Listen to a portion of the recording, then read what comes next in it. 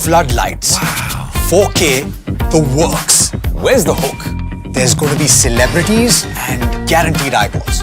Where's the hook? Think about this. Front page advertisements and hoardings. Bro, where's the hook?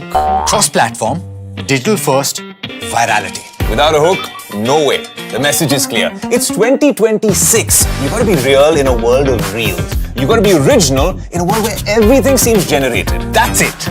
That's what we're looking for. The best campaigns, The hottest trends. the smartest brand moves on our new show. But wait, what do we call it? The Hook.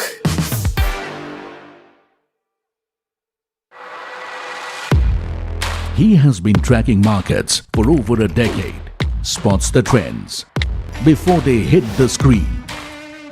And he is now bringing his analysis to the show that the market watches. Watch Sharad Dubey on Know Your Company, a show that puts the most traded stocks under the scanner. We dissect the company so that you, the investor, don't have to. Get the management to answer questions relevant to you. Watch Know Your Company weekdays at 11:30 a.m. to understand your next big bet. The US launches a fresh wave of military strikes on Tehran hours after President Trump declares that an interim agreement to end the war was over. However, Trump told reporters later that Iran wanted to make the deal very badly. The International Monetary Fund lowers its global growth forecast for 2026 for the second time this year, warning that renewed fighting in West Asia increased uncertainty over the world economy. Meanwhile, US futures trade flat as investors weigh fresh escalations between Washington and Tehran. Markets remain concerned that higher energy prices could reignite inflationary pressures. Oil continues to gain amid war uncertainties. Back home, the Nifty extends losses for second consecutive day as global uncertainty hover over the Wall Street. Nifty ended the day below 23,900, with all sectoral indices closing in the red. Broader markets mirrored benchmarks. GIFT Nifty, however, indicates a start on a positive note. SBI Funds files red herring prospectus for its initial public offering or IPO to open on July 14th. The IPO is going to be including an OFS of up to 20.37 crore shares. SBI Funds will offer 12.8 crore shares. In the IPO, the promoter Amundi India is going to be offering 7.5 crore shares. Meanwhile, PM Modi meets his Australian counterpart in Melbourne during the second leg of his three-nation visit. Defence, energy as well as trade are going to be key areas of discussion.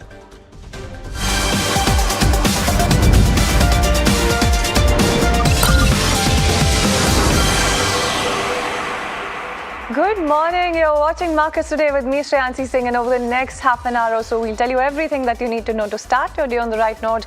In fact, let's begin by taking a look at the handover coming in when it comes to Tehran as well as Washington.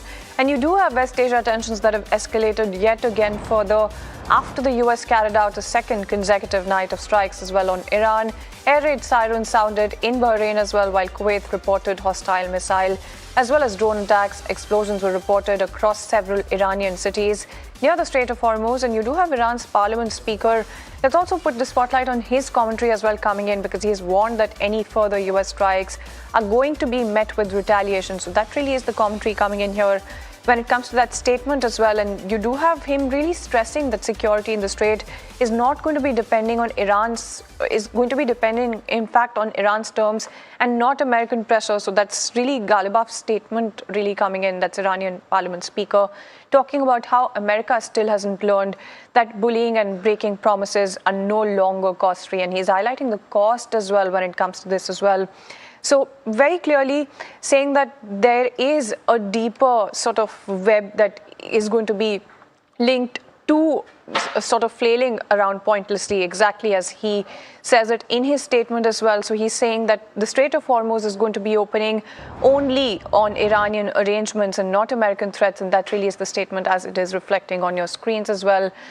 So there you go, that's the commentary coming in there as well. But, let's also put the spotlight, while we're speaking of commentary, on commentary coming in from US President Trump as well. So while you do have Tehran really warning against retaliation, you do also have Trump saying that Iran had reached out seeking negotiations after the latest round of American strikes, saying that Tehran was begging for a deal. In fact, that's the exact commentary coming in from US President Trump as well. And while speaking to reporters aboard the Air Force One, while returning from the NATO summit, this is the kind of commentary that he's come out with. He's also said that Iran had contacted the US after Washington's latest military offensive. Let's go across and listen into that bit of commentary.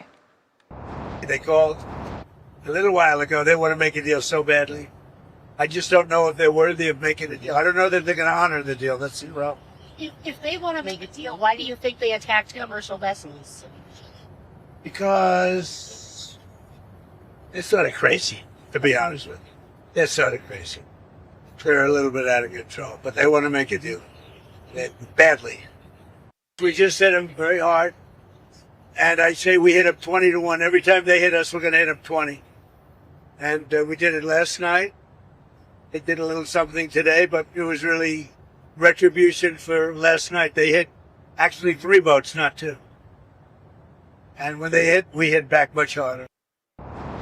All right, and there you go. So that's the commentary coming in, and that really is the discrepancy or the difference, in fact, that you see very clearly highlighted in terms of Tehran's own stance and also what the US president has to say in terms of what Tehran is coming out with in terms of commentary. Let's also put the spotlight on the markets right now. And first, let's talk about the global markets. In terms of the handover coming in here, when you talk about US futures, it's largely a little bit of a flat line sort of handover that you're looking at after that mixed session. So there you go, about 0.2% higher for the Nasdaq, but not something to really write home about when you talk about US futures. Like I mentioned, US markets, little bit of a mixed handover that you have coming in based on the previous session as well. So 0.2% uptick coming in when you talk about the Nasdaq. But on the flip side, that's Dow Jones that's leading losses with that 1% downtick thereabout coming in. S&P 500 also lower, but not decisively lower. And speaking of not decisively lower, let's also talk about Asia as well. In terms of the handover there as well, largely a little bit mixed, at least at this point in time. So there's Nikkei that is really standing apart with that 1.8% uptake. Hang Seng not really decisively higher, about 0.1% uptake coming in there, and Shanghai as well, similar moves that you're seeing there on that note. But speaking of gains as well, let's also talk about oil prices, because they're in fact extending gains yet again. As you can see on your screens as well, Brent just about managing to maintain that $78 a barrel level as well. And when you talk about WTI as well, $74 a barrel is the feat that it's managed to accomplish with that 0.8% gain also coming in. That said and done, let's also put the spotlight back on the resultant impact on our markets as well, and not just of the oil prices, but also the kind of commentary that came out from US President Trump as well, where he said that the ceasefire is over as far as he thinks, and the impact of that is something that you saw reflected on the markets as well. So Nifty plunged nearly 2% as well. Nifty 50 fell nearly 400 points in just the matter of an hour as well. So you're looking at the biggest intraday decline really coming in financial year 27. It's the 5-day Nifty rally that was completely erased as well when you're talking about some of those gains. You did see all of those gains from the previous week as well really being wiped out. And speaking of wiped out, let's also talk about all the sectors that ended sharply lower. So all major sectors, in fact, trading in the red as of yesterday's close. And you talk about PSU Bank Index, that's the one that was leading losses with a drop of about 2.5% coming in. And even when you talk about the mid caps or small caps for that matter, the picture wasn't all that much better. Slight bit of outperformance that you saw coming in.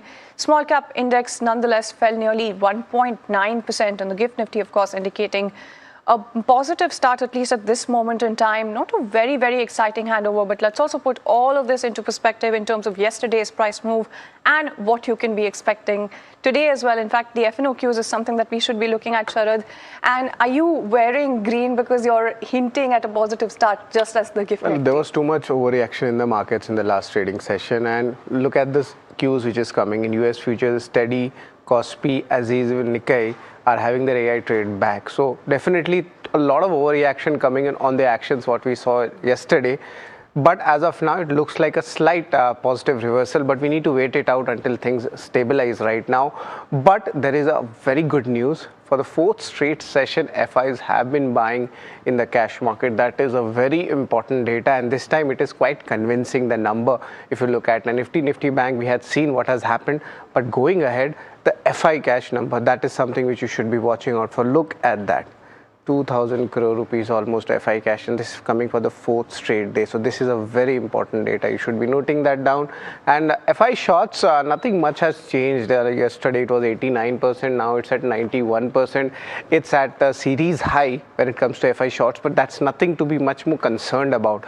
What happened is very much important. The VIX went up. A lot of data, for the call and put in a lot of positions which are being, coming out as a profit booking suddenly turned and important levels were broken. If you could just show the other important data also, and that is where you see the changes are happening. The 24,000, this is where the major congestion is definitely happening, but we need the markets to stabilize first to actually understand which side the trend is going right now, because volatility is also quite high.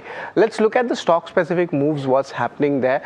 Open interest gainers, largely yesterday we saw massive sell-off, most of the places happening, but remember, after expiry, the technical strength in real estate stocks was really good. So we might have a look at that. But ONGC, Oil India, these stocks might be in a positive momentum today also. And lastly, amongst the losers, I would just like to talk about the crude derivatives. Asian Paints is there.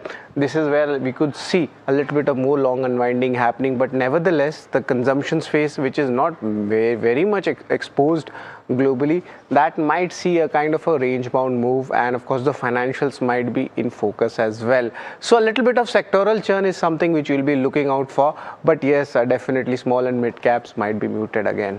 No, absolutely, Sharad. And after yesterday's sort of move coming in, it left the market participants wondering if it's a correction or a pullback. So that's some interesting sort of update really coming in terms of the FNOQs as well. So looking a little brighter than it was yesterday, and that's the hope that we have right now when it comes to the markets. But speaking of some of the stocks as well, let's also talk about some of the pockets that are going to be in focus and some of the stocks that should be making it to your radar bright and early this morning. In fact, Varsha is joining in with just that list. Varsha, good morning. Good morning. Let me start with some of the stocks that might open positive. You have SPI, wherein SPI Funds Management has filed RHP, so keep a watch on that. Even Dixon Tech, Amber Enterprises will be in focus as import duty has been removed on several key raw materials, so these all companies will also be in focus. Solar equipment stocks should be on your radar as self-certificate deadline extension has been done till December 31st. ONGC, Oil India, will also be in focus as oil extends gains as US strike continues. You have Phoenix Mills, wherein they've come up with the Q1 FY27 update, wherein a positive one, I would say, retail consumption grew 32% year on year. IRB Infrastructure 2 came out with its Q1 update, wherein June 2026 toll collections, if you see, rose 28% year on year. You have Standard Engineering Technology, wherein board meeting is set on July 11th for preferential issue. KP Energy has commissioned 50.4 megawatt wind power project. You have Ventive Hospitality, wherein they've announced acquisition of around 282 crore, which provides access to 420 acres of resort property in the MMR. GSW Energy has commissioned 1000 megawatt renewable energy capacity since April 2026. Stocks which might see some kind of pressure, you have paint and aviation and OMC stock, of course, because Brent crude, if you see, is near $80 per barrel. United Spirit has closed operation at its Hyderabad manufacturing unit. So these are all the stocks which should be on your radar as of today. No, absolutely, and thank you so much, Varsha, for joining us with that entire list. And we'll talk about SBI Funds Management in just a bit as well. But before we do that, let's also put the spotlight on some of the brokerage commentary also coming in. What makes it to brokerage radar is also very important to highlight. It's actually two stocks in one sector that makes it to Jasmeet's radar as well. Jasmeet, let's talk about what the brokerages are saying when it comes to one sector that you cover very closely, and of course two counters. Well, Shanansi, very good morning and thank you for that. Well, I have the three brokerages covering three of the main stocks. So starting with the first one, I have Investec on delivery. For this particular counter, they have hiked the target price with a buy rating, of course, to 610 rupees from earlier 560. While they do make a note that the overall express parcel volume growth is to stay robust, there is no material volume growth which is being impacted by the insourcing done by the Meesho. That's the second key positive. And third one is a PTL growth momentum to also sustain. While they lastly also make a note that the margin headwind in near term can persist, but they still have a buy call on this particular counter. Well, the next one is the overall IT sector. We have HSBC's note stating about the AI bubble in IT sector. What the note says is the overall Indian IT should hop on to the global AI bubble to continue in the moderation, while they also state that any moderation in the global AI investment or the AI fund does not mean there's a cross rate for Indian IT or it's a positive for Indian IT. As the technicals happen, there will be an impact on Indian IT as well as the global tech falls. Further, they also note that the Indian IT sector will be impacted by tech deflation, while any incremental business will be curtailed to the scenario and will be good for the Indian IT company. And lastly, they note on a positive note, valuations are at the bottom right now for the IT companies and may improve if the global AI narrative moderates eventually. While we look at the next note, I have HSBC on Sirma SGS. While it's an initiation note, they initiate buy on this particular counter with target price of 1750. They state that high growth manufacturing at scale, while the leading EMS company with a diversified customer base and the original design manufacturing expertise. While they also state there can be some competition in the low value product, but on the positive side, they state that the target price for this particular counter is 1750, the highest on the street. Absolutely, and thank you so much, Jasmeet, for helping us out with that entire update also coming in when it comes to some of the counters that make it to brokerage radar. Hold that thought when it comes to IT as well. We'll come back to you in terms of why that sector and which stocks from that sector are going to be in the spotlight. But before we do that, let's talk about SBI funds, like I mentioned. And the price band, in fact, it's for the IPO, it's set at somewhere close to 545 to 574 rupees per share. But it's one of the biggest IPOs of 2026 that you're looking at. It's a massive size of the IPO that you're looking at. Well, yes, it's the first $1 billion IPO of 2026, and SBI Funds Management I'm talking about. It's the largest fund in India when it comes to the AUM, looking at the overall market share. So it's a very big news for the AMC industry, and these are the key points to actually talk about. But there are more details to it also, and there's a bonus element I have given to you. Around 545 to 574, that's the price band which has been set for this. Face value is at 1 rupees per share, and the IPO size comes to roughly 11,690 crore rupees. Also, the important data is that the IPO is entirely OFS. That's almost 10% stake is being sold off. The market capitalization of the higher price band, that comes at around 1.17 lakh crore. The retail quota is 35% of the IPO issue. Also, the important dates, that's something you should be watching out for. Anchor book opening is on July 13. IPO opens on July 14, closes on July 16. And largely the allotment date would be around the July 18 mark. So the next week is going to be very busy with SBI funds. But who are the sellers? There are two SBI funds and their foreign partner, Amundi. They will be selling stake. Combined both, roughly 10% stake is coming in, almost 12,000 crore. But if you are an SBI shareholder, you should understand, even one share if you are holding as an SBI shareholder, there is a shareholder quota for that. This is there on the RHP date, which is on July 8. That means that date has passed. The shares are reserved at roughly 1.39 crore shares. That's roughly 6.4% of the total IPO issue. So yes, this is a very important number to track, and the maximum allowed bid is roughly around 2 lakh rupees. That's the lot which you'll be applying for the IPO if you are already an SBI shareholder. But apart from this, those who are bidding in the shareholder quota can also bid in the retail quota as well. So there's a lot of flexibility if you are holding shares in SBI. And one more bonus is there, one can also bid in the employee quota as well. And there is a discount element also, roughly 54 rupees per share. So this is what's very much important for the retail to track for SBI Fund Management's IPO. No, absolutely, and thank you so much, Sharath, for helping us with all of those details. Quite exciting the way that the next week is going to be unfolding. Well, a lot of analysis will be coming throughout the day. There is a SWOT analysis, there is a peer analysis, and SBI's value unlocking as well.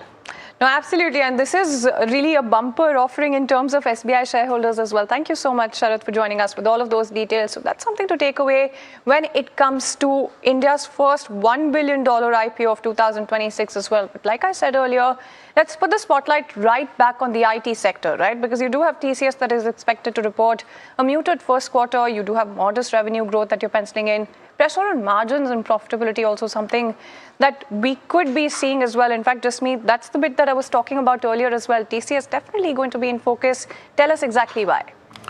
Well, right, as rightly said, we are expecting a flat to muted quarter for TCS. In terms of the key numbers, if you look at the revenue, it's expected to rise by 1.4%, while the EBIT is expected to decline by 3.1%. In terms of margin, that could see some moderation. We can see a downtick of roughly 100 BPS points. That is on the back of that wage hike, which we are seeing in this particular quarter. And also the Middle East issue can have some sort of impact, and that's why the margin decline. In terms of the net profit, that's expected to decline by 1.6%. So basically a flattish to no good quarter for TCS. And we look at the CC growth, that's a key important factor to watch out for. Even that is expected to grow at 0.4 odd percent, between 0.2 to 0.4 odd percent.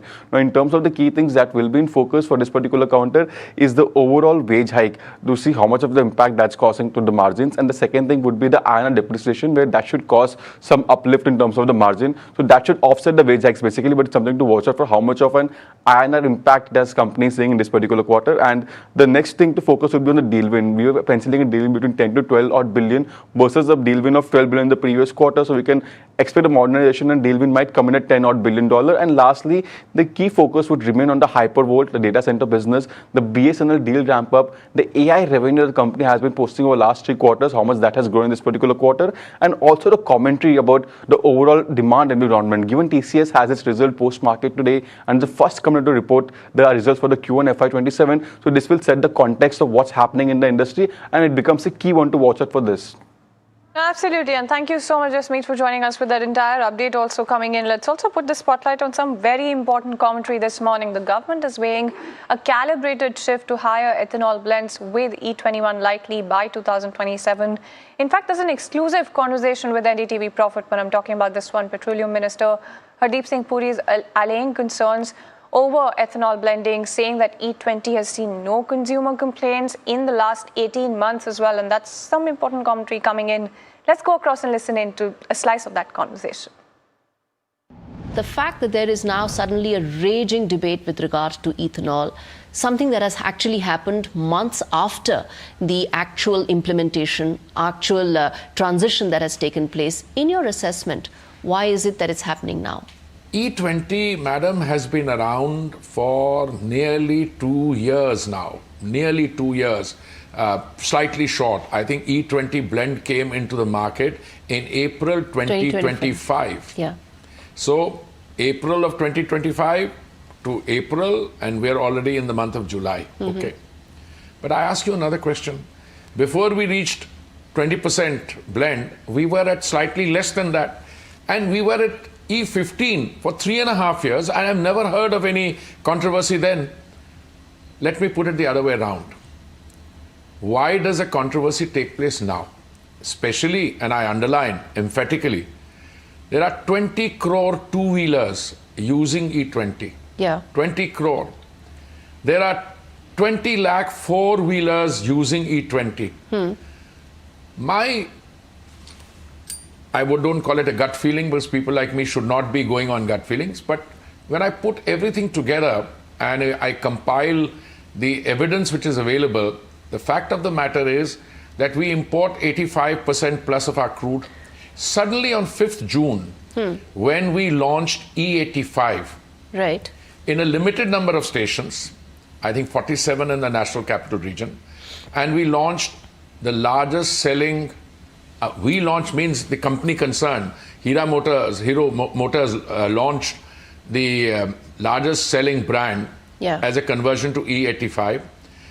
Suzuki Motors launched Wagon R, and Toyota Motors launched one of their hybrid using flex fuel, E85. My sense is that someone thought that if E85 takes off in India, this was on 5th June, which is World Environment Day, because things happened very rapidly after that. Right. Someone must have thought that, my God, if flex fuel takes off here, and EV already there is a thrust coming, etc. Let's cast a doubt. All right, then that's a commentary coming in when it comes to ethanol fuel as well. But with that, it's a wrap on this edition of Markets Today. Thank you so much for tuning in. India Market Open up next.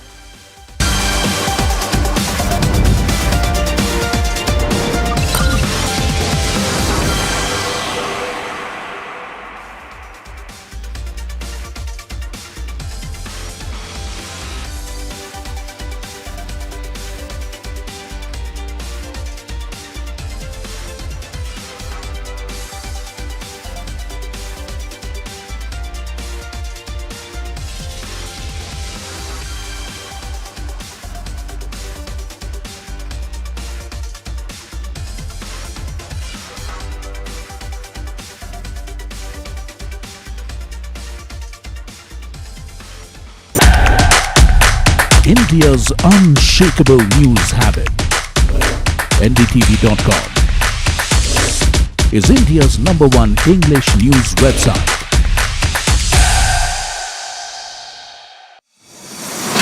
India Inc.'s most respected names chose India Inc.'s best and brightest. These kind of awards and jury lineup, you are truly giving it the right weightage. I think it's heartening to see talent that there is across India Inc. We should be awarding companies and individuals who have focused not only on growth but also on bringing good governance. Be part of jury and vote on the people, the men, the women, the companies in India who have the right stuff is a great opportunity for us. For us, the biggest thing is trust. That's what we provide. We need leaders in India that can help take India being a global superpower. We've got a fantastic jury and we've left all decisions to the wisdom of the jury. Who will earn India's top business honors? Find out at the NDTV Profit Business Leadership Awards. Hi, I'm Tamanna Inamdar. Watch me on NDTV Profit, where I break down the day's biggest business stories. What happened, why it matters, and what it means for your money. Hi, I'm Neeraj Shah. Watch me on NDTV Profit for the most incisive market intelligence and meaningful corporate conversations. And I'm Alex Matthew. Markets, mutual funds, insurance, personal finance. I help you cut through the noise and make smarter financial choices. And here's where you can watch us.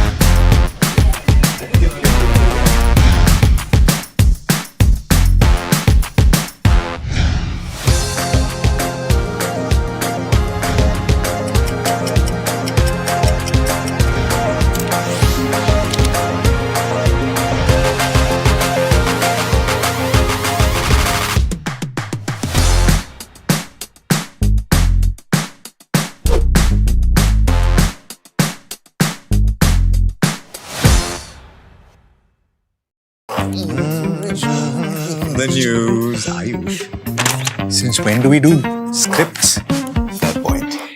Picture this. The biggest stage.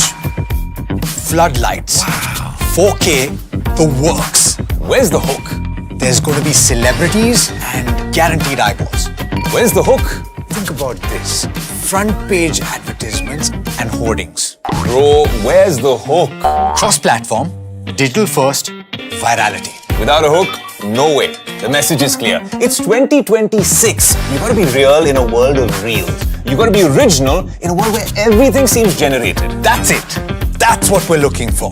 The best campaigns. The hottest trends. The smartest brand moves on our new show. But wait, what do we call it? The hook.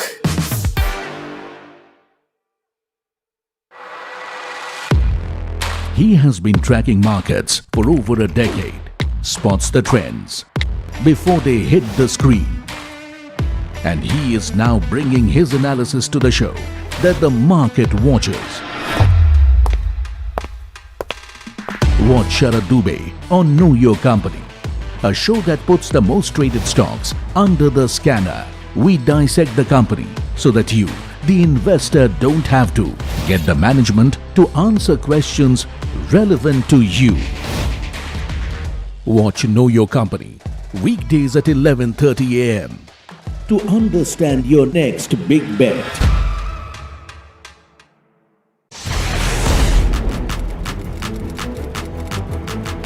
When the headlines move fast, perspective matters. On Editor's Cut, our editors come together with experts to distill the week's information plates into clear perspective. Down the stories shaping the world, from markets and the economy to global conflicts and what lies ahead. This is where experience meets insight.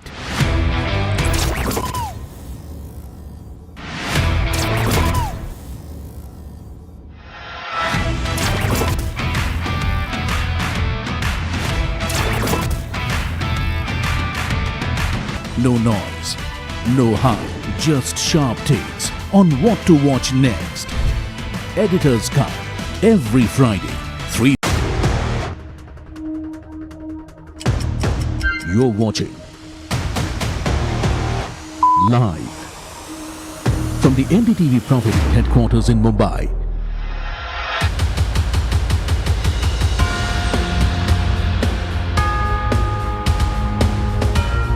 This is India Market Open with Tamanna, Alex and Neeraj.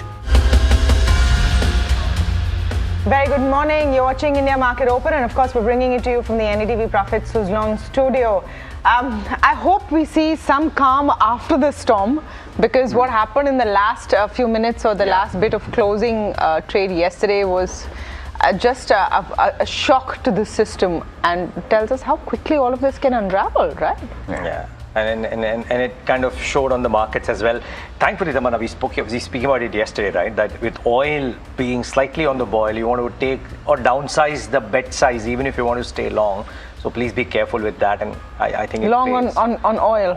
So no, if you're long, if oil is going higher, then you want to be careful with your long positions in the equity side. At least downsize them, even if you want to stay long, if you're convinced about the story, because frankly, we've seen the last 4 months. Yeah, and so inverse correlation to oil if prices. anybody utilized yesterday or rather day before yesterday in the first half yesterday to take money off the table, then they would have been better off. Something like that too, yes. Simple oil correlation. Just simply follow that. So right now it's all a bit up in the air. Trump, of course, made those comments yesterday during a press conference where he said that, and he indicated that the ceasefire with the Iranians is pretty much off. There has been more firing overnight from the American side. Iran, in retaliation, has gone after Bahrain and Kuwait. So are we seeing a redux of the whole thing is probably the question in front of the world. Here's what's been happening overnight in global markets. The Dow took a knock as the US has begun strikes on Iran, and the Nasdaq ended in the green. The Nasdaq really was the only one pushed up because of Nvidia, etc., but the overall move pretty somber.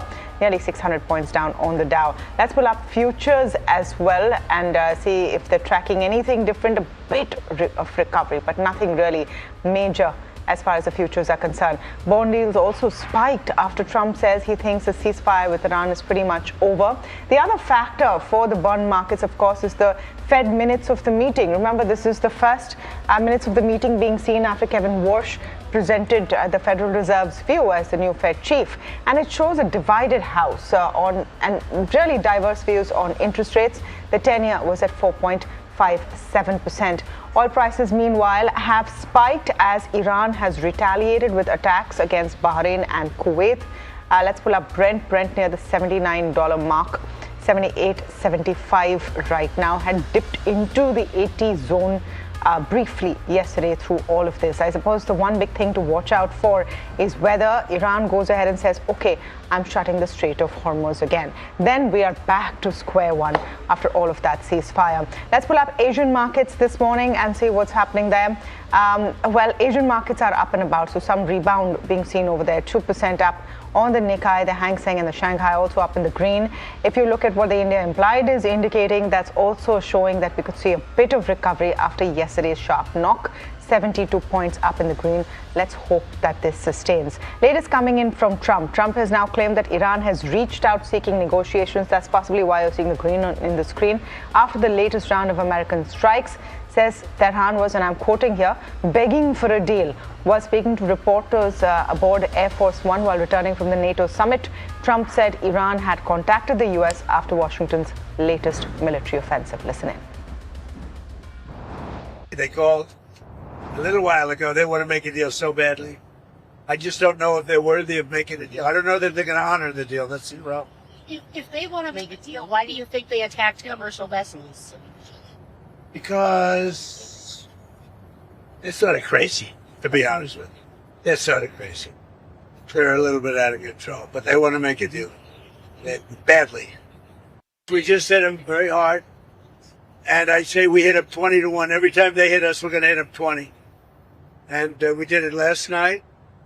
They did a little something today, but it was really retribution for last night. They hit actually 3 boats, not 2.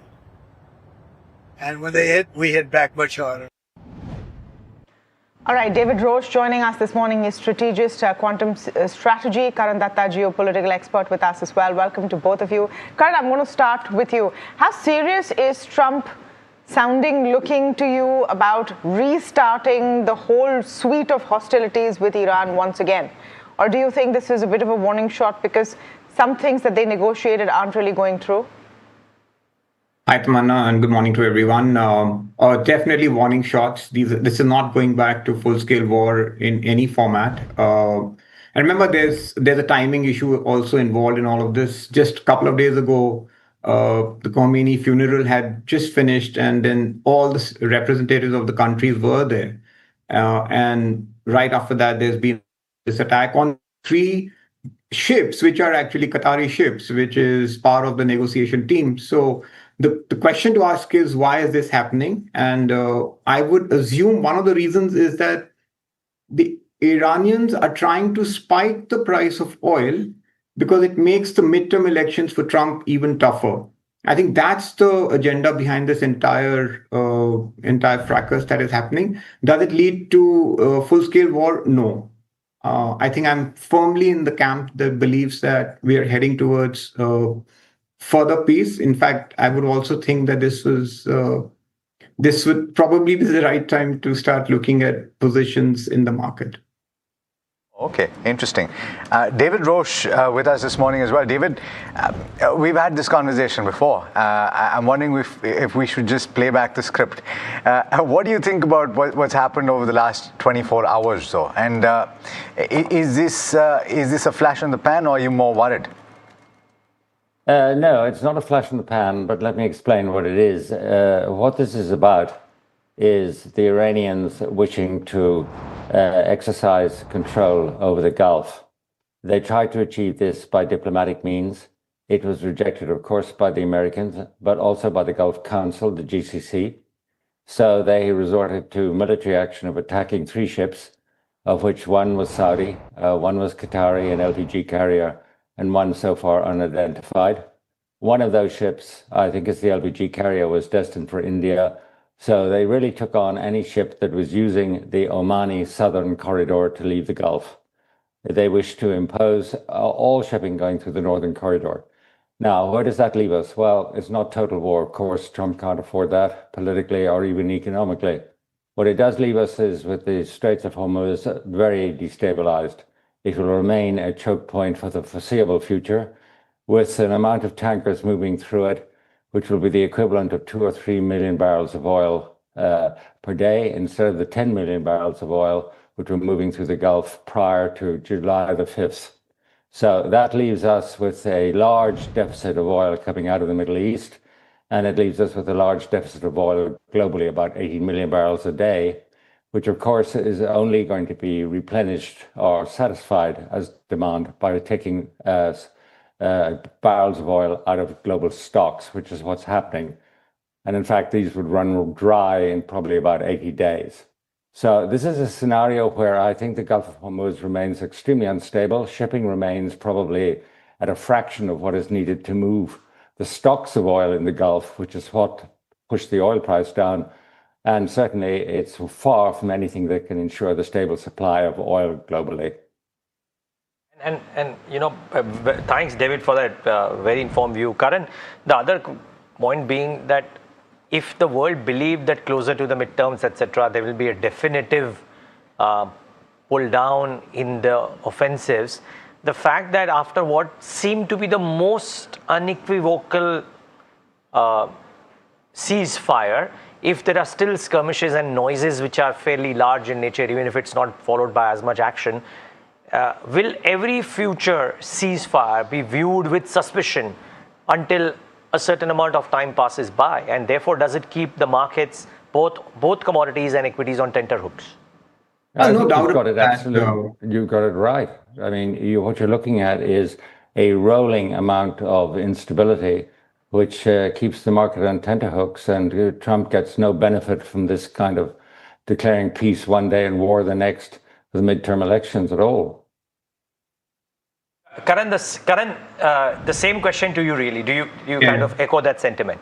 I do. I think, Neeraj, we have to separate the short term from what is potentially now going to happen in the medium to long term. And I do think that the short term is going to be fairly painful because this is a very fragile ceasefire. It's quite a fragile peace structure. And remember, the word peace in itself is an oxymoron out here, because you're dealing with the IRGC, which wants to show its people itself that they need the IRGC to protect the citizens, is exactly the same way that the Pakistani army tends to show its people that they need the army to protect the Pakistani people. So they will do anything possible to kind of escalate the situation. So I do think that the short term is volatile. Having said that, if you notice the last 30, 35 days, a month or so, probably the last time since I came onto the channel as well, it has been reasonably stable. And there will be these pieces of skirmishes is what I would refer to. But we cannot take our eye off the ball out here, because the long-term trajectory seems as if the Middle East is re-looking at its priorities of allies. I think that's the point David is also trying to make, that while Iran wants to impose its diktat on the Gulf and in the Middle East, but the completely new partnerships are shaping up. And so if you take a 3-year view out, it could look like a very different Middle East. That's in the long term. I'm just wondering about markets right now. David, the question is whether there is always going to be this amount of uncertainty around the corner, or can we look at a situation where this extent of uncertainty and the speed with which all of the agreements get pulled back, that lag reduces? Because this is in a matter of 12 hours. We've gone from, okay, we've struck, the ceasefire is pretty much off, the blockade may be back, to Bahrain and Kuwait being attacked again. Well, I think the long term is really about whether Iran can maintain its strategic goal of controlling the Gulf or not. If it gets control of the Gulf, then Iran will decide what ships go through and what ships do not. The oil price remains constricted by a lack of shipping and by the fact that many shipping companies will not deal with the Iranians. Some will, some won't, but you will not have any sense of normalcy. So the oil price will reflect that. And that will mean that it will be both volatile, because these waves of interdictions and counter reactions will follow one upon the other. If you go to the sort of a deal whereby Iran gives up control of the Gulf, I think that would be most unlikely. I can see absolutely no reason for them to do that. They're in the position where they can block the Gulf, and they will go on blocking the Gulf. But if that was to happen, then of course you go back to where you were before the war. I view that as very, very unlikely. I think the other thing you want to bear in mind, we were not in a position of normalcy prior to what happened in the last couple of days after the Iranian attacks on the ship. That was not normal. What you were getting was a flush of inventory out of the Gulf because of all the tankers and the storage tanks which had not been able to supply world markets. And they were exiting, those tankers were exiting, and you were getting 10 million barrels a day out of the total 17 million barrels a day coming out of Middle Eastern supply. In that period of so-called normalcy, 10 million was simply inventories being run down. That was unsustainable beyond 60 days. So you were never in a position of normalcy. You were in a position where the oil price got temporarily depressed by the flushing of inventories out of the Gulf. That's not normal either. Right. David Roche, Karan Datta, on that note, thank you so much for joining us this morning. Pleasure speaking with you. All right, let's talk about what happened in trade yesterday. And equity markets pretty much crashed on account of that return of the war premium across the board. Donald Trump stating that the ceasefire with Iran was over. And within an hour, towards the end of trade, the Nifty 50 fell close to 400 points to the lowest point of the day. It ended just above that mark. The Nifty Bank plummeting as much as 1,458 points in trade yesterday. And the broader markets fell with equal ferocity. You had the mid-cap index that dropped 1.6%, the small-cap index that dropped as much as 2%, and all sectors ended in the red. Losses were led by PSU banks, followed by the Nifty bank, and then the FMCG index and the auto index. The metal index was the best performer, and that too dropped as much as 0.9%. Crude sensitives were hit after Brent spiked to near $80 to the barrel. It crossed that mark and then retreated once again. The rupee plunged, with the USD INR falling to as much as 95.57. It was quite the move.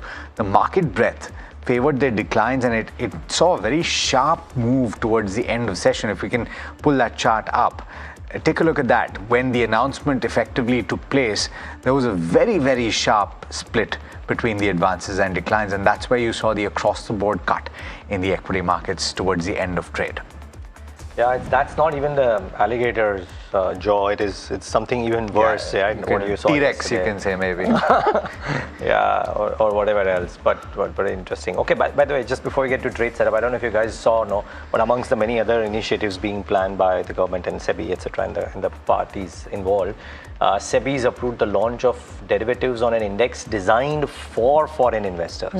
So this is it's a Nifty India FPI 150 index, which tracks about 150 stocks selected based on ease of accessibility for foreign investors, and one more attempt to try and get in foreign portfolio money into the country in all shapes and forms. Yeah. So pretty interesting move, I thought. Much welcome. If you look at the FII figure also, yesterday FII buy figure was pretty good.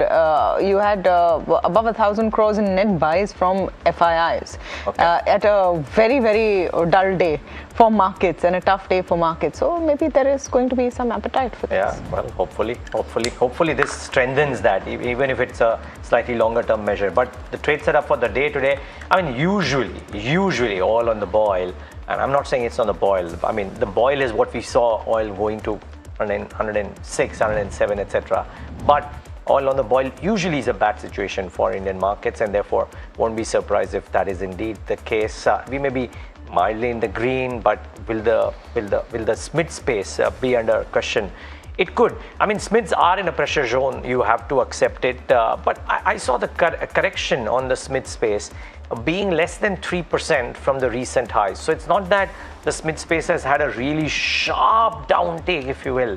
And it's 2-3% could happen at any given point of time, and these corrections used to happen in a day, if you will. So therefore, nothing too alarming, if you will, just that they've got maybe into a bit of a hibernation after having a fairly decent rally in the recent past. And frankly, I mean, all eyes out on TCS. I don't know if it has an impact on the entire IT space, but for the large cap IT pocket cohort, I think TCS commentary and performance may well seal the deal for the near-term performance. So tomorrow morning, if TCS is out all guns blazing, or even remotely all guns blazing, you would expect large cap IT per se to have a great day, and vice versa, frankly, independent of what HCL Tech or Infosys may have done in terms of individual deal signings. If TCS commentary is weak, if the performance is weak, you'll probably see the impact on all of the large cap IT names, even if some mid-sized names do otherwise. So at least from tomorrow morning's perspective, that probably is going to be the template. Yeah, but the expectations are that IT will have a weak Q1. We're using the commentary. If the outlook is good. Well, one can always hope. Usually every management's commentary is very positive, largely. Even last time TCS's commentary was very positive. But it was the overall mood, I suppose, that was dull. You know, interesting note from HSBC, just because we're talking about IT, that says that this thought that the AI bubble coming apart, or the AI story coming apart, is good for Indian IT is not necessarily true. It's good if both move in tandem. So it was interesting thought over there. The sense right now is that it's an either or, but that inverse correlation has not been seen yet. That if AI stocks are down, Indian IT is up. That's not been seen. So one will wait and see. Well, in terms of factors, Nifty showed the biggest one-day fall since March 27th, 2026. Selling intensified after 2 p.m. following renewed US-Iran tensions and a sharp spike in crude oil prices. Above 23,800, a relief bounce back is possible, and that's actually what the implied is indicating, that you'll see some relief today. Below 23,800, correction may extend towards 23,600 to 23,500. The RSI collapsed into a bearish crossover at 48.51. The short-term trend has decisively flipped to the bears. The India VIX skyrocketed from under 12 to 14.68. If geopolitical headlines push the VIX past 16, expect wild multi-100-point swings. Key support at 23,800, make or break, 23,690, 23,600. Key resistance at 24,000, that's the immediate hurdle, then moves on to 24,100 to 24,185. Until the Nifty reclaims 24,000 to 24,100, traders should expect elevated volatility and adopt a cautious approach. For the Bank Nifty, key supports at 56,540, 56,300, 56,200. Key resistance at 57,000, 57,215, 57,700. Just picking up what JP Morgan is saying on its India strategy, note authored by Rajiv Batra. So on the first quarter earnings preview, his take is that top line strength could offset margin headwinds. Profit may be tempered by elevated raw material costs, expected to be temporary inventory-driven headwind, and this has already led to downgrades to India for the calendar year 26 and for FY27 earning growth estimates over the past 3 to 4 months have grown. A sharp depreciation in the Indian rupee is expected to provide a meaningful boost to the earnings of pharma companies in FY27.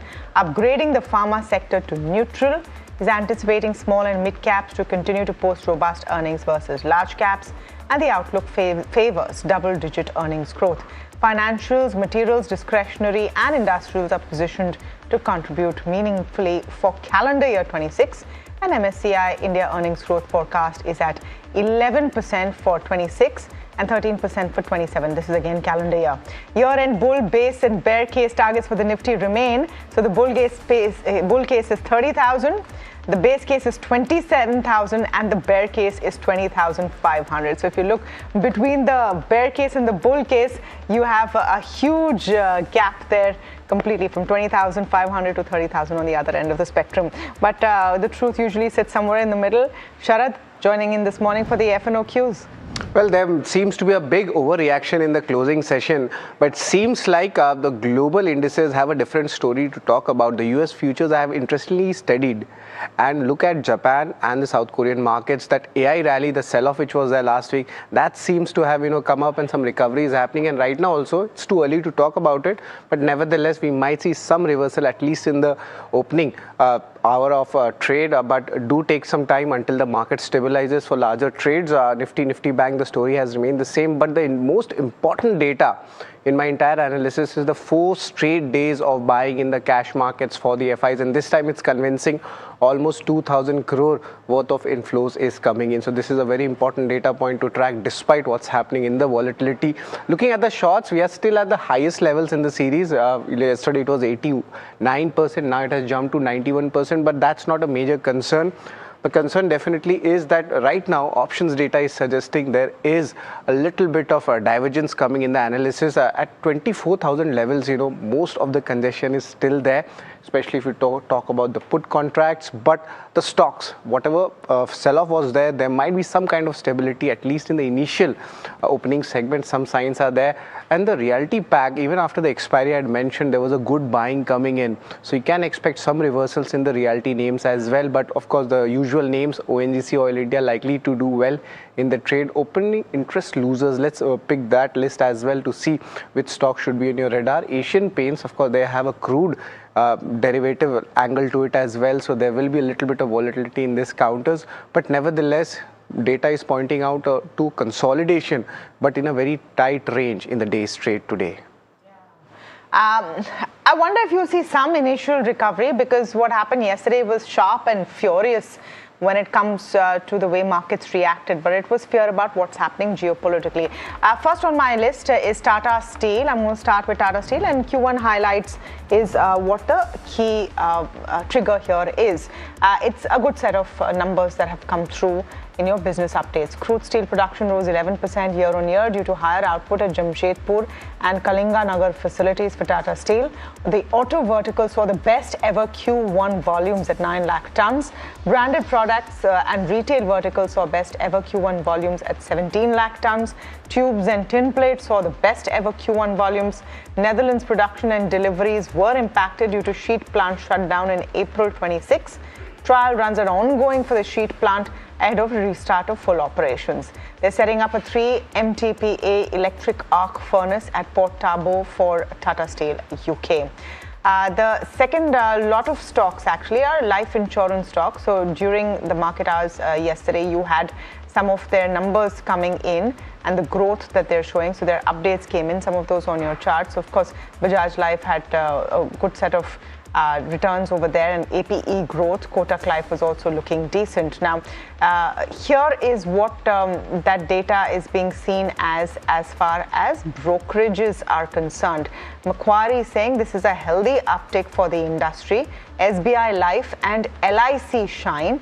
Industry records a healthy growth of 16% year-on-year in terms of individual APE. SBI Life and Max Life perform well, while HDFC Life lags. Ticket size remains a key growth lever as retail policy growth stayed modest. LIC continues its upward trajectory, registering an individual APE growth of 21% year-on-year, although it was aided by a favorable base. Now, APE is an important metric that the life insurance industry tracks in terms of an equivalent of all of the annual premiums you get to adjust for mid-year premium updates as well. So that's an important indicator that is seen. LIC is coming out on top over there. Syrma SGS is the third stock on my radar. HSBC has initiated a buy with a target price of 1,750. High growth manufacturing at scale, leading EMS company with a diversified customer base and original design manufacturing expertise. Backward integration and inorganic expansions are key to growth. Strong competition in lower value segments is a concern. Target price of 1,750, the highest on the street. So watch out for Syrma SGS as well. Yeah, interesting note. The initiating coverage there, yeah. All right, so let's talk about IRB Infra. It's the first stock on my list, and a regular update here. They're talking about the June toll collections. They've risen as much as 28%, so a decent uptick there, coming in at 808 crore rupees. So therefore now you have the full quarter. Remember, in May, they reported a run rate of 842.7 crore rupees, and that was a growth of about 25%. So for the full quarter, you're seeing collection improvement or increase in collections to the extent of 25.6%, which gives you some perspective on what the numbers might look like. Second on the list is also a quarterly update. You have Phoenix Mills. The numbers look actually pretty decent. The retail consumption has gone up by as much as 32% on a year-on-year basis, stood at 4,727 crore rupees. The office occupancy is also improved to 72% from 70% with the increase in leasing in the quarter gone by. And residential sales stood at 64 crore rupees and collections at 51 crore rupees. HSBC is weighed in on Phoenix Mills. They've maintained a buy with a target price of 2,230. They say this is another quarter of strong consumption growth, a third consecutive quarter, in fact, of 25% plus consumption growth. The Agra hotel recorded a good revenue per available room growth, as well as St. Regis continuing to grow or showing a strong run rate on a long-term basis. Office occupancy has inched up slightly, while the residential continues to be slow. The strong RevPAR growth is seen across both hotel assets. Finally, Nomura on Indus Towers is what I've picked up, because the stock has been through a little bit of a wobble in the recent past. They maintained a buy with a target price of 505. What they're saying is that the sharp correction is on the nervousness with respect to Jio's tenancy renewal, and the share price correction may be overdone in their opinion. Stock buying from Bharti may provide support, and they see value in the stock even in the unlikely scenario of Indus losing all tenancies from Jio. The stock trades at an undemanding valuation of 6.1 times the FY28 EV to EBITDA multiple. So watch out for this one in trade. If it actually, the stock that you're tagging is wrong. It's actually Indus Tower that we're talking about. So pay attention to that one. Yeah. 389 and counting. Let's see a couple of brokerage notes in recent past. Let's see if it revised the stock, because it fell from 441 all the way to 380 or thereabouts. So the zing kind of went away from Indus. Let's see if there is some buying there. JSW Energy, the first one on my list, not because of any other reason, but for the fact that their declaration seems to suggest that they've commissioned over 1 gigawatt of renewable energy capacity since April 2026, which means April, May, June, or even if it's May, June and thus far in July, if they've commissioned 1 gigawatts of additional capacity, that's really good execution. I don't know if it brings about a reaction in the stock or no, but if indeed they have done so much in that quarter, maybe it points towards the quarterly numbers not looking all that bad for JSW Energy. So keep an eye out for this one. Also remember, most of the renewable energy companies, their quarterly numbers promise to be good because the run rate of execution has been strong, and maybe the margins could come under a bit of pressure because of the quarter the way it was, but keep an eye out for this one. May react a little bit today. The one that was tagged, which is Standard Engineering Technology, board meets on July 11th to consider a preferential equity issue. Keep an eye out for this one. The word on the street is that some interesting names could get into this, so you want to keep an eye out for these. And SH Kelkar, one more name, which has done a quarter one update. The consolidated revenue increased by about 13.7%. Gross margins remain stable. The net debt stood at 864 crores, which is fine. But the fact that in a quarter which is fairly volatile, if indeed gross margins have remained stable for this chemical company, maybe just it's a sign of things to come for what could happen to a lot of the chemical names as well. We've been talking about it for the last 2 or 3 days. Keep an eye out for these. Okay, we've been talking about the big story, which is what happens to crude prices, what's happened with the tensions in the Middle East, and the key marker to track is the flow of oil through the Strait of Hormuz. Pankaj Srivastav, Senior Vice President, Commodity Markets of Oil at Rystad Energy, joining in this morning. Pankaj, very good morning to you, and thank you so much for joining. What is your data insight telling you about the actual indicators? Is oil still flowing through the Strait of Hormuz even as all of these comments are being made and there's some extent of firing? Yeah, so what we are tracking and our observation is that based upon our tracking tools and analysis, the oil flow through the Strait of Hormuz is happening close to 6 to 7 million barrels.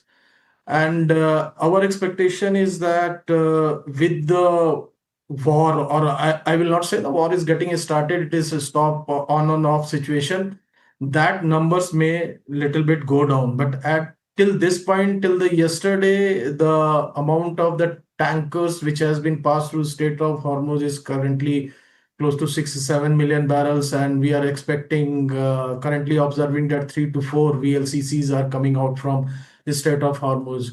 And whatever the data we are seeing, mainly the contributor into total flow is Saudi Arabia, UAE, and Iran.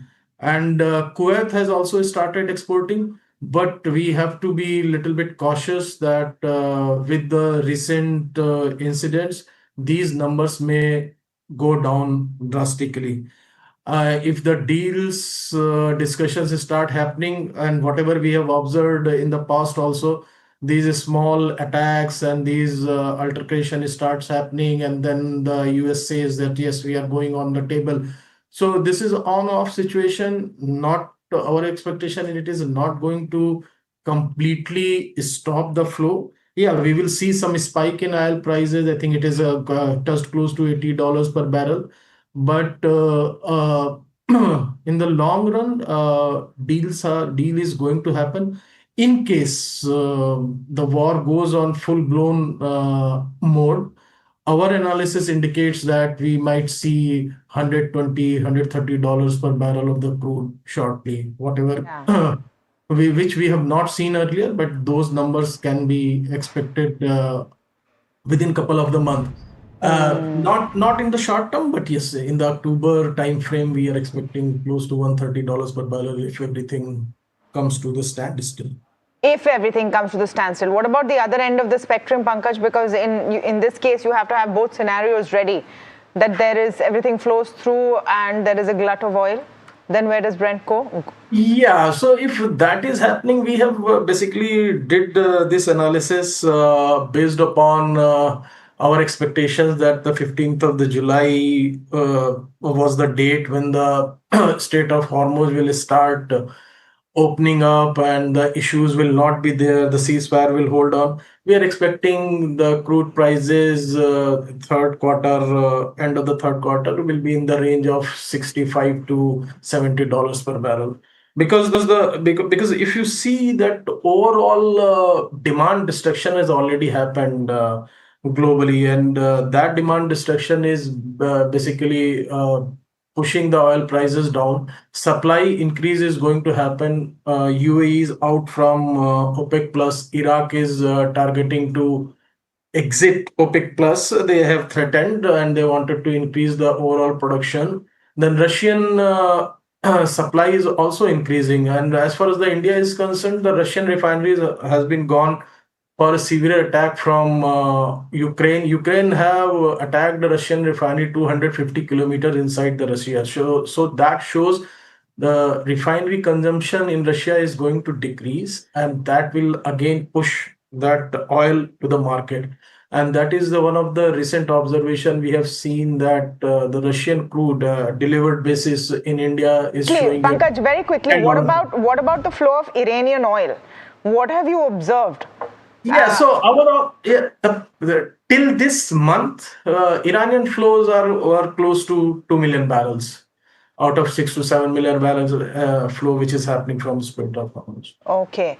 And just one understanding for us and all of our viewers, when you look at all of this information, how do you get accurate information of what's happening in the Strait of Hormuz? What are some of the tools that you use? Whatever you can share with us. We are using satellite tracking. We are basically trying to get some data from our industry sources, the people who are sitting in the ground, the custom reports, and vessel information, which vessels are going inside the Strait of Hormuz, which are coming out. Because there are certain level of the analytics assumptions also, how much crude is being produced, what is the inventory level at the respective country. So it is basically very collective analysis, which includes the production, inventory, vessel tracking data, AIS, satellite tracking. And then after that, we come to the conclusion that these numbers are making some sense. Thank you for sharing that, Pankaj, because we have to understand the sanctity of where that data is coming from and those insights. Very glad that you've joined us this morning to share it. We'll take a very short break. The Nifty implied still up in the green, but the extent of that upside has gotten shaved off quite considerably. Still about 47, 48 points up is what it's showing. We're taking a very short break. All of the action on the other side. We're going to talk about TCS. We're going to talk about all your picks of the day. Don't go away.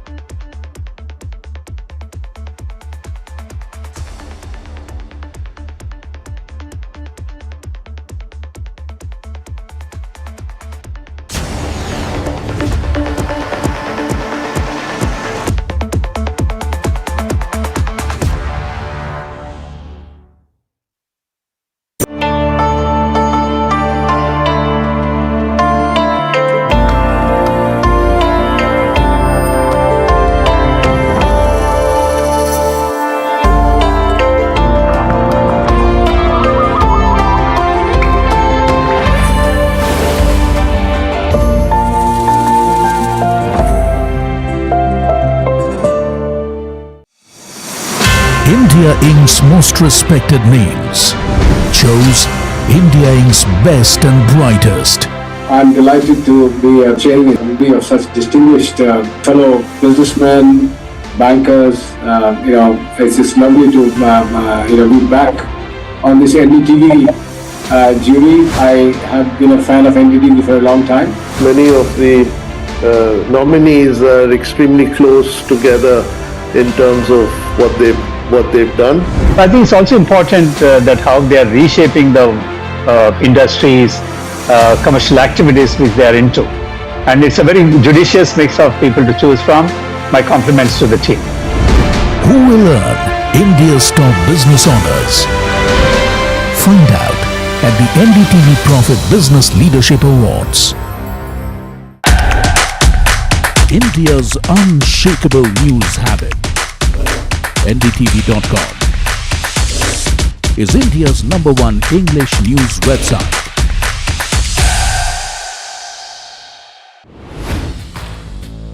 Hi, I'm Tamanna Inamdar. Watch me on NDTV Profit, where I break down the day's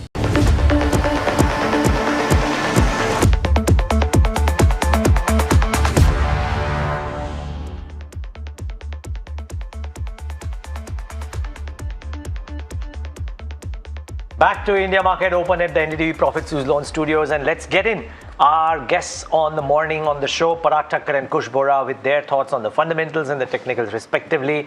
Gentlemen, thanks so much for taking the time out and being with us. Kush, yesterday was boiler room in the second half, right? Particularly the last 1 hour.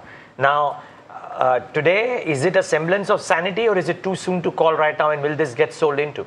What a beautiful reference. I don't think too many of them caught that, but what a beautiful reference. Good movie. My question is why? Why don't you tell everybody else what the reference is? This private joke. No, it's not a private joke. Boiler Room. So there are very handful of these, amazingly made market-related movies. Boiler Room, I think 1980s, perhaps, or 90s, around that time. It was one of the well-made, market-related movies where they show what kind of stuff happens in the dealing rooms. Not something that you want to get inspired by, but yeah, it is Wolf of the Wall Street before Wolf of the Wall Street. So it was a boiler room kind of situation yesterday. Exactly, yeah. So actually, I have a broader question. Why? What is even the point? What kind of fundamental analysis is going to work in a market like this? Nothing. What kind of technical? What kind of technical analysis is going to work on a day like this? So that's my question. Why? What is even the point of this, right? I spoke to some derivative traders yesterday. They are the most nimble fingers that you will find in the market, right? Always on the screen, always up to something. They said, Kush, the old ways of making money, even in the derivative strategies, is dead. The only reason they're surviving is because they are experienced enough to adapt to their strategies. This is not the capitalism we signed up for. Anyway, for what it's worth, and speaking of days, by the way, 926 days still left to January 2029. Yeah. So, like I said, we've already had 3 breakdowns on the Nifty in this calendar year alone, right? And we've discussed those in the past. The interesting point is we go out, hit that first target or that first resistance level, take that out, and then slide. This could well be the norm going forward. For the here and now, if there is any bit of silver lining, it's the first thing that the 23,800 mark has been respected, and if there were any excesses in the system, very squarely they've been taken off. I remain a little more constructive on Bank Nifty right now for a very simple reason. Private banks had run up quite a bit and they've seen some cool off. So that's a good sign, makes a base for them to move up from here. PSU banks yesterday, we said, वैसे कुछ नहीं कर रहे हैं. They went into oversold territories and could see a rebound from here. So Bank Nifty actually from here looks, well poised for a leg of, another leg of up move. The 100 DM in near 55,700. That's the level that you have to put as your stop loss if you go fresh long from these levels. And what are the stocks that you're liking today, Kush? Yeah, I think I made a mistake yesterday. For the first time in forever, I had only 2 short calls. Oh, you want to double it now? I should have had all 3, right? But because of whatever happened yesterday, You yourself said no one can predict what's going to happen. Yeah, so then it's okay. See, that's the other thing. What do you do in a market like this? I'll just take another 30 seconds. What do you do in a market like this? Stay nimble, keep tight stop losses, and please keep booking profits. This is not a market where you sit and ride, on your profits for a long time. So that said, because a lot of stocks have gone into oversold territories, there's only 1 short call, not 3, going with 2 long calls. One of them, Pondy Oxides. I think the entire space is doing well. This stock also has been in the news. Healthy volume accumulation, relative strength also apparent. So, Pondy Oxides is something that you can consider for a long trade. 1500, 1545 targets, 1420 is where you keep that stop loss. The second one, by the way, is a stock that we discussed yesterday as the only long call, Rajratan Global. Now, it went on and hit target one before everything transpired the way it did. So strength is there. I will still reiterate a call on this. You can just push the stop loss lower to 450. And a short call on Siemens has been seeing selling pressure for a while now. Could perhaps see some rebound today, I beg your pardon. But the primary structure for this one is negative. So 3370, 3320, these are your targets. 3470 is where you keep that stop loss.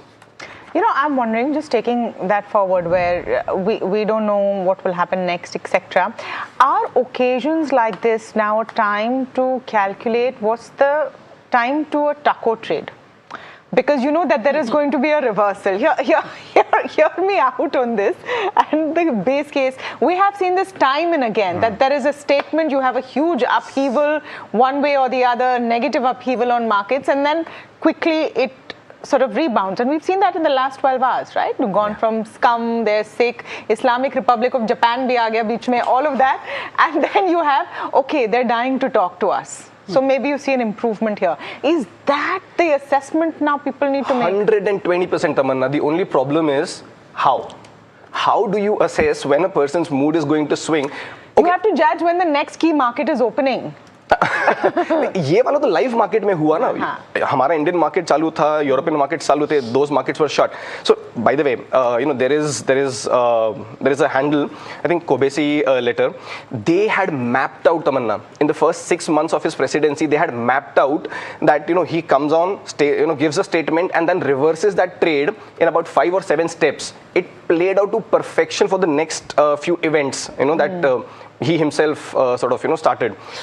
Now that is changing because perhaps even he's realized the market is adapting to that. So how do you predict it is the question, but that's the only analysis that could work. I mean, if someone can get it right, wow, kudos to you. No, I mean, if Iran knows that their statements are also moving the market, they'll play the game as well. So Trump is not the only player in town. No, he's the biggest one. Of course. Let's give him credit for most powerful one. Most powerful one. Let's give him credit for that. The loudest voice. But what comes from the other end as well. The one person on this table so far who has not said anything is Parag Bhai. So why don't we invite him to comment on this, to say that in this kind of a scenario, as we said at the start, fundamental analysis kind of has to go out of the window, but then it comes back. It comes back. Only in the window. Oh, that's the only thing that matters. Because I am telling to my colleagues also, now don't try to predict what is going to happen today. That is out of the window. Okay, actually fundamental analysis is the only thing which is in the window. Excellent. Because you know the intrinsic value of business in a limited circle of competence which you have about certain sectors. Right? For example, I keep saying this, I say my view is 1750 hona hai. Okay, so, now this is a small hurdle which has come. Stock has corrected. Yesterday also I said it might cool off, right? Without knowing what Trump was going to say. So because it had rallied 200 rupees, it might cool down by 40, 50 rupees, right? That gives me another opportunity to buy if I have cash. That is how you have to play this market. So, but okay, a small counter to that, Parag Bhai, would be that you are, at the start, maybe 2 months back, you were making assumptions with crude at 100, right? Crude has fallen to $70 per barrel and immediately people adjusted those assumptions. We're back at $80 with the possibility of us moving higher. In that context, that one metric, as we've said in the past, this is a fulcrum that can move the Indian markets. So how do you judge earnings for the rest of the year on the basis of that? I'll tell you. Just to take banks or large banks or ICICI Bank in perspective, even during COVID, okay, and this is what ICICI Bank has told us publicly, that even during COVID, when government gave them guarantee, okay, to give loans to the SMEs and MSMEs, only 3% of that actually went into default. Okay, and they had imagined that actually they will get hit by 20-25% and that they'll have to recover from government. So even when businesses were closed, the NPAs were lesser. So then, what we are talking that oil is going to 85, 90, so many people will say, I am defaulting. I am not a believer of that thing. And plus, as we all know, and as Tamanna said, TECO can play out. So TACO is the only thing that you can bet on, is my point. So that's what I'm saying. That's the biggest that's the biggest certainty. So when market corrects like this, or there's a knee-jerk reaction like this, you have to deploy cash. Stocks. You have to deploy cash into stocks where you understand the intrinsic value is significantly higher than the current price. Sure. Okay. It just gives you entry opportunity. Let's see if that opportunity is there with TCS. TCS is expected to report a muted first quarter with modest revenue growth, but pressure on margins and profitability could take place. Samit Sarkar joining in with the preview. Samit, what's largely penciled in for TCS? Yes, a muted set of numbers is what the street is anticipating, though there will be a revenue growth of around 1.4% on a sequential basis. The EBITDA or the EBIT is expected to decline by nearly 3% odd. Margins are expected to contract by nearly 112 basis points to close to 25.3%, while the net profit is expected to decline by around 2% odd to close to 13,500 crore rupees. Now the key number, that is the constant currency growth number, that is expected to come. Our analysts are expecting this number to be anywhere in the range of around 0.3% to 0.5%, and most of this constant currency growth will largely be on account of inorganic acquisition. Inorganic acquisition will contribute nearly 20 basis points to this constant currency growth as per analyst estimates. Now they are also expecting that the wage hike and the conflict in Middle East will have an impact along with weak macros. They are expecting some impact of this to be offset because of the Indian rupee weakness that we had seen against the US dollar. But the key thing to watch, or the key commentary to watch from TCS earnings, would be on deal wins, when they are expected to close the BSNL deal, because that has been an overhang on TCS. Apart from that, what is the kind of revenue that they are getting from AI, and what has been any additional impact of AI implementation in their markets, is something that we need to watch out for from the TCS earnings. For that, put this succinctly, and let's get in Sushovan Nayak, who's the lead IT analyst at Anand Rathi Institutional Equities. Sushovan, thanks so much for taking the time out. Is the quarter known to be bad and therefore no big negative surprises, and therefore all eyes out on the commentary, particularly the deal wins and the nature of the deal wins, or is there something else that you're watching out for more keenly? Okay. Is my voice audible? Loud and clear, Sushovan. Yeah. So basically, I think most of the impact of the Middle East, as well as the fact that AI deflation is going to have an impact on the revenues, I think that is more or less being built in. And if you look at the multiples also now, I think TCS is possibly at 12.5 times FY28 price to earnings, right? The only thing, I guess, which was nicely summarized by your anchor there, was effectively people will be looking for the commentary, which we believe the TCV should be around $7 to $9 billion. And I think the other bit will be the AI sort of revenues and what is happening from data center business, because I think they have to make some investments there. TPG has already invested there. So what exactly is the status, and when do you think you'll be able to generate revenues? Possibly there'll be a point in this financial year wherein the capex would possibly increase, because those investments will go towards the data center part of the business. I think that is the way we would look at it from a TCS standpoint.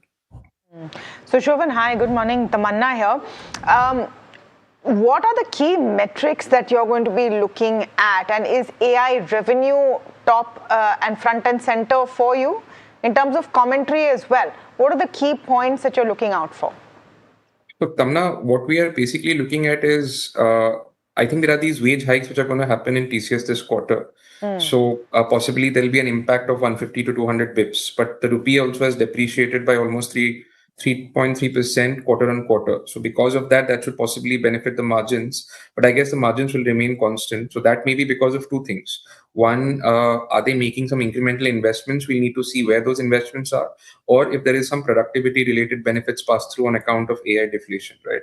So these are the two things that possibly would want to watch out. And obviously, as you mentioned, the AI revenues, how much has that increased quarter on quarter? I think that would be another monitorable. The TCV bit is the other thing, because as you'd be aware, there is these TCV compressions which the street is talking about. We'd want to see if they're able to maintain that between the 7 to 9 or 8 to 10 as we want to deem fit. Right? So Shovan, hi, Alex here. So TCS, of course, called the bellwether for the sector, but I'm just wondering, now more than ever before, whether you can take the numbers and the guidance and extrapolate for the rest of the sector. Would you be cautious when you listen to the management commentary to say that this may not be applicable or replicable by the rest of the industry? So, Alex, basically what we are seeing here is there is a revenue deflation that is going to kick in, and that has kicked in starting last year, right? The Middle East conflict obviously has created a further sort of a headwind for the IT sector as such. The numbers that we see for the CC growth across the large caps, I think, will be possibly close to 2%. But then what everyone else is doing is they're going for these acquisitions. TCS has done these acquisitions of Coastal Cloud. Infosys has done a couple of acquisitions, Stratus as well as Optimum Healthcare. Wipro has been on an acquisition spree. So I think these acquisitions will add another, let's say, 50 to 100 bips to the growth. So possibly we'll see somewhere between 2.5% to 3% would be the growth for FY27 is what we'll possibly see there. Yeah. Got it. Okay. All right. Thanks so much for taking the time, Sushovan. Pleasure speaking with you as always. Yeah, thank you. Parag bhai, what do you make of what we just spoke about with TCS? So I think the expectations are very muted. 0% CC growth, margin also because of the salary hike, margins also might dip a bit. What I am looking for is what they say. First of all, deal wins, of course, but and second is what they say on deflationary impact on the revenues. Whether they are close to peak, whether they are in transition, whether it is still to happen. This is what something I would watch out for. And as far as the stock price is concerned, I think everybody knows that this quarter is going to be muted, and there are so many other noises also. So I think it's in the price, yeah. Okay, the other big one that I quickly want to talk about before we get into pre-open is that the SBI IPO opens up today. It's the largest fund house coming to D Street, India's first $1 billion IPO of 2026. That's SBI Funds Management. The price band has now been set at 545 to 574 rupees. Face value at 1 rupee per share. IPO size is 11,690 crore and is entirely an OFS. 10% stake is being sold. Market cap is at 1.17 lakh crore rupees, and retail quota is 35% of the total IPO issue. So let me ask you from two perspectives, and we're going to come to what it means for State Bank of India as well. But since the retail quota is 35%, if I'm a retail investor, I'm looking at this right now, should I be applying to this IPO? Yeah, it is much better than a new baby on the on the block. So much better IPO than many others, I would say. See, it is close. It must be at a slight discount to HDFC AMC. HDFC AMC is trading at 39 times trailing earnings and same market cap, 1,17,000 crore. SBI AMC is coming at I would say P multiple of 37-38x on a trailing earnings. So slight discount to HDFC AMC. It's a great distribution. SBI has a superb distribution. So I would say that ultimately you have to see one thing, that equity AUM has to grow more than other parts of the like debt and all or ETF and all for these companies to keep growing. Equity AUM has to, so you are taking a call. Active equity. Yes, active equity AUM has to grow because there the yields are maximum. Because they have a substantial portion that they derive from the EPFO through the Nifty 50 ETF as well. But in SBI mutual fund case, what I've seen was that their yields have also improved over a period of time because their equity AUM has gone up significantly. So it's a good thing. And it's as I keep saying, it's an infinite ROC business, annuity business, great business to be in for long term, if you're a long term investor. Yeah. You know, the thing about the four large ones which are listed as well, that one, the price returns are fairly diverse. So it's not predictable as to which one is definitely having, because all of them per se are doing well, and the natural progression of per se, it may not happen in the last 2 years, but otherwise you add 10% to that overall funds managed, and therefore the yields naturally improve even if other funds were not to come in. Somehow it's not happened for all. UTIMC, for example, is really disappointed on terms of performance, but Aditya Birla Sun Life has done well. So it's chalk and cheese, if you will. But in the top five, I would ask you, right, if you talk about HDFC, AMC, now ICICI, and SBI coming to the party, right? So these are all in the top five. So out of these three, with SBI now also coming through, what is your pecking order?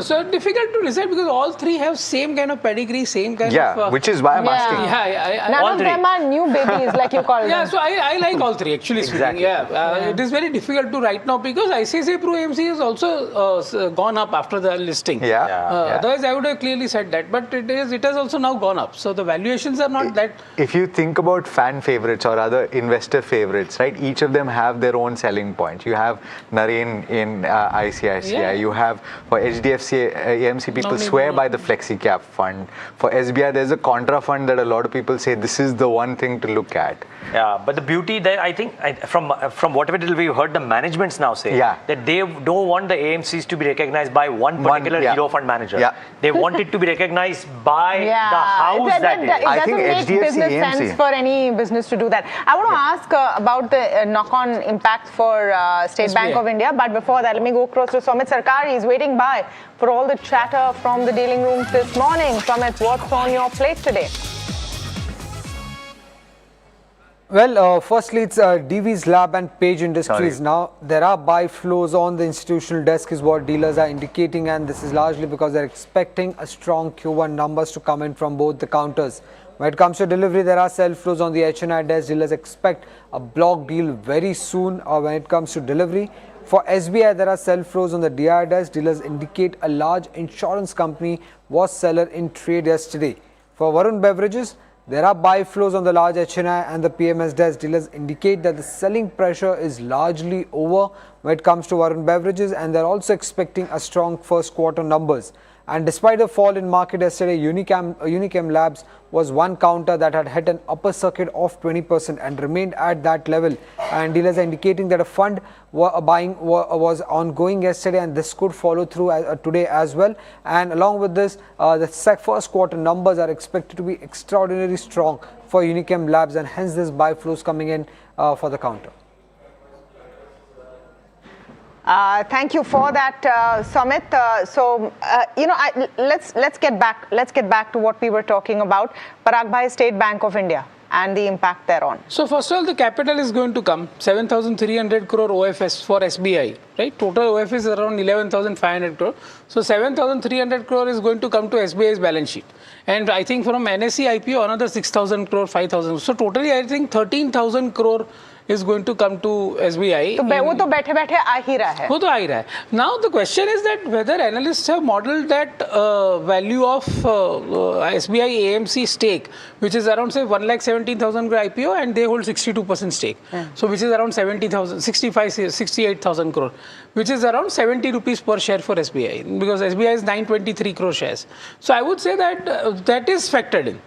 So I'm not saying that the capital infusion is a good thing that they are getting, but analysts have modeled SBI AMC's valuation into that. So if you do that maths, out of the current price of say 1017 of SBI, around 317 just to round it off, you can attribute it to subsidiary valuations.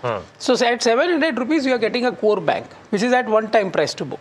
So it is right now, I would say, not very expensive, not very cheap, and it can compound at whatever EPS growth is, which is around 12 to 13%. Yeah, and you know, viewers, by the way, it's 9:01, so we'll quickly move. But just keep in mind that the PSU banks, and particularly SBI, in the last 5 years have shown that they are not out there just to fill in the ranks. They have really outperformed the private sector banking lot by a wide margin. Look at the 5-year charts of an SBI versus maybe some of the other private sector banks as well.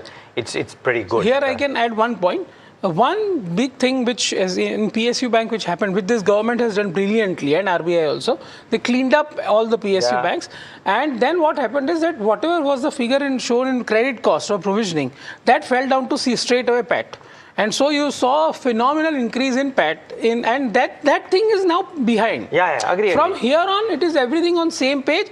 Asset quality has to remain good, and everything will compound at about 12 to 15 to 18%. I'm completely on board, Parapai, but the point being, until 2020, the belief always was PSU banks will never perform better than private banks. The credit goes to this government and of course managements of PSU banks, that they have done a good prudent lending. Agreed. They have taken very less risk. Okay.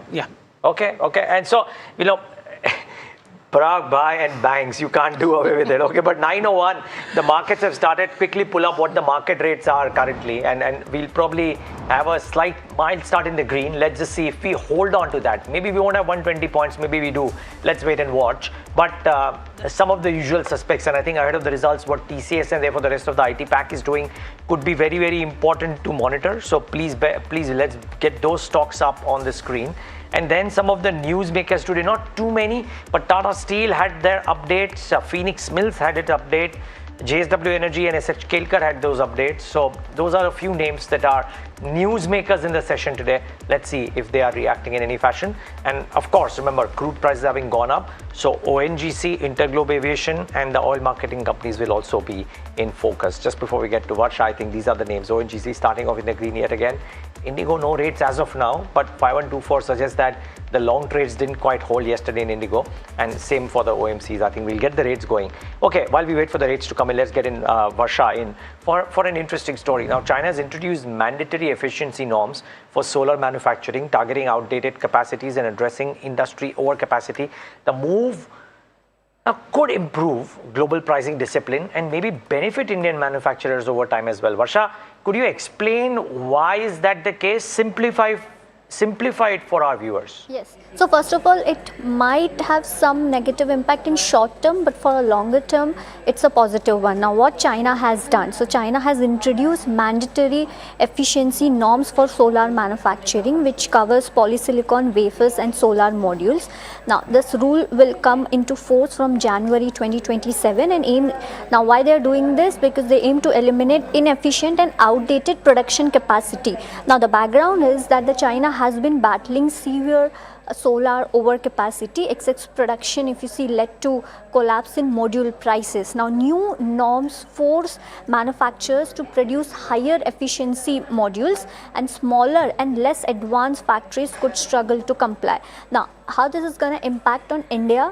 One is near-term impact. So, Chinese manufacturers may rush to sell the existing inventory, and hence solar module and cell prices could remain under pressure through 2026.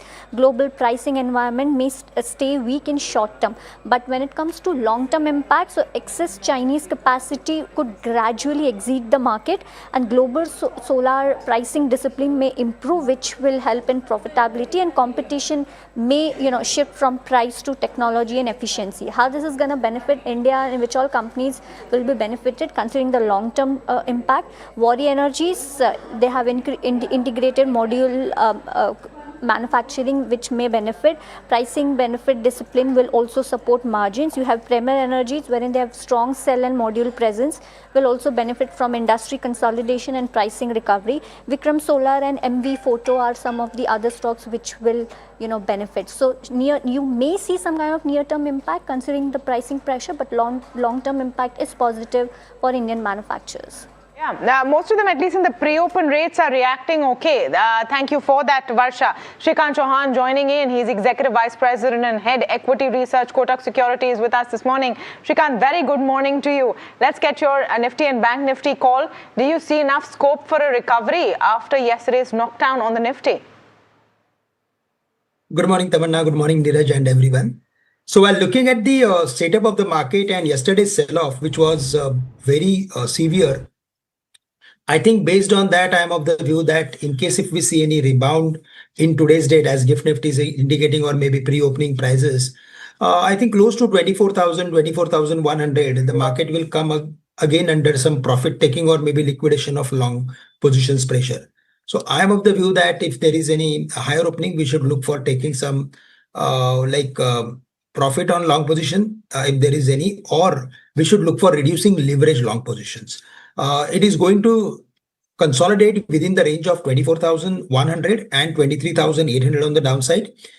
In case today market closes below 23,800, then in that case, the chances of hitting 23,500 or maybe 300 would turn bright. So we need to be careful in today's date. But 23,800 is certainly going to act as support for next few days. And for Bank Nifty, there also we saw unexpected sell-off. Like it was not at all expected that the Bank Nifty can fall like this. But based on its formation, now 57,500 going to act as major resistance. And on the downside, 56,000 should be the next important support level to watch out for. कभी कभी तो ये लगता है क्या Trump साहब Nifty को देख के अपनी कमेंट्स देते हैं. निफ्टी एट 24,400 चलो मंदी कर दो. निफ्टी 23,800 700 चलो तेजी कर दो. When you started that sentence, I thought one Shayari is coming. कभी ये लगता है. I was like, what's happening at 9:07, Neeraj? No, but it's just such a tight range in which the Nifty is caught, no matter what the news is. It's like a vortex. Yes, कुछ भी it's just been there. A more prevalent theory, of course, it's in Zest, is that he perhaps watches कि India में expiry कब है, ठीक है, Tuesdays and Thursdays, और उसके हिसाब से न्यूज़ फ्लो आता है. Let's not give ourselves so much attention as well. वो क्रिप्टो ही देख रहे हैं सबसे ज़्यादा. Okay, what about stock calls this morning, Shrikant? Yeah, I think at this level, again, we need to be more and more defensive because the overall market is showing a lot of uncertainty. So at this level, we like Sun Pharma, which is around 1880, 1890 sort of levels. There we are expecting upward activity and the stock is into long-term uptrend. So broad, if there is a medium to long-term view, then we are expecting 2200. But in the near term, we can again see the levels of 1950, 1960.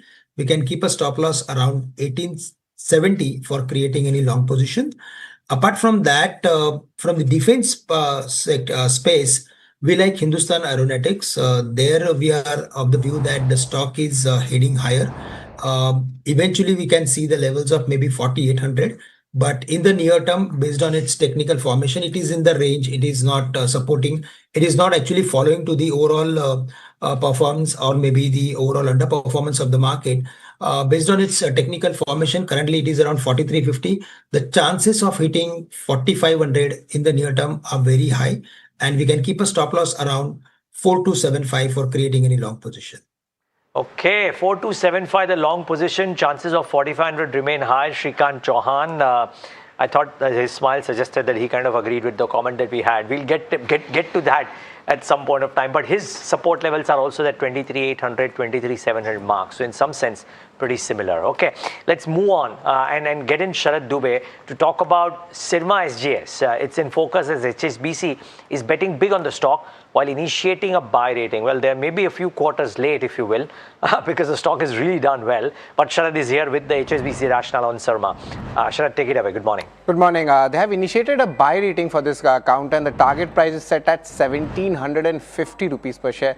This is, of course, the highest target price in the entire street. Right now, currently, the levels is around 400 types. High growth manufacturing at scale, and that's where the bullishness comes in. This is a leading EMS company with a diversified customer base, and the original design manufacturing experience is also there, where the street is bullish on. The backward integration and the inorganic expansion which is coming ahead, that augurs well for the stock, and a strong competition in the lower value segment, however, still remains a concern, but bullishness definitely there, and the highest target price in the street set by HSBC. Syrma SGS up 3%. I wonder if this extends to the larger bucket as well, cohort of stocks. Thanks for that, Sharad, of course. But Kush Bora, Syrma, of course, which is in a plane of its own, by the way, within this bucket. But if indeed there are some import duty changes, etc., and stuff like that, maybe some of the Dixons and the Ambers, etc., could also react. How is that space? Is Syrma a good stock to trade from that bucket? So, Neeraj, the entire sector is now very interestingly poised for very different reasons, but all positive. So Syrma, as you said, is in a league of its own, doing well. By the way, the excesses also have cooled off, so a long position from here on also makes sense. Not at 3% higher, perhaps closer to another about 20-30% points lower. But look at PG Electroplast, steady up run, closed above the 200-day moving average, 20-50-day moving average, healthy volume accumulation. I think this could be that dark horse that you bet on, slow and steady, but keeps moving higher. So PG Electroplast is something that you can keep an eye on, given that Syrma's already run up quite a bit. Amber had a run, sold off, and now is very close to those support lines and also the 200-day moving average, from where it is likely to rebound. So I would have a positive view on this as well. Momentum missing, that's a concern. And Dixon finally closed above the 200-day moving averages for the last two sessions. So like I said, a few things going for the sector, all of them positive. But if I had to take a pick, Syrma would obviously be one, but on declines. at current levels, PG Electroplast is the clear winner. If you do, by the way, go long, then keep your stop losses close to the 445 zones. 545, I'm sorry. Want to look at Honasa. Business updates have come in, and last few quarters at least, this stock has been buzzing after the results. So this is what they're saying. They expect double-digit operating margins in the first quarter. Younger brands seen rising in mid-40s. Mama Earth expected to deliver high teens growth. See year-on-year revenue growth in mid-20s in Q1. See strong year-on-year growth around 30s in Q1. Expect to deliver strong performance in the first quarter. Is this something that you're tracking? Shrikant, any view on a Honasa?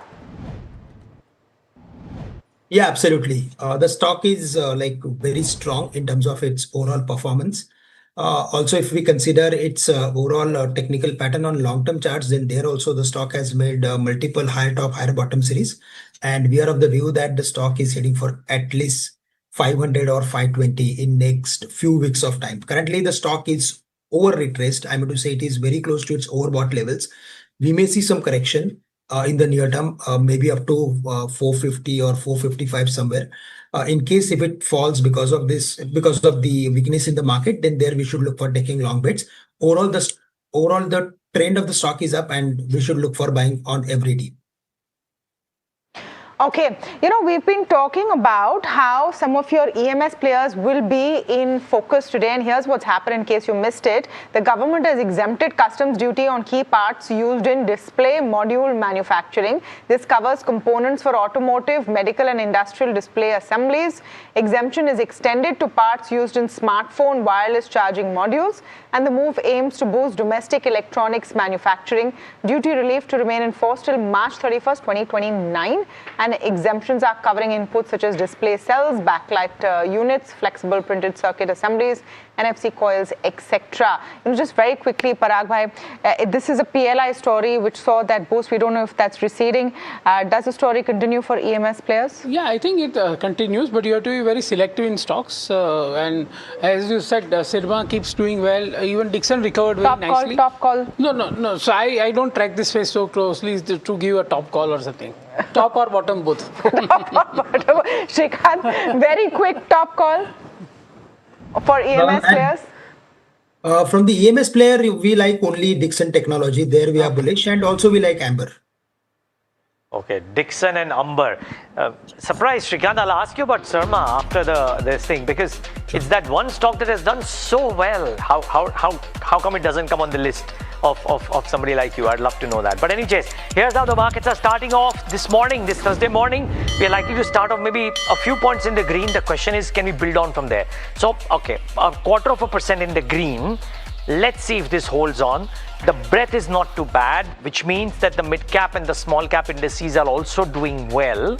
The mid cap's about 0.61%. The small cap index will come up on your screen next, up about 0.42%. Banks are okay. IT, what is IT doing ahead of the TCS numbers?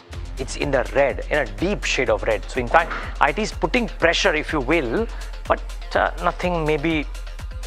Actually, it is significant now, 1% lower. Let's get the heat map up on the screen, because the Sensex is coming off quite rapidly from the opening highs. More green than red, so keep that in mind. And the red is dominated by the 4 IT names: Infi, HCL Tech, Tech Mahindra, TCS. All 4 of them down. So they may have a great rally, and then they tend to succumb to some selling pressure as well, unfortunately.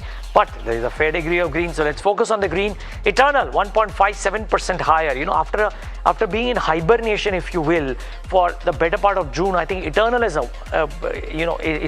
it's woken up, if you will, in the last 15 odd days. Adani Enterprises 1.34% higher after the successful completion of its QIP a few days back. Shriram Finance in the green, Titan in the green, Bharti Airtel in the green.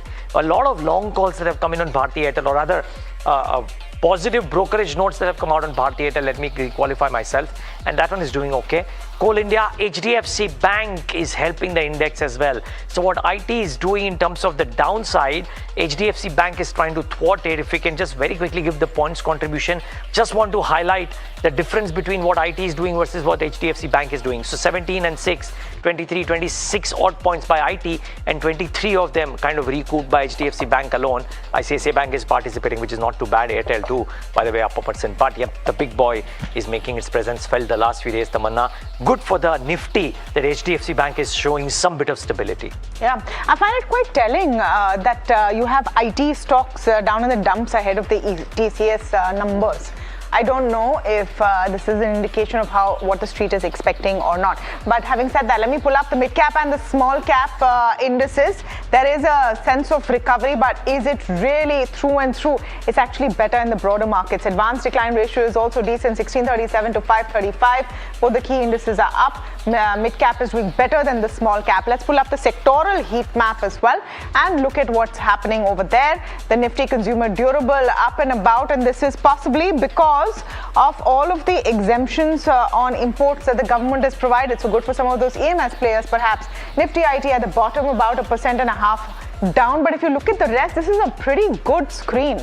Let's pull up the India VIX. Everything is up in the green, and there's a whole variety of stocks that is up in the green. Let's pull up the India VIX for you very quickly, and this is really telling.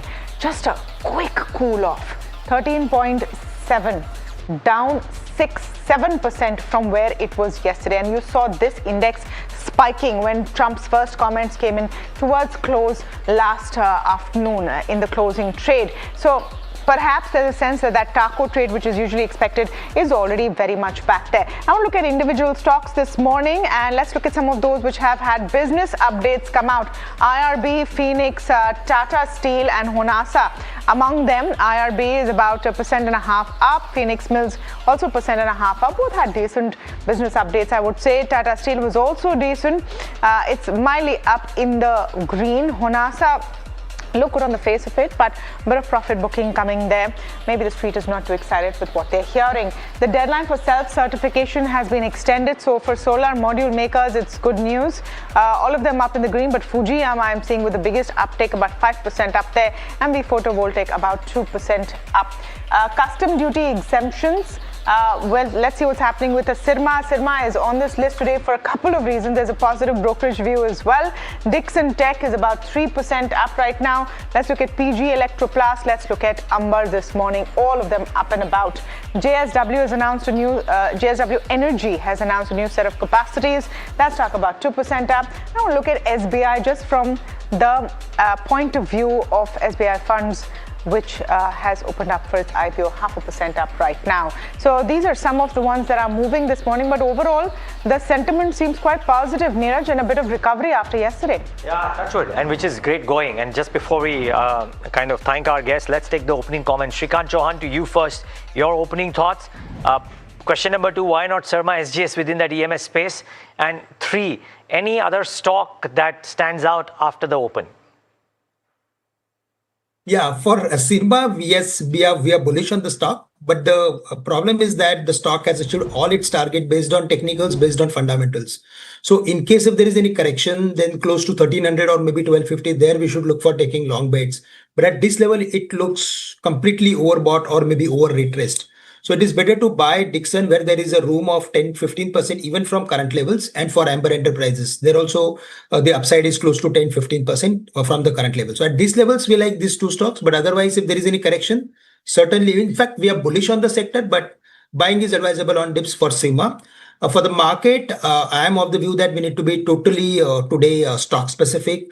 Instead of focusing on the index performance, we need to focus on the stocks. And as you mentioned, HDFC Bank, the stock has entered into long-term uptrend after crossing the level of 800 decisively with the positive news flow on the fundamental side. So there we have a target of 900 based on technical formation. Fundamentally also we are expecting 1050, but 900 should be the next target that we can see on the screen in the near future. Okay. Parag bhai, the strength in HDFC Bank, you don't look at it tactically, but it's finally seen that large banks are starting to now make their presence felt on bad days as well. If it was autos earlier, if it was sporadic moves in some of the others, it's now firmly banks which are proving to be the anchors, isn't it? Yeah, absolutely. Because margin-wise, I think this quarter will be the bottom. And loan book growth is already above 15%, even for HDFC Bank kind of size, right? 50 lakh crore balance sheet. They have grown at 15%. And plus, in spite of all the issues which were happening on the HR side, I would say, in this quarter. So that means that entire institution is set to grow at 15% on autopilot mode, right? If the economy does well. So if and OPEX they are trying to control. So I would say that 12 to 15% EPS growth for such a large company, at least double-digit growth, I would say. And valuations are, as you know, very, very comparing. 1.6 times price to book, P/E 13 on FY28. So I would say that, and now the CFO is hired from Axis, Mr. Puneet. Chairman is come. So now I think things are settling there. What do you make of Axis now that you mentioned the management shifts that have taken place, right? The reports suggest even yesterday that not key management personnel, but at the slightly lower level, there have been a flurry of exits from Axis Bank. As an investor, should you be concerned by this? Not too concerned. See, in banking is a leverage play on economy. If you are concerned about economy, then there is a problem in large cap private sector banks or some select PSU banks, I would say. Then you have to be worried about asset quality and all. Otherwise, I think now it is a new normal, right? That people move from here to there, and it doesn't change the DNA of that bank, right? Like for DNA of the bank of DNA of HDFC Bank has been to be a conservative and prudent lender, and still grow in branches and widen itself so that they can take advantage of the entire country's growth. So in past years, I think different banks have become hunting grounds for headhunters.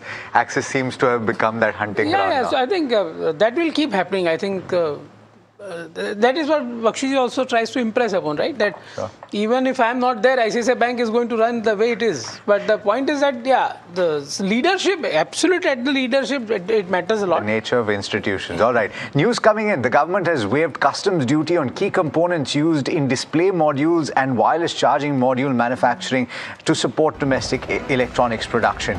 The move is aimed to lower production costs and strengthen India's electronics manufacturing system. We've got Rishabh joining in to tell you more about that. Rishabh, news just coming in. What is the thinking behind this? What are the implications as you've been told?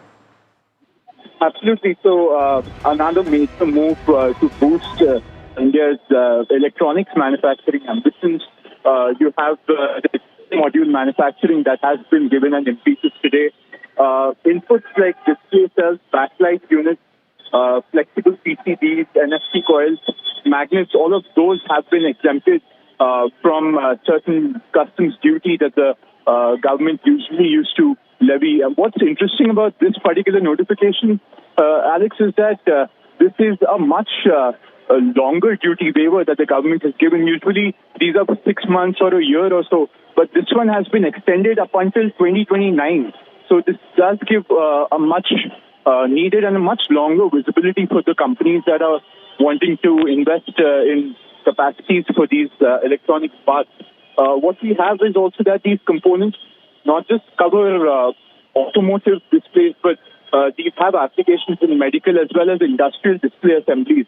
So this is going to be a big move for the companies that do manufacture these electronic components. Seeing that play out. Thank you for that, Rishabh Bhatnagar, with those details. All right, let's go across to Rahul Arora, CEO of Ashika Institutional Equities, joining us now on the show. Rahul, very good morning to you. We were having a conversation earlier this morning is on whether the best way to deal with all of the volatility, which depends on one person's statement at any given time or place, should be to assess the time taken from that statement to a reversal, when the taco trade will hit after Trump says what he says. Is that now a method that you have begun applying? Morning, Tamanna. Thank you for having me on the show. So it's an interesting way of looking at it. I'll certainly ask my technical analyst to start monitoring a Trump oscillator of sorts. But Obviously, I think it was a little premature to expect that the worst was behind us. I think, when we were on your show about a month back, we had this discussion that, we would wait and watch as the event draws to a close, and, we're in the final stages of the event and the war has restarted.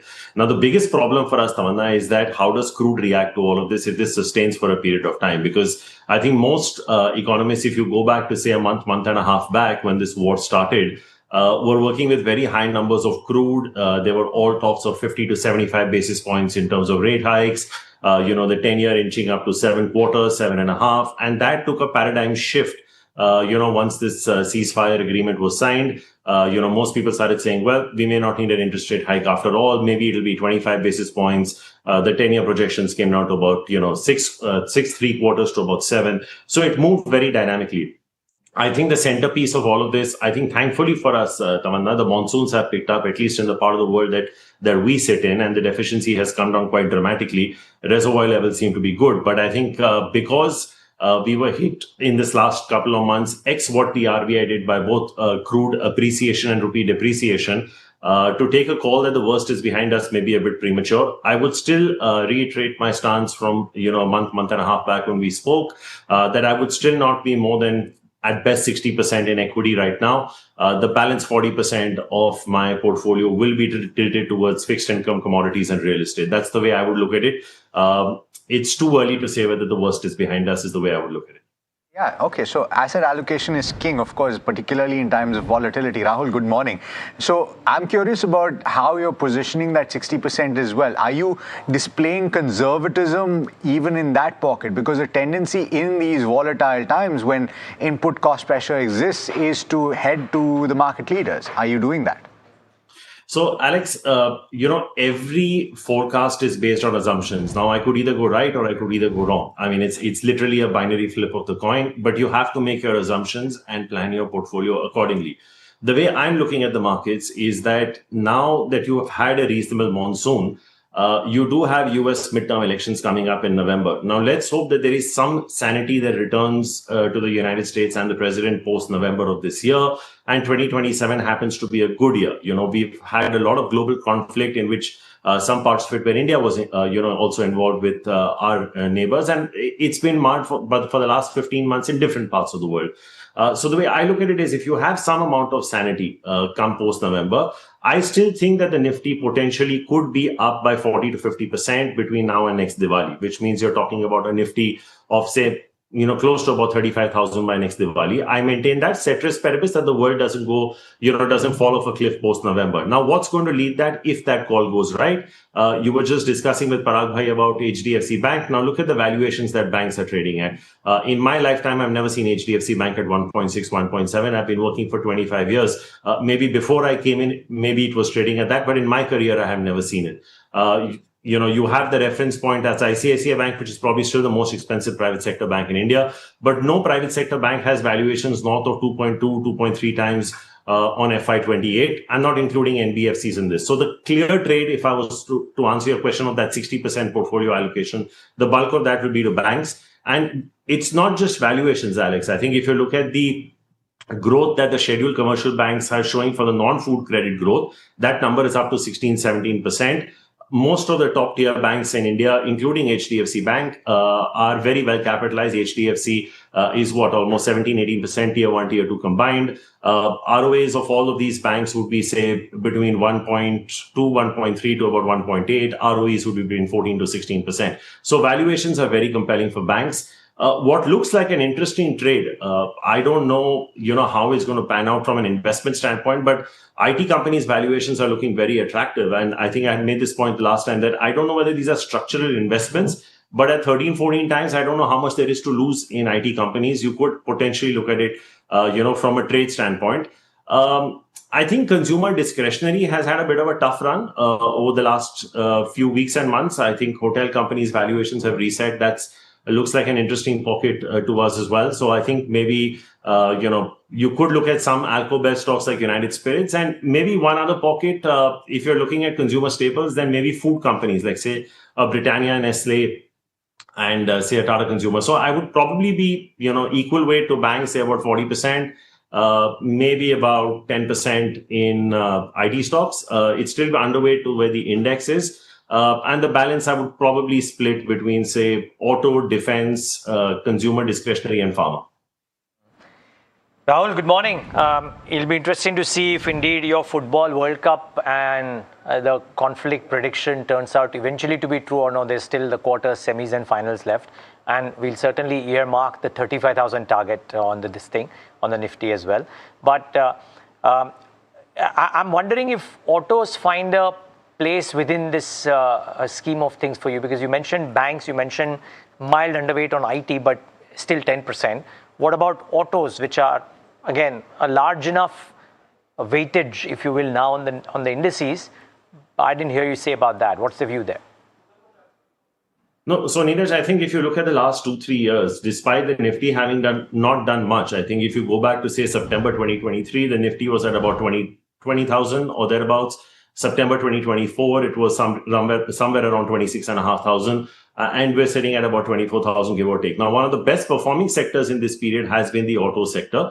And it's benefited across. I think it's first started off with premiumization, where you were looking at, premium two-wheelers, tractors that were doing well because of monsoons.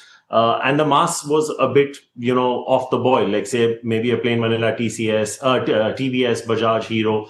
These were not in flavor. But I think, with the kind of monthly numbers that we've seen month after month in terms of growth, I would still say that there is a case to be, equal weight to slightly overweight on auto. I think to the point I was making to Tamanna a little earlier, the monsoons have picked up. So I think tractors should do well with a lag. So I think M&M would still find a place in my portfolio.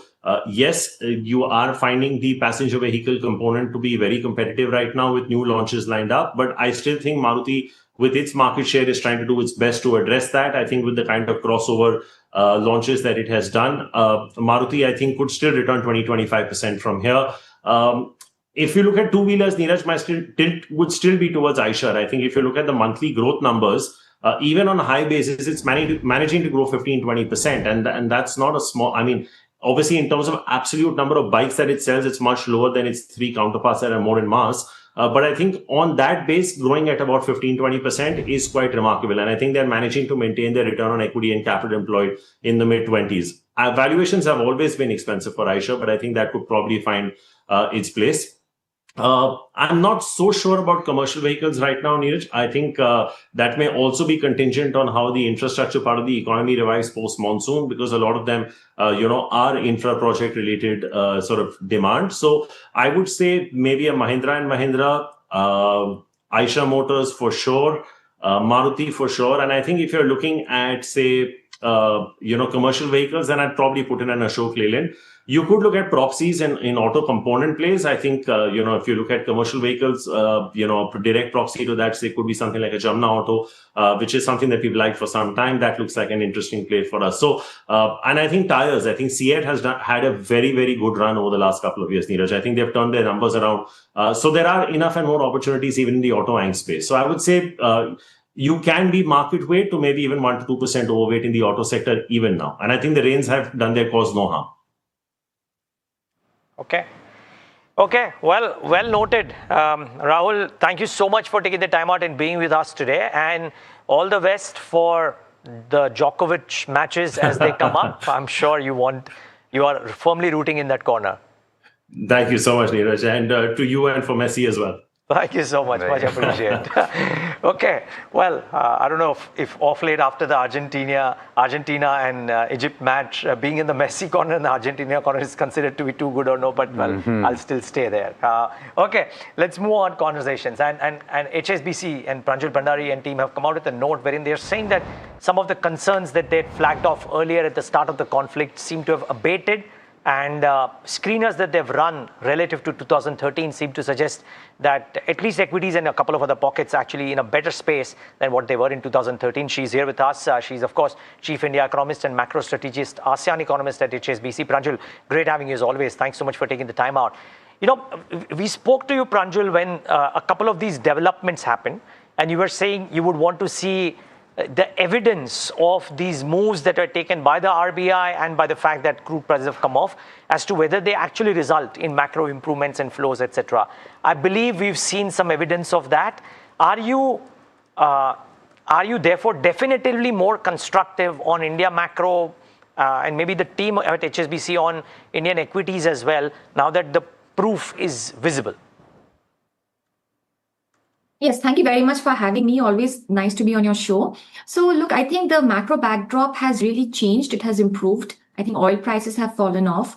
And then, we've had this FX package by the RBI, which was announced on 5th of June, which is expected to bring in substantial amount of inflows.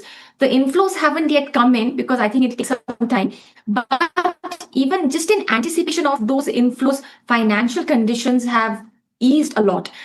Yields across various instruments, CD, CP, government bonds, corporate bonds, treasury bills have fallen quite meaningfully. And basically, all of that is generally good for economic growth. So two positive things have happened. Oil prices have come off and financial conditions have eased. Now, of course, risks remain. I think one risk is El Nino. I know rains have picked up, but 2 weeks down the line, they could soften again. So that is one risk that is there.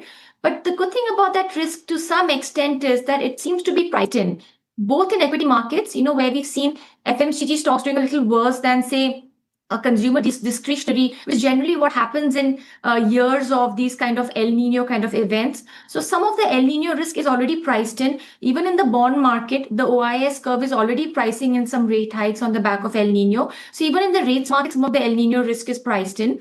And the other risk that remains is a strong dollar, which has bothered us in the last 2-3 weeks. But again, to the extent we are expecting money coming through the FX package of the RBI, some of those concerns, at least in the short run, would be a little muted because we at least have all of these inflows coming. So even if the dollar is strong, we can tide over at this point of time. So generally speaking, despite some risks still remaining in the background, I think the entire backdrop on its own has improved. Got it. Pranjal, what do you attribute this, the rupee moves in the last 2-3 weeks to? Because, one would have perceptibly believed that there will be a fair degree of strength because even equity outflows have receded to an extent that, in fact, there are mild inflows too. So where is the weakness coming from in the rupee? I think there are two things that's happening. One is that the dollar is strengthening, right? And we look at the rupee vis-a-vis dollar a lot. So I think the dollar is strengthening and that is hurting. And then the second thing is a little more technical, that there have been large NDF maturities in early July and RBI is allowing it to mature. And in a way that has also, weakened the currency. So I think these two are at play. Going forward, though, our sense is, particularly in August, when the inflows from FCNR pick up, then that will be positive for the currency. And generally, sentiments have improved when we look at hedging activity of exporters, importers, which had really hurt in the last couple of months. Those sentiments have improved. So I think that will also help the currency to stay at least stable. And the third thing is the actions of RBI. Now, how RBI behaves is also very important. Will it allow the currency to appreciate or will it let it weaken? My sense is that they have worked so hard to announce such a big FX package. They won't want the currency to weaken in a major way. So I think RBI action will also be supportive of the rupee going forward. Pranjal, hi, morning, Alex here. Just on the subject of the rupee, completely take on board everything that you're saying. Just a question with regard to the derivative positioning of the central bank and the outstanding short dollar forward positions that they have, the massive book that has to unwind over a period of time. And so the question to you is, while the rupee may not be expected to depreciate significantly from this point, is there a cap to how much it can strengthen because of this derivative book? You're right there. It has a very large sort of short forward book that, which is only going to become bigger as these FCNR flows come in. Remember, what are FCNR flows? These are money borrowed, right? It comes in now, but it has to be repaid later. So your forward book actually goes up because you have to repay all this later. So I think all of this is there. And to some extent, RBI will try to use opportunities of inflows to actually build FX reserves rather than let the currency appreciate. So from that perspective, my sense is that yes, dollar rupee, the INR at least against the dollar could see a step appreciation when the inflows start coming up. But as the RBI starts building up reserves, then it could go back into a gradual depreciation. But through it all, I think it will remain relatively strong compared to many other Asian FX peers. And I think that is where the relative stability of the rupee will show up. Not its own strength, but its relative strength. So the next thing I want to ask you about is your outlook or your anticipation of how inflation will work, because to a large extent the recent increase in prices can be attributed to supply side issues, but on the flip side, based on the consumption trends that we're witnessing, one can assume that in the second half, if this holds true, some demand side measures could also have a bearing on inflation on the upside. So on a blended basis, what is your expectation for core and for headline inflation? Yeah, these are good questions. And the honest truth is that markets are moving so rapidly, oil prices up and down, and then gold prices and behavior of corporates, how much they are passing through. There are so many different things at play that it's hard to really tell how inflation will look. We've seen 3-4 weeks of bad rains can really stoke vegetable inflation, and then headline inflation can really go up. And then in 2 weeks, it can really come down. So I think what we will see is inflation remaining extremely volatile at this point of time. It hasn't really picked up yet. Next week we will have the June data. I don't think it'll pick up too much. I think it will stay, under 4.5% even in June. But come October, my sense is inflation would have crossed about 5.5%. And that's when the RBI will have to start taking note that for a few months at least, inflation will be well ahead of the 4% inflation target. And of course, some of this will come off a few months down the line. But the truth is that if it takes about 6-7 months, and for 6-7 months, inflation is high, then we may see some rate hikes. I do expect 1 to 2 rate hikes. I think it's going to be a shallow rate hiking cycle, but I think it'll be hard for RBI to ignore if inflation is well ahead of 4% for about 5-6 months. Hi, Tamanna here, and you put it very well that there are so many moving parts right now, right? In terms of inflationary cost, to what extent they're passed on, corporate results, etc., their performance, and so on and so forth. But what are the very clear, distinct green shoots that you are seeing that would merit changing the outlook on India versus, say, 2 or 3 months ago? Would the number one point be that oil is unlikely to go back to 120, 130 unless something goes terribly wrong? I think growth has held up really well. Some of it has been a bit surprising, and it's not just in India. Growth has held up well everywhere around the world. I think for the last 2 months, the biggest surprise has been manufacturing and exports growth. Both have done pretty well despite the energy shock. Now, there can be reasons attributed to this. For instance, in manufacturing, we were seeing some front loading of manufacturing. Corporates were quickly producing things. They were scared that, energy shortages will come up in the next couple of months. So we saw some front loading. On exports, remember, we are in the sweet spot where US tariffs on India is about 10%, but it could go up with the Section 301 investigations. So people are front loading exports as well. Let's make most until the tariff rates are low. So front loading has really helped, keep activity strong right now. Going ahead, there could be problems in agriculture, especially if, El Nino becomes stronger the next couple of months. But to offset that, we could actually start seeing services grow more rapidly. Now that oil prices have come off, trade and transport services could go back up. Now that we have much more looser liquidity because of FCNR inflows and all of that, that means that banking sector liquidity and financial services growth could also be strong. So my sense is at every point, we have something that is helping us out. A couple of months ago, it was manufacturing and exports. And I think the couple of months down the line, it's going to be services, both trade, transport, and also financial services. So from that perspective, yes, this is the green shoot I'm talking about, that there's always a sector which is protecting you. And I think markets are actually noticing that. And that's why, Tamanna, we have seen in the month of June, Indian markets across assets, equities, rates, FX, both INR and dollar credit have outperformed the EM benchmark So obviously things are looking better than before. And when I look at FII inflows, we've seen more than $6 billion in debt markets. And in the last 15 days, equity inflows have also moved from negative to positive. So I think all of this is being noticed. What do you think are the most resilient sectors? You mentioned, Pranjul, that some of the data has been surprising on the positive side. Has it been the sort of high frequency indicators coming in from the auto sector or resilience from the banks that you think is going to see us through this tough phase? Well, again, as I said, it's almost been like a relay. I think last couple of months, it's been manufacturing, particularly consumer goods. That has been strong. Remember, we also had all of these GST tax cuts last year. So we are still benefiting from that to some extent. Consumer durables has been extremely strong. Even staples have done pretty decently. So I think these have been some of the strong sectors. And then exports as well, both goods and services, have held up, have risen over the last couple of months. But what has been a bit disappointing has been trade and transport services. Remember all the airline traffic and all of that because of prices going up, oil shortages and all of that. That has been disappointing, but I think that might turn the corner over the next couple of months if commodity prices, fuel prices remain low. Thank you so much, Pranjul, for joining in. It's always been a pleasure speaking with you, and we hope to catch up soon. Lovely to be here. Thank you for having me.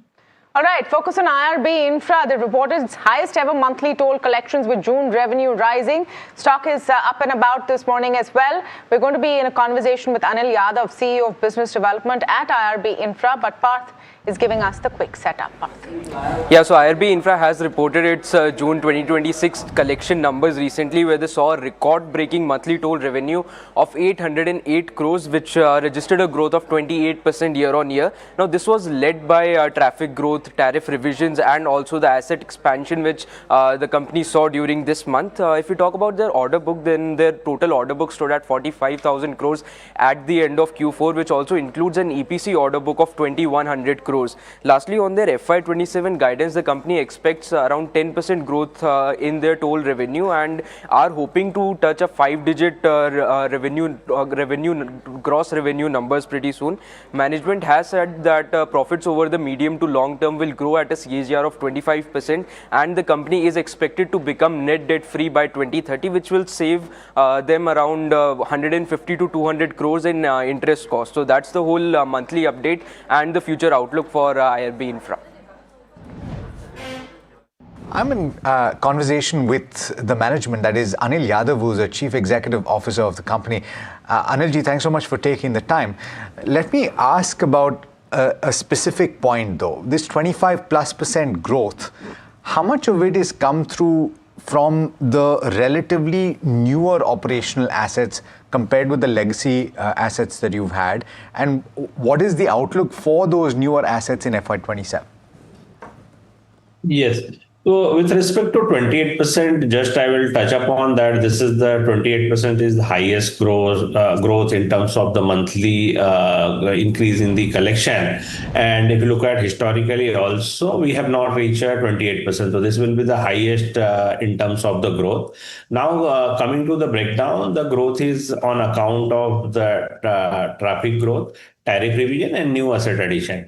And as you specifically asked with respect to the new asset addition, if I will remove the new asset addition from this growth, then the like-to-like basis, the growth is around 15%, 14 to 15%. Out of that, roughly 3 to 4% will be the tariff increase, and balance 9 to 10% will be the traffic increase across our corridor.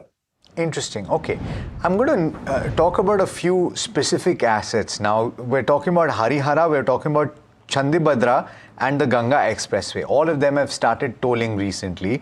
The question is, what is the expectation from these assets in terms of annualized collections in FY27?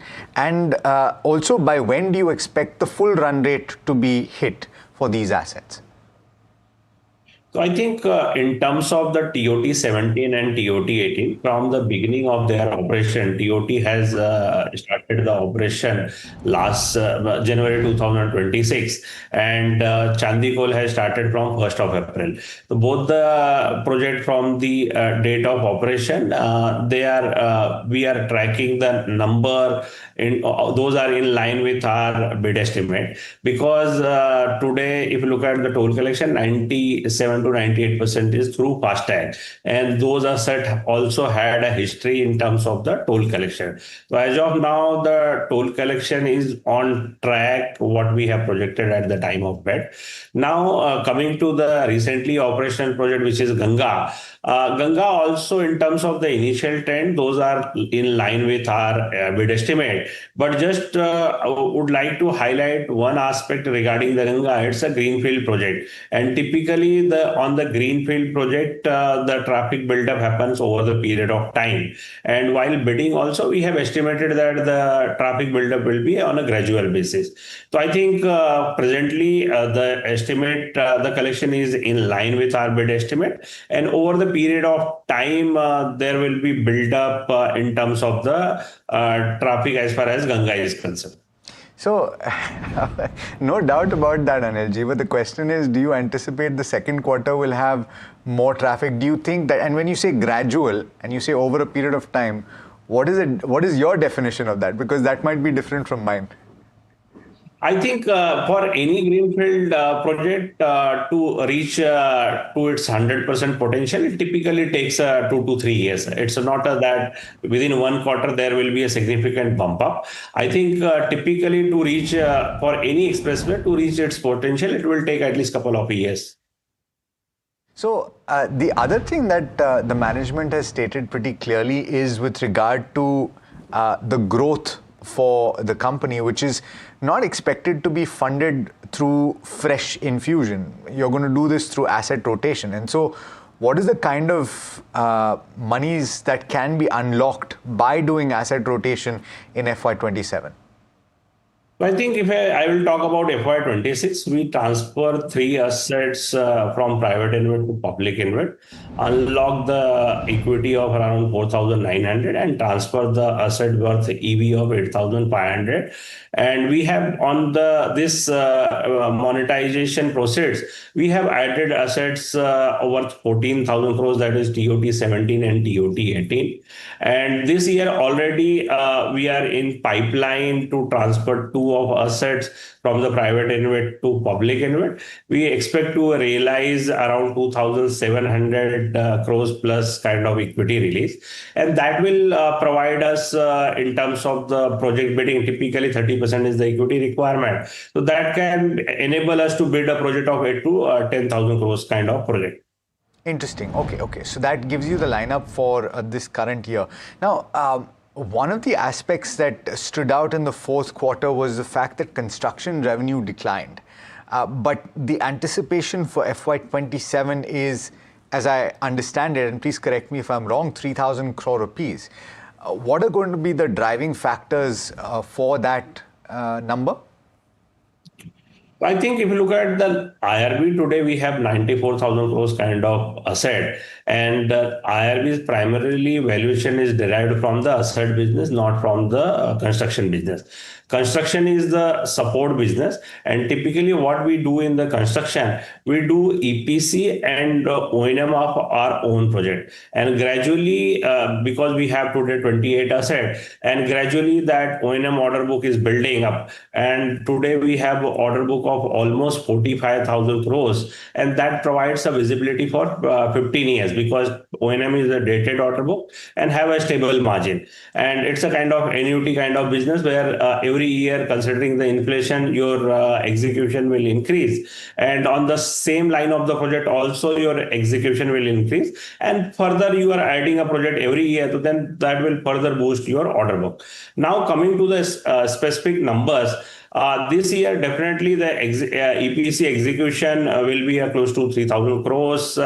And in terms of the order visibility, going forward, it will be a largely execution of our O&M order book, and which is around 1,500 crores presently. And we expect this to reach around 3,000 crores kind of execution in next 2 to 3 years. Interesting. So that growth is actually partially going to be driven by the O&M book as well that will grow, is what you're saying, essentially, right? Yes. Okay. The last aspect has to do with interest cost, Anuji, and this is actually declined in the fourth quarter. What is the expectation in FY27? Because as I understand it, the expectation, the drive or the aspiration is to bring it further down. What is the goal that you have for FY27? I think there are two aspects in terms of interest cost. One, as we have a stated objective to reach net debt, consolidated net debt zero by 2030. So considering that there is considerable amount of debt repayment is happening, and because of the debt repayment, interest cost is coming down. And if you talk about last quarter, we have seen almost 50 crores kind of reduction compared to the corresponding quarter of the last year. So I think around 200 crores kind of annual saving, which will be from the interest cost. And apart from that, the debt repayment, we are also refinancing the debt wherever possible. And recently, we have refinanced the Mumbai-Pune project debt, and there the new cost is almost to be saved almost 75 basis point, and their debt will be close to 5,000 crores. So the 75 basis point saving translates around 38 crore rupees kind of annual saving. This is apart from the 50 crores saving per quarter, what we have demonstrated in the last quarter. Okay, all right. So that's the management of IRB Infra. Speaking about the road ahead for FY27, no pun intended. Let's talk about the chemicals sector. It's seeing a sharp divergence. Strong amines pricing, supply disruptions, and anti-dumping duties are boosting earnings, while rising input cost volatility driven by the Middle East tensions or West Asia tensions poses a growing margin risk. We've got Ajay Joshi, who's the founder of Ajay Joshi Chemicals and chemical sector expert, to talk about this. But before we do, let's go across to Varsha to give us a sense of what the context is. Varsha? Well, overall, amines can be a growth story considering the few quarters. Yesterday also we saw Balaji amines and alkylamines were up in trade. And now with stronger pricing, global supply disruptions and anti-dumping duty will support margin expansion when it comes to amines. Alkylamines is the near-term beneficiary of favorable pricing, while Balaji is emerging as a medium-term recovery story, I would say, through capacity expansion. Balaji is also fully booked when it comes to 1 lakh ton DME capacity, which adds a new growth trigger with LPG blending creating a potential demand for the company. But Middle East tensions are creating volatility when it comes to sulfur, methanol and ammonia, but the full impact will be actually seen, maybe visible from Q3. Lastly, beyond amines, IOL chemicals, yesterday we saw there was a huge spike in that stock also, could benefit because of the domestic ibuprofen competitor exiting, and this may help IOL chemicals to gain that extra market share when it comes to the overall market. Okay, well, thanks Varsha for that. And yes, indeed, it's a double-edged sword to try and guess, but let's get Ajay Joshi to do that for us. Ajay, great having you again. Thanks for taking the time out.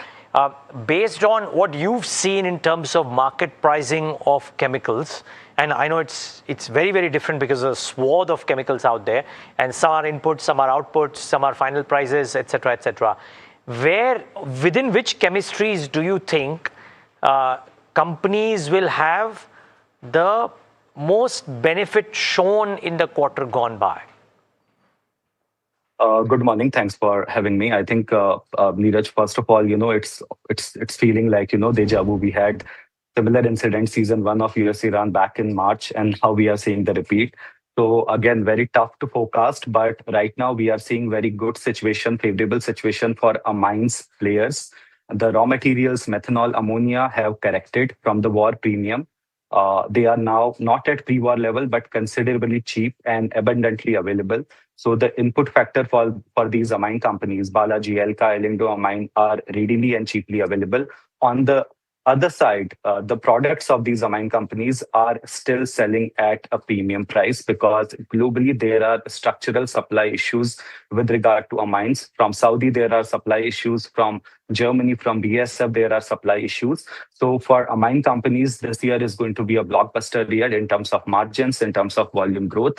Apart from that, India has also put out anti-dumping duty on acetonitrile, where Balaji and Alkyl are key players. So with the anti-dumping duty as well as global supply shortage in amines and raw material price easing, amine companies are best positioned for this year at current times of volatility.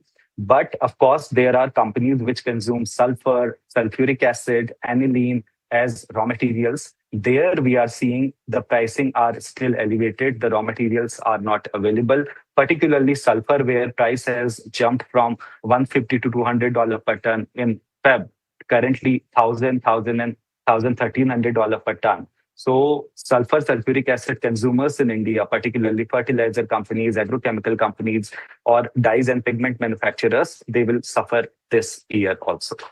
Ajay, I'm just wondering, in both those conflicting situations, one is the amines bump up that you're seeing, and on the other side, the high input costs. Which are the companies that seem more resilient and would be top of mind for you as the ones who will come out smelling of roses? Companies which are in the contract manufacturing business in India, because they are able to pass on the cost to their consumers. So companies like Acutaas Chemicals, companies like Aether Industries, Anupam Rasayan, and Navin Fluorine. So whatever raw material or input price increase is there, because of their contractual obligations, they can pass on the price increase to their customers. So these companies are best positioned. On the other side, companies catering to FMCG or consumer disposable income segments like surfactant manufacturers like Galaxy, Rosari, they will suffer because there we are seeing raw material price increase, but they cannot pass on the price increase to FMCG companies like ITC or Hindustan Unilever that easily. So again, like it's a double-edged sword. So for some companies in contract manufacturing business, it's a good thing, but for other companies, it's not a good thing. Just lastly, Ajay, and this has to do with some announcements that have come through over the course of the last couple of quarters with regard to capacity additions in certain pockets. What are the implications for that? And which specific sectors and companies would you be focused on, or other sectors, more importantly, would see that benefit play through, if not in FY27, then in 28? I think one sector we need to watch out for is PVC, where Reliance and Adani are coming in big way. India has been a net importer of PVC for long, and now Reliance and Adani are coming with such large capacity. So I think for next 1.5 to 2 years, that should be one segment to watch out for. The pipes demand, the plastic demand is increasing in our country. So for Reliance and Adani, this large capex we must watch out for. Then another big capex is DME, which goes into fuel blending from Balaji. And there are a couple of more players, 2-3 more players entering into this segment. So with DME, Balaji has entered with 1 lakh ton capacity. Their plant is almost sold out, 60-70% to domestic customer. Rest is export-oriented customers. They are also scaling up their DME. Plus, we will have new players. So fuel blending chemicals as well as PVC, capex in these segments, we should watch out for. Got it. Ajay, thank you for this brief, and I think it'll be lovely to talk post the quarter is done as well, to just try and assess what is the trend looking like, because it is such a difficult sector to grasp per se, because it's very, very bottom up. But thank you for putting this basic understanding today for this quarter. We'll talk to you post the quarterly numbers. Thank you. Well, guys, from that to a really big network exclusive. Yep, this is the big one, and I think a very timely conversation to watch. So the government is weighing a calibrated shift to higher ethanol blends with E21 likely by 2027. In an exclusive conversation with the NDTV network, Petroleum Minister Hardeep Puri allies concerns over ethanol blending, saying E20 has seen no consumer complaints in the last 18 months. Here he's in conversation with my colleague Gauri Dwivedi. The fact that there is now suddenly a raging debate with regard to ethanol, something that has actually happened months after the actual implementation, transition that has taken place. In your assessment, why is it that it's happening now? E20, madam, has been around for nearly 2 years now. Nearly 2 years. Slightly short. I think E20 blend came into the market in April 2025. Yeah. So April of 2025 to April, and we're already in the month of July. Okay. But I ask you another question. Before we reached 20% blend, we were at slightly less than that. And we were at E15 for 3.5 years, and I've never heard of any controversy then. Let me put it the other way around. Why does a controversy take place now? Especially, and I underline emphatically, there are 20 crore two-wheelers using E20. Yeah. 20 crore. There are 20 lakh four-wheelers using E20. I don't call it a gut feeling, because people like me should not be going on gut feelings. But when I put everything together and I compile the evidence which is available, the fact of the matter is that we import 85% plus of our crude. Suddenly on 5th June, when we launched E85, right, in a limited number of stations, I think 47 in the National Capital Region, and we launched the largest selling, we launched means the company concerned, Hero Motors launched the largest selling brand as a conversion to E85. Suzuki Motors launched Wagon R, and Toyota Motors launched one of their hybrid using flex fuel, E85. My sense is that someone thought that if E85 takes off in India, this was on 5th June, which is World Environment Day, because things happened very rapidly after that. Right. Someone must have thought that, my God, if flex fuel takes off here and EV already there is a thrust coming, etc., let's cast a doubt.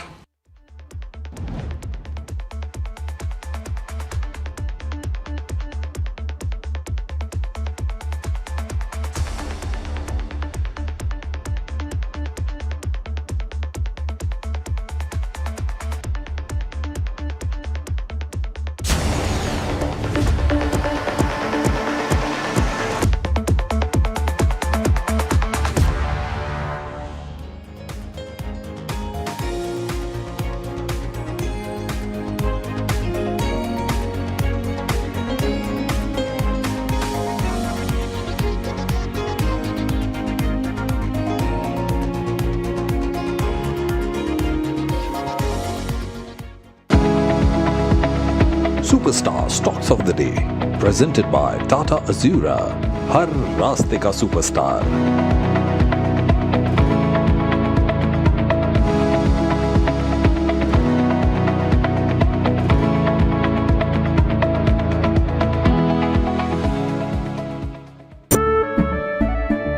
केसरिया से मन जोगी हुआ रे, दिल झूमे देखो मतवारा हुआ रे, केसरिया से मन जोगी हुआ. हर पल मनाओ केसरी त्योहार. विमल, बोलो जुबान केसरी. अंबा शक्ति प्लांट की वर्ल्ड रेनाउंड टेक्नोलॉजी देती है स्टील को ज्यादा ताकत हर बार. अंबा शक्ति SDTMT.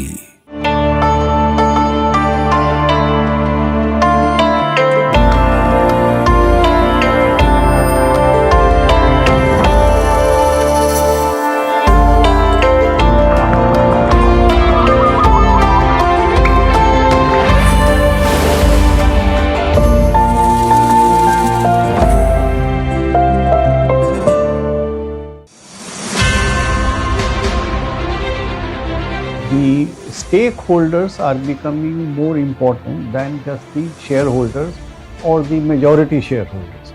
So things have changed over the last 3 decades.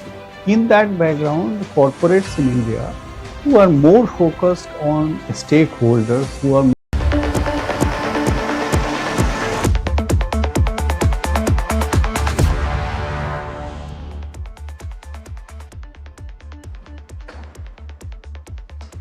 Welcome back. You're watching India Market Open, and our next guest is Abhay Agarwal, who is Managing Director of Piper Serica Advisors. Abhay, as always, thanks so much for taking the time. And the thing about this is just when you think that things have settled down on the geopolitical side, something flares up again. That's the story of 2026. How are you reacting to this, though? Do you anticipate that just like past events, this would be fleeting and you can bet on this turning around, a taco trade? Yeah, good morning. Now, I think what I figured out is best to not react to this at all, because I think this is a new normal. Trump has another 2.5, 3 years more in office. And what that means is that we will go through these phases regularly. It will settle down in one geopolitical reason, it will flare up somewhere else. So that is the new normal that investors have to get used to. So as fund managers, I don't see any point in reacting to daily comments or daily news. As you said, most likely a lot of it will settle down. If the volatility is very high, I see this as a buying opportunity again, rather than getting into cash or getting risk off, because whether we like it or not, this is what the markets are going to do for next 3 years.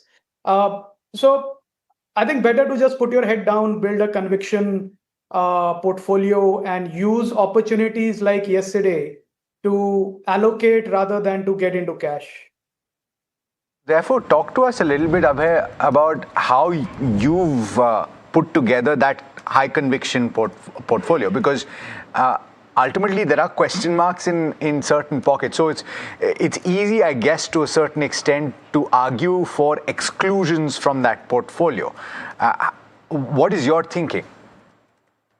No, as I said earlier also, Alex, I think we see great opportunities in India, mid and small caps. And I think that is the market, that is a segment that still has low participation, despite the fact that, people don't realize these indices are probably at their all-time highs. Whereas the larger benchmark is still struggling. So we do not worry too much about the larger benchmark, because we think the growth opportunities where investors like us are going to make multi-bagger returns are in the mid and small cap. Of course, there are technical pressures on these stocks because at times they are low liquid. So when the liquidity in the market dries up, you see stock corrections which are pretty sharp that we saw in the first quarter this year. But I think anybody who got in the first quarter this year saw that as an opportunity, has done very well. So that is where our focus is. We are a growth investor.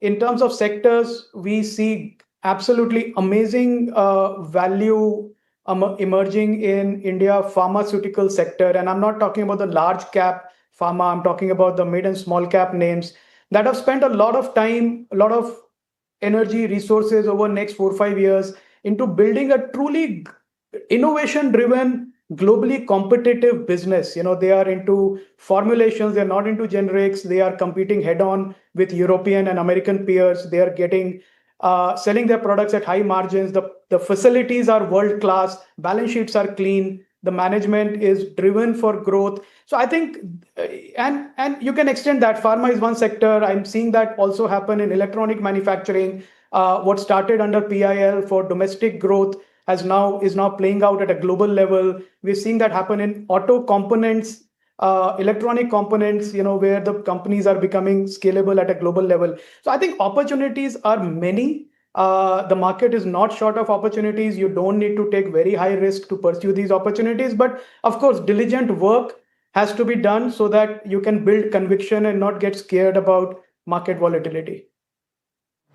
Abhay, hi, Tamanna here. You talked about doubling down and using every dip as an opportunity. The confusion is that should you go all out contrarian or where you should draw the line? And I'll add an example to my question to contextualize it. IT, for example, if you want, there can't be a bigger contrarian bet to take right now.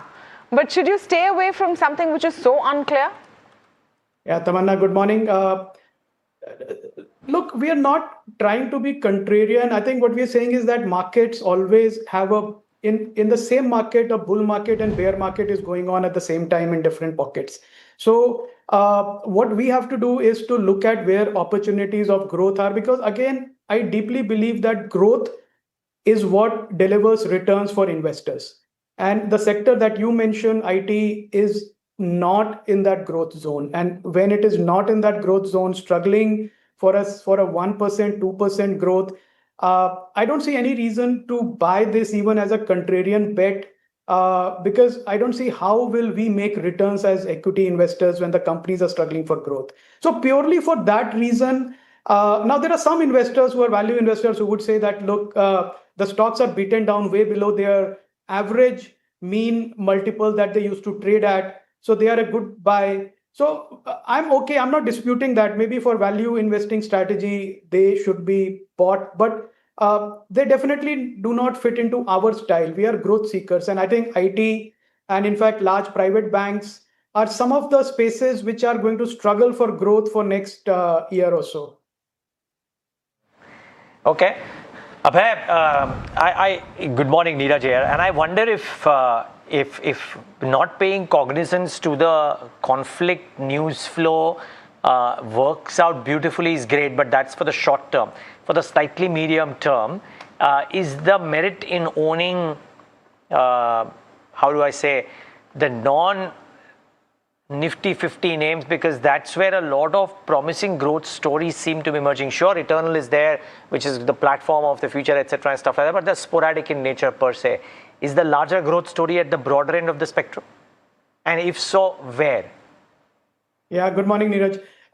So if you look at it, India has, let's say, arguably $5 trillion market cap. That's the entire market cap of the Indian market. 3 trillion of that is sitting into Nifty 50 stocks, the index that we track, the 50 stock portfolio. That's heavily skewed towards 50 stocks. And then let's say another $1 trillion is sitting in another 100 stocks, which are mid caps, or 100 to 150 stocks, which are mid caps and all. Now, if India has to go from 5 trillion to 10 trillion, the question is, where is this incremental 5 trillion going to come from? Is it going to come from the Nifty weighted stocks, the stocks, large cap stocks, ultra large cap stocks, or is it going to come from young companies that have found a strong footing, are now really growing rapidly? Our bet is that it will come from the younger companies. So the next, out of next 5 trillion, probably 3 trillion will get created by companies which are worth 1 trillion right now. So as you asked, definitely the large cap companies will grow. I'm not worried about that at all. But as investors, since we have limited capital to invest, we have to look for what is the best investment for us and our investors. And that is where I find opportunities more in the stocks that are out of indices rather than which are included already in the indices. Okay, Abhay, thank you so much for joining in today and giving us your views. Abhay Agarwal, Managing Director at Piper Serica Advisors, always, giving that very measured view. And the one that's coming in, and I thought really struck me, was that when you have opportunities like yesterday, don't go sit on cash. Start building up portfolios from a slightly longer term basis. You have no other choice really in this market. But let's move on to an important story. Sources tell NDTV Profit that the SEBI has approved futures and option contracts on the Nifty India FPI 150 index, giving foreign investors a new India-focused benchmark for derivatives trading. Nimit joining in with all the details. Yes, SEBI has approved futures and options on NSE India's FPI 150 index. These will be rupee-denominated onshore contracts to complement the existing derivative indexes already available. Remember, the dollar-denominated versions of these already exist at Gift City for trade. Important thing to note is that derivatives form a large part of NSE's revenue. Last year, there were over 60% of that revenue in the last fiscal, and this is NSE's way of another option to boost their income ahead of their planned IPO, which is worth 30,000 crores. Also important to understand that this gives foreign investors another option to invest in India and aims to boost their participation in India markets. The product is designed to offer FPIs a more accessible India-focused benchmark. Thanks, Nimit, for that. Very interesting, isn't it? Very interesting, simply because it is, I mean, and one then tends to think, why is it that the authorities didn't think of it earlier, that you're creating an index which is I mean, as they've described, the 150 most accessible stocks, it's now on hindsight, it's the most obvious thing to do. And then you arrive derivatives out there so that the trading income out there for NSE may improve, etc. and stuff like that. But at some point of time, exposure to their index by itself would mean something. It's interesting because a lot of allocation to India does happen through passive routes, doesn't it? It's not an active fund manager sitting somewhere in the US saying I'm allocating. It's not. Right. It's only passive flows. Yeah, the majority of them. I'm also looking at it in the context of when this whole thing about FII started, was when there was huge volatility in futures and options. We moved to sort of curb retail participation, this whole narrative that, FIIs are benefiting at the cost of Indian retail investors. Now you're just saying, okay, I'm slicing it off, and then coming in that way. Yeah. Could that be seen in context of this as well? One is that, and two, I mean, think of it, a lot of people try and think, right, FPIs वापस आएंगे तो banks खरीदेंगे. Now, people will say FPIs वापस आएंगे तो ये index के derivatives खरीद लेते हैं, if it's available for others as well. I think this banks खरीदेंगे is anyway being countered a fair bit with all of their recent moves. I mean, I'd be interested to know the 1,900 crores that they came in net positive yesterday. Where did that put it? But SBI Funds Management in focus, they have set the price band for their initial public offering at 545 to 574 rupees per share, paving the way for what will be the biggest IPO of 2026 so far. To understand how the fund house is placed versus its peers, Sharad is joining in with that comparison. Well, yes, I have taken 10 important metrics for my analysis, and these are the most important metrics for you to track. The first one is, of course, we are taking the larger AMCs in our analysis, especially the ones which are having a banking kind of a sponsor as well. SBI Funds Management, the revenue, look at it, it is actually one of the second biggest as compared to ICICI Pru AMC. In the PAT levels also slightly lower than ICICI Pru AMC as well. This is, of course, because a large exposure is there in the passive segment for SBI Funds Management. Let's look at the second important takeaway at the AUM analysis, and this is where it stands at 12.5 lakh crores, the QUAAM, that is your quarterly average assets under management. The market share is the highest at 15.3%. This includes equity and debt both. The third important metric apart from this is the foreign partners. Most of these AMCs have foreign partners as well. SBI is having Amundi, ICICI Pru has Prudential PLC, HDFC AMC has Aberdeen, and even ABSL AMC, they also have Sun Life Financial as well. So this is a very interesting trend to take out. Also, looking at the passive segment, they are having the highest market share at 27.9%. Remember, all of this data is in FY26. The next metric you should be tracking is your equity-oriented retail MOUM. That's the monthly one. We have taken the recent data. Over here also it is at the industry-leading number when it comes to SBI Funds Management. Apart from the equity-oriented retail numbers, active equity AUM, it's quite close. It's the second place it is as compared to ICICI Pru AMC, and coming in at 12%. This is, remember, the May data from UBS report. Also, the market share for this active equity, if you look at it, that's also on the second highest side. The number of unique customers, that stands at 1.8 crore. That's the number to look at. That's the highest in the market. Also, the next metric in focus would be the QM, which is a part of your parent bank deposit. This is very much important, and if this ratio is lower, that means there is a significant upside potential, and this is what's happening here. It's very low. It's at 20.9% as compared to ICICI Pru, that's around 61.5%, and HDFC, that's around 30%. So that's where a little bit of alpha is there. Equity oriented beyond 30, B30 as we call it, these places we see this is the company is having the largest market share. That means the tier 2, tier 3 cities, that's where the growth is looking like, at least in the mutual fund industry. And look at that, they're having the biggest market share in this. And the another metric to track apart from this would be the valuations. I have taken these valuations on a forward basis. I've calculated it, and it's reasonably priced. Looking at the overall price band, it's around 31 to 34 times for FY28 PE. And if you compare that with ICICI Pru or HDFC, it's largely in line with what the sector has been there. Of course, 2 years ago, the sector had seen a good re-rating, but now there seems to be a deflation at play. And these are the other AMC stocks which are listed. UTI, of course, is the cheapest at 15 times, and ABSL AMC also comes in at 27 times. So this is the entire picture of the important metrics to track for this IPO. Thank you for that, Sharad. I want to see what State Bank of India is doing this morning. That's also going to be in focus as a majority owner of SBI funds. The stock about 1% up. Dr. Reddy is also on the radar. A quality glitch has hit select semaglutide batches at Dr. Reddy's. Little pressure on the stock, but what's the story all about? Varsha joining in for more.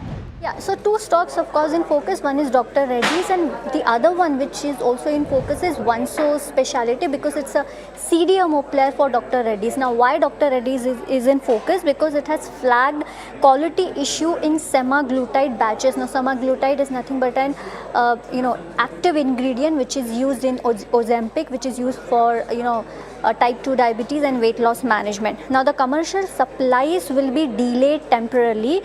Certain semaglutide batches were found to be out of specification, which the issue is actually linked to the API used in the product. That's the active ingredient used in the product.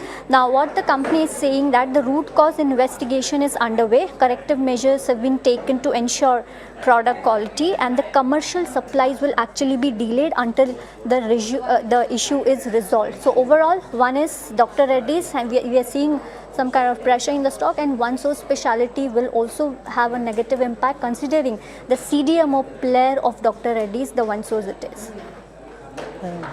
Got it. All right, Varsha, thanks so much for that. And in fact, we're drawing to a close on this edition of India Market Open. And so therefore, from the NDTV Profit Suzlon studio, it's a goodbye from Neeraj, Tamanna, myself, and the team that put this show together. Thank you so much for watching. Stay tuned. This is NDTV Profit.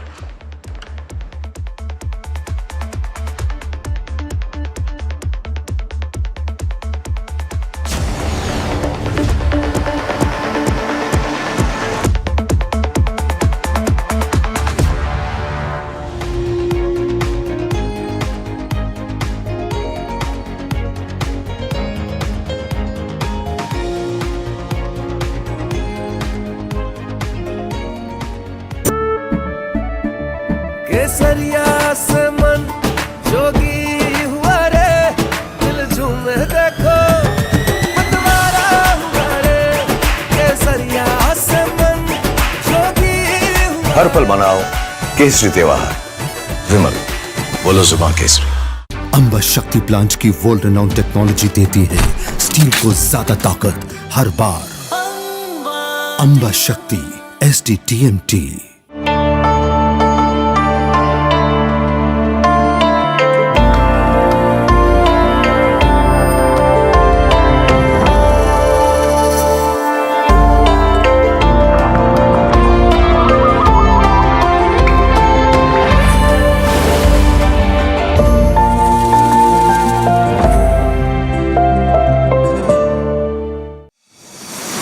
India Inc.'s most respected names chose India Inc.'s best and brightest. I'm delighted to be chairman of such distinguished fellow businessmen, bankers. It's just lovely to be back on this NDTV jury. I have been a fan of NDTV for a long time. Many of the nominees are extremely close together in terms of what they've done. Gender parity to be reflected while we choose leadership as well. It's also important that how they are reshaping the industries. We've got a fantastic jury and we've left all decisions to the wisdom of the jury. Who will earn India's top business honors? Find out at the NDTV Profit Business Leadership Awards. India's unshakable news habit. NDTV.com is India's #1 English news website.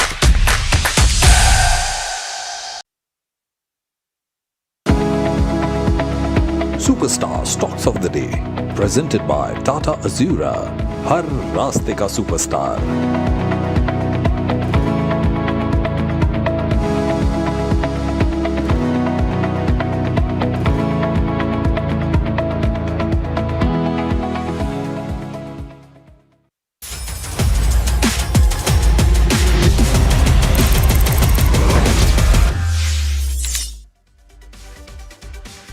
Welcome to NDTV Profit. You are tuned in to Crypto Minutes powered by CoinSwitch for your daily dose and news updates from the crypto world with me, Sharad Dubey. Now let's take a look at the top headlines. Bitcoin stabilizes near $62,000 mark on geopolitical cues. Now White House confirms strategic Bitcoin reserve plan. Russia advances crypto bill. Bitcoin bottom giving signs of a bull market, says analysts. Looking at the levels, Bitcoin is near that $62,000 mark on the recent geopolitical developments. Now the fall seems to stabilize now. Globally, the risk-off sentiment is still prevailing across most asset classes. Now, of course, this is due to the rising tensions coming in West Asia. The White House has confirmed officials that they are working on the structure of US strategic Bitcoin reserve. Now the US government controls roughly 3 lakh to 3,28,000 Bitcoins and the value is between $20 to $25 billion. Now what happens? This brings in more institutional support to crypto. Russia's State Duma committee has approved a revised crypto bill. Now the updated proposal allows crypto to be used for buying Russian securities and also digital financial assets while keeping the annual retail investment limit at roughly 3 lakh rubles. Now this is a positive for crypto investors. Well, analysts say Bitcoin is repeating its previous macro bottom behavior in a textbook manner. Short-term holders are taking profits on minor recoveries. Sometimes this is a characteristic of a bull market. And before we wrap, here's a quick check to the changes to crypto prices over the last 24 hours. Of course, concern is there in the risk assets, but Bitcoin, Ethereum just fell 1 to 2%. No major change from the last time we updated you with the resistance and the support ranges which are there. Of course, a little bit sell-off coming in Solana, falling almost 2% in the last 24 hours. Well, now time to take a look at the crypto strategy for the day. Here's what's there to keep in mind. Looking at the overall market outlook, it's still cautiously bullish, you could say. There is no panic actually warranted as of now. There is a range-bound movement with a slight negative biasness, but let the levels stabilize. $62,000 levels, that's the immediate support level for Bitcoin. And in the coming sessions, you can expect a little bit of consolidations before the next leg of moves start coming in. Now, as we wrap, remember you can reach out to CoinSwitch's dedicated helpline where anyone can connect with the in-house experts to get their queries resolved, whether it's about crypto, regulations, taxations, or the broader industry. The team is available to provide guidance and help users make informed decisions. Well, that's all on this edition of Crypto Minutes powered by CoinSwitch. Thank you so much for tuning in.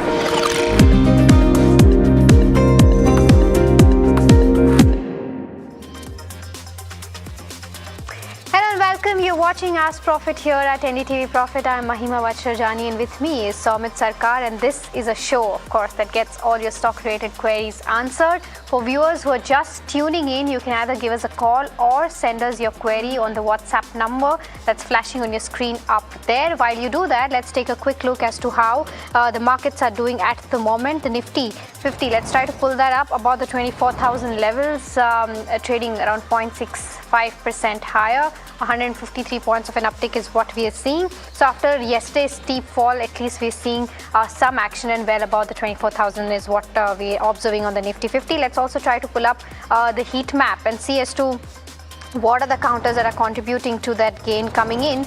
You have names like Bharti Airtel topping that chart up 3.6%, followed by Sun Pharma up 2.8%, Eternal slowly and steadily moving up 2% as well, Max Health, Nestle, Tata Consumer. So a lot of consumption names are back in action and seeing gains anywhere in that range of 1 to 2% in the Nifty 50. But on the flip side, you have Dr. Reddy's, which is down 2.6%, Infosys, Bajaj Finance, NTPC, Hindalco, TCS. So IT names again seeing profit booking in trade today. Let's also try to pull up the bank Nifty because that is trading 0.8% higher, slightly doing better than the Nifty, above the 57,100 levels, almost touching the 57,200 levels. Let's also try to pull up the sectoral heat map to see as to what sectors are doing in trade right now. And you have media gaining the most, followed by realty, pharma, PSU banks doing very well, but you have IT and defense which are under pressure today. But it's good to see more green on the screen than red. Let's also quickly pull up the advanced decline ratio to see as to how the broader end of spectrum is performing. And it's doing better than the benchmarks is what we're seeing. The mid cap 150 and the small cap, that ratio suggests that we're doing fairly well, much in the favor of the bulls. The mid cap 150 is up by about 1.2% and the small cap 250 is gaining by about 1.4 odd percent. So that's with regards to where the markets go. But let's start taking all your stock related questions and to answer them today. We're now joined by Kush Bora, who's the founder of kushbora.com, and also joined by Shaina Mukaddam, who's an independent market expert.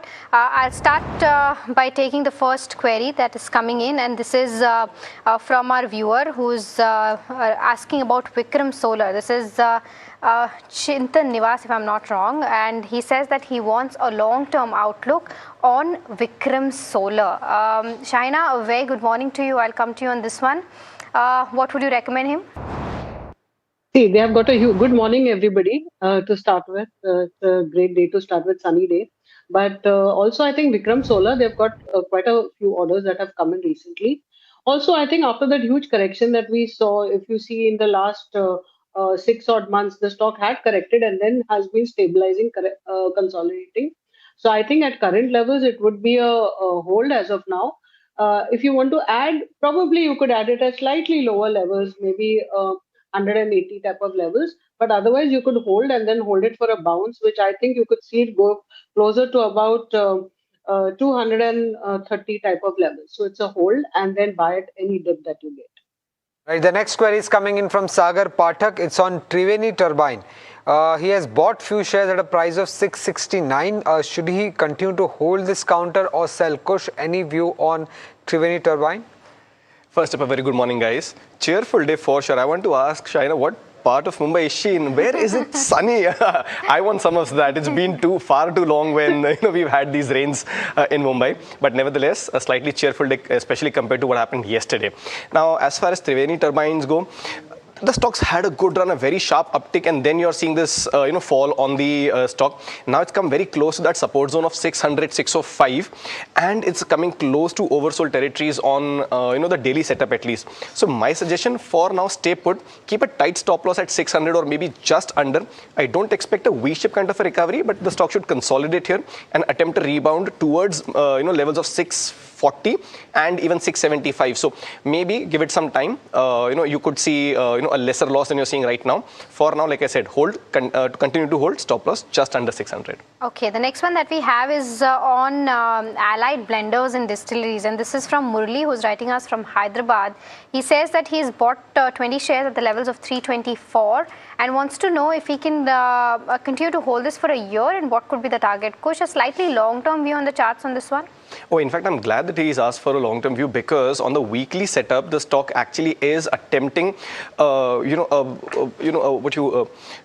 rounding formation breakout, not nearly there in terms of closing, but in terms of making that right move, it's already there. So 690 is the level that I will watch for. If you get a couple of closings above this from a long-term perspective, despite the run that it's already had in the last month or two, I think the stock will actually do well. So continue holding on to Allied, and the stop loss on this one comes in slightly deep around 625 levels, but very close to breakout levels of 690. Continue to hold. Right. The next query is coming in on KC International. Jayashri from Coimbatore has around 100 shares bought at a price of 538. Can she average now or exit? Any view on this, Shaina, on KC International? Well, see, the overall sector, in my view, is, cables is going to see a lot of competition that will come in maybe in a year's time with new competitors launching their products. But I think KC International does have a space of its own. Plus, it has corrected substantially and it is quoting almost at the same levels that it was 5 years back currently. So I don't see too much of downside. But at the same time, I believe you could look for some bounce to switch. I would believe that there could be a bounce because of the correction that has taken place. Otherwise, they do have some orders in place, so it is not that the company is does not have a good revenue potential. But I think there is going to be some bit of pricing competition that will come in the medium term. So I would believe hold for now, wait for a bounce. All right, so that's the view coming in on KC International. The next one that we have is coming in from Vijay, who's writing us from Chennai, asking about solar industries. Let's try to pull the chart up, and he wants to know the short-term target on this particular counter. Kush, what would you suggest on this one? Because his buying price is quite high. He's bought at the levels of 18,500. I wouldn't really worry too much about it. Yes, there is a deep gash, today also. The stock is seeing some sell-off. So for now, you could continue to hold. This is a level, about 17,200 is where the stock had taken support multiple times, attempted a rebound. If you want to push it a little lower, then that level comes close to the 16,800 mark. So I would hold with a stop loss at about 16,800. The entire pack had, a sharp run up, then a consolidation, and then you're seeing some sort of a breakdown in some of these names. But from a slightly medium-term perspective, this holds in good state. From a near-term perspective, if 16,800 is broken, then you could see some further downside pressure. So hold, but with a tight stop loss at 16,800. Okay. The next query is coming in on Zaggle, and Vivek from Mumbai wants to already is holding around 1,105 shares bought at a price of 344. He wants to know whether can he hold this counter for the next 1 year. Shaina, any view on Zaggle prepaid? Well, in my view, actually, it's a bit high risk stock. The stock is actually, the management has or is growing through acquisitions. And that I believe would be something that could put a pressure on their balance sheet. I would believe that it is quite expensive in terms of current valuations. So though the stock has corrected substantially and is at same levels that it was, a year back or 2 years back, but at the same time, I would still say it is better to avoid this stock, not to invest and to switch. Right, so that's the view coming in on Zaggle. I think we've got Narendra who's calling us from Hyderabad. Narendra, a very good morning to you. Go ahead, ask your question. Yeah, good morning, madam. Yeah, good morning, panel members. Today I'm my lucky day because of Kush Bora. I'm a big fan of him actually. I'm seeing the daily 8:40 program for him actually. Right. Go ahead. As you can see, Kush is Yes. having that big smile on his Regarding face. my question is LG Electronics, LG India. I have the 15 shares. I got it at the price at the time of the IPO time. So the stock is not moving well. So I wanted to. My planning is to sell, and I will buy Apar Industries or Silpa Medicare. Is it good decision or not? Okay, got your question, Narendra, and I'll take this up straight away with Kush. Kush, what would you recommend him on LG India? And he's given you great compliments. Thank you so much for that, Narendra. Now you guys know why Thursday is the favorite day of the week for me, right? For exactly, viewers and callers like Narendra. Yeah. Thank you so much for that. I think I should plan a trip to Hyderabad, perhaps even Bangalore, right? I mean, very soon in the future. So thank you so much for that. First, to answer your query on LG, I think the stock is holding ground. You should continue to hold. It's consolidating. I don't really see too much of an issue with it. But like I always do, I suggest a stop loss close to the 1490, 1500 mark, but continue to hold. Now, as far as Shilpa Medicare goes, I think I know why you bought it. This was one of our weekly picks last month, doing fabulously well. However, I wouldn't really enter now, but if I had a position, I would continue to hold. I would actually look to add this close to 570 odd levels. I know it's some distance away, but could see some profit booking. But if you have, you should continue to hold Shilpa Medicare. Okay. The next query is coming in on, The next query is actually on Hitachi Energy, and The viewer Jeet from Kolkata wants to know whether is it a right level to enter Hitachi Energy. Kush, any view on Hitachi Energy? Should Jeet buy at current levels? Yeah, so we know that the pack has seen some sell-off. This stock too had run up quite a bit, is seeing sell-off very close to support levels of 31,500. This is a good level to enter. My concern remains around the momentum and the follow-through. So if your view is 6 to perhaps 12 months out, then you could consider to accumulate at these levels. So like I said, momentum is something that is missing and may not return immediately. And on the downside, support zones close to the 29,500, 30,000 mark. So keep that as your stop loss. But yeah, you can gradually start accumulating Hitachi Energy, not go the whole hog in one shot. Right. The next is a caller query coming in from Andhra Pradesh. Bharat, you can go ahead and ask your query. I am holding Balaji Amines at the price of 2290. Okay. 200 shares. I am a big fan of Kush Bora, sir. Sir, your stock predictions are about two good stock predictions, price. Well, Kush. So, what is the technical view and what is the target of the stock? Okay, Kush, any view, technical view on Balaji Amines? Bharat, thank you so much. And if I have been right, it's just because God and markets have been kind to me more than anything else. But I'm glad that, the recommendations have helped you through the course. Happy to be a part of your investing and trading journey. So thank you so much. You guys are so sweet. I think the Andhra Belt today is, being very kind to me. Like I said, perhaps a trip in the near future. Balaji Amines in very good stead. My only concern is that your buying price is slightly elevated, right? The stock has been consolidating here. This is the upper end of the resistance zone and you've bought it here. But nonetheless, like I said, the stock is in good stead. If it breaks out, if it gives you closing above 2,300, which is not too far from current levels, right? So if it gives you a couple of closes above these levels, then the stock could resume its uptrend after a month and a half of consolidation. So hold Balaji Amines, deepish stop loss for this one, 2,075, 2,100, those levels should act as your stop loss.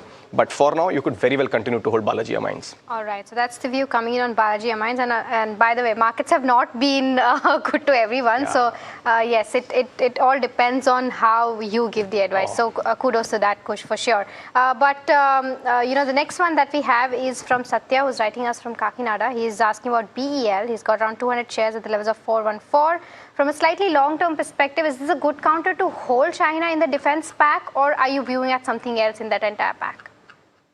For the longer term, yes, it's a good counter to hold, definitely. And I would see any dips give you opportunity to add. If you see the order book position, it is very strong. And they continue to get orders. And I would believe that they also are improving their performance, if you look at it on a year-to-year basis. So execution is also improving. So I would say, yes, you can continue to hold for the longer term. And if you want to add, if you're not invested and want to add, yes, any dips, like, anything close to current levels, maybe 10 rupees, 20 rupees lower than this, make excellent buy levels. Okay, all right. So that's the view coming in on BEL as well as the defense pack. But I think we've got Ayar calling us from Bengaluru. Ayar, a very good morning to you. What's your query about? Very good morning, Mahima. I have been a regular viewer of your show. It's been excellent feedbacks I've been getting it from your analysts.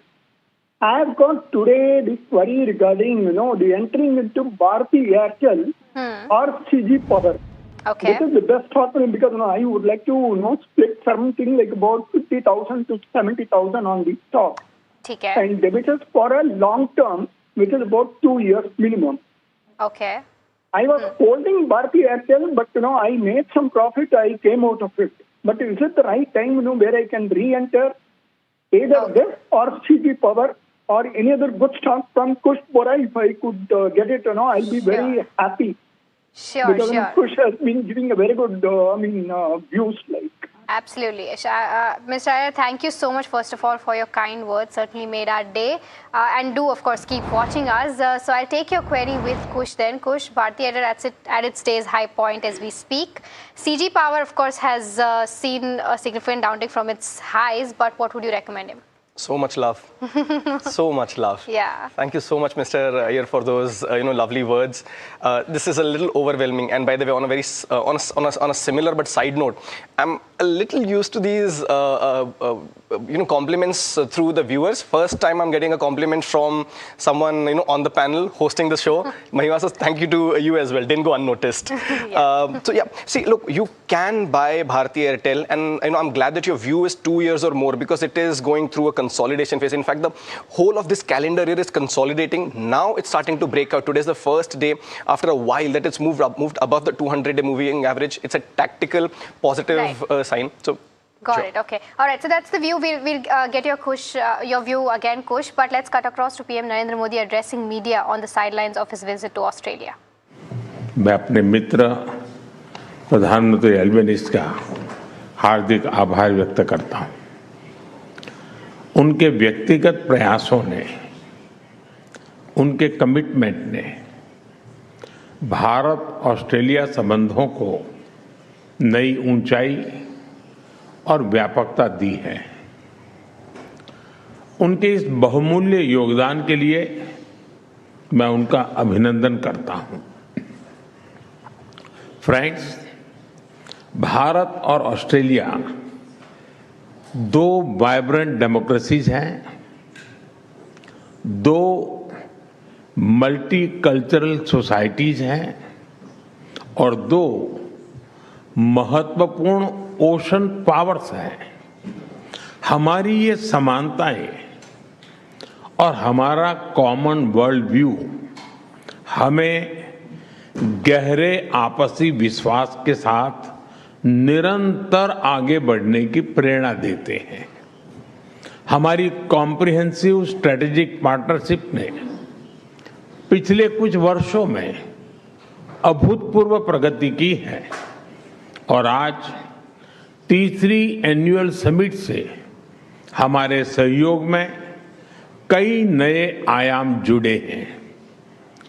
2022 में किए गए economic cooperation and trade agreement से हमारे व्यापार और निवेश का दायरा लगातार बढ़ा है।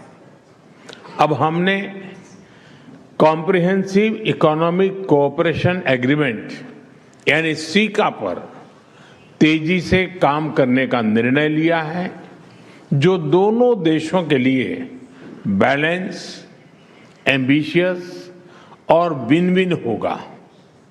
हम बायलैटरल इन्वेस्टमेंट ट्रीटी पर भी तेजी से आगे बढ़ेंगे। हमारी renewable energy partnership clean energy और क्लाइमेट एक्शन में हमारे प्रयासों को साकार रूप दे रही है।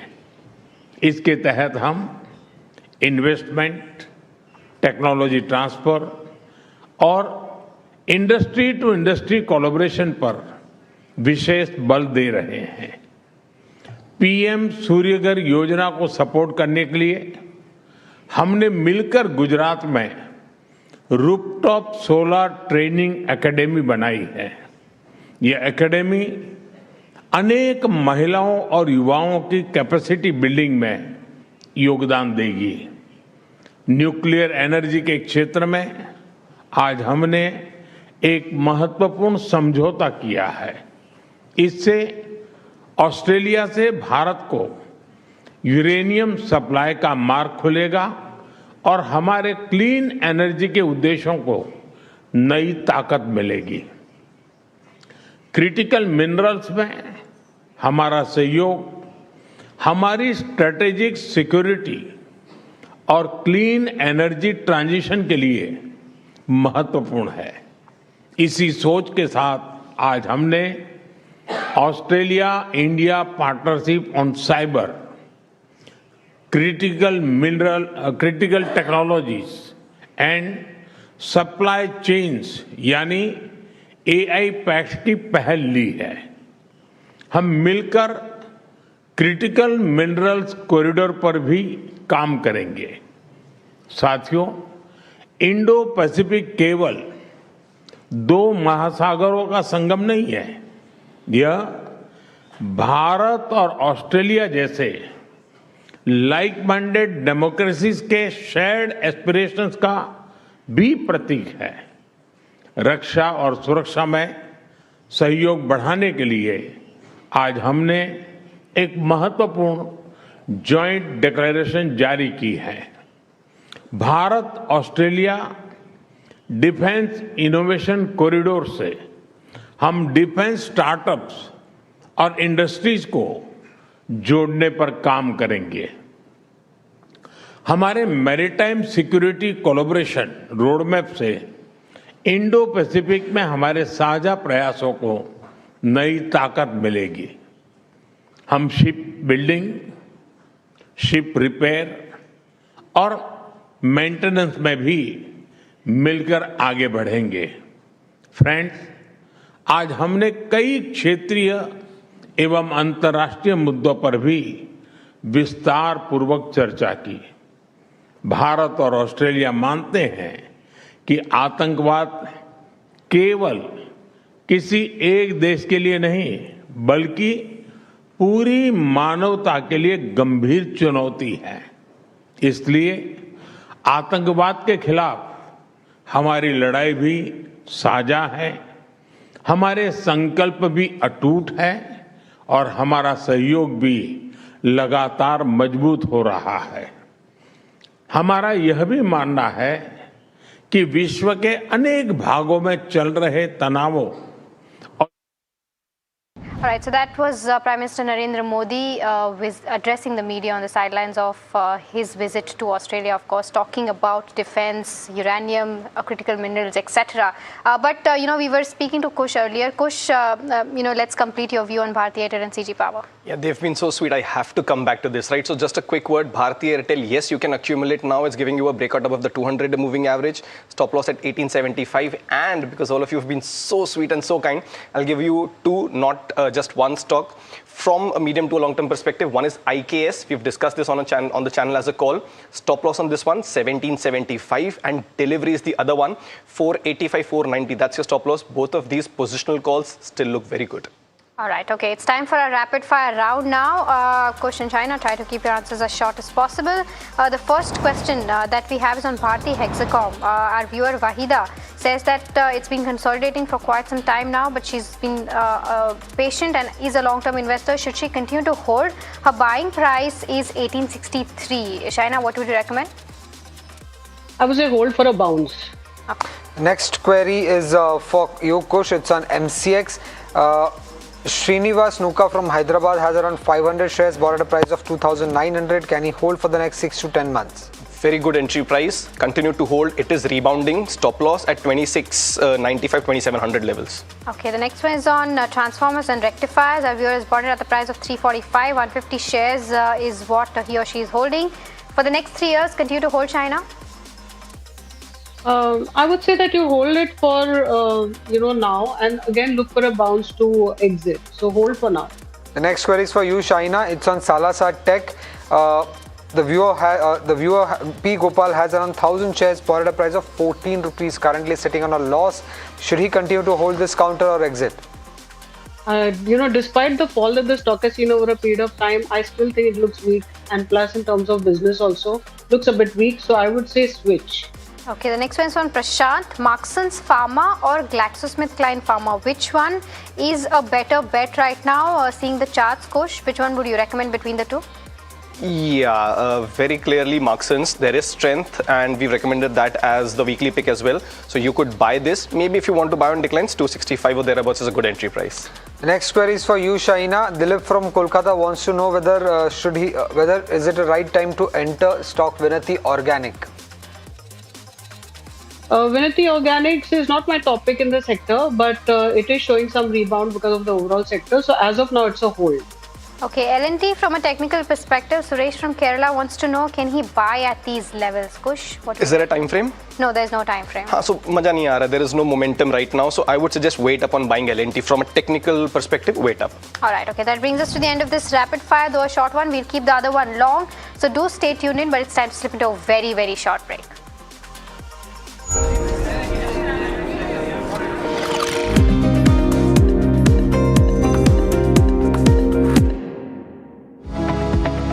Superstar of the day, presented by Tata Azura, हर रास्ते का सुपरस्टार.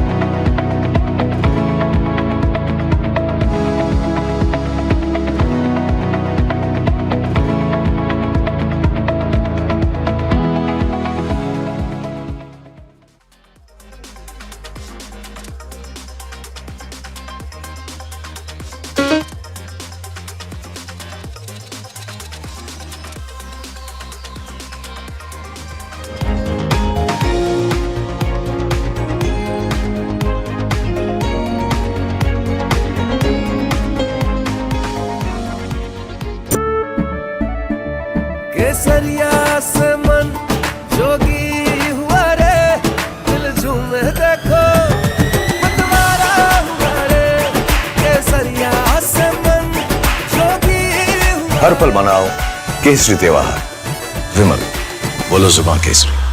अंबा शक्ति प्लांट की वर्ल्ड रेनाउंड टेक्नोलॉजी देती है स्टील को ज्यादा ताकत हर बार. अंबा शक्ति SDTMT.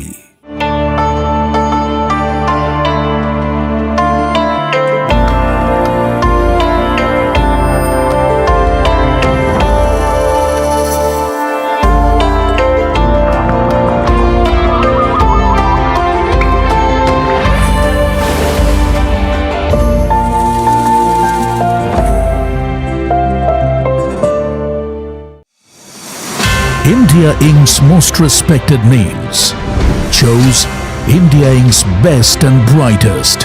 These kind of awards and jury lineup, you are truly giving it the right weightage. I think it's heartening to see talent that there is in across India Inc. We should be awarding companies and individuals who have focused not only on growth but also on bringing good governance. Be part of jury and vote on the people, the men, the women, the companies in India who have the right stuff is a great opportunity for us. For us, the biggest thing is trust. That's what we provide. We need leaders in India that can help take India being a global superpower. We got a fantastic jury and we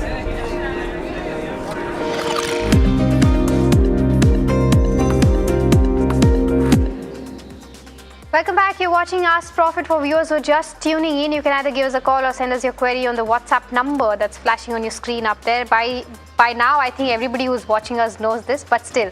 The next question that we have is from Devi Jayaraman, who's writing about Bharat Dynamics.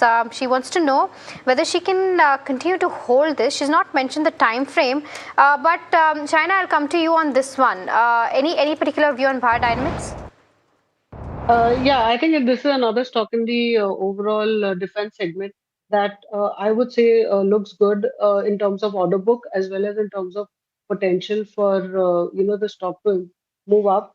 Given the fact that while it is expensive, given the growth that is likely, I would say a bounce from current levels. So I would say it's a good hold at current levels. All right. Okay. We've got Ravi calling us from Hyderabad. Ravi, a very good morning to you. What's your query about? Yeah, very good morning. I have query on Eternal.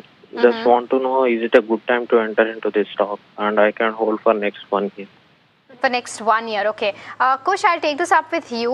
We've seen a good run up for this particular counter in the last, just a week or two. But would you recommend an entry now from a long-term perspective of a year?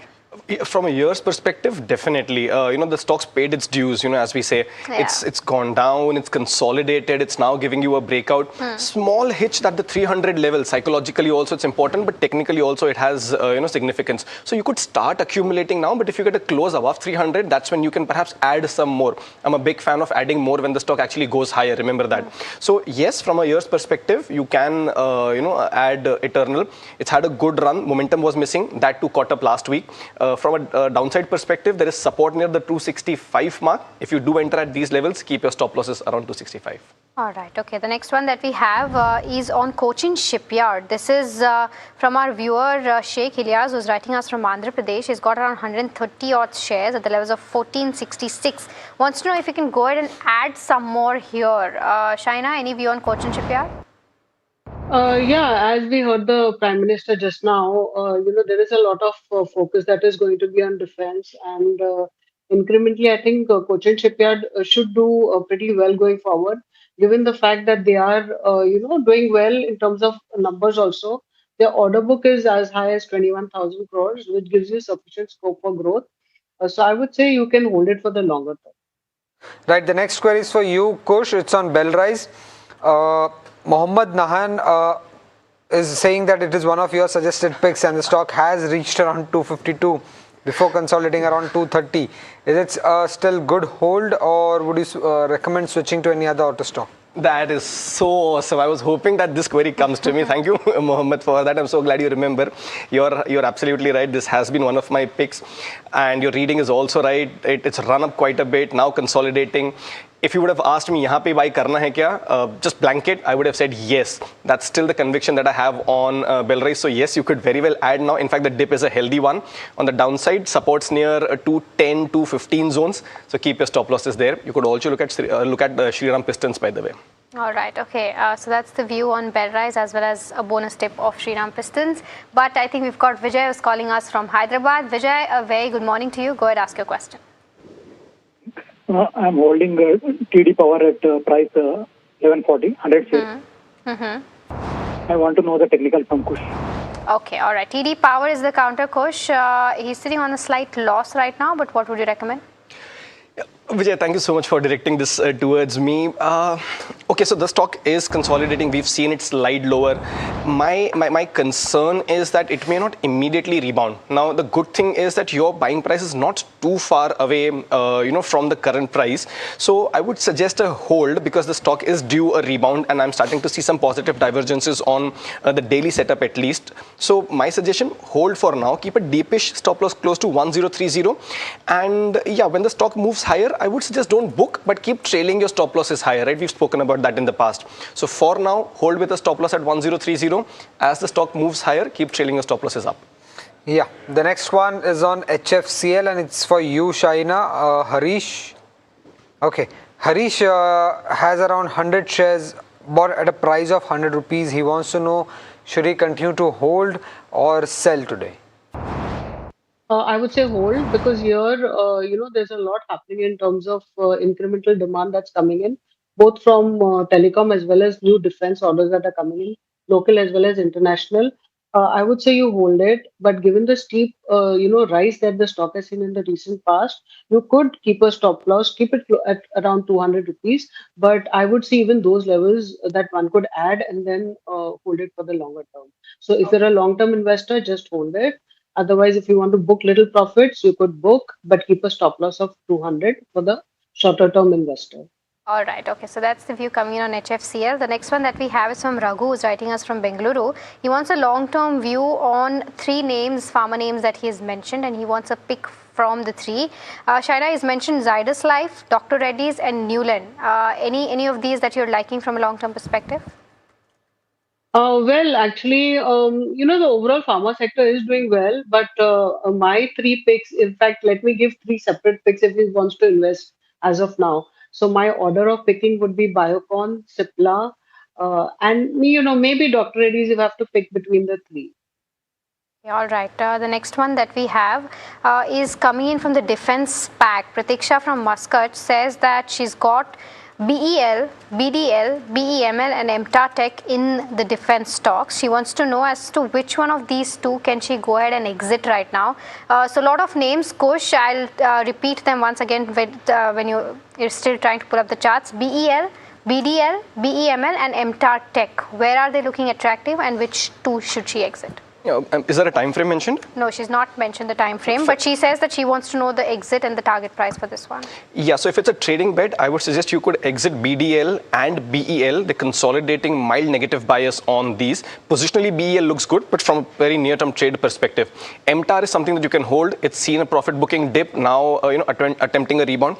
And even BEML, by the way, is starting to attempt a rebound. So 1830, that's the level. Once it crosses and closes above that, perhaps you could see an uptick. So BDL and BEML, from a near-term perspective, you could exit. All right. Okay. The next one that we have is on Uno Minda. This is from Jaya Krishnan, who's writing us from Kerala. From a 6 to 9 months perspective, is this the right level to enter Uno Minda, Kush? Very interesting setup on this one. So unlike the rest of its peers, it's not really had a momentum, but the volume accumulation over the last few weeks has been rather interesting, to say the least. So yes, you could start accumulating now. Resistance is about 1190 or thereabouts. So you could accumulate at these levels. There's a convergence of the 20 and the 50-day moving average near 1100. So keep that as your stop loss. But yeah, you could start accumulating this one.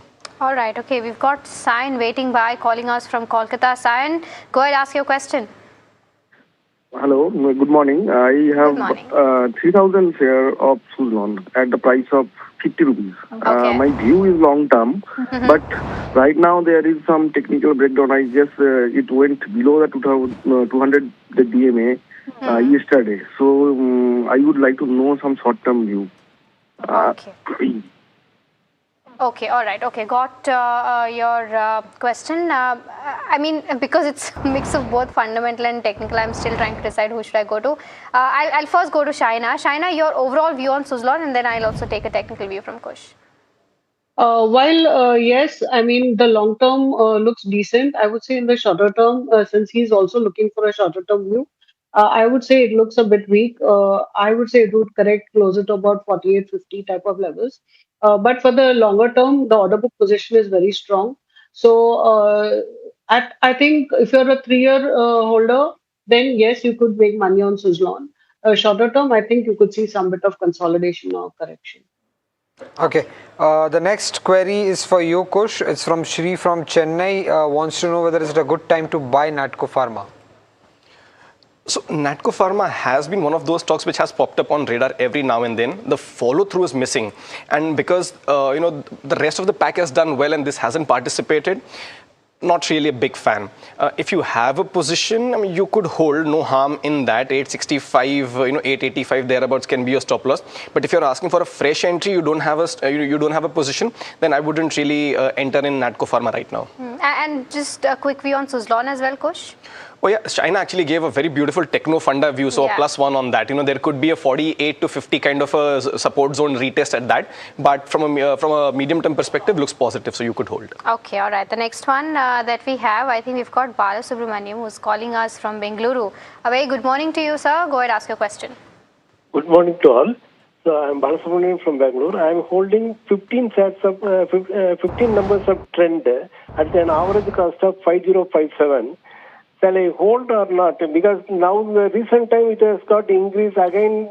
Last 2 days back again it has gone down by 10%. Yes. So shall I hold or dispose of? What's the time horizon that you're looking at? I'm a long-term investor. Okay, got your question. I'll take this up with China. Then China, we saw this stock taking a knock, and this was on account of the business update coming in. Less than 20% growth, etc. We've been talking about this. But from a fundamental point of view, trend, should he continue to hold because his buying price is quite high? Yeah, so I think it will consolidate for some more time because one is, of course, the business prospects look to be shrinking in terms of what is happening in overall growth.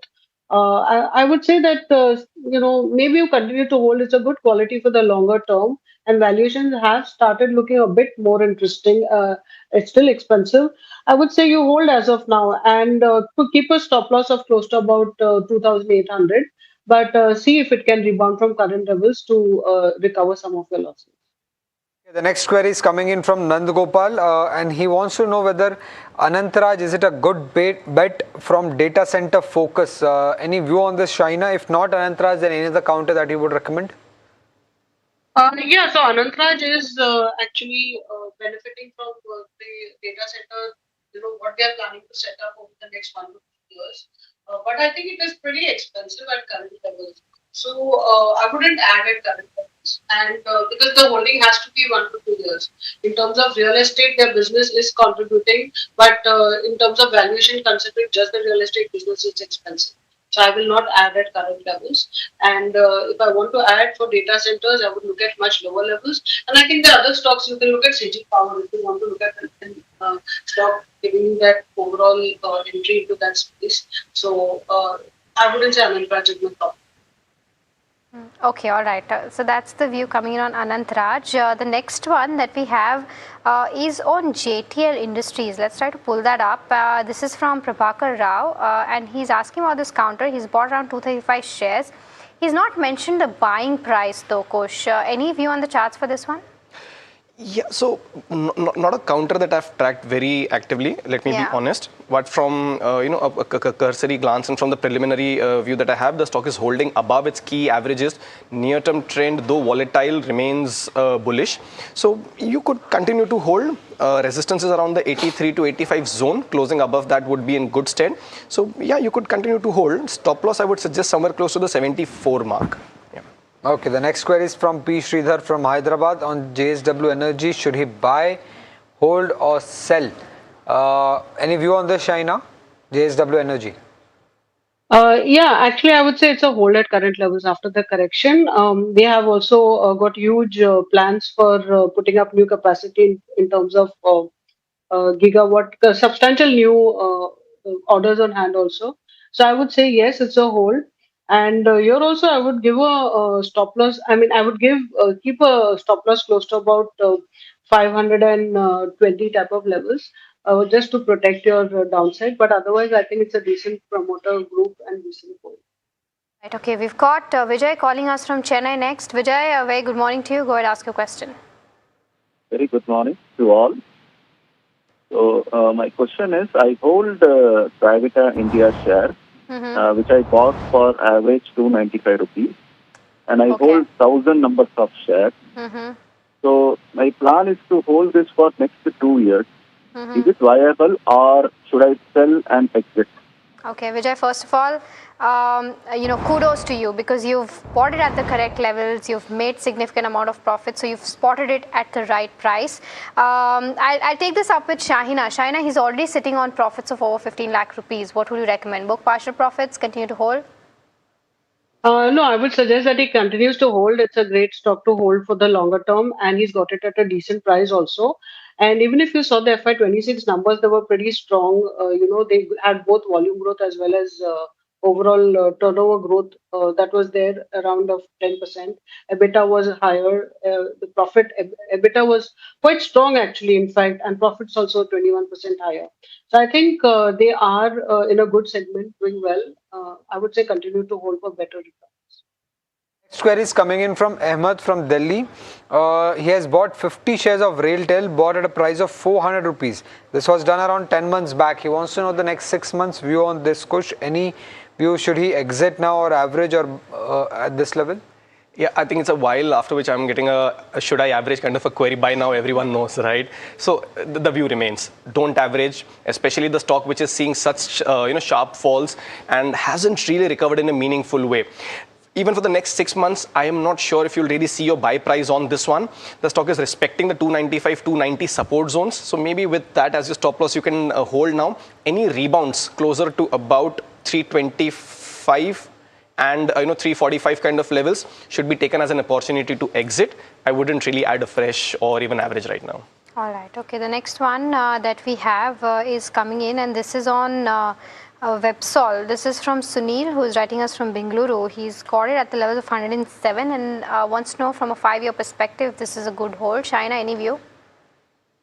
Yeah, so it's a small cap stock, and I would say, I would say that it is likely to consolidate for some more time, because if you see, the numbers also are, not that interesting.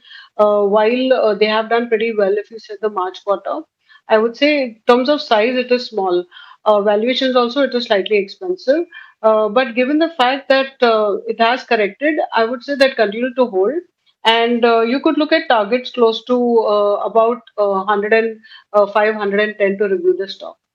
Okay, the next query is coming in from Hyderabad. Murli, you can go ahead and ask a query. Yeah, good morning to everyone. My good morning, name is Murli. I'm from Hyderabad. Good morning. My question is to Kush sir. I keep watching from the pre-open session, the discussion, debate between Kushbora sir and Parag sir is awesome. I really enjoy that along with the 3 trios of NDTV. So my question is on Himadri Specialty Chemicals. I have 15 shares at an average of 310. So should I continue for another 1 year looking at the trend that the way it is going on and the chemical industry? Okay, all right. Murli, got your question. I'll take this up with Kush. Kush, Himadri Specialty, any views on the charts?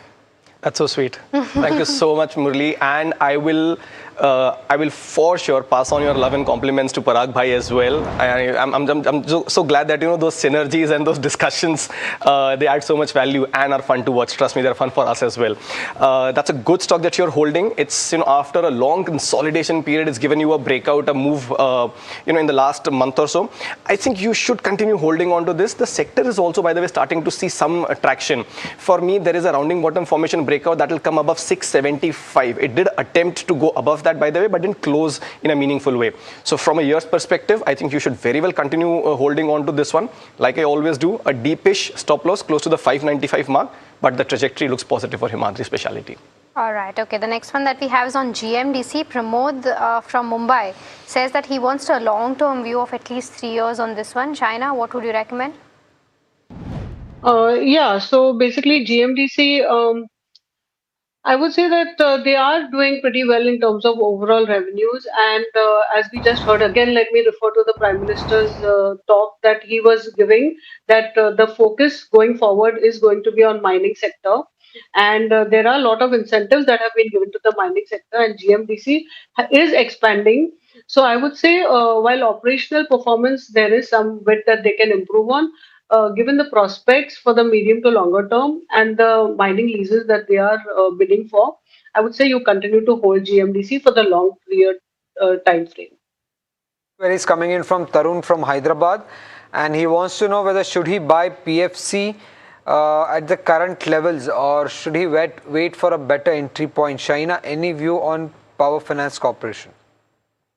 Yeah, so PFC, I would say that you wait as of now because of the merger and the implications that it will have from REC. And we will need to see what is the overlap in terms of the business that and how they are going to handle it. So while we saw this in HDFC Bank, the merger resulted in consolidation for some time. So I would say don't rush into buy. Just let's wait and see the overall management commentary on the merger and then take a call.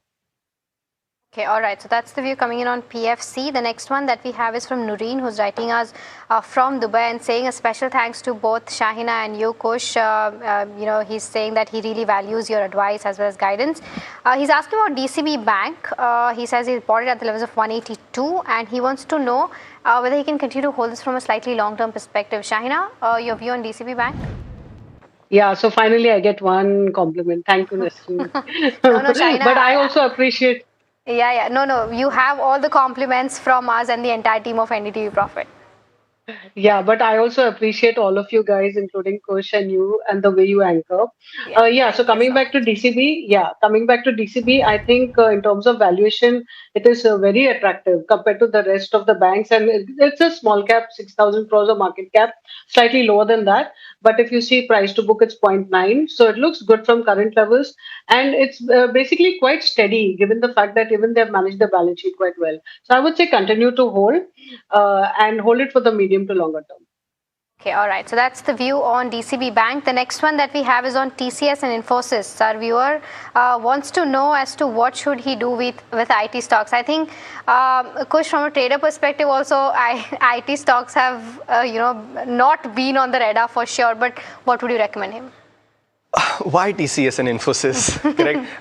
It's not that you can't really enter some of these names. I wouldn't really pick these. From the bigger names, I have HCL Tech, which actually looks good. And then you can also look at Persistent and Coforge, some of these names. So particularly TCS and Infosys, not in the favor.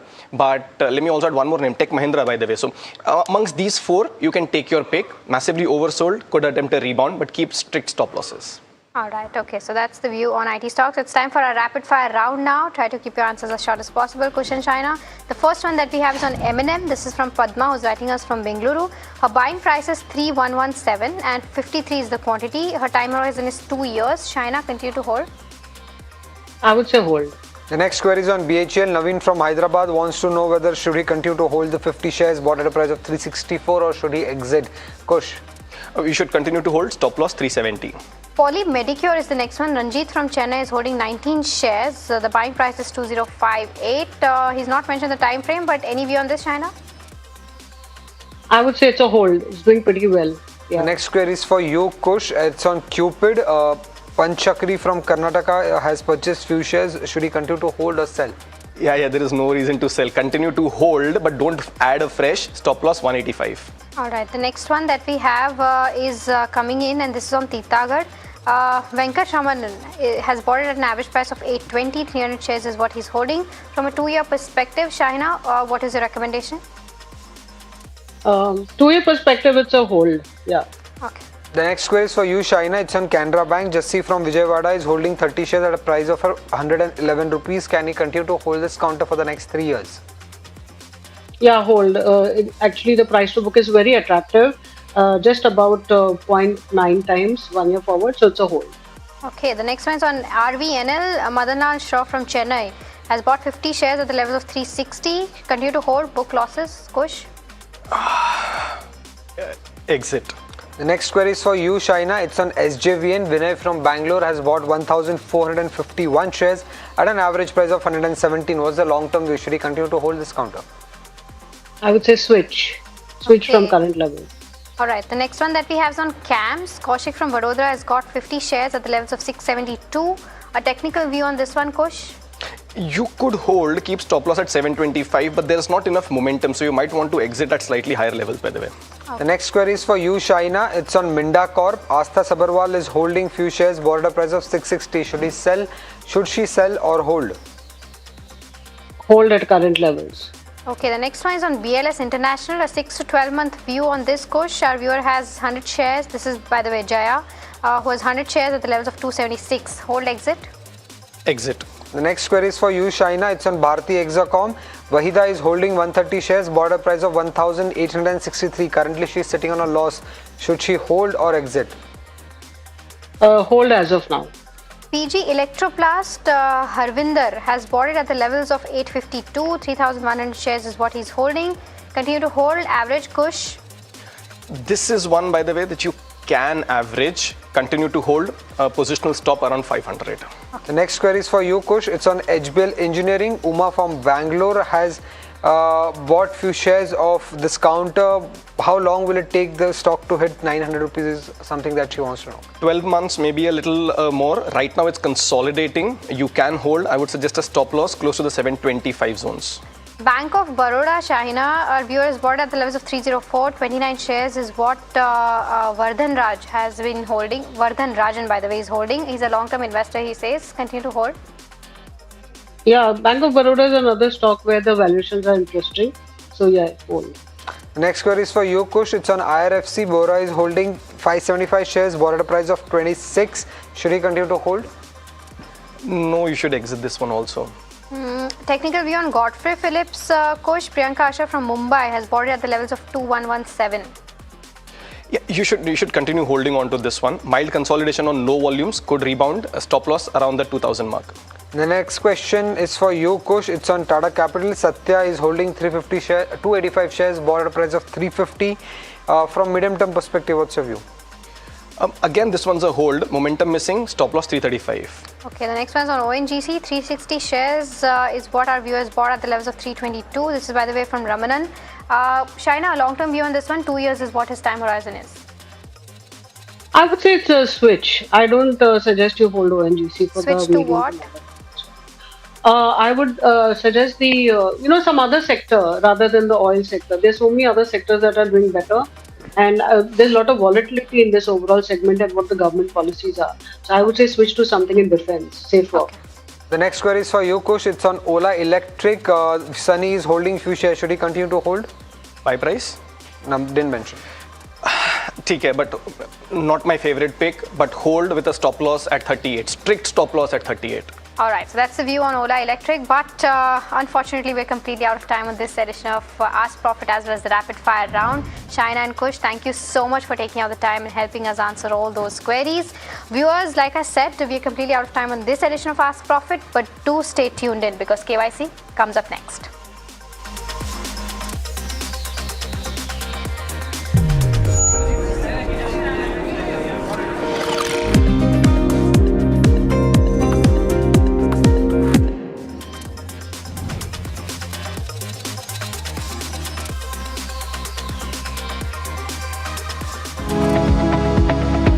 Superstar Stocks of the Day, presented by Tata Azura. Har Raste Ka Superstar.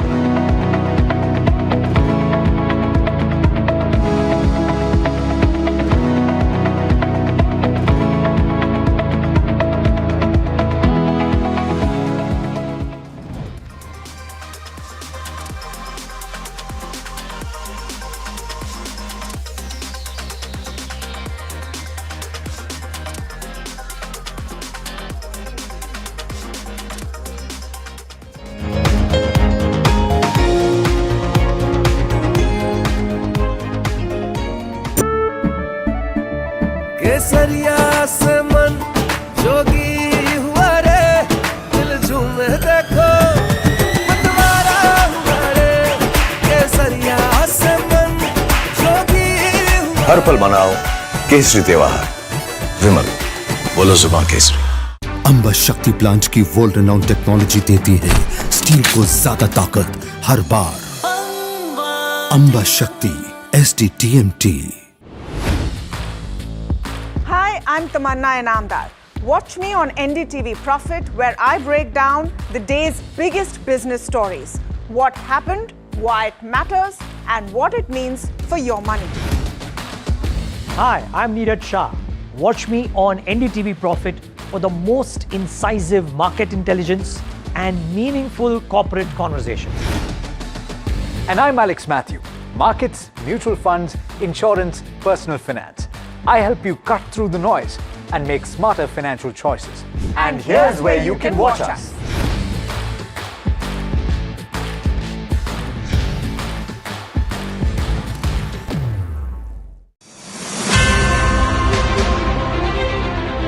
That are propelling India to what we call the Viksit Bharat stage. Those are demographics, democracy and digitization.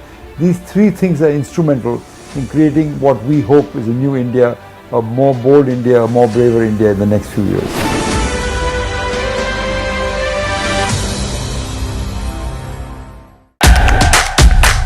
India's unshakable news habit.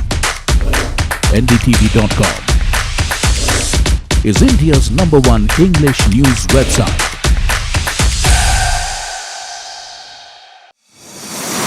India Inc.'s most respected names chose India Inc.'s best and brightest.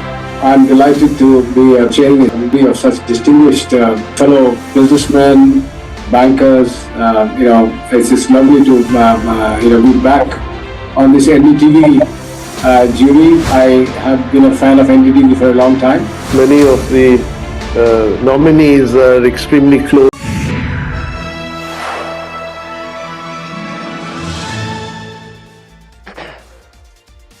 Hello and welcome to KYC. You are watching NDTV Profit with me, Sharad Dubey. This is the show where we get you the hottest companies and also why these stocks are buzzing in trade. And I've picked up a very interesting buzzing stock.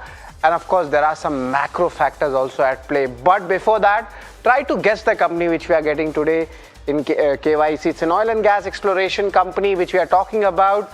Yes, it's near that drilling and exploration segment. And why? Because it's a key contractor of ONGC, and recently the crude prices have shot up near that $80 per barrel. So that is one important hint as well for you, and right now that's happening. So this is a very hot topic. Stock itself has been a multi-bagger. Last 5 years the stock is up 9 times. Try to guess the company and think a bit deeply. That's also a hint, by the way. The company in focus is Deep Industries. This is the company which we are talking about. We had got them in KYC 4 to 5 months ago as well. So we'll try to understand, has the story changed or not? The key questions to be asked to the management of Deep Industries would be the Brent nearing that $80. Is it positive for the company and the industry as a whole? Does the momentum come back? That's the key question to be asked. Second important question is the overall domestic oil exploration opportunities, how things are moving. Is there any inflection point coming in from the industry? That's what we'll try to understand. The third question is the PC contract and order flow outlook. How has that come in? Right now, roughly 3,000 odd crore rupees of outlook is there. Also, another question would be the capex plans going ahead. What have they marked going ahead for the coming years. Next question we'll try to understand from the management is the growth outlook for the next 3 to 5 years. This is a long-term story, but is there any change at play? And the demand trends and the client confidence. This is one of the most basic thing, but the most important thing to ask. This is how businesses go ahead. And also the rig deployment plans. That's the last one. And the management who will be joining us today to give that entire picture will be Rohan Shah, Director of Finance and Group CFO of Deep Industries. But let's try to understand what's the company all about, what are the key details about it, and remember they already are having more than 30 years of experience. They incorporated in 1991 in the business of oil and gas field services. But let's get into a little bit more deeper into it. They also ventured into the offshore and oil and gas support services. In January 2023, there was an acquisition at play for Dolphin as well. That's why. So now this is the 360-degree picture we are trying to get into this company. So this was this acquisition, and the street is quite bullish on this acquisition. But let's understand this overall, service pack. What do they actually do? They provide air and gas compression services. There is, of course, the drilling services and the workover services. This is regarding the entire ecosystem I'm talking about. There is gas dehydration services and the expertise they have in integrated project management services. So in total, 4 important services they are catering to. Now the service portfolio is moving towards the post-exploration value chain. That means that's on the higher margin side also if you're trying to analyze this company or the industry as well. Of course, there is some cyclical at play, but there is a structural change also which is happening. The order book is 3,000 crore plus, and the 3-year CAGR is almost very strong, 40% odd, and this number shows a good revenue visibility. Key clients, of course, the larger names: ONGC, Oil India, Cairn, GAIL, Reliance. These are the large companies which the company is catering to. Also, the asset base they have is of roughly 20 onshore rigs. That's what we'll be talking about. And also the other group of assets includes 6 drilling and 14 workover rigs with more than 80 gas processing units. And after they process these units, the business model is very interesting. The EPC contract moves into charter hiring as well. So there is some kind of a synergy at play for this counter. Now they have recently received 2 orders. Combine them both, it's roughly 133 crores coming in from ONGC, and that is after the Q4 earnings announcements were there. And fourth quarter, the commentary was slightly mixed. The write-off of legacy trade receivables is something which they had spoken about, and the Andhra Pradesh leak which was there, that might delay the project timelines. This had come in the fourth quarter on their commentary, but nevertheless the commentary was still quite bullish, especially on the government push. You can expect some more incentives in this shipping space. Also, let's talk about the other numbers, the Q4 commentary. The bidding pipeline, that is very strong, and that's, of course, we are looking at the order book and then also talking about it. So these are the important commentaries which we saw, but there are key macro triggers which you should know. The Indian oil and gas capex, that's expected to exceed this $100 billion mark by 2030. That shows how great, this momentum, this theme is. The natural gas demand in India is projected to grow at 60% by 2030, and the company itself would become one of the key beneficiaries. The geopolitical shifts may unlock new offshore opportunities, and that is what the Indian players are looking at, especially with how Middle East is trying to rebuild itself, and this is the main reason what may work for the company. And now let's look international, high margin new products. The second reason why things might be better is the strategic diversification at play and the overseas operation. This is the trend which is being seen on a long-term basis. Now, strong generation coming in the cash flows and the reduction coming in the receivables as well, and this is very much important when you are getting a company like that, because there's a lot of order movement at play. They're moving towards much more value-added service and full integration in their services. So that's definitely a good point. And also the positive corporate developments are expected in the next 3 to 6 months. So we'll be watching out for this counter. But what may not work? There's a lot of work at play. There's execution risk there in this kind of a business model.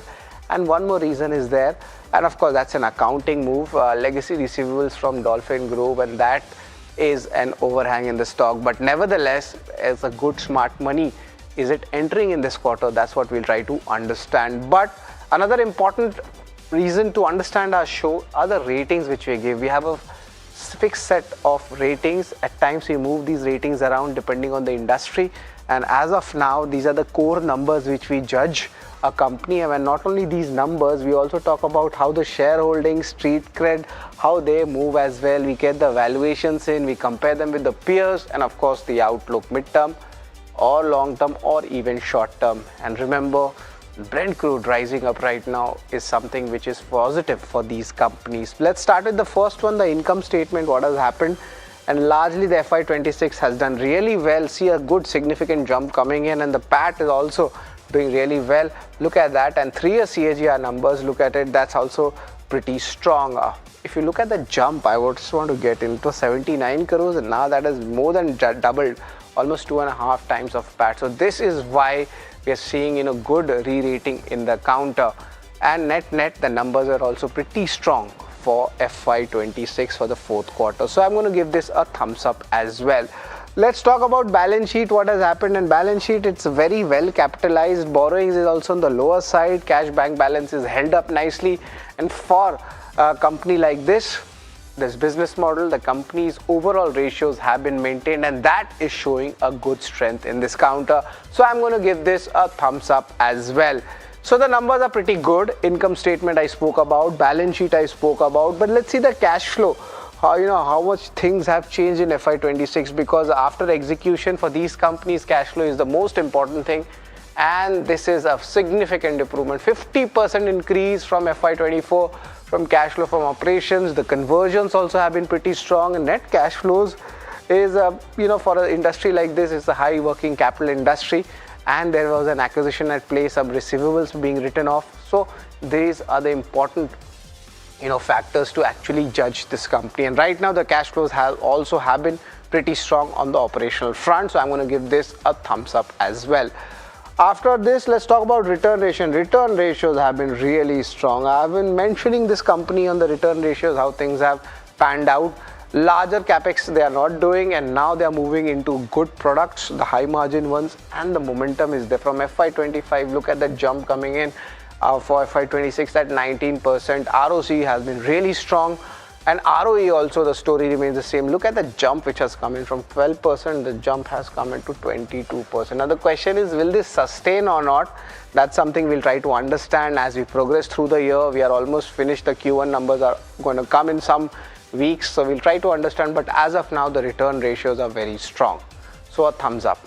Let's talk about the shareholding, what has happened. Largely there isn't much change there. A little bit of, I feel there should be some more FI and DI participation. There is, but it's quite limited, around 3%. So a little bit of concern, but let's give it a neutral rating right now. Nothing much has changed. Let's talk about the street cred, how much stock has moved. And of course, in the medium term basis, there has been mixed trends. Why I'm talking about it? From March lows, the stock is up 36%, but from 2025 highs, the stock has still corrected and is down 21%. Last 1 year, if you have put money in the stock, you have literally made just 1%. But if you're a long-term investor, congratulations to you. Last 5 years, it's a multi-bagger, and the stock is up 9 times. That's the stock we are talking about. So net, it's still a neutral rating when it comes to the street cred. Let's try to get the valuations, how things pan out. We have been talking about Jindal Drilling, Deep Industries. All of these stocks are getting a positive momentum because of the Brent crude going up. But how the valuations stack up? The 5-year peak numbers are at the higher side, 32 times, 55 times. But current numbers are still, look at that, it's quite cheap, the current PE for the company. And if you just compare that slightly with Jindal Drilling, they're definitely a slightly expensive, but nevertheless I would still give the valuations quite attractive level for the company if you judge them. So it's a thumbs up for me on that. Outlook, let's get in those numbers as well. The management has guided for a 30 to 35% revenue growth in FY27. FY28, the revenue growth would be similar trajectory. They're targeting the 30 to 35% band. And if you understand more, the ramp up of the PEC contracts, the expansion of all the 4 business verticals, and that's the management commentary coming in. Kanda commercialization, that's expected to happen in the second half of FY27. And the last point I would like to talk about is the more contracts are expected from ONGC. 2 already announced in a month, and overseas opportunities coming in. But yes, the write-off of legacy and the execution risks are definitely there. So I'm going to give this a neutral rating for the outlook segment.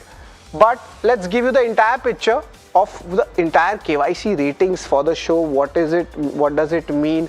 How much numbers are coming in? And right now, these are the 4 basic ones. The company is doing pretty nice across all the parameters which I had mentioned. Shareholding has been flattish and street cred also flattish because medium term, long term, the returns are diverging. It's of course a multi-bagger, 9x in last 5 years. Valuations quite attractive, and the outlook is short term. There might be some issues, but the long term story is very strong. So the net, the total numbers for Deep Industries in my analysis at KYC comes to 6.5 out of 8. This is the number I'm talking about. It's one of the highest numbers which we generally give to a company, and last time also the company came in the month of March.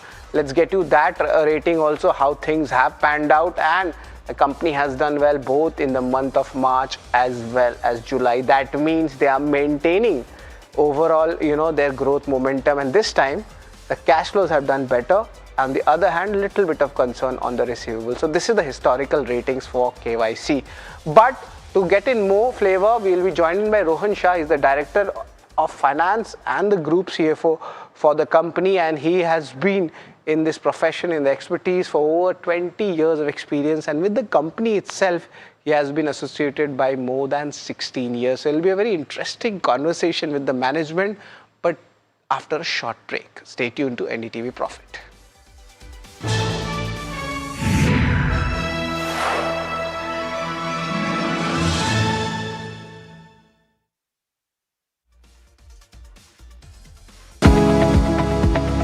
Superstar Stocks of the Day, presented by Tata Azura.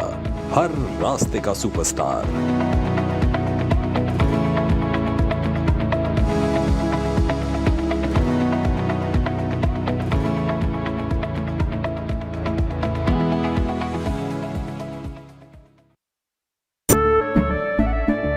केसरिया से मन जोगी हुआ रे, दिल झूमे देखो मतवारा हुआ रे, केसरिया से मन जोगी हुआ। हर पल मनाओ केसरी त्योहार, विमल बोलो जुबान Kesari.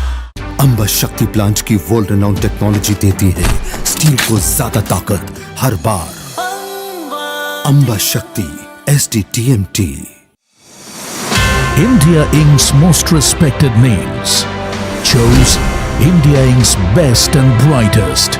These kind of awards and jury lineup, you are truly giving it the right weightage. The eminent juries who are here, and that itself speaks for the commitment towards highlighting the advantage which India is having. What I am looking for in this is that we should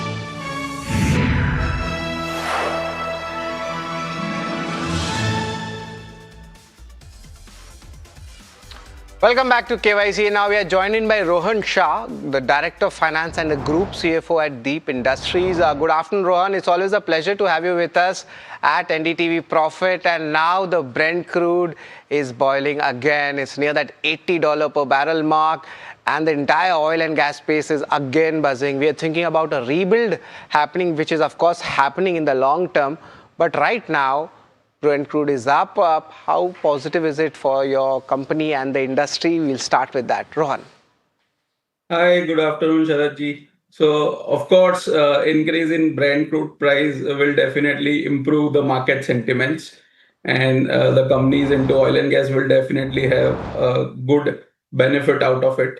See, in today's changing global geopolitical scenario, the achieving efficiency of domestic production is very critical now, and I think our government is constantly giving thrust on increasing domestic production.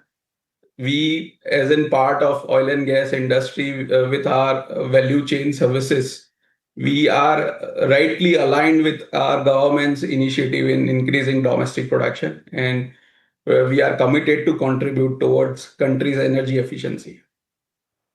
Right. Of course, last time we spoke about the entire, your business outlook, but the domestic, let's start with that. Of course, we'll go after the new inflection point conversations for the global way as well. But the domestic oil exploration opportunities, how things are panning out, what government push is happening. If you just give us an industry view on that.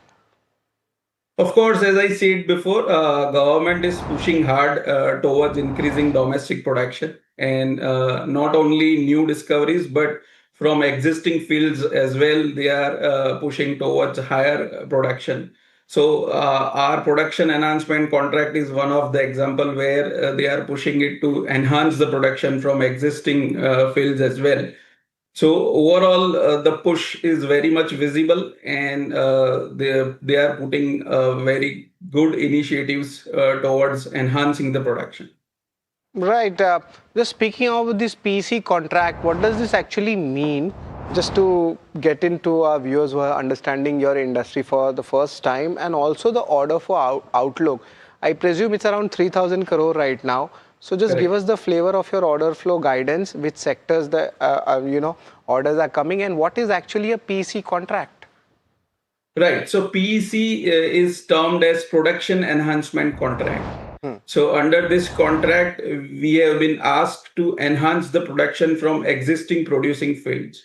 So with applying various production enhancement techniques, we'll have to improve the production from existing producing field. So that's again a good initiative by our central government and our PSU clients to enhance the production from existing fields itself. With regards to order book, as you rightly said, our order book has been being robust and revolving and being steady at around 3,000 crore. So for us, out of this 3,000 crore, we are executing more than 50 different contracts. And we have been able to maintain this order book despite putting revenue growth of more than 30% year on year. Interesting. Rohan, let me give you that perspective, that the growth outlook which you spoke 1-2 years, but I want to understand the long-term, story. It's been a multi-bagger for a lot of investors, your stock, but we want to understand next 3 to 5 years, what are the growth triggers looking like and what the company is doing towards it? Right. So the existing order book clearly gives us a revenue visibility of next 2.5 to 3 years itself. And with increasing bidding pipeline, which is getting converted into orders very regularly for us, it will give us visibility beyond 3 years as well. With an increase in production under production enhancement contracts, adding few more assets under our offshore services segment, and of course, our existing segments of integrated project management and gas processing are also increasing quite interestingly. And with growth from all four verticals, we believe that we should continue to grow more than 25-30% for next 3 years. Right, that 30% mark we had mentioned earlier also for FY20, that 25 to 35 right now. This is the growth momentum looking like. But the rig deployment plans, how are they looking like? And is it just domestic or is it international also? So currently we are focusing on domestic market itself because our 100% rigs are utilized. And today the scenario is rigs are under short supply, and we believe that there is a huge demand and potential in the market for domestic industry to add quite a few more rigs. So we are focusing on that. And the international exploration, Rohanji, is something, which, your management has spoken about. There's an inflection point happening. Indian companies going abroad, giving a lot of services. So we wanted to get a flavor of that for your company. Sure. So we are there in international market through our overseas subsidiary based out of Dubai, and we are catering countries like Egypt and Oman and all. So there is a huge potential again in overseas countries, and considering the current scenario globally, there is a good amount of demand. So we may increase our overseas operations in onshore fields in coming future. And with respect to offshore, we are already there in global market with our offshore services. And there also we have a good potential to grow. Right. So a lot of expansion is happening. We spoke about the 4 verticals also. But Rohanji, I want to understand, you're doing so much. Is there any fundraise on the anvil if you're thinking, or will it be through internal accruals only? No, so if you'll see my financials, we are generating some handsome amount of cash year on year. And with our existing capex plan and internal accruals, probably we will be able to fund our capex through internal accruals and to some extent debt as well. So as of now, there are no fundraise plan. Fundraise plans, internal accruals. You mentioned about the capex. I just wanted to understand if you could share that capex amount for, say, FY 27, 28, which is already earmarked. See, in our business, capex is always backed by order. So we always do capex once we get a firm order. So for us, estimating capex beyond 1 year is little difficult. But of course, in FY 27, we are aiming to do capex of around 250 crores, of which almost 150 crore would be done towards production enhancement contract, where we are targeting to drill few new wells to increase the production with an additional pace. And rest would be for our equipments, rigs and gas processing.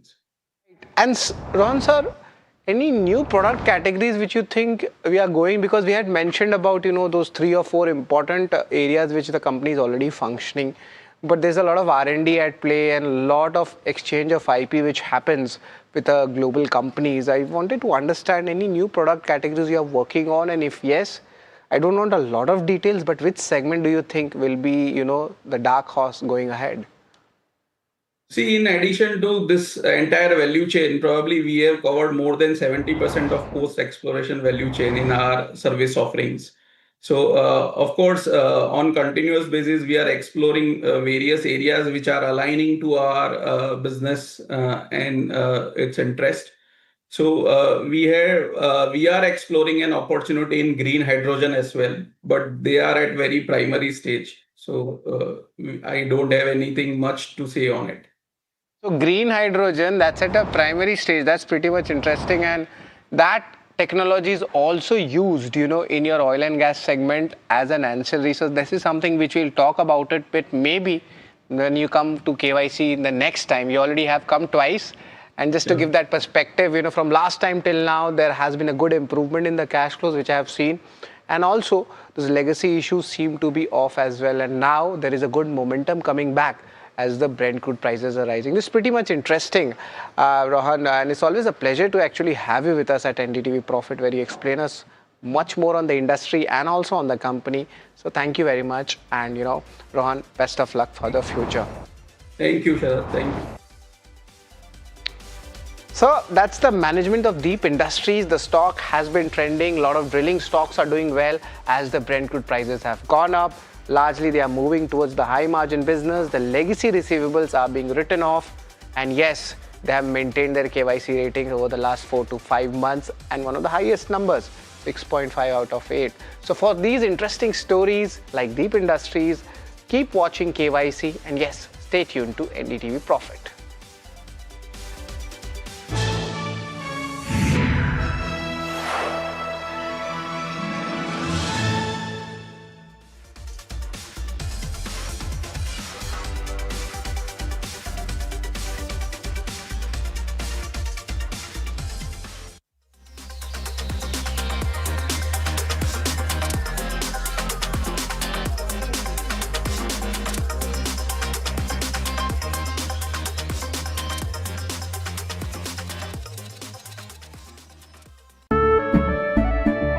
केसरिया से मन जोगी हुआ रे दिल झूमे देखो मतवारा हुआ रे केसरिया से मन जोगी हुआ हर पल मनाओ केसरी त्योहार विमल बोलो जुबान केसरी। अंबा शक्ति प्लांट की वर्ल्ड रेनाउंड टेक्नोलॉजी देती है स्टील को ज्यादा ताकत हर बार। अंबा शक्ति SDTMT। India Inc.'s most respected names chose India Inc.'s best and brightest. I'm delighted to be a chairman of such distinguished fellow businessmen, bankers, It's just lovely to be back on this NDTV jury. I have been a fan of NDTV for a long time. Many of the nominees are extremely close together in terms of what they've done. Gender parity to be reflected while we choose leadership as well. It's also important that how they are reshaping the industries. We've got a fantastic jury and we've left all decisions to the wisdom of the jury. Who will earn India's top business honors? Find out at the NDTV Profit Business Leadership Awards. India's unshakable news habit. NDTV.com is India's #1 English news website.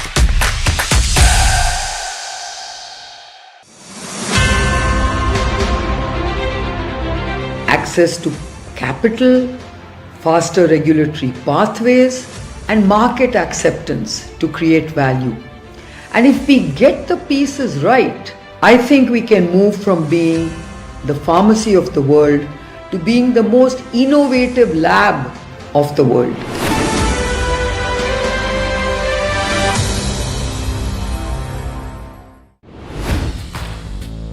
Hi, I'm Tamanna Inamdar. Watch me on NDTV Profit, where I break down the day's biggest business story.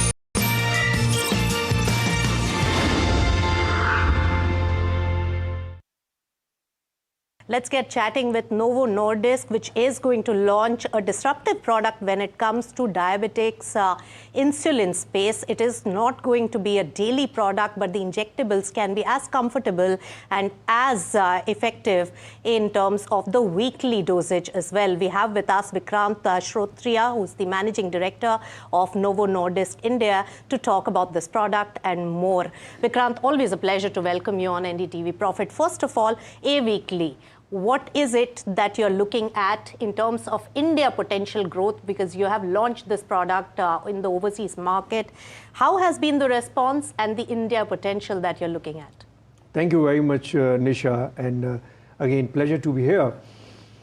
When we are launching this A-Weekly, you called it a disruption. I call it a solution for type 2 diabetes at least. And what we are looking is, we are actually looking at the patients.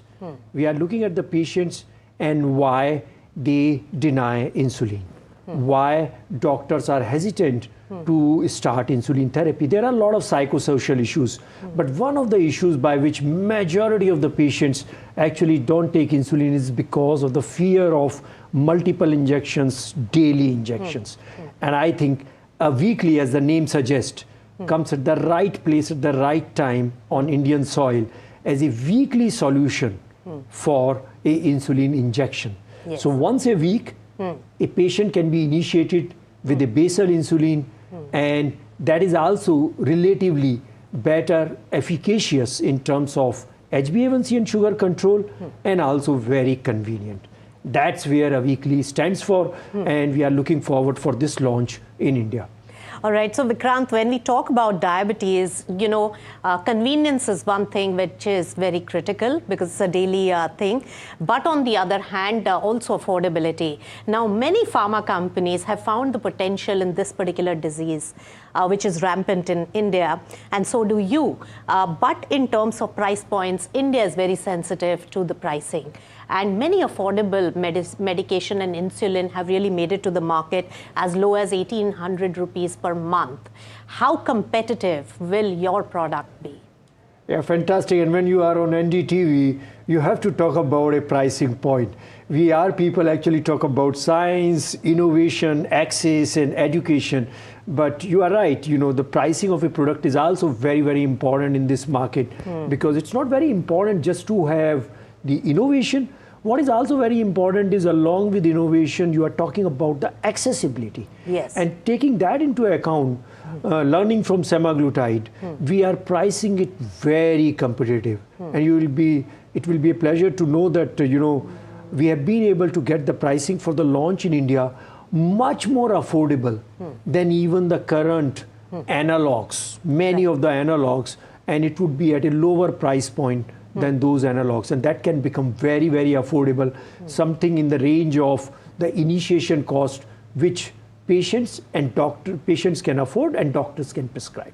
All right, so efficacy as well as convenience and even affordable. That's the combination that you're really striking at.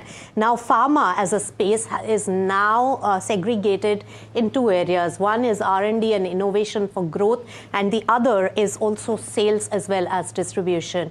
Given your might for distribution, in terms of this A-weekly really launching, you think, Vikrant, that this is going to be more of a volume play here in India than a margin play in terms of the intensity of competition that we are looking at there? I really wish and hope for a volume play, because we are one of the largest players when it comes to protein chemistry, whether it is for insulin. Every second person actually in India and across the globe, they depend on us, and it's a proud moment for us that they actually take Novo Nordisk insulin. And likewise for this, we are ready for any kind of a volume play, and probably the price point which we have got it for this global product early in the life cycle, because India is in the first year of the launches for this weekly.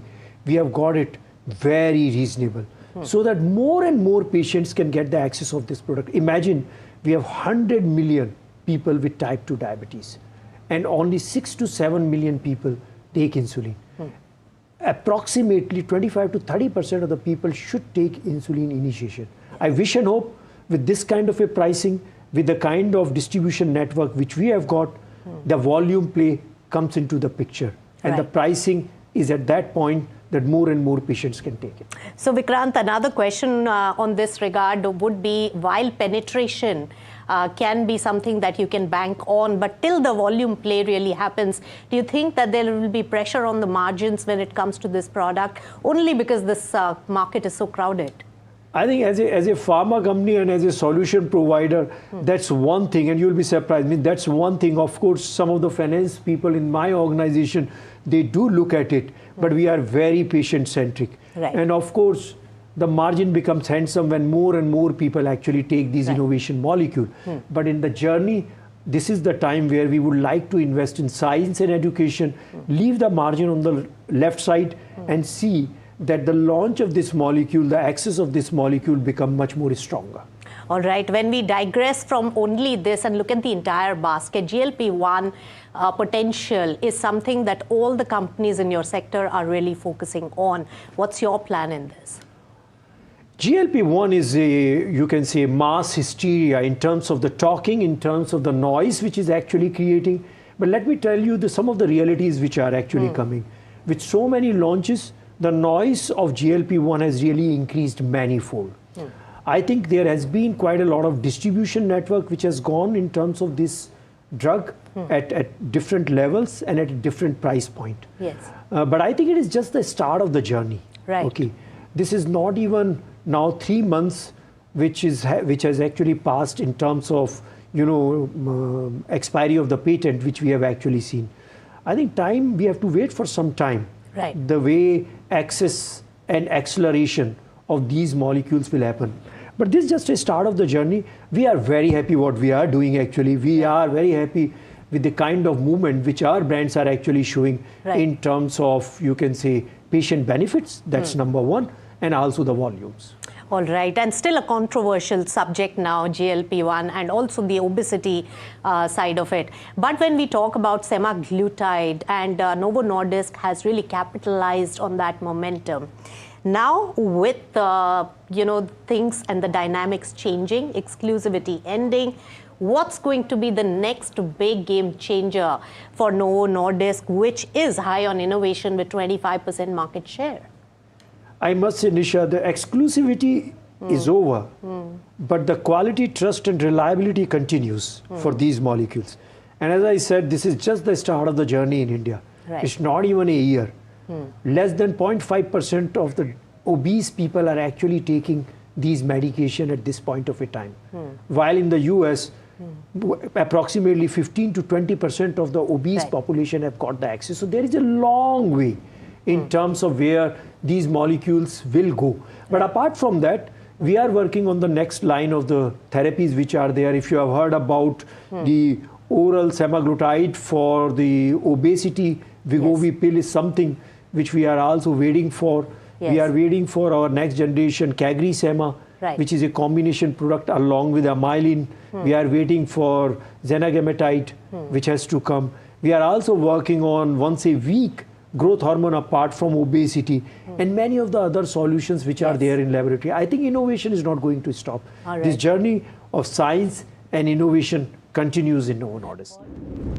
All right, so that was Novo Nordisk coming in with an innovative product, and that will also add to the competition when it comes to the insulin market. There is a shortage, there is a volume play, but the price sensitivity makes it more of a volume play than a margin play. Take a look at Biocon, that is big on really catching up with the momentum of the insulin requirement, and that is one company which is in competition with Novo Nordisk, which has been an innovator coming in this particular space. Apart from the GLP-1 potential that most of the companies are looking at, this could be one of the disruptors in the market as well. But looking at overall market, yes, there is recovery that is being seen all across the board. Nifty 50 at the particular moment comfortably above 24,000 level. But if we really take a weekly chart, look at that, and it is 500 points below what it had reached the highest levels in terms of this particular week. When we talk about mid-cap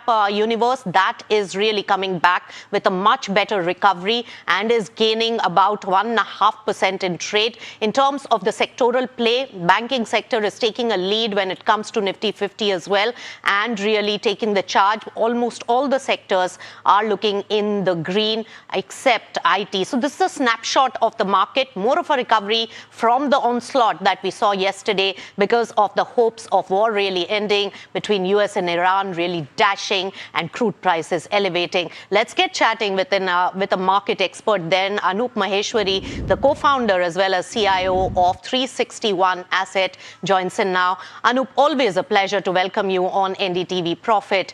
Looking at the present market condition where we thought that the war situation is behind us and that particular fear really resurfacing, how do you track the momentum of the market in the near term now?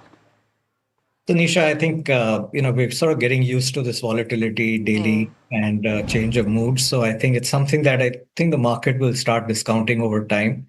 It won't cause the same amount of volatility as it caused right at the start. And I think one thing that's clearly been established is that it's in no one's interest for this to prolong over a period of time. Those pressures start building up, and then a resolution conversation comes up again. So I think markets are going to look beyond this. I think the worst of this is behind us by the looks of it. And we've also seen in conflicts, we've had we've had the Russia-Ukraine war in the past. Markets come to a certain base valuation and then don't tend to fall beyond that. So I think we've already seen that take place. So now I think the focus will continue to shift more towards earnings than any of these macro conditions. All right, you read my mind, Anup, on that one, because now the momentum really shifts to the monsoon impact, which is slightly better than what we estimated earlier. But there will be some crop deficiency, as we have been highlighting, and Union Minister, Agriculture Minister has also pointed out. But the earnings momentum has just begun. How are you really ascertaining the market momentum and the earnings expectations in this season, where one whole quarter of impact of the war was considerably seen? So Nisha, again, so the markets will adjust for short-term non-linear events. So I don't think that will be focused too much on. I think the important thing is the earnings environment is definitely better this year than it was last year. So trend-wise, it's getting better. We're seeing pickups across a wide variety of sectors. What's really heartening to us is consumption is generally picking up as an overall category. Also, credit demand has been quite robust in the 15-16% range. These two variables are very important when we think about overall earnings growth. And it's sort of giving us more confidence that this is a year where hopefully we'll get to about somewhere between 12 to 13% earnings growth for the year. Now, like you mentioned, you touched upon the monsoon effect. Clearly that we'll know only really August, September are the critical months, and we have to see rainfall at that point in time. And distribution matters more than the actual amount of rainfall. But if I look at it from a really cold earnings point of view, I think even while there could be some negative impacts of a poor monsoon on some elements of consumption, there are also positive impacts on some other sectors like power, cement, etc., that tend to benefit. So I think net from a core earnings perspective, a lot of these will offset each other, and we should get to that 12-13% earnings growth. So looking at all these scenarios and some of the sectors offsetting the impact of the others, what are the sectors as well as the themes which are really looking attractive for the rest of the year when it comes to the earnings momentum? Sure. I think, right up front is financials. That's always the sector that tends to drive markets the most, which is given the weight. And financials have borne the brunt of foreign selling. Right now, businesses, in financials generally are showing decent growth, credit quality remains reasonably good, and valuations are a lot cheaper. So as the incremental effect of foreign selling reduces, I think this is a sector that logically comes back reasonably well and forms the bedrock for the overall market performance. So financials stands out clearly. Beyond financials, I think the more steady sectors, pharma has proven itself to be fairly steady, and contract manufacturing is a very big theme for India on a global level. So I think that's another interesting area. And then there are subsectors. So renewables is coming up in a big way. I think there's a lot of interest in that sector, but our focus would be really on the top two players because I think over time there will be differentiation within that sector as well, and we like the models that the largest companies in that sector are providing. Over and above that, telecom is another sector that we've been optimistic on for a while, just given consolidation in the sector, slightly better pricing power available, and just improving cash flows and return on capital ratios in telecom. Within consumption, it's a very bottom-up scenario because while overall consumption is growing, but the wallet share shift has occurred. Some sectors are losing, some are benefiting. So it's very bottom-up in that sense. And finally, manufacturing, capital goods, sort of benefiting from the whole investment into, let's say, data centers, overall infrastructure, backing that up. I think there will be, again, pockets of investment there. So those are the broad sort of sectoral goals. Right. So many positives coming in, Anup, but what's a no-go area? What's not looking good for investment? And what's your view on IT, which has been highly volatile as well, and the earnings have begun? Yeah, so I think we've got to see IT as more of a trading sector for a while. I think there will be sporadic bounce backs and then consolidations. I think the challenge for the IT sector, as we all aware, is that in the next year or two, they have to readjust their models. The internals of companies have to change, pyramid structures, domain knowledge, etc. And in the meantime, there are the pricing pressure on repricing, the deflationary impact of what their current businesses will also play through.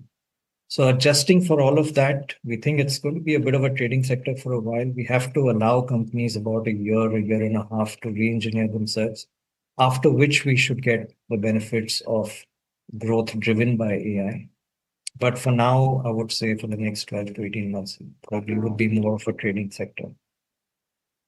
Not as bullish on IT sector, but Anup, you also mentioned the telecom sector, and a lot of fillip is really coming in also because of the momentum created by a new listing, and a large one at that, in this particular space. So including that, putting that into focus, as well as some of the other names, and there are big quality names with SBI Funds Management launching now, Manipal Hospitals, then NSC, Geo, all put together, and many startups also lining up like Zepto, Oyo. How are you seeing the quality as an investor? What will be the key critical parameters to watch out for in terms of making the investment bet? And it's not just about liking the company, it's also at what price and the valuation. So an insight on how these IPOs and papers are getting priced, and what's the investor view on that? Nisha, so that's a good point. We are going to see a fair amount of supply. I think there's anywhere between $25 to $50 billion of supply that will keep coming to the market over the next 12 months if markets remain open to IPOs in terms of interest. But the good thing is, if we look at some of the recent IPOs as well as what's coming around, I think pricing has rationalized a lot. And it's being driven more by domestic investors rather than foreign investors who've sort of been off the radar for a while. And to that extent, I think companies have been willing to leave something on board for investors coming into IPO. So valuations, therefore, have been a little more rational. And again, the focus is on quality IPOs. I think poor quality IPOs are just not seeing enough interest and are probably going to end up getting deferred. Whereas the high quality IPOs will see a base level of demand coming through. So I think the market in that sense has become very, very rational for IPOs. And the supply will keep coming through in a steady fashion, but people will select, which businesses they're bullish on and which they're not. From a pure valuation point of view, I think people are focused on businesses that are fairly large, secular, consistent growth over a period of time with the right unit economics. And if you don't sort of meet those criteria, then it's sort of going to be tough to get an IPO out. Right. Anup Maheshwari, many takeaways coming in on the market analysis as well as the momentum really picking up. It's always a pleasure chatting with you. Thank you so much for stopping by on NDTV Profit. Thank you. Thank you. All right, so market recovery really continues. Let's focus on some news developments now. And the Power Ministry has activated an El Nino contingency plan after a sharp fall in the hydropower output. In fact, thermal plants are on standby to really bridge any shortfall while the government really monitors the rainfall and the reservoir levels closely. Sesa, my colleague, gets us all those important details. Tell us, Sesa. Right, the Power Ministry has activated a contingency plan to manage any electricity supply risks arising from El Nino conditions, even as officials maintain there is no immediate concern over power availability. Sources say the ministry has reviewed preparedness with power sector PSUs, wind developers, discoms and transmission utilities with a focus on ensuring adequate generation, if weather conditions impact supply. Now, the review comes amidst a sharp decline in hydropower generation. Output fell 20.3% year-on-year in June, which is the steepest drop since February 2024. For the April to June period, hydro generation was down about 7%, reflecting the impact of dry weather. Officials say that the government is closely tracking rainfall, reservoir levels and hydro generation amid forecasts of weaker monsoon linked to El Nino. Thermal power plants have been asked to remain ready to bridge any shortfall, and maintenance schedules could be deferred if required. Now, at the same time, the recent rains have eased pressure on electricity demand.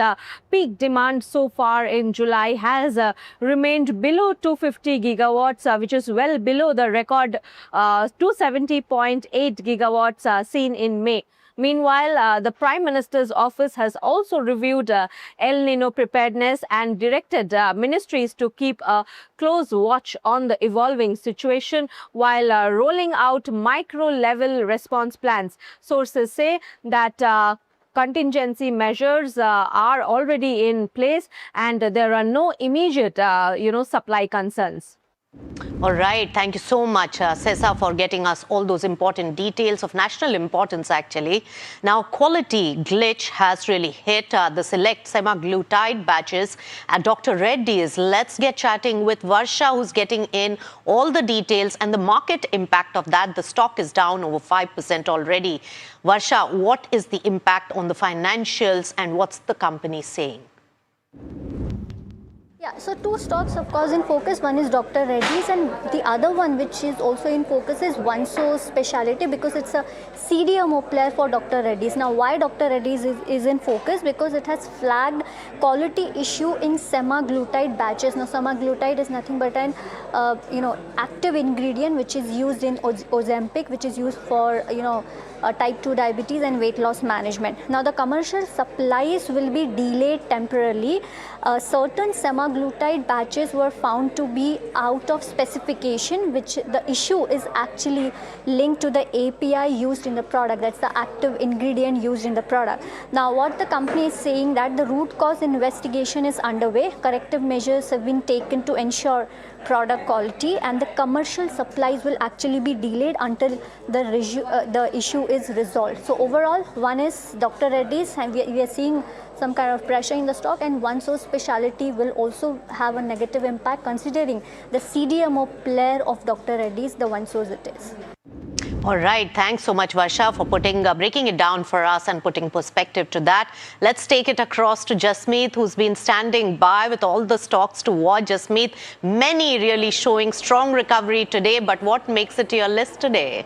Well, Nisha, thank you for that. I have 4 stocks in my radar. The first one is IRB Infra. Well, this stock is in focus on the back of the business update. We did note in the month of June, the overall toll collection has risen to 28% growth on YY basis and crossed that 800 crore mark. If we look at the toll collection in the month of May, that's an uptick of roughly 25%. So it has done better in the month of June. While the next one is Phoenix Mills. Well, this company is also in focus on the back of the business update for the Q1 FY27. The overall retail consumption has grown 32%, and we have also seen a broad-based growth. Now, when we look at the overall office rental, even that has increased the utilization to 72% versus earlier 70%, and that's why the stock is buzzing into it up about 4%. While the next two are brokerage notes. Well, the first one is Investec on delivery. While this particular counter maintains a buy on delivery and hikes the target price to rupees 610 from earlier 560. Now, they see a broad-based growth coming for this particular counter. They call out that the express parcel volume growth is something which will stay for the company, and even the part truck load, the PTL growth also is something to watch out for. Well, they also make a note that there are near-term few headwinds for the margins, but apart from that, they like the business. Now, the next one is HSBC on Syrma SGS. Well, they initiate a buy on this particular counter with a target price of rupees 1750. They call it a high growth manufacturing at scale. They do note that there are few areas where they are in the low margin business, there will be a competition for the company, but apart from that, they remain bullish on this particular counter.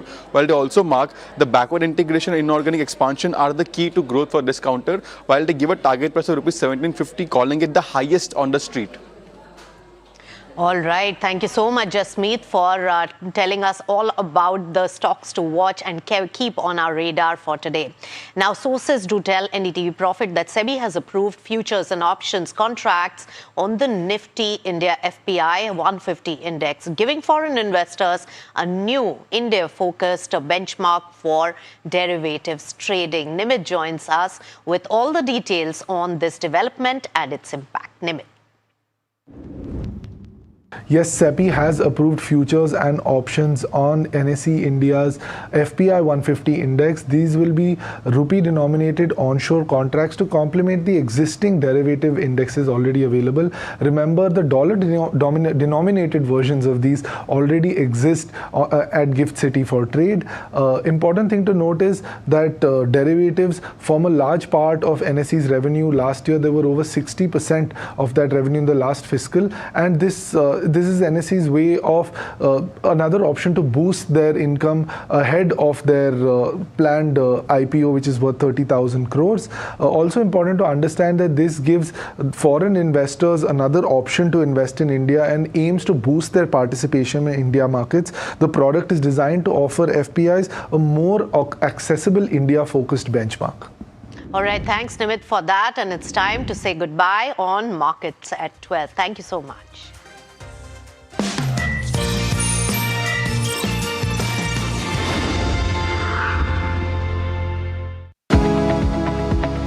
Superstar Stocks of the Day, presented by Tata Azura. हर रास्ते का superstar.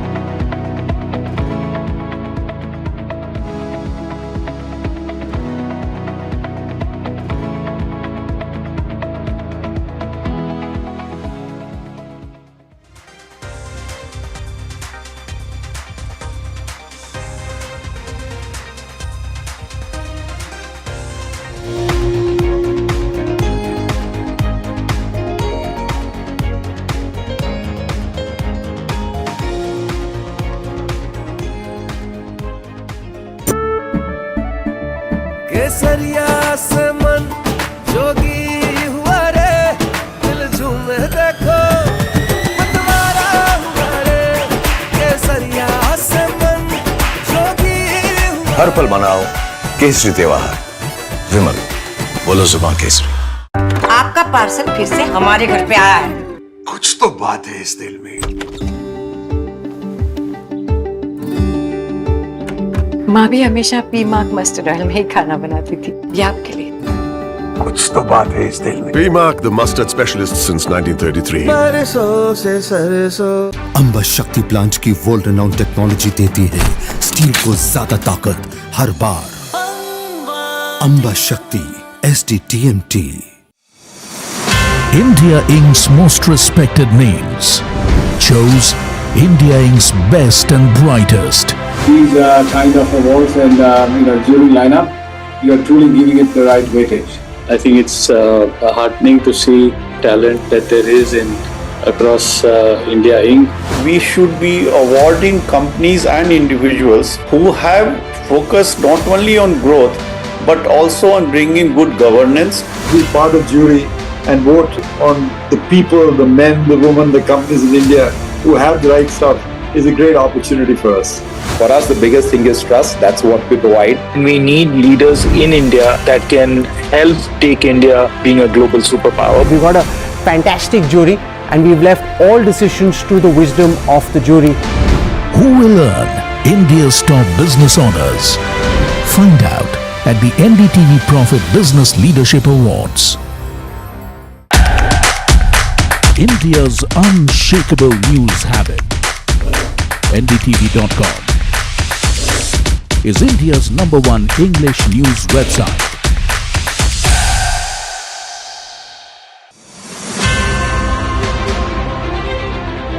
Technology is driving huge amounts of innovation, whether it is deep tech, whether it is biotech, whether it is climate tech, agri-tech, you name it.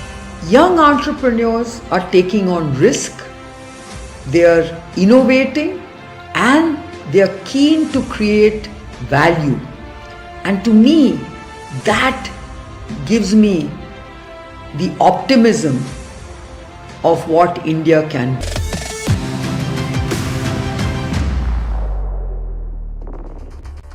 Hello and welcome to NDTV Profit. You're watching Trending Stocks from the NDTV Profit Suzlon studio with me, Mahima Vachrajani, and Sharad Dubey, who's standing by at the NDTV Profit market pit with all the action that the markets have today. I mean, if you take a look at the markets, we've seen a good bounce back, Sharad, at least from the yesterday. We're holding about the 24,000 levels, at least for now, right? Well, yes, you're right. Good afternoon, Mahima, and let's look at how the markets have rebounded. Yesterday there was a sharp sell-off which we saw in the last 2 hours of trade, a good gap up opening, sustaining, and now we are trying to inch towards the day's high level, and that's a good sign. It's a healthy sign in the markets. Globally also we saw that, be it the Asian markets or even the US futures earlier in the morning. And let's just look at the Nifty Bank also. What's actually playing out is largely the same story. All the interest rate sensitive stocks are doing well, and a good buying back in the private banks. Remember, the operational updates were quite strong, so there's a lot of bullishness and FIs are coming back. Mahima, almost for last 4 trading sessions they have been buying in the cash market. Let's look at the factors, and it seems like global markets, assets are beyond Trump right now. Nifty Bank sees a very strong rebound. And going ahead, also looking at the other sectors, they're seeing a good buying happening. Let's look at the second important factor, the broader indices. They are outperforming the benchmark indices, and this is coming after a long time. Earlier, last 3-4 sessions, there was some index management, but now it seems like a good value buying is coming back in SMIDs. That's a good sign. Normalcy is coming back across the asset classes. So take a couple of days for that overall stabilization to happen, and this is one of the best lines to write in our analysis. The value buying is back at SMIDs just ahead of the earnings. Today the earnings of course kicks off, and that's also a point which I'll talk about. Strong technical strength back in the realty segment we had mentioned earlier in the morning, and now a good buying is happening. So very strong longs are being made in the FNO counters. The rupee has strengthened and the yields, they have started to moderate as well. So the reversal of most of the stories are playing out from the last trading session, but today this is very important to track, and right now all the IT stocks are slightly muted ahead of the earnings, and the US initial jobless claims is also very much important to understand how things happen. And overall the global AI trade has stabilized. So it's not so much stress anymore. It is a recovery at play, but will it sustain or not? Or will there be more, rounds of stability? That's what we need to understand. Back to you. Yeah, absolutely. Stability is something that definitely we'll be watching out for, especially in today's and tomorrow's trade, and whether we're able to sustain those 24,000 levels at least on the Nifty, and the momentum that we've seen in the broad end of spectrum today, will that continue or not, is something that we'll watch out for. But some specific names that are buzzing in trade today, trending in trade today, and there's your watch list. I'll start with the first name, that is NLC India, which has kind of signed a joint venture agreement.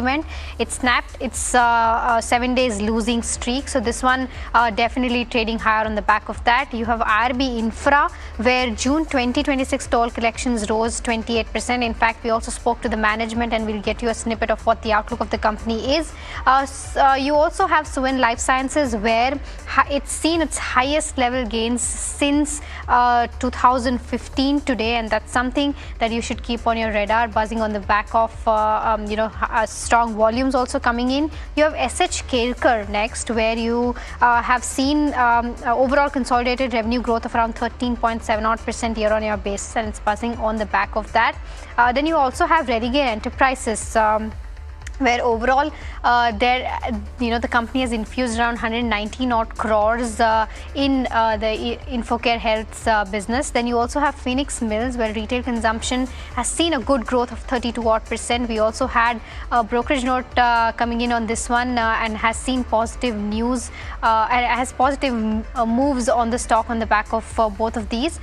Then you also have Tanfac Industries, which has reduced the size of its proposed preferential issue, and on the back of that, you're seeing some moves coming in on this one as well. You have Standard Engineering Technology next, where the board meet is set to be scheduled, and this is for raising of preferential equity issue.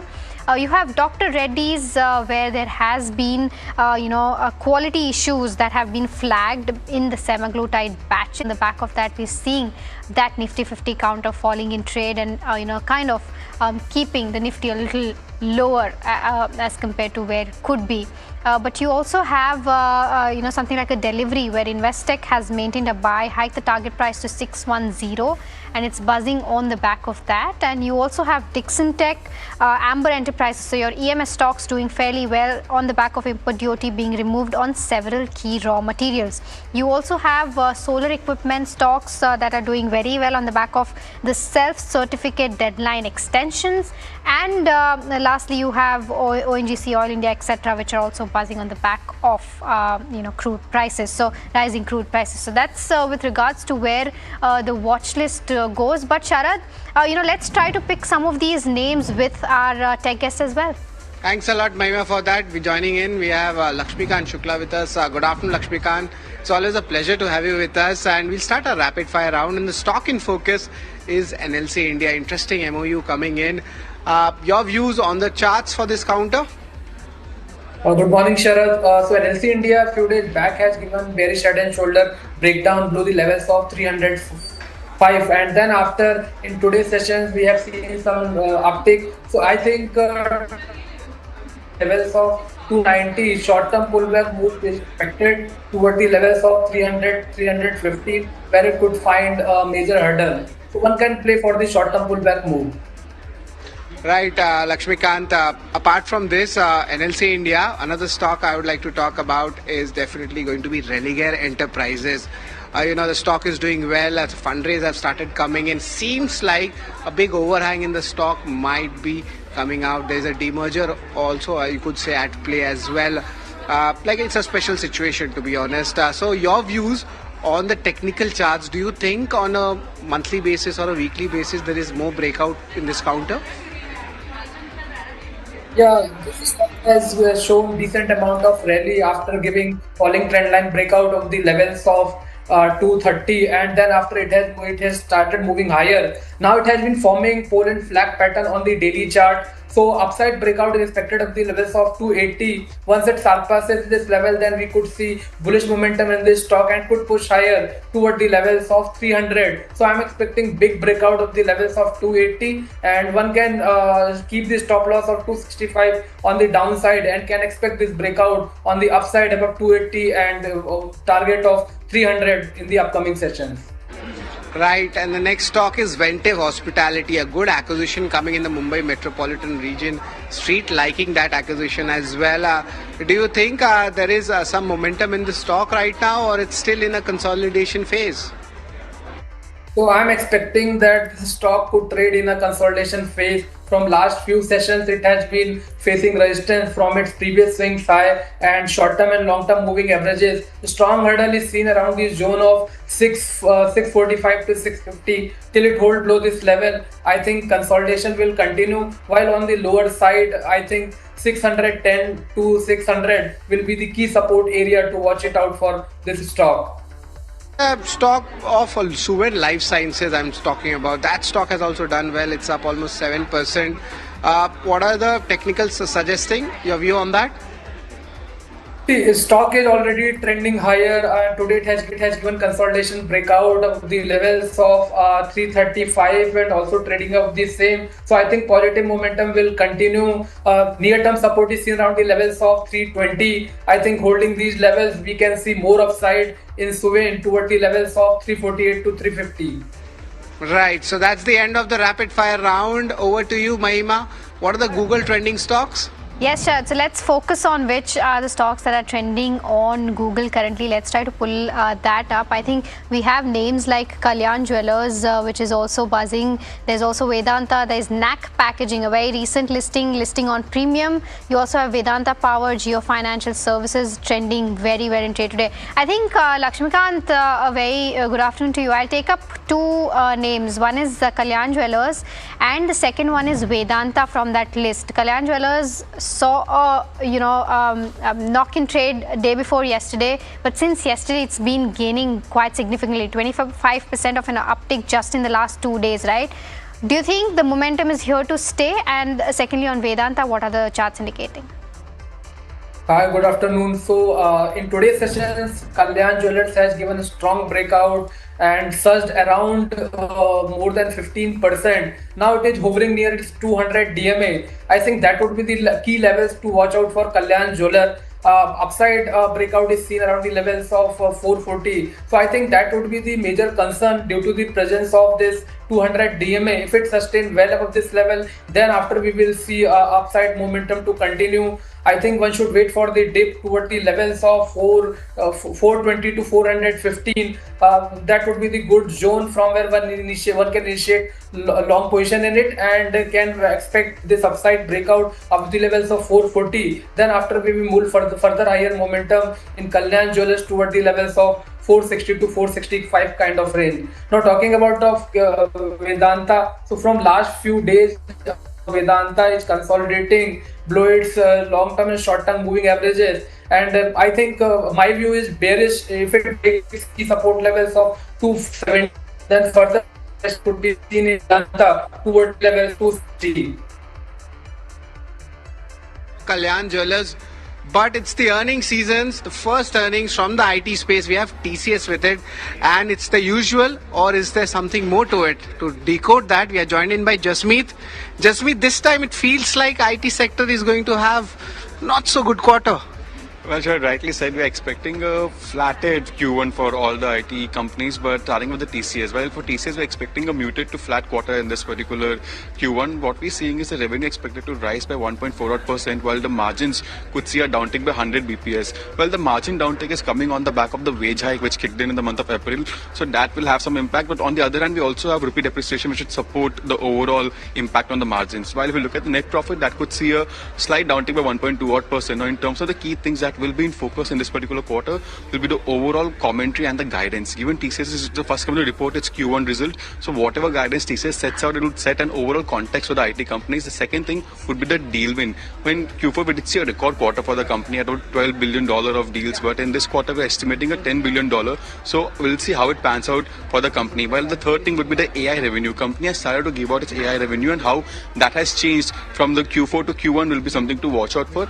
And the last one would be the overall acquisition the company has planned to do in this coming year, and what areas they're focusing to acquire entities. Thanks a lot, Jasmeet, for that. But the only important thing is AI. That's everyone's mind, and of course the impact, be it global or domestic. But to understand more, we are joined in by a fundamental guest, Sneha Podar. Good afternoon, Sneha. It's always a pleasure to have you with us at NDTV Profit. Jasmeet was discussing about TCS. The earnings are coming in today, expecting that flat or a negative reaction might come in when it comes to the earnings. How are you seeing TCS and the entire IT pack as a whole, especially the large caps, Sneha? Hi, good afternoon. So as you rightly said, TCS is expected to report muted numbers, but all the eyes would be on the expectation, what kind of guidance they give for FY27, and when it's expected for the business model to be AI ready. That would be the kind of outlook which people would be really watching out for. So overall, the commentary on the demand environment and by when can we expect the deals to be AI-led deals and not the legacy business-based deals, that would be really key important thing to watch out, because that will set the tone for the entire IT industry. See, overall, all the companies and numbers, there's not much expectation. The only outlook which would be awaited is how long will it take for the IT industry to be ready for the AI-driven deals, because that would actually let the acceleration in the revenue which is currently missing. So that is the main thing to watch out for all the IT companies in general. All right. So we are talking about Dr. Reddy's also, and the stock is down, and a kind of adverse news flow coming in on semaglutide. But what's that news? We have Varsha with us to decode that. Varsha, big fall, overreaction. Yes, absolutely. I won't say overreaction, of course, but everyone was betting on GLP-1, and now what Dr. Reddy's has said that it has flat quality issues when it comes to semaglutide batches. Now, what is semaglutide? It's an API, the main ingredient which is used in your Ozempic, which is the weight loss drug. And Dr. Reddy's has flat quality issues in semaglutide batches, and the commercial supplies will be delayed temporarily. Now, certain semaglutide batches were found to be out of specifications, and the issues is linked to the API used in the product. Now, what is the company's cause? Company's response, company saying that the root cause investigation is underway and the corrective measures have been taken, while the commercial supplies will be delayed until the issues is resolved and there is no impact on patient safety. But overall, yes, it's a negative news considering the market was pegging a huge growth when it comes to semaglutide, and now the supplies will be delayed. Also, one source will also be in focus. So the stock is up, but one source is in CDMO partner for this product for Dr. Reddy's, and hence you should also keep a watch on that. And today's con call at 4:30 where Dr. Reddy's will clarify on all these issues. Thanks a lot, Varsha, for that, and we will be also on this con call and give you those updates as well. But Sneha, just wanted to get your views also in this. Dr. Reddy's stock has taken a negative beating in the day's trade, but the story of GLP-1, is this a structural one? And if yes, how are the Indian pharma players positioned? See, the story of GLP-1 is definitely a structural one, because the obesity is rising across the world, and it's rising at a very rapid pace. So obviously, whichever pharma companies which is able to capture this early will be the one which would be beneficial. Now, this setback which has come for Dr. Reddy will definitely lead to a delay in the the revenue generation from the semaglutide drug. And moreover, this will further delay the launches in some of the other global markets, which it was planning to do in FY27.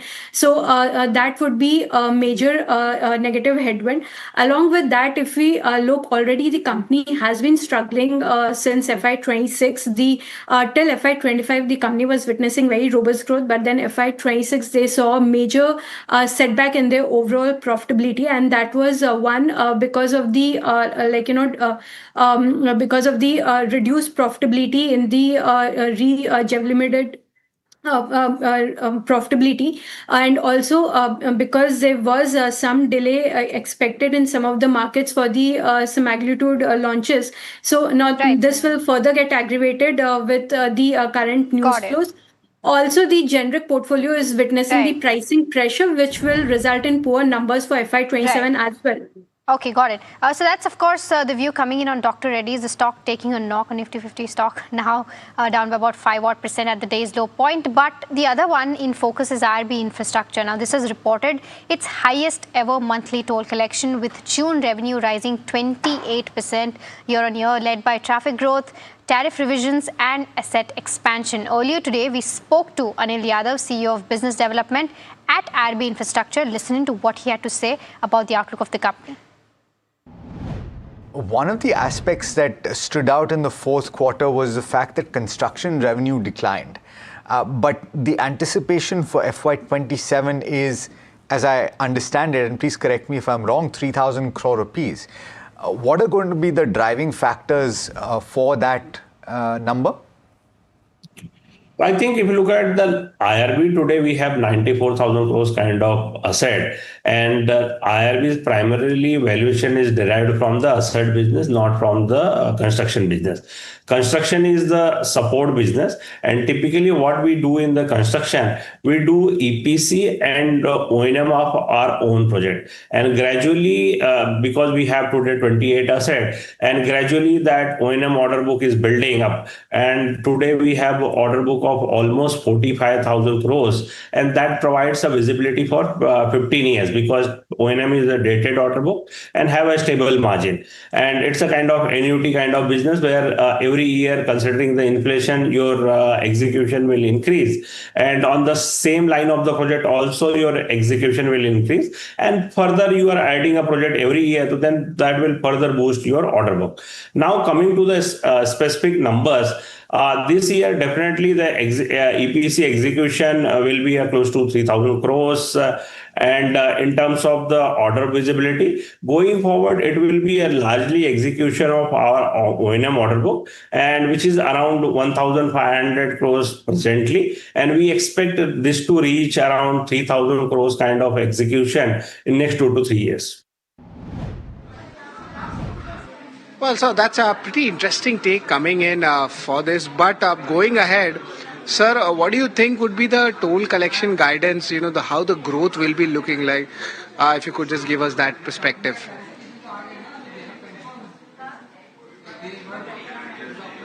Yeah. Oh, Sneha, for IRB Infra, if you could just give us that important update coming in. Okay, sure. So in case of IRB, definitely the toll collection numbers has been really great, and they have some of the really marquee projects like the Ganga Expressway, which really underpins the growth visibility for, over the medium term. The overall EPC order inflow is currently subdued, but then the company is it is strategically trying to focus on building the O&M order book, which will provide the long-term revenue visibility. So in fact, their target is to take the contribution from the O&M revenue to almost 50% from the current 25-30%. So that will provide stability to their numbers and reduce the volatility which is there because of the EPC projects. So overall, looking at the attractive valuations and the strong order book, we are positive on IRB Infra, though the subdued order inflows at the current levels might keep the stock under check.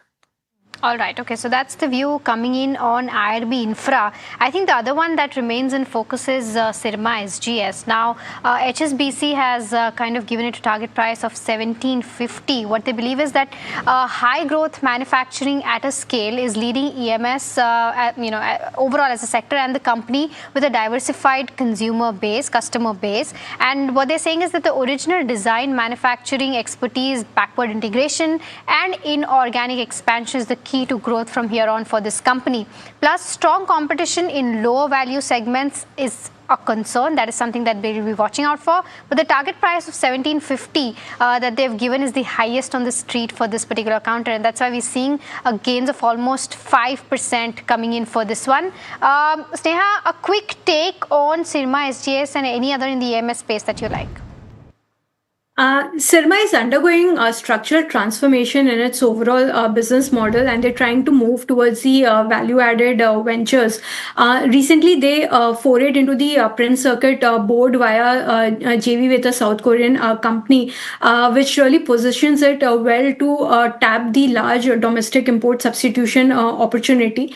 Also, they recently entered into the JV with LA Master, which helps them to increase their presence in the high value segments, and also they did the acquisition of Elcom, which helps them to foray into the high value end of the defense segment. So they're trying to restructure their entire business, where they're trying to reduce the exposure towards the low margin segments like the telecom and the consumer business, and they're trying to increase the exposure towards the high end segments like defense, medtech and all. So with this, their overall margin profiles will improve, their overall product profile will improve. So that makes us really positive on the stock.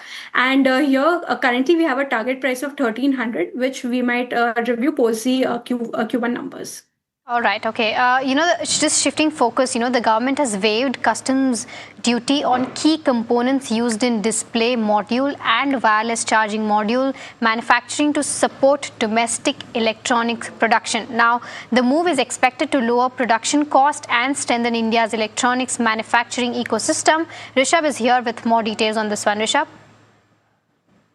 Right, and what's going to be a major boost for the electronics components manufacturing ecosystem here in India? The government has waived customs duty on key electronic parts that are used and have wide applications in automotive, displays as well as medical fields. What we have coming in is that the customs exemption is also been extended to components that are used in wireless charging for smartphones. So we're seeing an all-round sort of an approach in key components being completely waived customs duty. And why this is also important is because this is a customs duty waiver till the end of 2029. So this gives a very long-term vision for industries that are wanting to set up industries domestically. What we have is these exemptions. They cover display cells, backlight units, flexible printed circuit assemblies, as well as NFC coils. And these have very wide applications when it comes to automotive, medical, as well as industrial display assemblies. What we also have is that these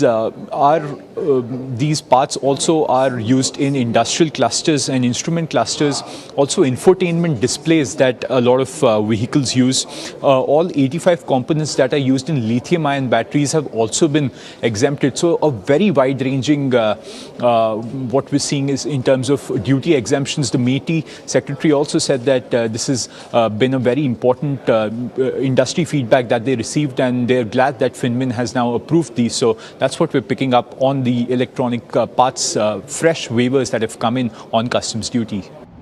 All right, Rishabh, thank you so much for getting us those details. In fact, let's also listen into the reaction coming in on custom duties waiver from S. Krishnan, Secretary of the Ministry of Electronics and Information Technology. We are very, very happy that these notifications have been issued. This will really stimulate the electronics industry, especially the electronic component industry in the country.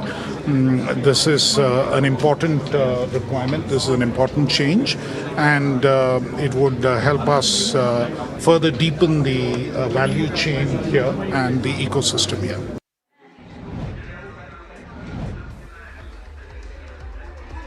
All right, with that, viewers, we are completely out of time on this edition of Trending Stocks, but do stay tuned in. We have more updates and news on the other side of the break.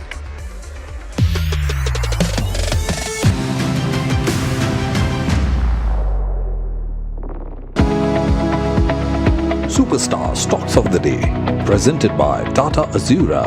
हर रास्ते का superstar.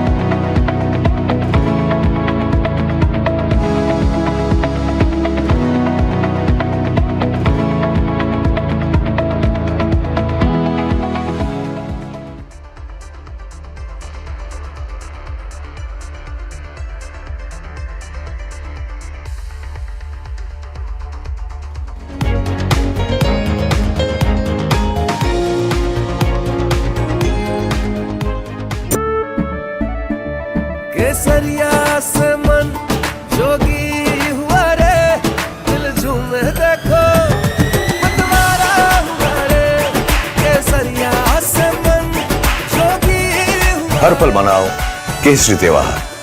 विमल, बोलो जुबान केसरी.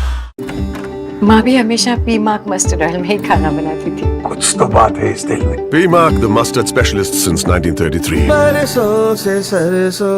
अंबा शक्ति plant की world renowned technology देती है steel को ज्यादा ताकत हर बार. अंबा शक्ति SDTMT. India Inc.'s most respected names chose India Inc.'s best and brightest. I'm delighted to be chairing a committee of such distinguished fellow businessmen, bankers. It's just lovely to be back on this NDTV jury. I have been a fan of NDTV for a long time. Many of the nominees are extremely close together in terms of what they've done. I think it's also important that how they are reshaping the industries, commercial activities which they are into. And it's a very judicious mix of people to choose from. My compliments to the team. Who will earn India's top business honors? Find out at the NDTV Profit Business Leadership Awards. India's unshakable news habit. NDTV.com is India's #1 English news website.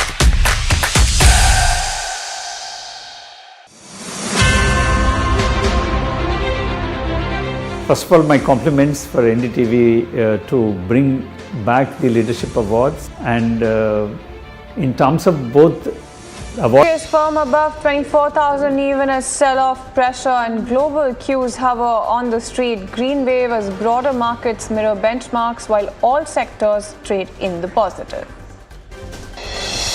Meanwhile, Dr. Reddy's is under pressure after the company flagged a quality issue in the active pharma ingredient used in certain semaglutide batches and has launched a root cause investigation. Government waives customs duty on key components used in display and wireless charging module manufacturing. The move is expected to lower production costs and strengthen India's electronics manufacturing ecosystem. Kalyan Jewellers continues to glitter. The stock has rallied as much as 24% over the last 2 trading days, extending gains for a second straight day today. All eyes, meanwhile, are going to be on TCS as IT Bellwether is set to announce its first quarter numbers. A muted quarter with modest revenue growth on the cards. AI-led disruption set to put pressure on margins and profitability.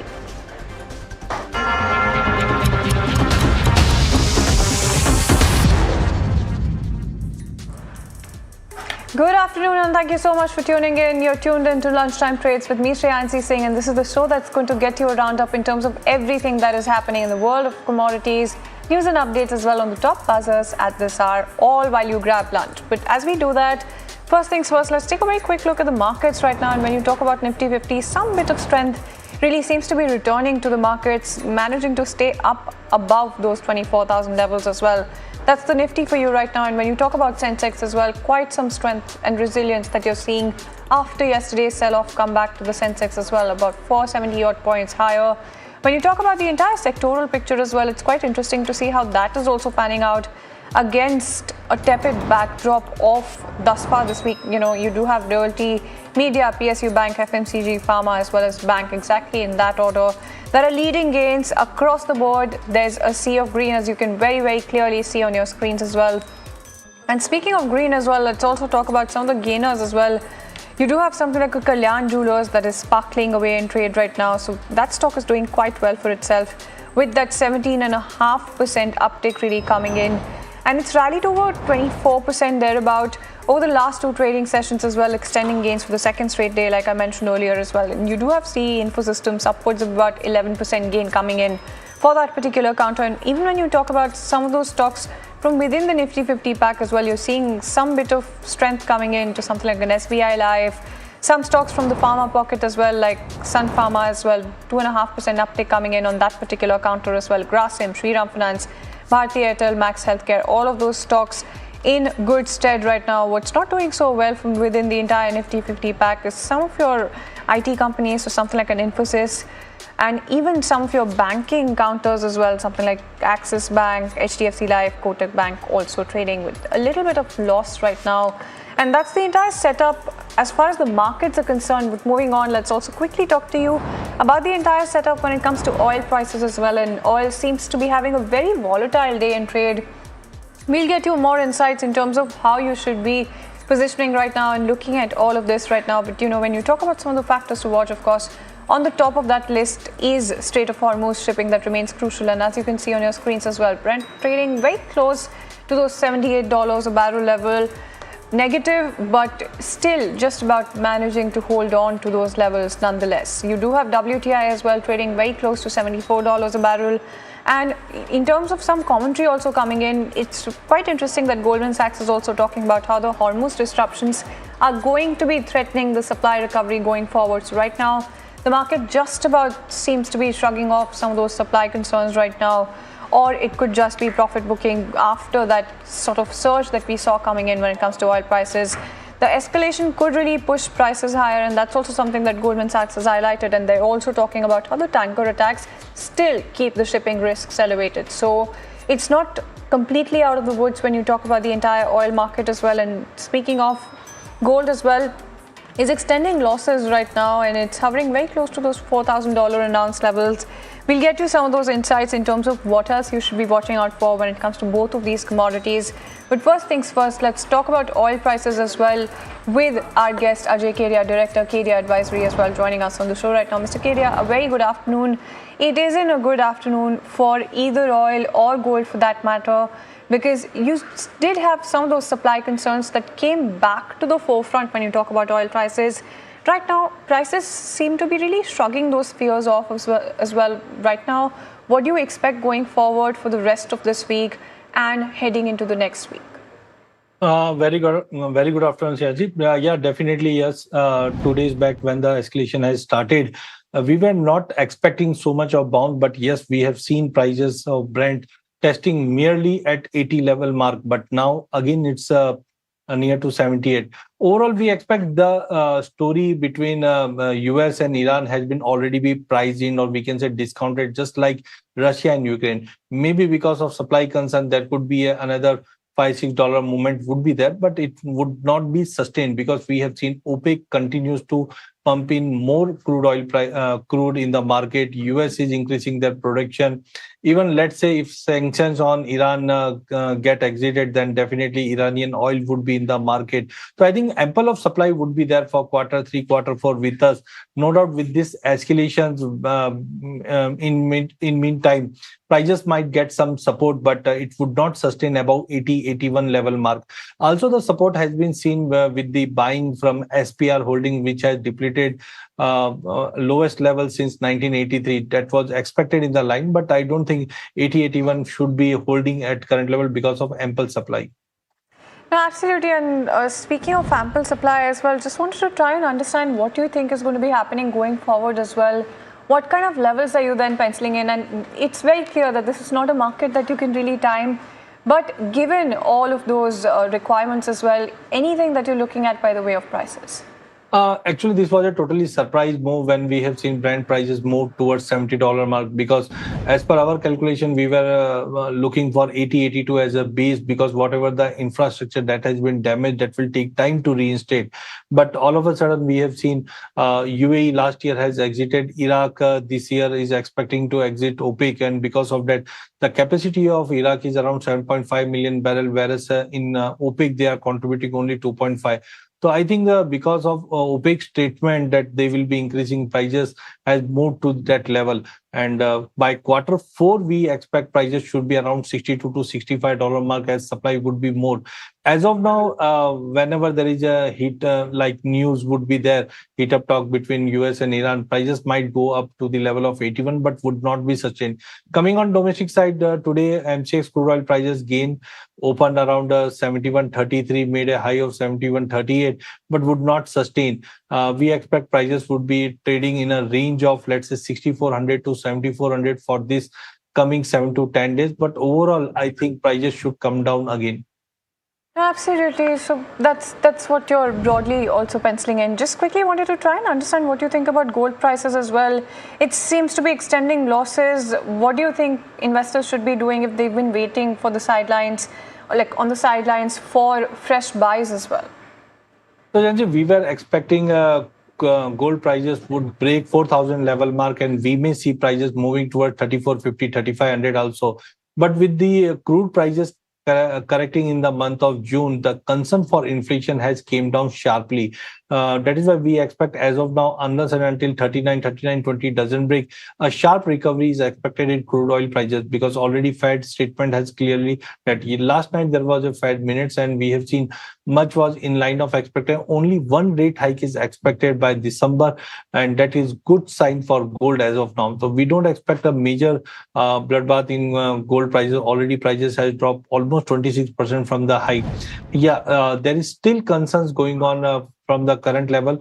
We may see prices recovering to the level of 4180, 4200 as of now immediately for next 4-5 sessions. But overall for July, we are bullish. Market can test the level of 4400 level in international market, whereas on domestic side, with a rupee weakness and making a strong support at 1,40,000, we prefer to be on a long side in gold around 143,500, 144 odd numbers with a stop loss of 140. Our prices can move to the level of 1,50,000 by this month, and one should go ahead and take a long position. Even from the physical side, we have seen some buying initiated has been done because of whatever the fall we have seen in the June month. So I think buying is now coming back in the market. No, absolutely. And just a yes or no answer before we wrap the conversation as well. Silver as well, you expect this to also move in tandem with gold, right? I'm more bullish on silver as gold-silver ratio is dropping. One should go ahead for silver, targeting at least $70 in next 1.5 month period. Perfect. Thank you so much for taking time out and joining us, Mr. Kedia. So there you go. That's the entire outlook coming in. Time to be a little more bullish on silver. That's the commentary also coming in. When it comes to comparison between gold and silver, it's actually the gold-silver ratio that's making it quite an attractive bet at this hour as well. But moving on, let's get to some interesting and important updates. The government has waived customs duty on key components used in display module and wireless charging module manufacturing to support domestic electronics production. Let's go across and listen into the word coming in from the MeitY Secretary S. Krishnan, who talked about all of this in terms of the customs duty waiver. We are very, very happy that these notifications have been issued. This will really stimulate the electronics industry, especially the electronic component industry in the country. This is an important requirement. This is an important change, and it would help us further deepen the value chain here and the ecosystem here. And we've talked to you about where crude is headed as well, going into the next week as well. But let's also talk about the ethanol blend. In fact, the government is weighing a calibrated shift to higher ethanol blends with E21 likely by 2027 as well.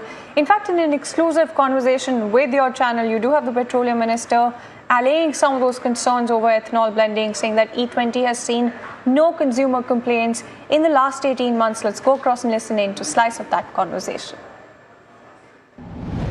the fact that there is now suddenly a raging debate with regards to ethanol, something that has actually happened months after the actual implementation, actual transition that has taken place. In your assessment, why is it that it's happening now?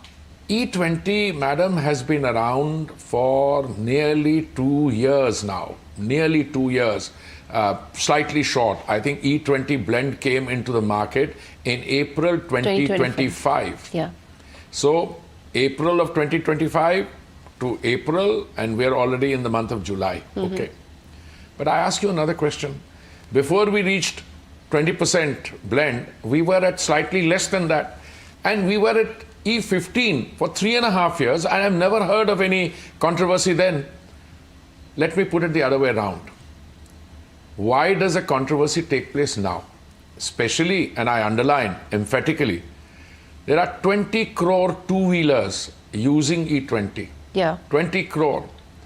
There are 20 lakh four-wheelers using E20.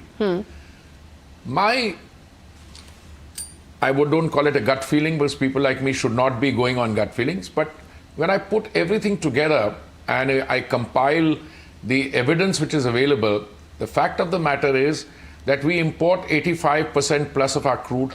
Suddenly on 5th June, when we launched E85, right, in a limited number of stations, I think 47 in the National Capital Region, and we launched the largest selling, we launched means the company concerned, Hero Motors launched the largest selling brand as a conversion to E85.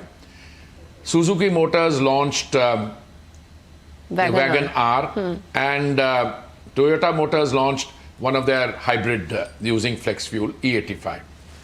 My sense is that someone thought that if E85 takes off in India, this was on 5th June, which is World Environment Day, because things happened very rapidly after that. Right. Someone must have thought that, my God, if flex fuel takes off here, and EV already there is a thrust coming, etc. Let's cast a doubt. You're raising a very significant issue Well, there, I'm sir. raising it because you asked me very penetrating questions. True. And I had, frankly, before I came for the discussion, I kept, I appear in discussions with colleagues, individually, with newspaper correspondents. But I don't think we've had a firmer fix on the timing as we are getting out of this discussion. True that. Today we are on July the 8th. Right. And this controversy is about 2 weeks old, 3 weeks old. And it's not that on 5th June suddenly it arose. We saw signs of it. But I think the counter information which has been put out, that this is not something we've done suddenly, that E20 has been around for at least almost 2 years, that E15 has been around for 3.5 years. And by the way, in the last 18 months or 24 months, there have been no complaints. Let me take some of those aspects that you pointed out. First, you said that there is a clear pattern towards fear-mongering when you linked the LPG fact to what is happening now. Do you think that this pattern in terms of fear-mongering or creating this kind of a fear psychosis, who's doing that? Well, look, it's not for me to make those assumptions, or I can just point to some evidence. I went back to the LPG story only because fear-mongering comes naturally to people who have an interest in and a stake in trying to run down governance procedures, etc. You remember when we've had to face the pandemic, our vaccine manufacturing capacity had been almost, I'm talking about our domestic vaccine manufacturing capacity, it had been almost completely stopped in the public sector between, I think, 2010 or 6 to 10 or 12, thereabouts. Therefore, when we faced the pandemic towards the end of 2019 and 20, we not only set up domestic vaccine manufacturing capacity, one plant in Pune, AstraZeneca, another plant purely indigenous in the south. We ended up making 220 crore vaccines and distributed most of them pro bono to free to our population and exported also to 100 and 150 countries in the world. So who's questioning India's credibility? No, I'm coming to that. But where were some of our friends then? Modi ji, हमारे बच्चों की vaccine कहाँ है? And I used to tell them that Rajasthan में आपकी सरकार ने कूड़े में फेंका उसको, पंजाब में उनकी सरकार थी, वहाँ पे मुनाफाखोरी. I'm not suggesting they are doing this. LPG, yes, they were in the forefront. When it By they, you mean the opposition parties? Absolutely, all of them. They were in the forefront. In LPG, you can see the MPs lined up. You have that. And it turned out that there was no shortage of LPG.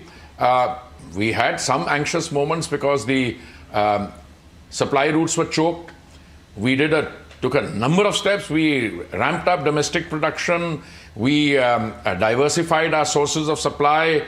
We passed orders on the demand side. We moved to many things. Domestic production went up from 35,000 metric tons a day to 54,000 metric tons. Yeah. A massive increase.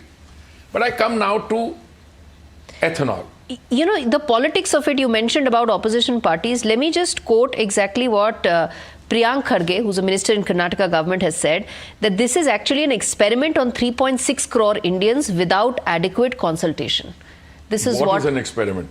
The entire ethanol transition. First of all, I would like to remind this gentleman you've named, the program of biofuel blending or ethanol blending is one that was started in the year of the Lord much before we came on the scene. I was ambassador to Brazil in 2006, and I recall even before that, the Honorable Minister for Petroleum and Natural Gas, Shri Manishankar Iyer, statement, which I've seen played back on several of your channels, speaking in Parliament in 2005 that we will do ethanol blending, etc. Now, if they don't want to take the credit for it, I'm quite happy. But they should not distort facts. It is not an experiment. What he is referring to, possibly, and there was a lot of fear-mongering on that, the learned Attorney General, in appearing before the Supreme Court of India in a case which revolved around and was anchored in total procurement numbers, because there was a stay in the High Court of Calcutta, my apologies, in Karnataka, where a best endeavor clause in a contractual agreement was sought to be interpreted as a mandatory requirement. Okay. So he was saying that, look, he was appealing against that in the Supreme Court, and there he used the word experiment, but it's not in the context of blending numbers. He was talking in terms of quantity. And let me explain that to, and through you, to this gentleman and others who might be deliberately causing misconceptions and misleading people. When we wanted to do 20% blending, that was a target to be achieved by 2022. No, 10% blending by 2022 Yes. November. We did it 5 months in advance. Right. We had a target of 20% blending, for which we'd made a calculation that you need to produce 11 crore litre, 1100 crore litres of ethanol. I stand corrected, 1100 crore. Today, the production capacity has gone way beyond that because of a number of steps taken. A, it was a successful program. Secondly, we diversified the feed. We went from C-heavy and B-heavy molasses to cover sugar syrup. We covered maize, etc. And there were offtake agreements signed with banks. Today, the total capacity is close to not the 1100 crore litres, but almost double that amount. So the learned Attorney General was responding to that as an experiment, that the country is trying to assess how much it needs, etc., and we are trying to calibrate that. Now he has misinterpreted that to talk about percentage of blending. Okay, so you've clarified on that, but you know the larger point, which is that India has advanced the timeline. 2025 is when E20 came into being. It was earlier expected to be around 2030, and there are already now talks about E25 probably being brought in. The question that many are asking is that were independent studies conducted, given the fact that there are many individuals and consumers who are coming to light and saying that, hey, there's an issue with regard to engine, there's an issue with regard to my car, not performing properly. Independent third-party audits. That is what many are saying. I'm very happy you're asking that question. Because the discussion today is on E20. Yeah. But E20 has been around for 2 years. My point is, why is the controversy coming now? If you are looking at independent studies for E25, that we haven't even launched yet. Right. We're conducting those studies now. Insofar as E20 is concerned, I can tell you one particular manufacturer, I think it was Hero Motors, they have serviced 1.5 crore vehicles using E20. Not a single complaint. Then, as I mentioned to you... But complaint is for older vehicles, before 2023. I'm coming to that also. In older vehicles, the evidence that came through was on 2 counts. Number one, these number of cars, vehicle service also covers that. But what you get there is that if you have a gasket which has to be replaced at 50,000 kilometers, because you're using E20 on an older vehicle, that is a vehicle prior to 2023, you can probably have to look at it at 30,000. But again, Gauri, madam, why were those complaints not coming now? They come after 5th June suddenly. Insofar as mileage drop is concerned, yes, this is well proven in terms of automobile engineers amongst the discussion there, those who are fuel specialists. Ethanol helps acceleration. Ethanol has an octane count of, I think, 108, whereas normal petrol has an octane count about 84 or so. So depending on the kind of octane, higher octane that you take, but the ethanol does result in some percentage of less mileage. But equally, automobile experts will tell you the driving mileage depends on a number of factors. Driving habits, the kind of vehicle you're using, the kind of speed with which you are going. If you are going on an empty track and driving at a consistent speed, I'm not suggesting you do that, but say 40 kilometers an hour consistently, without zigzags, without brakes, without red light, you'll get a slightly higher mileage.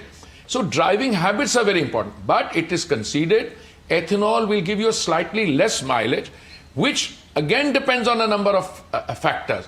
Now, I said somewhere that, listen, ethanol is not something which has been invented by us. It's not even been invented by the Congress party. Madam, 100 years ago, the Ford Motor Company, when it launched the Model T, I think it was called, was talking about ethanol usage. Ethanol has been used in all manner of engines. Ethanol has been used in F1. In fact, I think the standard fuel for F1 racing cars is E10.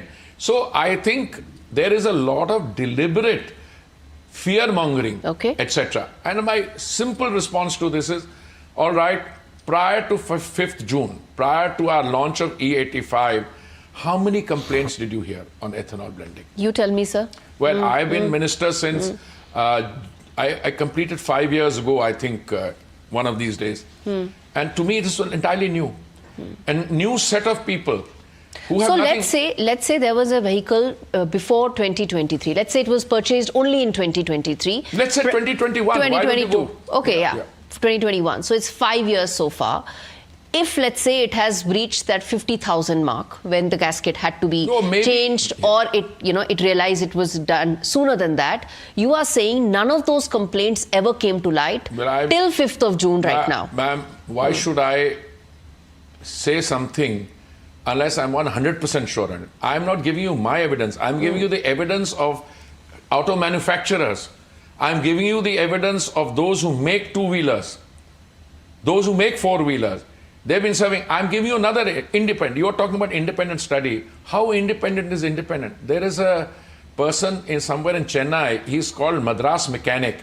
He's written an account, absolutely technical account. He said he has serviced, he has analyzed thousands of vehicles.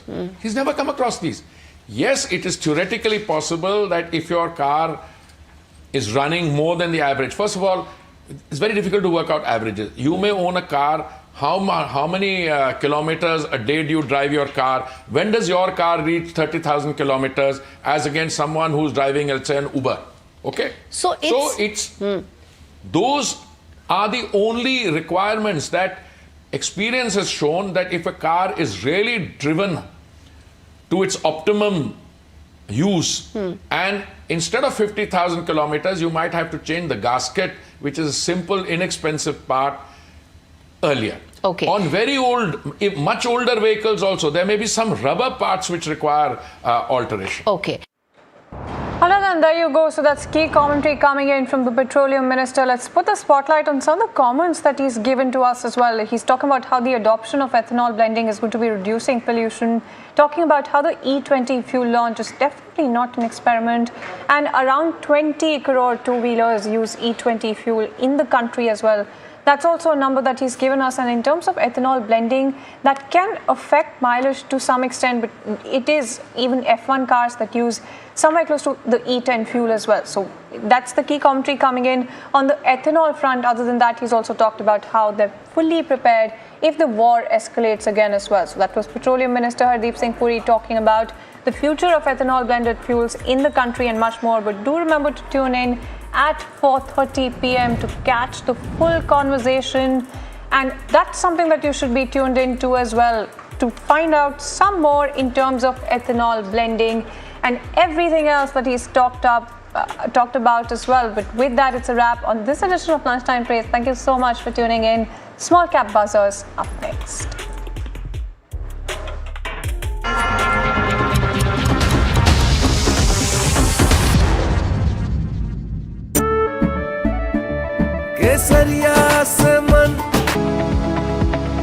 Superstar Stocks of the Day, presented by Tata Azura. हर रास्ते का superstar.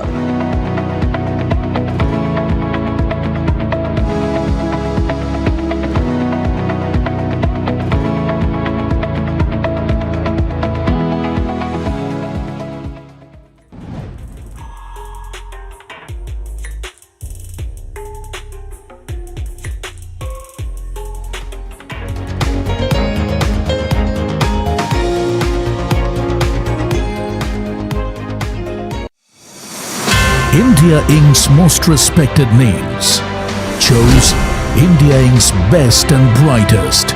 These kind of awards and jury lineup, you are truly giving it the right weightage. The eminent juries who are here, and that itself speaks for the commitment towards.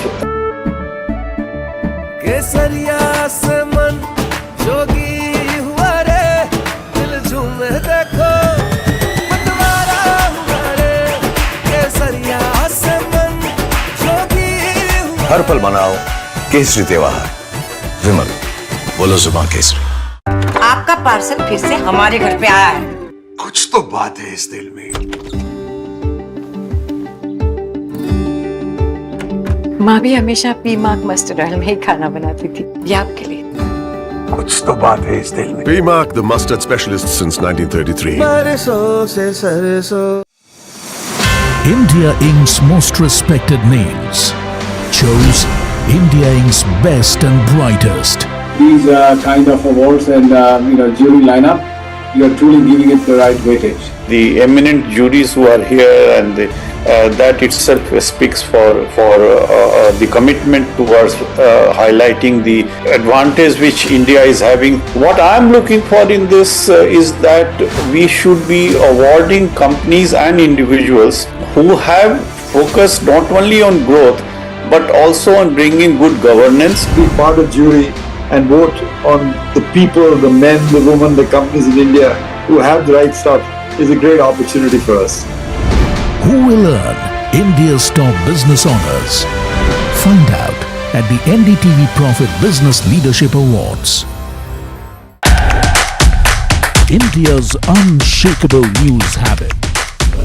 NDTV.com is India's #1 English news website.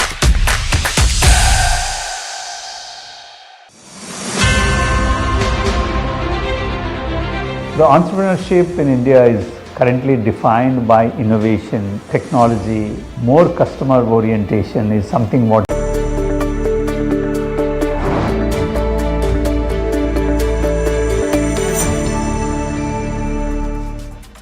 Good afternoon. You're watching Small Cap Buzzers on NDTV Profit with me, Somit Sarkar, and my co-anchor Varsha.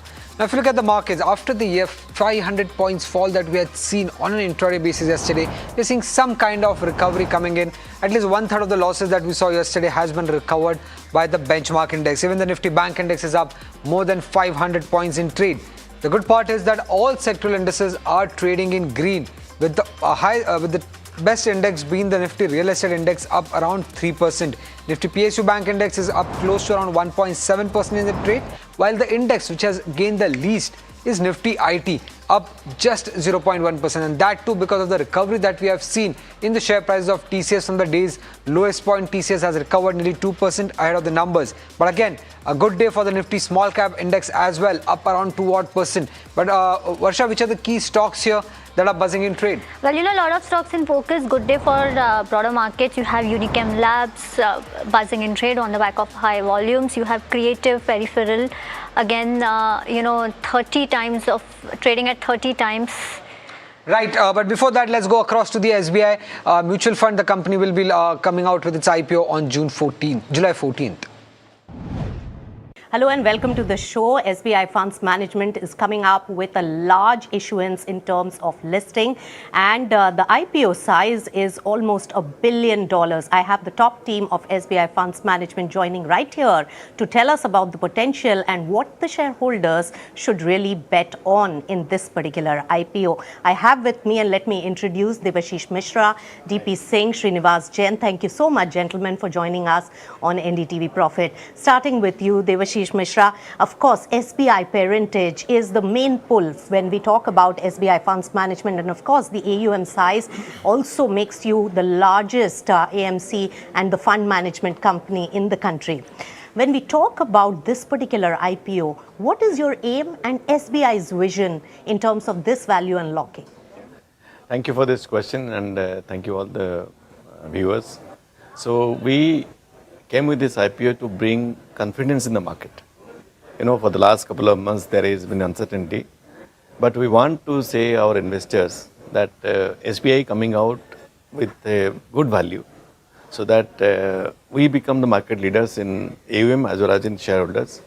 And this is to improve our governance, market discipline, visibility. We don't need capital. We're fully capitalized. It's not to raise capitals. But we want to make being the largest AMC of the country, we also want to be listed in the market to bring more transparency and governance to our own, also be accountable to the market. So we'll be adding one more stakeholder. We had unit holders. Yes. We had our own regulators, our own parent. We are adding now our shareholders. Right. So we're actually inviting more discipline to ourselves. That's right. All right. So that's one part. But of course, two of your investors are also selling stake through the OFS, and huge value unlocking is taking place when it comes to SBI as well as Amundi. Yeah. Srinivas Jain, when we talk about the valuations, it is at par with the privately listed fund houses which are already listed. So it's at par with the peer when we talk about your FY28 Ps. What's the rationale of this particular valuation? And with this IPO, are you leaving anything on the table for the shareholders who are really issuing into this particular IPO? Firstly, thank you for having us. It's a great opportunity to speak to you. When it comes to valuation, obviously the valuation is a derivative of what happens in the market, the demand, supply, positioning of the company. To be fair, as a company, we don't talk directly about valuation. We are very happy to see valuation that comes from the market, but we are the largest asset manager, and we've built a very large franchisee, and that franchisee's value is getting reflected today in the valuation that's there. Obviously 6 other asset managers are listed, so there is a reference point out there, but clearly we have a distinct advantage of being not just the largest, we've built a very large franchisee, and that reflects in the valuation that today market is giving us. Right. So when we talk about the growth parameters, what is it that the shareholders should be really betting on? Why will they really bet for SBI Funds Management vis-a-vis the other private sector competitors? We don't distinguish between private sector and SBI, public sector. We are competing in every single capability. We are largest private public put together. We are the largest asset manager in the country. To be fair, I think there is really no equivalence to the franchise that we've been able to build, whether it's a distribution reach, whether it's the retail penetration, the SIP book that we've created, a huge institutional business that we have built. And I think we have a lot more to look forward to. There's so much more headroom to go. I'm sure our CEO will add a lot of value on what we are trying to do as a company. But clearly, this is a very differentiated franchisee, completely different from what's out there in terms of capability, in terms of what we've already delivered in the market. I'll supplement to what Srini said. Look at the way financialization happened in the country.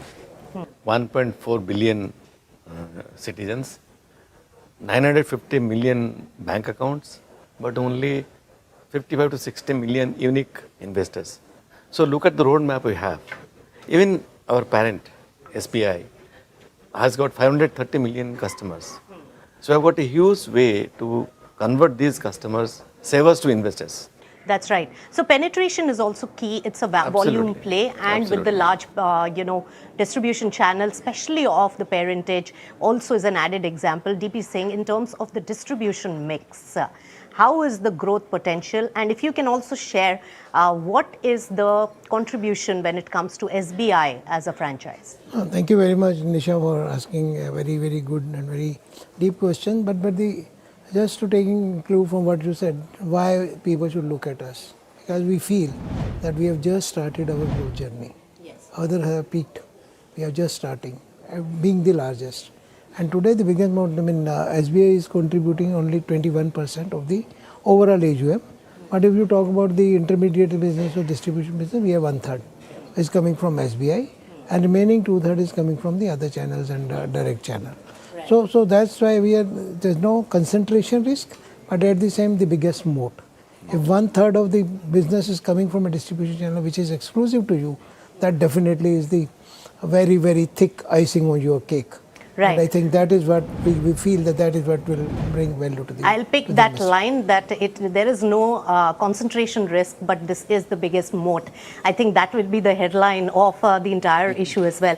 But Debashish Mishra, also SBI is after the listing will be over 55% stakeholder, despite selling a minority stake in this OFS. Yeah. And after that, also it has that value unlocking as part of its SOTP. So that particular benefit is being given by this particular arm to SBI, and with the IPO, a lot of value unlocking is taking place with over 1 lakh crore rupees. But my question is that there is also a royalty fee that is being paid, which is a concern and needs to be also explained when it comes to the financial impact on the company. So SBI, the biggest financial conglomerate in the whole country, and not only SBI Mutual Fund, we have got already listed 2 entities, that is SBI Life Insurance and SBI Credit Card. So the royalty part has been debated, discussed, and it is totally transparent for the bank as well as us. Now, this has no impact on the valuation, because valuation will go up as market grows and as we are listed, and we are going to recover more, we are going to earn more by the scale and by the way market receives us in the future. I mentioned 2-3 numbers. I'll give one more number. The whole household investments in financial assets has grown by 11% in the last 5 years. In mutual fund, it's 41% CAGR. So the way we have been growing in the mutual fund business, which is anyway, as Mr. Singh said, bread and butter of our business. So we'll grow much more, much faster to recover the fees and give more margin to our shareholders and our unit holders. Is there a risk also of that brand, being lost in future? What are the fortified steps being taken? Because this brand brings a lot of value to the company. So very good question. In fact, this question asked to me by global investors. So you are matching with them. Thank you.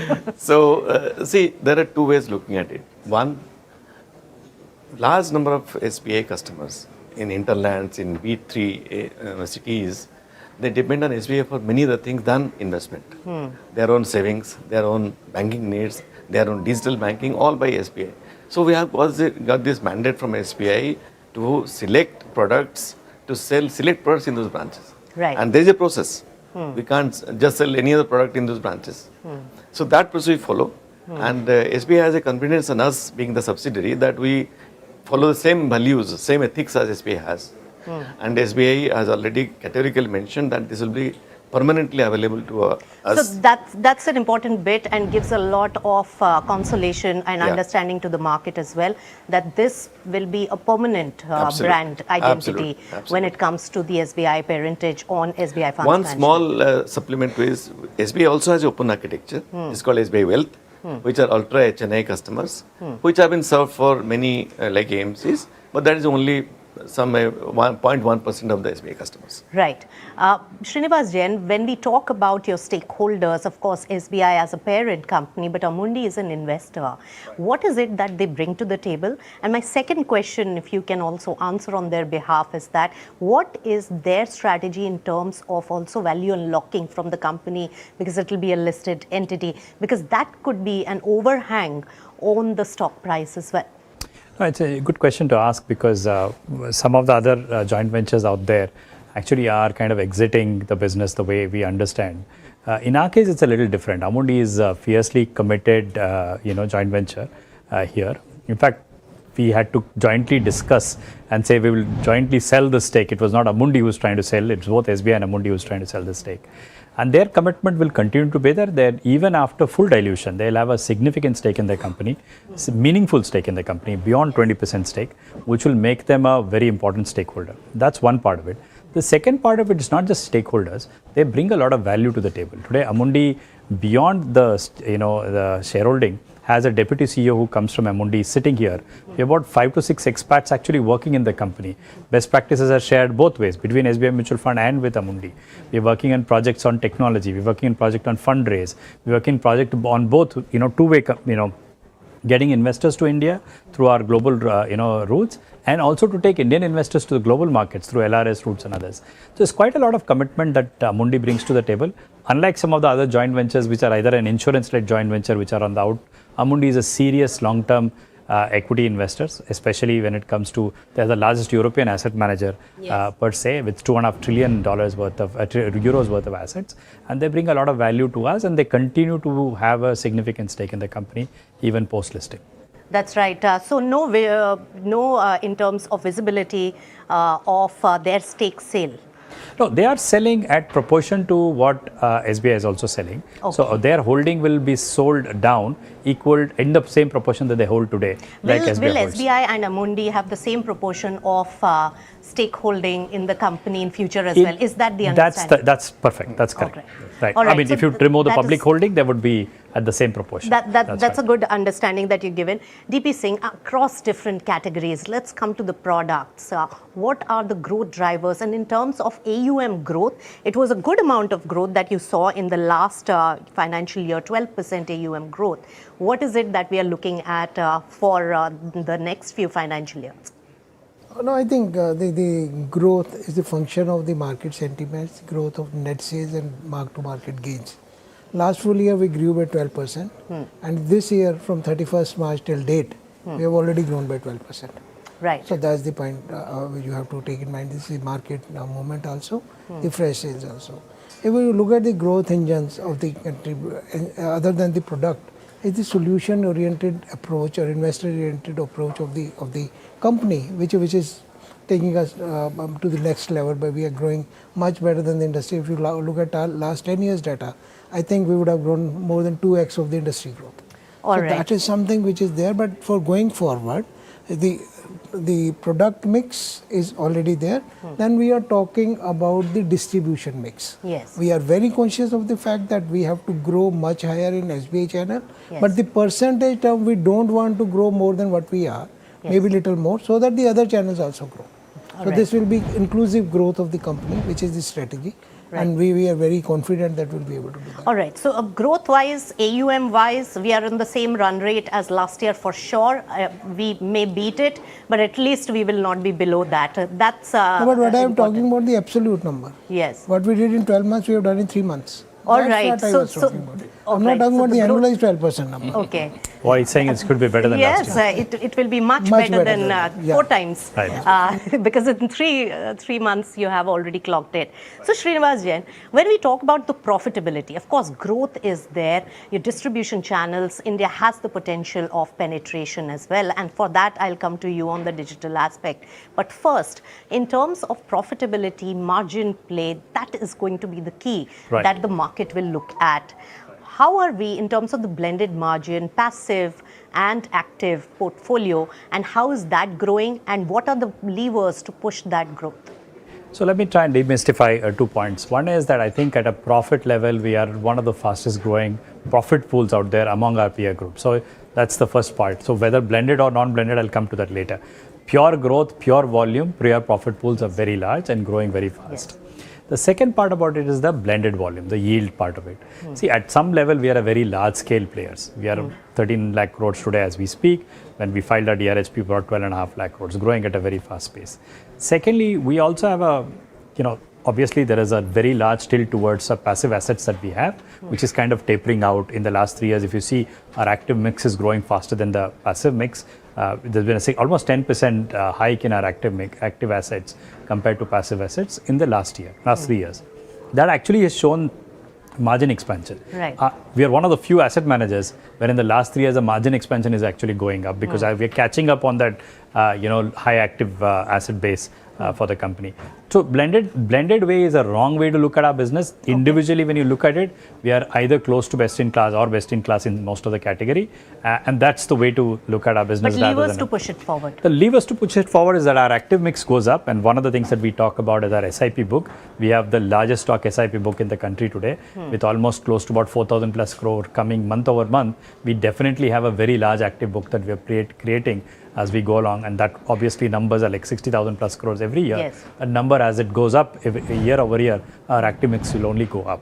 Right. So Debashish Mishra, penetration is the key. How is SBI's parentage really going to help in terms of expansion and go-to-market approach? So first of all, we are now looking at 13,000 plus employees of SBI who are qualified, NISM certified to sell these mutual fund products. That is very good support to us, and also branches.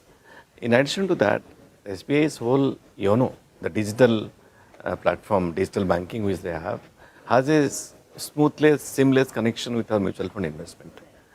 Only one piece which is friction is the KYC.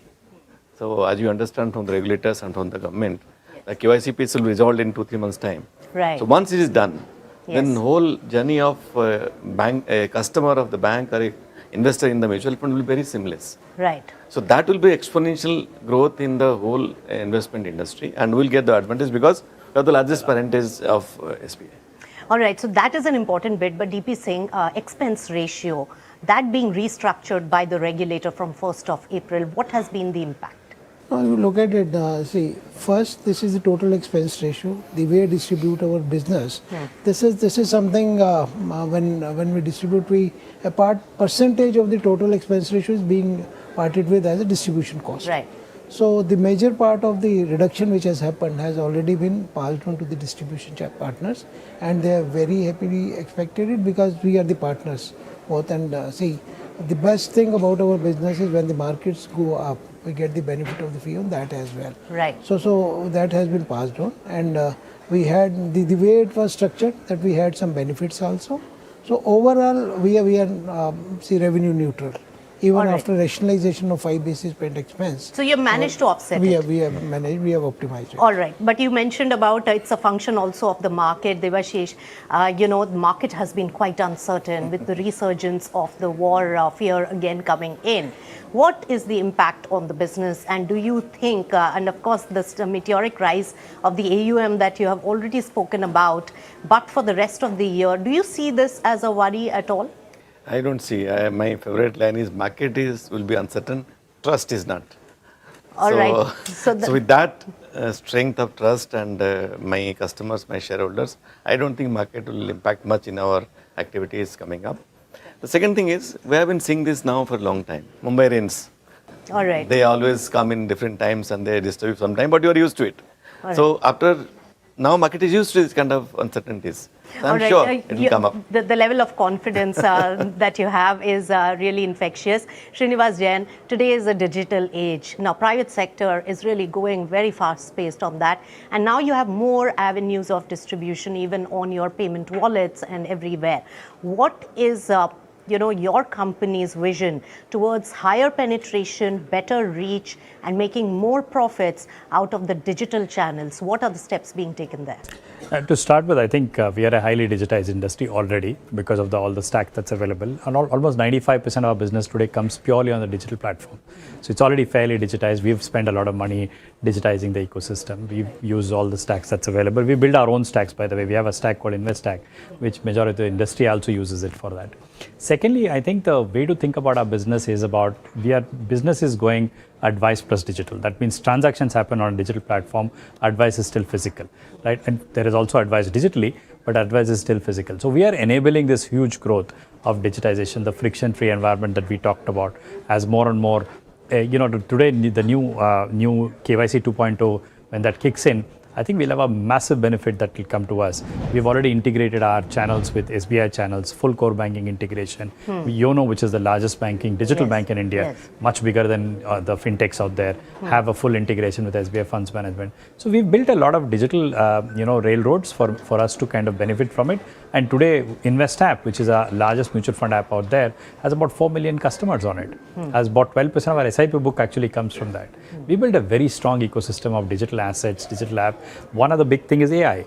We've actually used AI at the last investor mile. Our Invest app is fully AI enabled. You don't have to go through menus and stuff. You can ask what you want and you get those benefits. How do you compare yourself to other peers when it's personally, the if you use ask of me, AI? Personally, I think we are best in class out there. That's good for me to say, but obviously it's for industry to judge. But Play Store ranking gives us 4.8 on a Play Store, which tells us that people are also voting with their feet when it comes to our apps and our digital ecosystem. All right, so use of technology and AI mix really adds to the overall power of the company and the sector, like all businesses these days, and that could be one of the differentiating factors for your industry also going forward. Thank you so much, gentlemen, and all the best for the IPO. Thank you so much. Thank you for having us. Thank you, all viewers.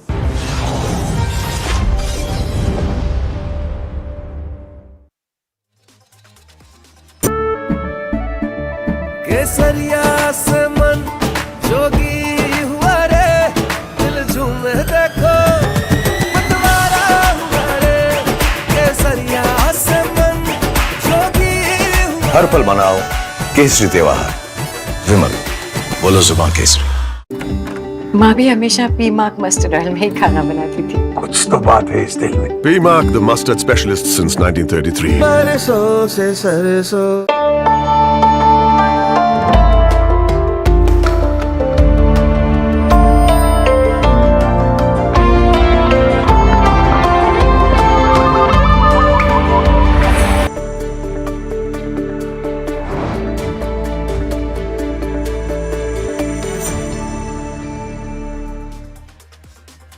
Well, it was a very interesting discussion with the management Nisha had done earlier, but I'll give you a 360-degree angle analysis from NDTV Profit, and let's get in the peer analysis of how SBI Funds Management actually stacks up. I have got you 10 important metrics that will help you make your decisions for this IPO. The first metric, let's talk about it, which would be in focus for SBI Fund Management, is the revenue and profit. This is the numbers to look at, especially ICICI Pru AMC is on the higher side, but looking at it, the profit is also at roughly 3,500 odd crore rupees. So that's an interesting take. The second comparison, let's have a look in this analysis, apart from the financials, is the QUAAM. That's the highest. That's nothing but your quarterly average annual asset under management. That is something to watch out for. This is the market share rate. It's the highest. Let's look at the third metric to see what's the picture looking like. The foreign partners, most of these players have their foreign partners also, and this is what we are talking about for most of these players. Apart from this, let's talk about the fourth metric, what's important in our analysis. And of course, this is the overall market share. In the passive segment, look at that. Almost 28% of that is coming for SBI Funds Management. That is where the interest lies. Let's talk about the next metric also, what's there in focus. The equity-oriented retail, it's a close second in the analysis for SBI Funds Management. And apart from this, let's look at the other metrics also where you should be very thorough in your analysis. And the active equity AUM, that's where the market share comes. It's slightly below the ICICI Pru AMC, but largely in the top two. Also, the next important metric would be the number of unique customers. This is, of course, on the higher side for Nippon Life, and compare that with SBI Funds, it comes in at almost 1.8 crore. These are all the data by RHP. The next one is a very interesting metric. That's the QM of parent bank deposits. So generally they have their AMC and they have a bank as well. And this is a very lower number. Look at that, it's only just 21%. That means there's a significant headroom to expand and use the users of the parent, which is the SBI. So this is a very positive point. Also next, let's look at the other key metric. And this is the valuation picture. This is what we have taken for the FY28. This is on the lower side, but on that number, it's 31 to 34 times. That's what we have taken from the price band. So it looks like fairly priced IPO. So this is the entire picture when it comes to the overall peer analysis with SBI Funds Management. But this is IPO. So this is where we do a lot of analysis also. Of course, in the strength, weakness, opportunity, threat. That means it's the SWOT analysis I'm talking about. And SWOT analysis about the company, I would like to give you some important points. It's the largest mutual fund asset manager in India. This is in terms of quant market share. Next point is also very much important. It's close to second in terms of actively managed equity hybrid schemes.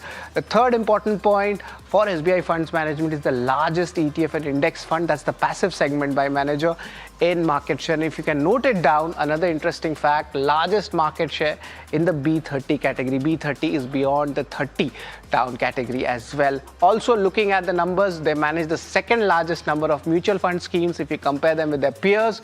And another important point is the largest fund universe amongst the listed AMCs. They have a total of 85 schemes, the least AMC quam as a percentage of parent bank's total deposits. So this is definitely a positive point. You should note that down as well. And 36% of total AUM and almost 40 plus is exposed to passive funds as per the analysis. But what's the strength? Let's talk about it. Strength is a strong parentage and distribution. SBI, we all know that definition. One of the highest SIP inflows market share. They have roughly 14.7% to be precise. Also, another important portion is the passive as percentage of AUM is highest amongst peers. That itself is a strength as well.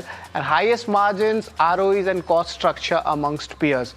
This is what we have got the strength. But what's the weakness? There are some concerns as well. The revenue is lower than ICICI Pru AMC despite being on a bigger size. But remember, they have a passive fund exposure. Yields have been impacted due to this reason. The third important point, the weakness, includes, of course, these two fund houses have better negotiation rates as compared to the distributors, and the concentration of fund managers AUM in fund is the active AUM. So that is where a little bit of concern definitely comes. And the opportunities, let's talk about it. More headway for AUM growth via the parent company. And of course, they have a foreign partner also. Amundi is there. It's largely untapped. So that is where you will be watching this opportunity grow. Also, another reason is more potential in the B30 markets plus the passive book. That itself is also growing, and definitely it will augur well for the bank. And growth in the non-MF segment. Last 3 years, the good momentum has come in this space. So we spoke about the most important things, but there are some threats also. Industry yield pressure. This is kind of cyclical, which impacts the mutual fund businesses. The second reason or a threat would be the rising competition from fintechs. Can it sustain? Of course, there are bigger names, but new names are definitely coming up. The regulatory risks are always there. We had spoken about the expense ratios, how things pan out, and also let's get in the current market sentiment, how things are moving. Is there a good grey premium or not? That's something we'll be watching out for, but the entire action will go next week onwards. So this is the entire picture I've got for you in this segment. But let's try to understand, the entire picture of how things move. And we have our guests with us as well. We have Vineet with us, and also we have our another guest. He's also joined with us. Hi, both of you gentlemen. Vineet, I'd like to start with you first. A very important update coming in from SBI Funds Management. Just to put things in perspective, good time to apply for this, because the valuation pricing seems fairly okay, and there's a lot of institutional interest which will come. So we'll start with Vineet on this first. Thanks. The introduction that you gave on the SWOT analysis was bang on. And, you will see that SBI compares very favorably with the other peers which have got their own banking parentage. Now, if you see, all these funds quote at 1.5 times PEG. And at the current offer of 574, this company is available to you at 1.1 times book. So, given all these things, I believe that on listing, you can easily expect the stock price to move to 1.5 times. And given the parentage of the company, the micro granular focus of the management, which is there to focus on, the smaller investors and also to grow across SIFs, I think that, it will sustain its 20% kind of growth rate going ahead. And we also expect a massive re-rating to happen out here because, it is the first offering from a very large fund house that is going to come into play. So I believe that, we are sitting on easy 50% profit to be made on listing. And I expect very healthy subscriptions to come at this. Exactly, Vinita. We're just discussing on that. After a long time, we're seeing a big IPO coming in, a very strong parentage. There will be a lot of follow-on buying post listings from institutions also. It's largely known in the unlisted space. I saw the prices touching 900, then correcting to 575. So there might be a normalization back as well. Everything looks quite good. So it's a good stock to apply for the IPO, as well as, can it go, after the listing also, there could be some follow buying. How do you see this panning out, Vineet? Yeah, so what I told you was all on the basis of trailing numbers, whereas the other valuations that I gave you on a prospective basis for FY28. So, if you take this into consideration, I think even from the pricing that I've provided to you at about, close to 45 to 50% upside, that also will attract buyers because, if you're looking 2 years out, then you're going to get more growth coming in. And, this growth is not going to stop. So 28 to 29% kind of growth in PAT and 20% CAGR growth in AUM, I think it's going to be a compulsive buy for people to invest. Right. And Vineet, now let's talk a little bit about the overall mutual fund pack in the listed space also. Of course, we are not at the top of the cycle because we are mirroring the market, and there is cycles at play when it comes to the AMC stocks. But apart from SBI, other stocks are also there in the industry. Do you think that yield pressures are trying to cool off and then we are back to those numbers? The SIP numbers are pretty decent. And do you think there's a change at play for the mutual fund industry going ahead? I think we will sustain the growth, because we have seen the worst of times. So if you've seen, we saw COVID, then we saw the country come back, and then you had, the Ukraine crisis. Now you had the Israel crisis, and on top of that, you have the Trump's tantrums playing out. And despite that, our inflation is the lowest. Our oil prices are the lowest in the world. And considering all these things, I think, we've seen the worst of the times play out. But, we've emerged extremely robust across all these negative cycles. So given that, I expect that FIs will sooner than later come back. And, we'll see the markets also stay quite firm and healthy. And, the portfolio flows are only going to grow more. And as you've seen, the yields are quite low. A lot of the banks are also dropping their rates. So this is going to lead to money moving more into, your fund side. And I expect the growth rate across mutual funds to sustain. Right. So, of course, the industry seems strong and there's a bullishness coming in for SBI Funds Management as well. Thanks a lot, Vineet, for giving your views on the industry and what should an investor or a retail do for this counter. It's always a pleasure to have you with us. Thank you very much.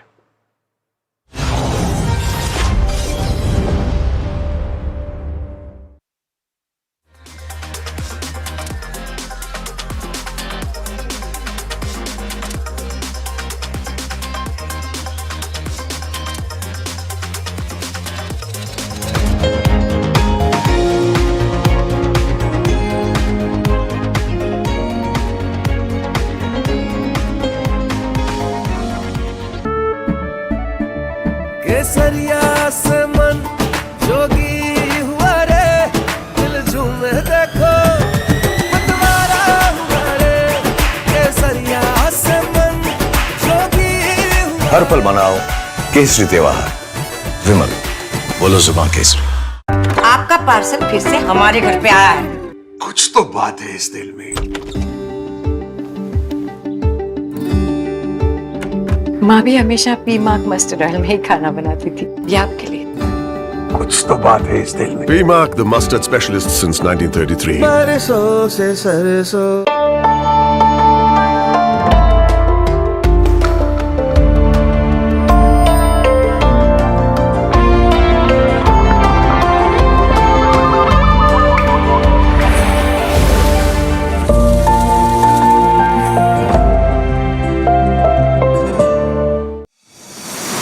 India Inc.'s most respected names chose India Inc.'s best and brightest. These kind of awards and jury lineup, you are truly giving it the right weightage. I think it's heartening to see talent that there is across India Inc. We should be awarding companies and individuals who have focused not only on growth but also on bringing good governance. Be part of jury and vote on the people, the men, the women, the companies in India who have the right stuff is a great opportunity for us.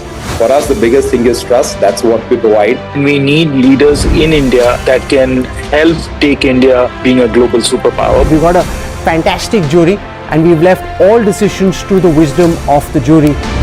Who will earn India's top business honors? Find out at the NDTV Profit Business Leadership Awards.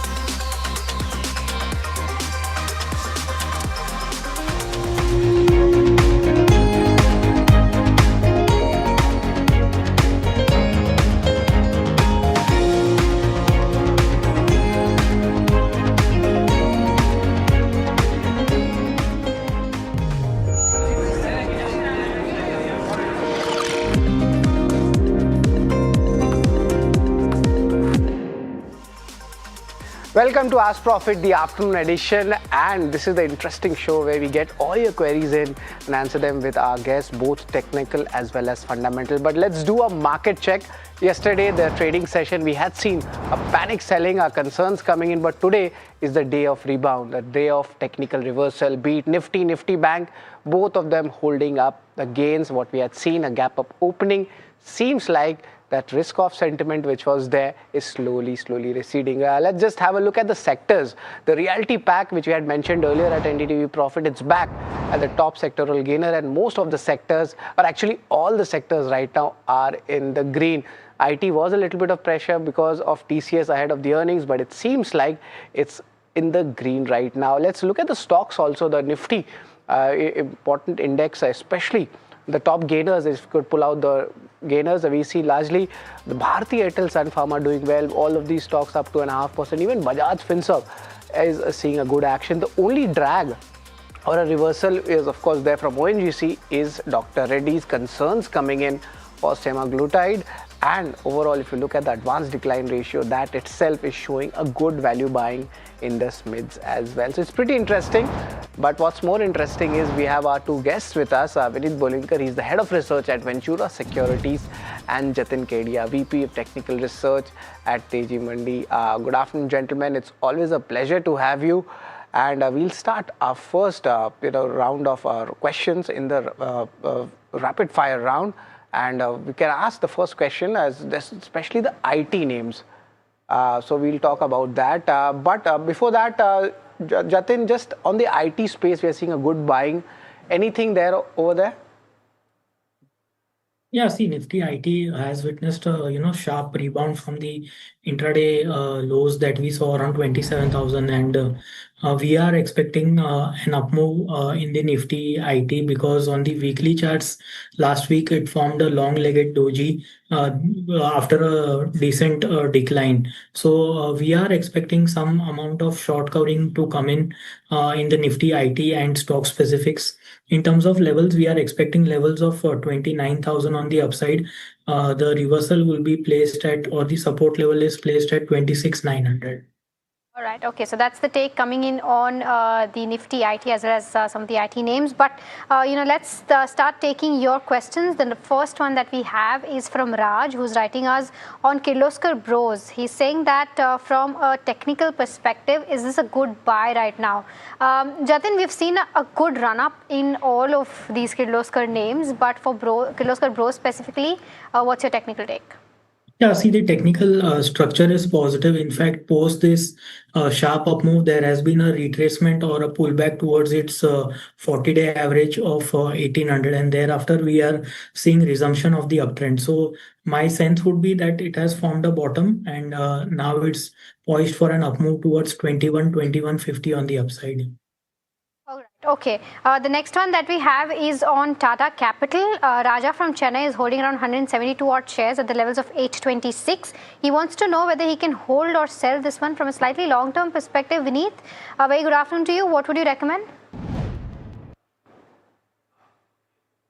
Sorry, Vineet, I think you're on mute. The stock has seen a reasonable correction from its peak. And at these levels, and with, as I told you earlier in the show, that interest rates are coming down. And as a result, we expect, the NIMs to hold out firm.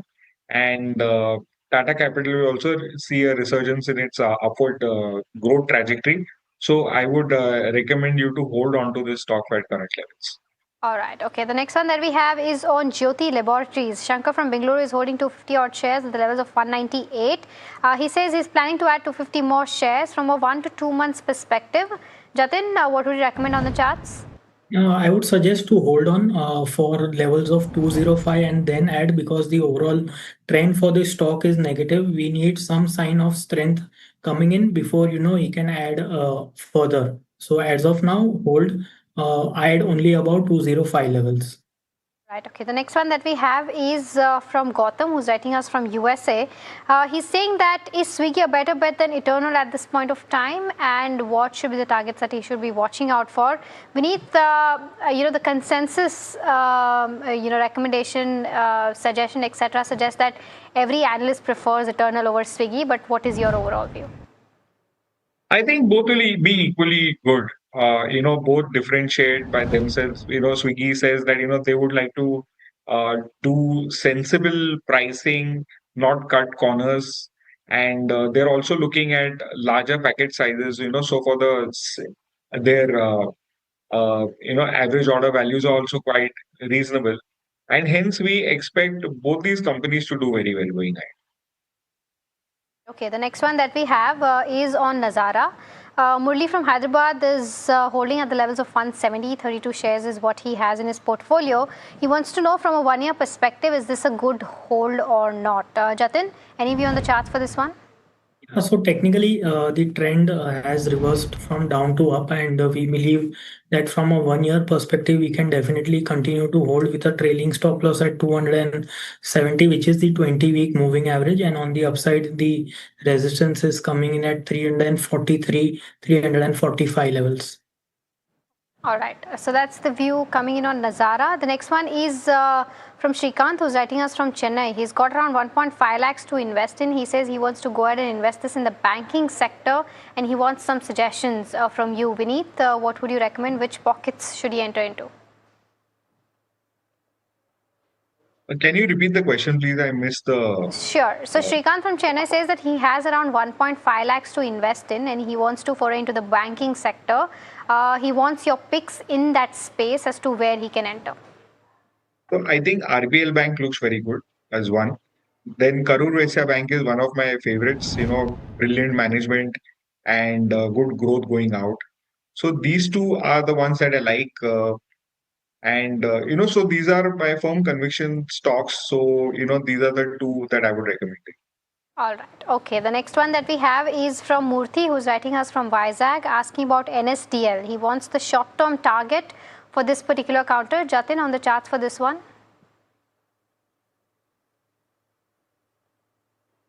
NSDL is what I'm talking about. Let's try to pull the chart up and see as to where it is trading at right now. Do you have the charts, Jatin?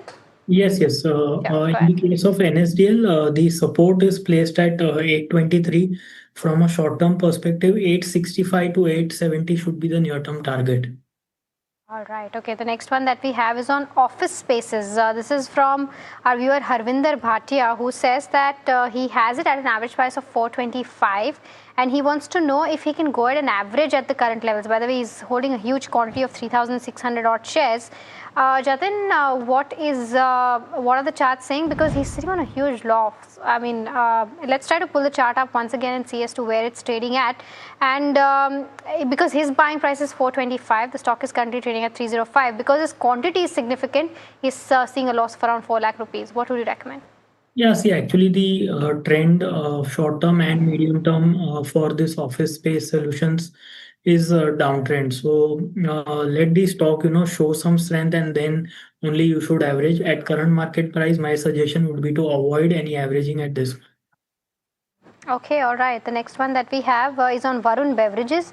Ram Avatar Sharma from Manesar, Haryana says that he wants to know whether he should exit the strip, continue to hold because it's not picking up for him. Vineet, what would you recommend? So you should hold on. I think it's a super stock, and all stocks have their slightly weak periods in their journey. But definitely a good story to hold on to. It's one of the management with the best-in-class cost-conscious controls. Growth is very good, and they're also foraying into international markets now because of the Iran war. Things have got a little bit slow down out there, but I expect all things to get better eventually, and is one of those stocks that you need to hold on for the long term. All right. Okay. So that is the take coming in on Varun Beverages, but it's time for our rapid fire round. Vineet and Jatin, try to keep your answers as short as possible to buy, sell and hold so that we can take as many queries as possible. The first one that we have is coming in, and this is from Prashant. He's asking about Gravitas, and he wants to know if the good entry price for this one. Jatin, from a medium term perspective, what are the charts indicating for Gravita India? Gravita, the entry price should be around 1740, 1720 zone. Okay, the next one is on data patterns. Dilip from Kolkata is holding 45 shares at the levels of 4318. From a long-term perspective, a good hold, Vineet? Yeah, you can even add on to it. The BrahMos trade is only going to get started. Yes, absolutely. And with the PM visit to Japan and Indonesia also, helps in getting orders. But the next one is on Sign. DLM bought 20 shares. Our viewers bought 110 shares, at the price of 469. And from a long-term perspective, wants to know if this is a good hold. Vineet, your view on this one as well? They have disappointed every time they were recommended their forecast to us. But you can continue to hold on to this stock. All right. Okay. The next one that we have is on Wipro. Pawan from Bengaluru has bought it at the levels of 172. 100 shares is what he's been holding. Good time to add more, Jatin? I suggest to hold on at this point of time. Adding would be only above 184. All right. Bondada Engineering is the other one where our viewer wants a long-term view and whether it makes sense to enter right now from a 2-year perspective. Vineet, any view on this one? I think it's a good EPC play for BESS. and their best portfolio is also looking up. So definitely you can hold on to this stock. All right, the next one is on Ola. Our viewer Sunny wants to know whether it's positive on charts now or what should be the course of action. Jatin, what would you recommend? Yeah, it's retesting a breakout. So as of now, positive developments are not happening. Only above 44.50, he can suggest a buy recommendation. As of now, avoid. Okay, ZF Commercial is the other one. Priyam from Hyderabad has bought 72 shares at the levels of 2696 and he wants to know whether to sell, hold, what should be the next course of action. Jatin, your view on the charts on this one? Trend is negative, exit. Jindal Steel, our viewer is holding at the levels of 1189. Hold or sell, Vineet? Jindal Steel, Vineet. Yeah, I said hold. Okay, hold. All right. Okay, the next one that we have is on 1,000 shares that Madhuri has bought from Hyderabad of Sun Pharma at the levels of 1948. She wants to know whether to hold or exit and what's the technical view on this one, Jatin? Yeah, the overall pharma space is positive. Sun Pharma is also positive. We are expecting levels of 21.25. Hold is the suggestion with a trailing stop loss at 1880. All right, okay. That brings us to the end of this rapid fire round. Jatin as well as Vineet, thank you so much for taking out the time and helping us answer all those stock related queries. Viewers, like I said, completely out of time on this edition of the rapid fire round as well as the Ask Profit, but do stay tuned in because India Market Close comes up next.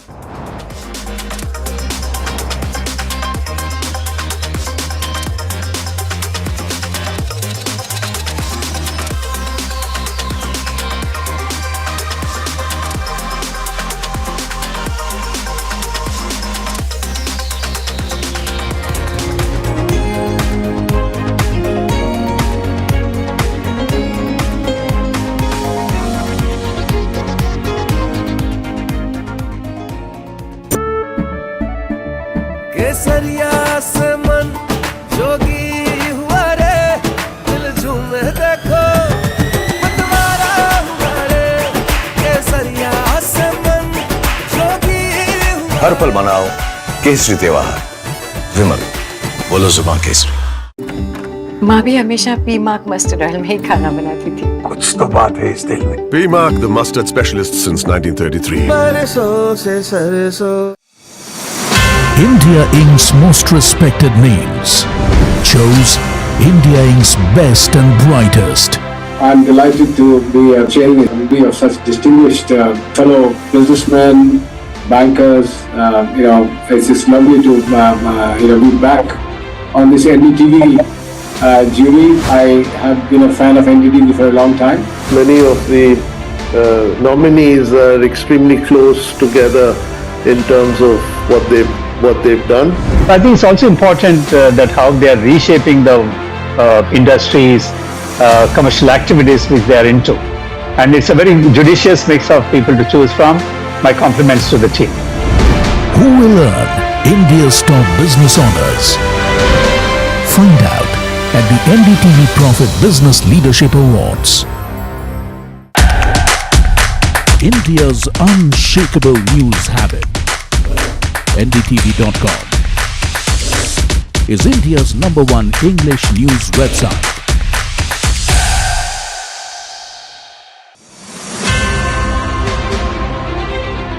I got to learn a lot because to get a point of view as to how different jury members were looking at various participants, and the rigor that they brought in to the whole process, I thought was astonishing. Not only was there a lot of trust element in on who they chose, but also that they had consistently delivered on it. They had thought about change, they had thought about resilience in their own businesses. So the soft factors that they eventually chose the winners with is something that stood out for me. In fact, when we were actually doing the work, if there was a governance concern on any of the nominees, they were struck down. Or if there was something which was potentially in the grey zone, the jury was notified of it, etc., etc. In many cases, the jury themselves, very knowledgeable jury, themselves were very, very aware of some of those situations.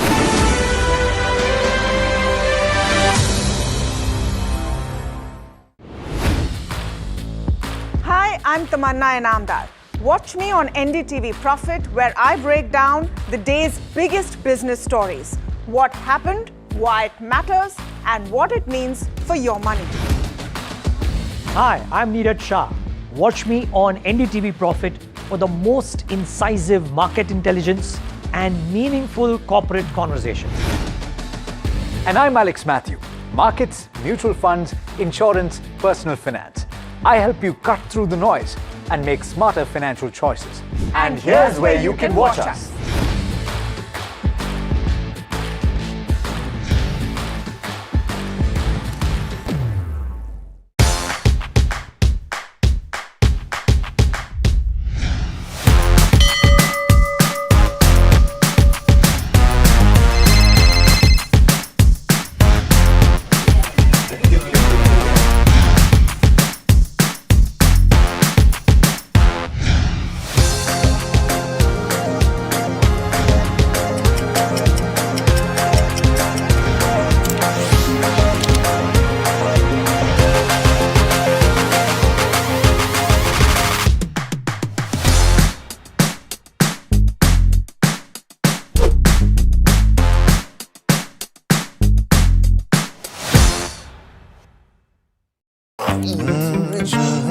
The news, Ayush. Since when do we do?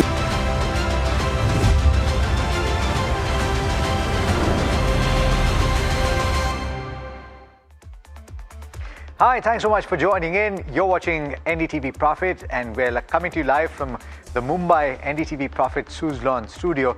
It's looking like a good day of trade, and this is particularly in the context of what you saw in trade yesterday. Maybe about 15 or 20 minutes before India market close yesterday, or maybe half an hour, you started seeing a big slide in the equity markets, and some of that is being reversed in trade today. So 24,000 reclaimed for the benchmark Nifty 50. We've pretty much stayed at an elevated level for a large part of today's session, and pull the intraday chart up, and apart from a couple of spikes here and there, you've mostly stayed in the green. You're holding on with gains of about 0.7%. But what is the heat map for the Nifty 50 looking like?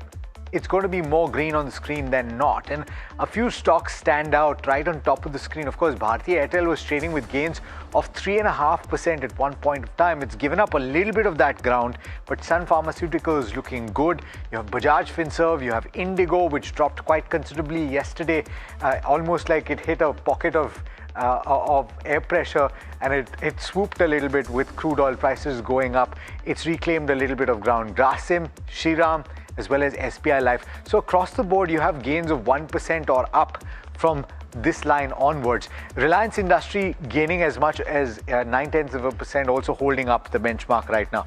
Dr. Reddy's Laboratories is the one laggard today, big one, of course, losing as much as 6% in trade. But beyond that, you have crude oil sensitive in the form of ONGC, which is losing just about 1% or so. It was up in trade yesterday, one of the few stocks that gained. Maruti Suzuki, Infi, and TCS is something that you will want to focus on over the course of this afternoon ahead of the presentation of its fourth quarter numbers. But let's also take a look at the broader markets, and those markets, in fact, that end of the market looking particularly good. You have the mid-cap index gaining about 1.5% or so, so completely more or less recovering what it lost in trade yesterday, and 1.7% gains for the small cap index as well. Pull up the Nifty Bank and the Nifty IT, because these are two that are absolutely key to focus on. In trade yesterday as well, you saw a little bit of FII buying coming through, and you would look at this pocket to find out whether that is in evidence. It's up about 1% or thereabouts. IT is also up, but just about 0.2%. You're expecting that there's going to be a few question marks till the next few prints on the earnings front, and the outlook for the rest of FY27 is discussed. Please tune in live to the presentation of the Q1 numbers by Tata Consultancy Services. Pull up the sectoral indices as well, just to take a look at how that looks. Realty is doing well whenever the market bounces back. That is the case. It's up about 3.5%. Consumer durables as a pocket doing okay. You have infra, healthcare, FMCG, a whole host of sectors actually recovering. In fact, it's pretty much a green screen apart from the defense pack, which is just about flat in trade. So all told, Mahima the picture looks good. Individual stocks, of course, that's where the big story lies today. Right, absolutely. And I think the correct way to put this, Alex, is, and the fun way to put it is that market is gaining and Trump noise is fading. Because the Nifty and the Bank Nifty has seen a strong rebound. Broader indices overall are outperforming the benchmark indices. Plus, there's normalcy, which is being seen across asset classes. Value buying returns is also being seen in small and mid caps. You also have strong technical strength in realty segment, plus the rupee is strengthening and yields are moderating. I think the key things to track definitely will be TCS Q1 earnings, which are set to be announced today post just near the 3:30, 4 o'clock mark. And the US initial jobless claim data is something that we'll also be tracking. So that's with regards to where the markets go. But let me also get in our guest for the day, Vinay Rajani, CMT Senior Technical and Derivative Analyst at HDFC Securities, and Jicho Klingam, Founder and MD at Economics Research, joining us now. Welcome to both of you, gentlemen, and a very good afternoon to the both of you. Vinay, after the fall that we saw yesterday, we've seen a good recovery per se, at least in trade today. What are the key levels that you're watching out for both the Nifty as well as Bank Nifty? Yeah, good afternoon and thanks for having me on the show. So yesterday's low for the Nifty is quite important. 23,800 was the low, and unless we see a break below that, we can have a hope of market recovering. And today there is a good sign, indication, in fact, from the broader markets, as you have been discussing, that the mid cap, small cap, and micro cap indices have been performing well. In fact, Nifty mid cap index has surpassed the yesterday's high. So that is a great achievement. I think it is the resumption of an uptrend in mid cap. Micro cap and small cap indices are about to break yesterday's high, very near to it, and almost outperforming the Nifty, like almost double performance by as compared to the Nifty. So yes, it is a very good setup. Broader markets are performing well. 23,800 is a very strong support for the Nifty. Definitely, we may see consolidation in the broader market at higher level. Not broader market, but benchmark indices at higher level. But mid caps and small caps, the way they have bounced back, it looks like that the strength is here to stay, and we may see continuation of an uptrend in many of the mid caps in the market. So I think whatever we saw yesterday, it was a panic, but I don't feel this will again come in the broader market, and some stock specific and sector specific bullish move will continue to be there. As far as resistance of the Nifty is concerned, we feel that 24,200 is the resistance for the Nifty. If we were to break that level on the upside, then I think things will be better for the Nifty. But yes, so we are not expecting, even if correction comes, we are not expecting broad-based selling in the market. So yes, we will continue to find good opportunities in mid-cap and small caps in the coming days. All right. Okay. What about individual stocks, Vinay, based on the charts? And good afternoon to both you and Mr. Chokalingam. Yeah. So I am particularly bullish on the mid-cap space right now. So Jindal So is the stock which I like on the chart. So after some running correction, the stock has resumed the uptrend, and around 269 one can go long. Stop loss can be kept at 264. On the upside, we can expect an immediate target at 285. The second stock which I like on the chart is the Swiggy. So after Eternal, we can see the strength building in Swiggy and nice reversal from the lower level. So Swiggy around 279 can go long. Deep stop loss. There is a deep stop loss because today it is already up by 6%. So 270 should be the stop loss for the trading. On the upside, I am expecting a target at 295. So two stock recommendation on my side, Jindal So and Swiggy. All right. Mr. Chokalingam, a very good afternoon to you as well. We are just looking at how real estate has been, doing very well in the last so many days. It's gained over 18%, the index itself. And a lot of specific names also zooming in trade. Just want to get a sense from the pack, are you liking anything in specific? And still, are there pockets where there's more strength left and where you can go ahead and invest in right now from a long-term perspective? Long-term perspective, yeah, definitely yes. But in the short term, one may not make further big money in realty space because they already, rallied in the past, and after that they started falling because the land prices have gone up substantially, and therefore the realty property prices have gone up. So obviously the demand should start, moderating. So therefore, I would say that the investor can consider buying a realty stock cautiously, certainly for medium to long term. Though, which ones, Mr. Chokalingam? One can consider, in the large cap stocks like Oberoi Realty and DLF. Oberoi Realty and DLF, both of those stocks, DLF in particular, gaining as much as 5% in trade today. It's time to look at the stock of the day, and it is not one of the top gainers, and there are quite a few of those. We've in fact selected a stock that is losing ground. It's down about 6%, Nifty 50 stock, and this is on account of a quality issue that has been reported with semaglutide batches, and that's causing temporary supply disruptions and shipment delays.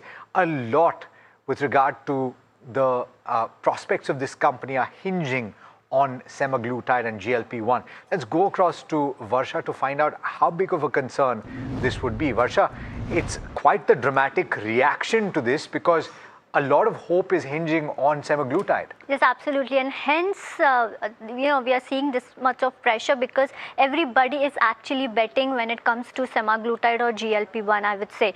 Now, what Dr. Reddy, so they flagged quality issues in semaglutide batches, and the issue is linked to the API, which is used in the product. API is nothing but the main ingredient which is used in your Ozempic. Now, the root cause investigation is underway, and there is no impact on patient safety as of now.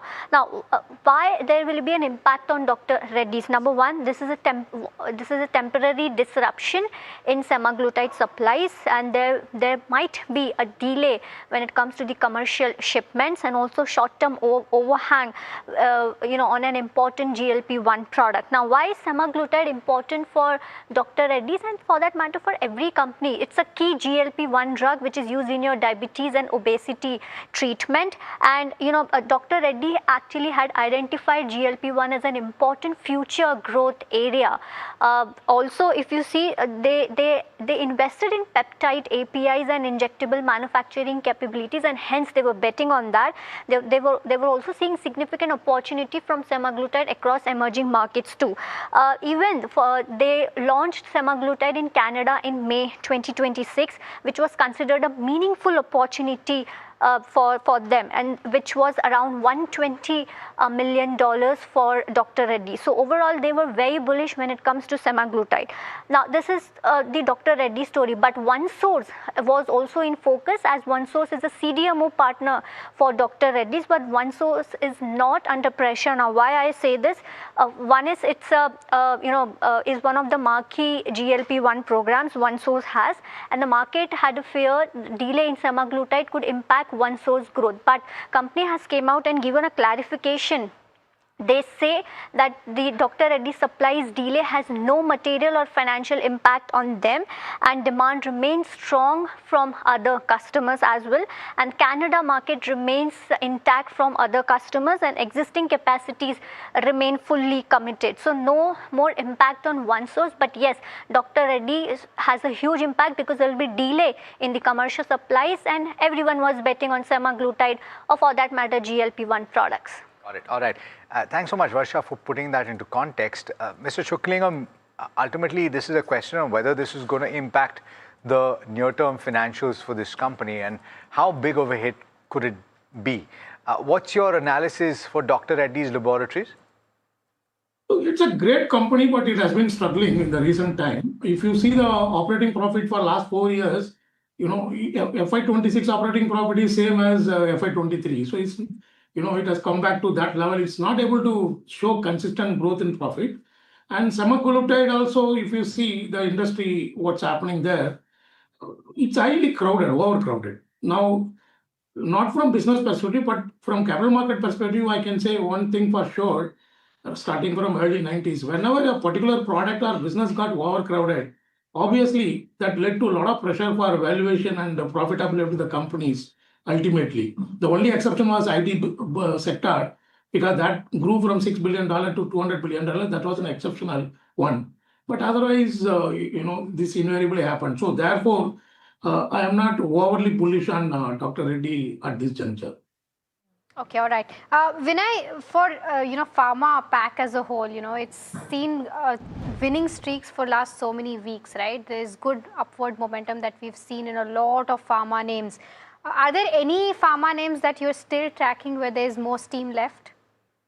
Yeah, so some of the stock like Lupin, which is continuously showing strength, is into a continuation of an uptrend. I think this can continue, and we can expect some outperformance from this stock like Lupin. The another one is the Glenmark Pharma. So this stock has seen a healthy correction. After that, it is now again getting some strength on the chart. So I think Glenmark Pharma should be on radar as far as this pharma space is concerned. There are some mid-cap pharma stocks also performing very well. One of the stock which I like on the chart RPG Life Sciences. So there is a clear-cut break in the weekly and monthly chart. So RPG Life Science can do well from here.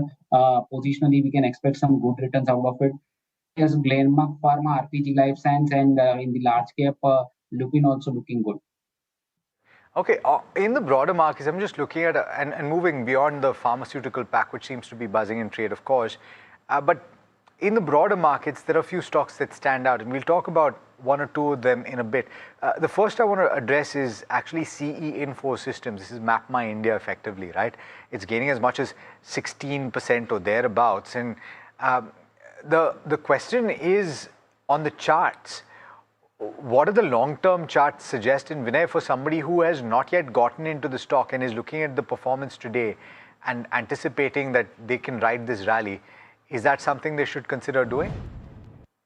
Yeah, so the all-time high for the stock was 2747. That was in June 2024. From 2727, it has come down to 795, and now we can see that in today it has gone up by 16%. So it was very oversold on the long-term charts. Today, with the volume, it has gone up. So because of the oversold status, it has given some bounce back. But the way overall, I can see on the monthly chart that it has actually broken out from the last 5 months consolidation also. So it is a good sign. I think it is headed for the higher levels. The next resistance for the stock I see is around 1290, which happens to be the 200 days simple moving average. So looks like a strong reversal. Definitely, we can expect a extension of this pullback or reversal, we may say. So unless we see today's low again breaking, this stock has good potential to extend this rally. And the next immediate resistance I see is around 1290. Okay.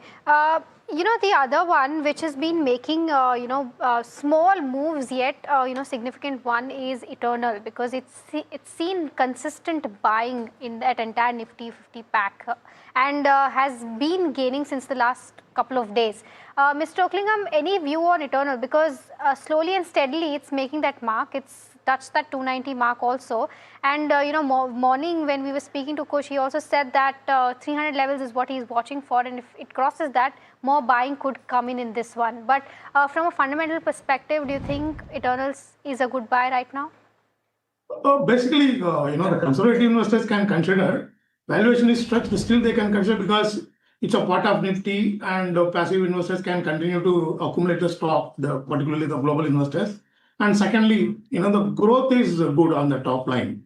So there is a hope for, improving profits and reducing the PE multiple substantially in the future. So therefore, for medium to long-term perspective, one can consider buying the stock. Okay, so that's of course with regards to where Eternal goes, but Solar Industries continues to kind of attract investor attention on the back of its expanding defense business and strong order visibility. Let's go across to Parth now, who is standing by with us, with an interesting case of bulls versus bear for this particular counter. Parth, what are you picking up here? Absolutely. So Solar Industries has been an interesting counter, because while the stock has gained almost 45% year to date, but over the last month it has seen a downside of around 7%. So we have brought up a whole bull versus bear case scenario for investors to look at both the sides of the coin and understand what's actually going on. So starting with the bull case, their defense segment revenue is expected to grow at a CAGR of 35%. That's a huge growth that they're looking ahead, and they have a big order book as well, around 18,000 crore. But on the flip side, the defense is dependent on those lumpy government orders. So if those don't come in, that can impact both the order book as well as the revenue recognized from that segment. In the second bull case scenario, we can see that the overseas explosive growth, which the company is focusing on, That is growing at a CAGR of 26%, and that is growing across continents, in Africa, in Asia, in Australia as well. But on the flip side, they are exposed around 30. They have 35% revenue coming from exports, so they remain exposed to those geopolitical uncertainties. Also, the currency risks that we have seen with the INR depreciating as well. That is something that also impacts the company. Their defense revenue mix, that is the revenue that they are getting from the defense segment, is expected to go up to 37% by FY30. That is a good thing because defense revenue usually has higher margins and gives them better quality. But on the flip side, their other ammonium nitrate business, because the ammonia prices are down around 35% from the May month, it will hit on the margins of the company going forward. In the next case, they have a big drone opportunity which has a size of almost 30,000 crores. The MALE drone, MALE basically stands for medium altitude long endurance, and this provides them high value growth because again it's a margin accretive thing for them. But this is still at a bidding stage, and solar is just one of the bidders. The order might be split among many different companies, and it might not come as well. Lastly, the company is sitting on strong operating cash flows. They are generating better cash, which is going to fund the defense expansion going forward, and they are expected to be net cash by FY28. But still, defense is very capital intensive in nature, and it requires a high working capital. In fact, according to some estimates, it can remain elevated at 85 days, around 85 days going forward. On the analyst recommendation sides, around 14 analysts have a buy rating on the company with an average return potential of 11.8%. And lastly, on valuation, the company trades at a current PE of 97 times, which is at a discount if we look at on a 1 year forward basis of 61 times PE ratio. So this is the entire bull versus bear case scenario for solar industries. Yeah, absolutely. Thanks so much for that. The question though, and Parth had this pretty detailed presentation. Mr. Chuklingam, I know that you're uncomfortable with these heady valuations, but the argument that somebody on the flip side will make is that the company is growing at a compounded annual growth rate of what, 30+%. And so therefore, they might argue that these valuations are justified. For somebody who does not have the stock though, what do you suggest that they do? Yeah, certainly I agree with you. Of course, a person like me also have to change because the market is giving more importance to growth, no longer to values. You are absolutely right. In the 5-year profit CAGR was 43%. Last 3 years it was 29%. So that's my point that the base of business has grown manifold. In the last 5-6 years, revenue has grown 5 times. So it's a fabulous company. It's a great company. Achievements are fabulous, impressive, no doubt. But slight concern is there on the valuation because the CAGR from 5-year high of 43%, it has come down to 29% in net profit. And PEG ratio is around 3 times, so, which are the little cause of concern. But otherwise, yes, one can hold for buying. Maybe if the stock falls another 5% or so, then little comfort would be there to consider buying the stock. All right. Okay. So that's the take coming in on solar industries. But it's time for our Heard on the Street segment, and my colleague Somit Sarkar joins in with all the chatter that he has been hearing from the dealing room. Somit, very good afternoon to you. What did you find today, and what are you picking up? Well, the first stock on the list is Kalyan Jewellers. Now that has been zooming in trade. Yesterday it was up 10% Today it gained as much as 17% in trade. Now what dealing rooms are indicating is that there are strong buy flows coming in on the FI desk. In fact, dealers are indicating that Capital Group is an active buyer in the last couple of trading sessions in Kalyan Jewellers. For Maruti Suzuki, there are sell flows on the large HNI desk. Dealers indicate weak Q1 numbers coming in. The stock has slipped as much as 1% in trade. And when it comes to cement names like Ambuja, Dalmia Bharat, Ramco, there are buy flows on the PMS desk, and dealers are indicating that a big price hike of nearly 25 rupees per bag has been taken in southern India. So keep an eye out for cement names as well. For TCS, lastly, before the numbers, there are some buy flows on the large HNI and PMS desk. Dealers are expecting a decent Q1 numbers, and Q1 earnings could be slightly better compared to what the street has been anticipating for TCS. But the key to watch out for TCS would be the management commentary.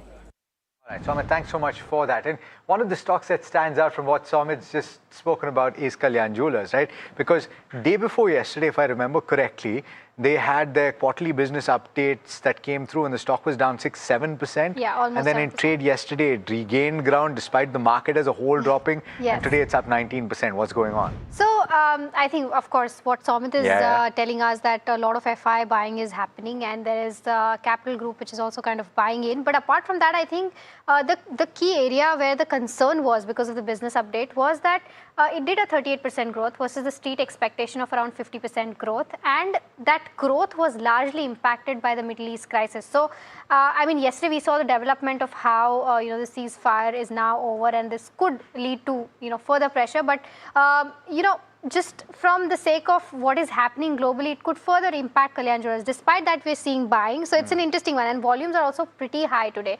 Vinay, I think we'll take a quick take on Kalyan Jewellers in terms of charts, because it's seen a significant gain today on account of volumes also coming in. Do you think it's still a good bet to kind of enter into right now and continue to hold? So it showed great amount of resilience, and today it is almost near 20%. So great setup technically, typical reversal case. It seems like that in last 6 months we've seen that the stock hit a high of 452 and the today's high is around 447. So it is very near to that resistance. If 452 is taken out, then we can expect some more momentum to remain there, because today's volumes are quite significant. In fact, this week's volume is quite significant. So the good reversal case, 452 is a level to watch out for. Above that, we can expect some further movement on the upside, which could be up to 520, 530 odd levels also. So yes, it is looking good on the charts. Okay. Mr. Choklingam, on the broader jewelry space though, and we saw Titan come out with a pretty stellar set of numbers, the quarterly business update, the revenue growth, if I remember correctly, in the consumer business up about 40% or so, and Mahima tracks this very closely, so she's nodding her head, so I've got my numbers right. But the question is, there seems to be a very quick shift in the way that jewelry is being consumed, in that Indians are moving lower in the carat scale. There is more studded that is coming into the mix, and there is still purchasing that is taking place. So how do you rank these jewelers? What would you buy, if at all?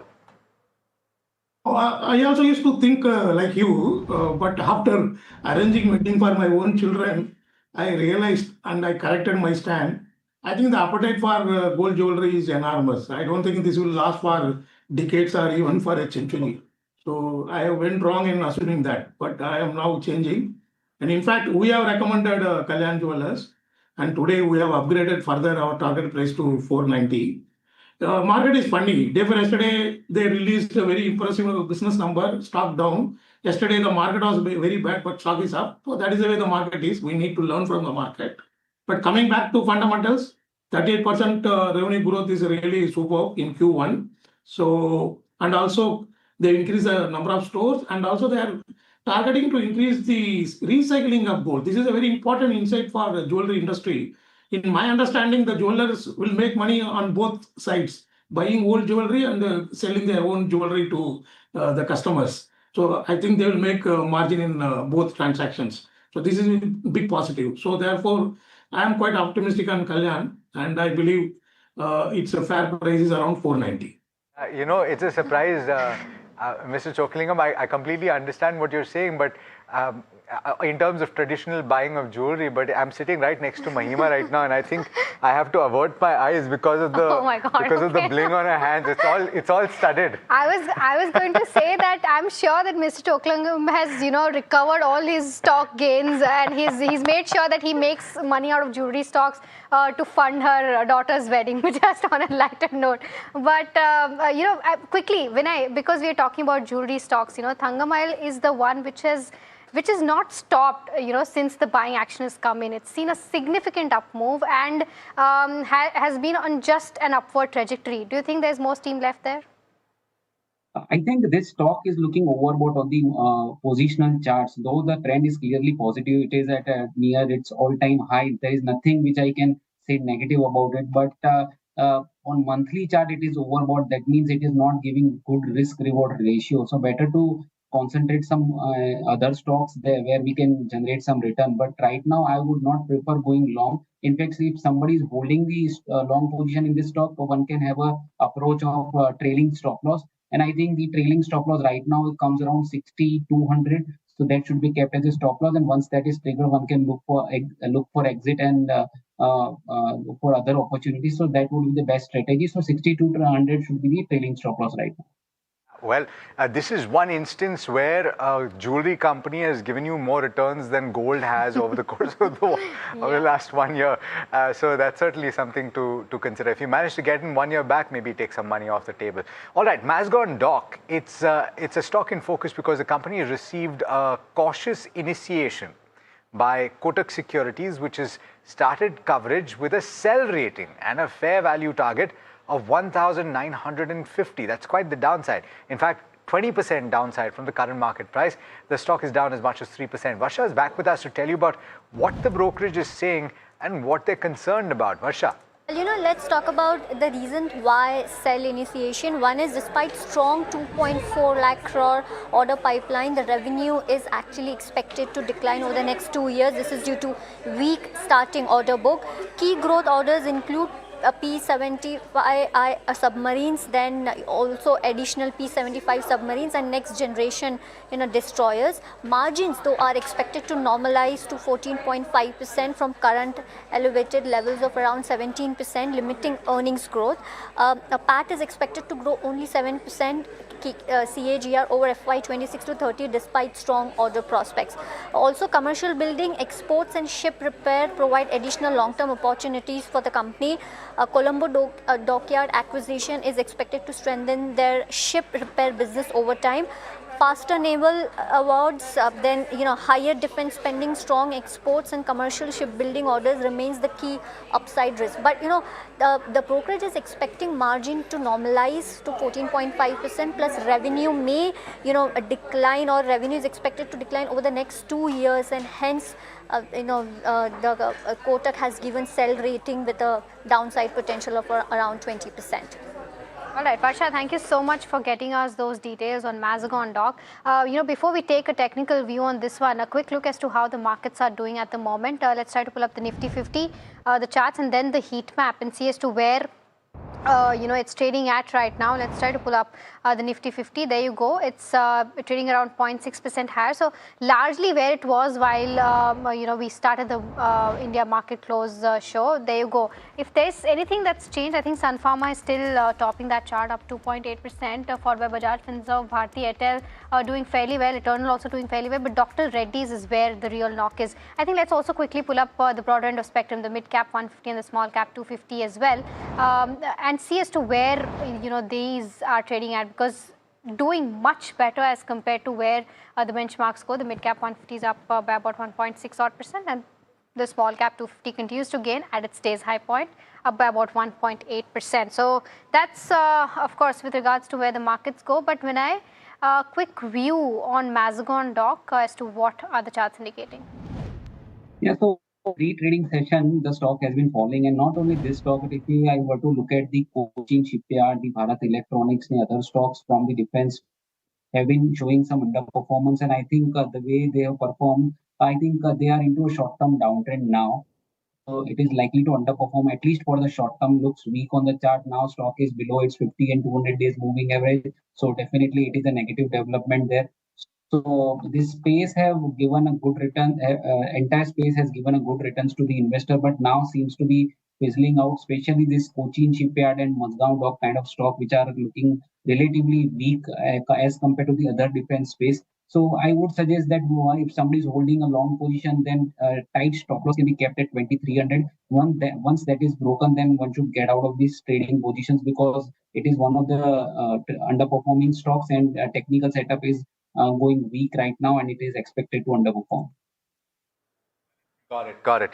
Okay. All right, gentlemen, thanks so much for taking the time and for speaking to us today. We're holding out with gains of about 7/10% or so for the benchmark Nifty 50. Plenty to talk about on the other side of this very quick break. We'll get you an interview that we had, an exclusive interview with the Minister of Oil and Gas, Mr. Hardeep Singh Puri, as well as speak about the stocks that you should pay attention to heading into the end of trade. We'll be joined by Nagraj Shetty of HDFC Securities and Pankaj Pandey of ICICI Direct. Stay tuned for that.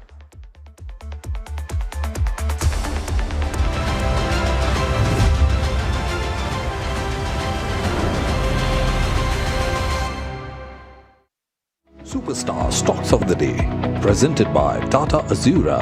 हर रास्ते का superstar.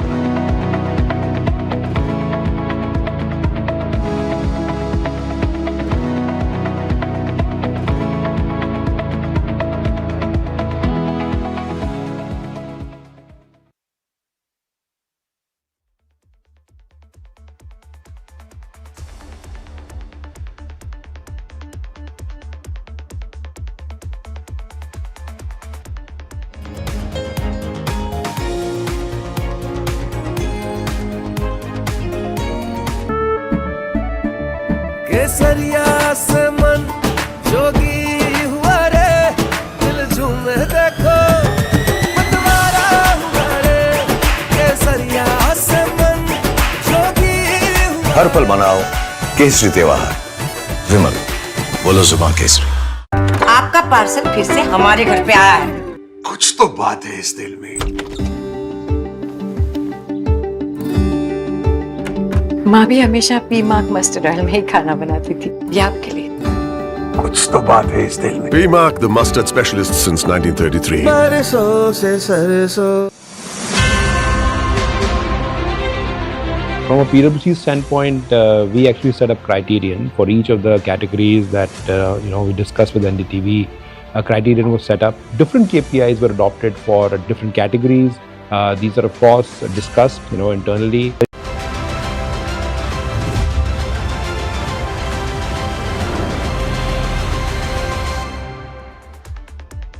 Welcome back. You're watching India Market Close and you're tuning in live from the NDTV Profit Suzlon studio. We've got on this leg Nagraj Shetty, who is Technical and Derivative Research Analyst at HDFC Securities, as well as Pankaj Pandey, Head of Research at ICICI Direct, joining us. Gentlemen, thanks so much for taking the time and good afternoon to you. Let me ask first Nagraj what he thinks about the recovery that we've had today. We're seeming to be losing a little bit of ground as we head to the end of close today. What are the levels that you would be looking at very closely? Hi, good afternoon, Alex. Yes, after a dramatic decline of last session, market tried to bounce back from the lower levels. I think for the short term, market has turned down slightly from the higher levels, but medium to long term remains intact for the market. And any dips from here is going to be a buying opportunity. Immediately, Nifty has a support of around 23,800 levels, followed by 23,600, which is a significant gap area. I'm not expecting a bigger decline from here onwards. There may be a consolidation before bouncing back again from the lower levels. And eventually, I'm expecting Nifty to retest 24,400, 500 levels in the near term. All right. Okay. Pankaj, I'm going to actually come to you on a specific stock, which is Oberoi Realty, and it's reacting to news. So allow me to set the context for this. You've actually seen a Punjab and Haryana High Court order that has come through, and they've actually restrained fresh allotments at Oberoi 360 North. This is their first Gurugram residential development project. Now, what has happened is that they've said that the restraint continues until the DTCP, which is the Department of Town and Country Planning, decides on a pending complaint. Now, what is that complaint about? It has to do with the challenge of the validity of the project license, and there is an allegation that FDI norms have been violated and other regulatory breaches have taken place. This Oberoi 360 North is an important project. It was launched in Gurugram during early July, and it's seen very significant pre-sales, as much as 8,100 crore rupees, and that compares with estimates that had pegged it at just about 2,500 crore rupees. So it's multiples above what was expected to take place. CLSA has weighed in, saying that it sold 600 units, which were 60 to 65% of the inventory. What has happened to the stock? Immediately, you had a pretty sharp decline in the stock. Pull up the intraday chart for Oberoi Realty, and it's actually recovered from that. From the high point, it dropped as much as 5%. The key concern, of course, is that fresh sales at Oberoi 360 North may remain paused for now. Let me go across to Pankaj now to find out what he has to say. Pankaj, now this is, of course, sub judice, and we'll figure out what happens down the line. The court will weigh in and maybe clarification will be sought. What do you think about the context, though, and how would you, as an investor in Oberoi Realty, react to this? Yeah, hi, good afternoon, Alex. Thanks for having me. I think, see, overall, when we look at the real estate space, we had certain pockets like Bangalore doing very well. Then you had NCR, which was slightly muted. And in that muted set of launches, Oberoi did phenomenally well. And typically, their approach towards market is slightly different compared to. So they largely look at end buyers rather than sort of looking at a broker-appointed selling mechanism. And I think, see, from a real estate perspective, this is one of the few sectors which has done very well. And we would want to believe that the premium end of the market is expected to sort of keep doing well with sentiments sort of getting better. So Oberoi is one of them, which is our top preferred pick. Besides that, I think Phoenix Mills is another company which we like. Structurally, what we like is companies which have got a fairly good share of office leasing space, because our sense is that that is the steady part of the business. And on the residential side, you'll have certain pockets which will sort of perform at certain point in time. So, for example, Bangalore is doing well, whereas Mumbai is sort of steady market. Whereas when you look at NCR, slightly subdued. But overall, I think is going to NCR and so from Mumbai-based player going into NCR and other markets, I think they have a lot more room to sort of catch, especially at the premium end of the market. And I think this launch in NCR clearly highlighted that they've been able to sort of sell inventory without brokers in between. So I think that performance was commendable. I think this court will have to see. But we like Oberoi Realty quite a lot within the entire real estate space. Okay, all right. So that's the view coming in on Oberoi Realty as well as the entire space. Nagaraj, the other counter which has seen significant moves today is Sangvi Movers, because yesterday took a knock in trade, of course, because of the entire market sentiment as well, but it's recovered quite a bit from there and also has seen a breakout. Any view on the charts for Sangvi Movers, whether one can take an entry right now? Chartically looking positive, continuous up move without showing any bigger correction in between. High tops and higher bottoms, technically we believe that the strength of an uptrend, and recently formed a higher bottom somewhere around 10-day EMA at 440 and bounced back very well. The uptrend is likely to continue. I'm expecting more upside for the near term, and 480, 485 is going to be the next hurdles to be watched in the next couple of weeks. Okay, all right. So that's the view coming in on Sangvi Movers. I think the consumption pack today also did well, but has seen, of course, fall from the day's high point for names like Tata Consumer. Let's try to pull up Nestle as well, HUL as well. But overall, I think the expectations are that because of the price hikes, etc., the trajectory in terms of volume growth should not be hampered much in Q1 at least. Of course, there will be inflationary pressure coming in. But Pankaj, any view for the entire space, the consumption space as a whole? Anything in particular that you like? So I think in the consumption, it's quite broad-based, but our sense is that, for example, jewelry as a segment looks good. So despite YY about 60% gold prices being higher, we are and slightly lower volume growth.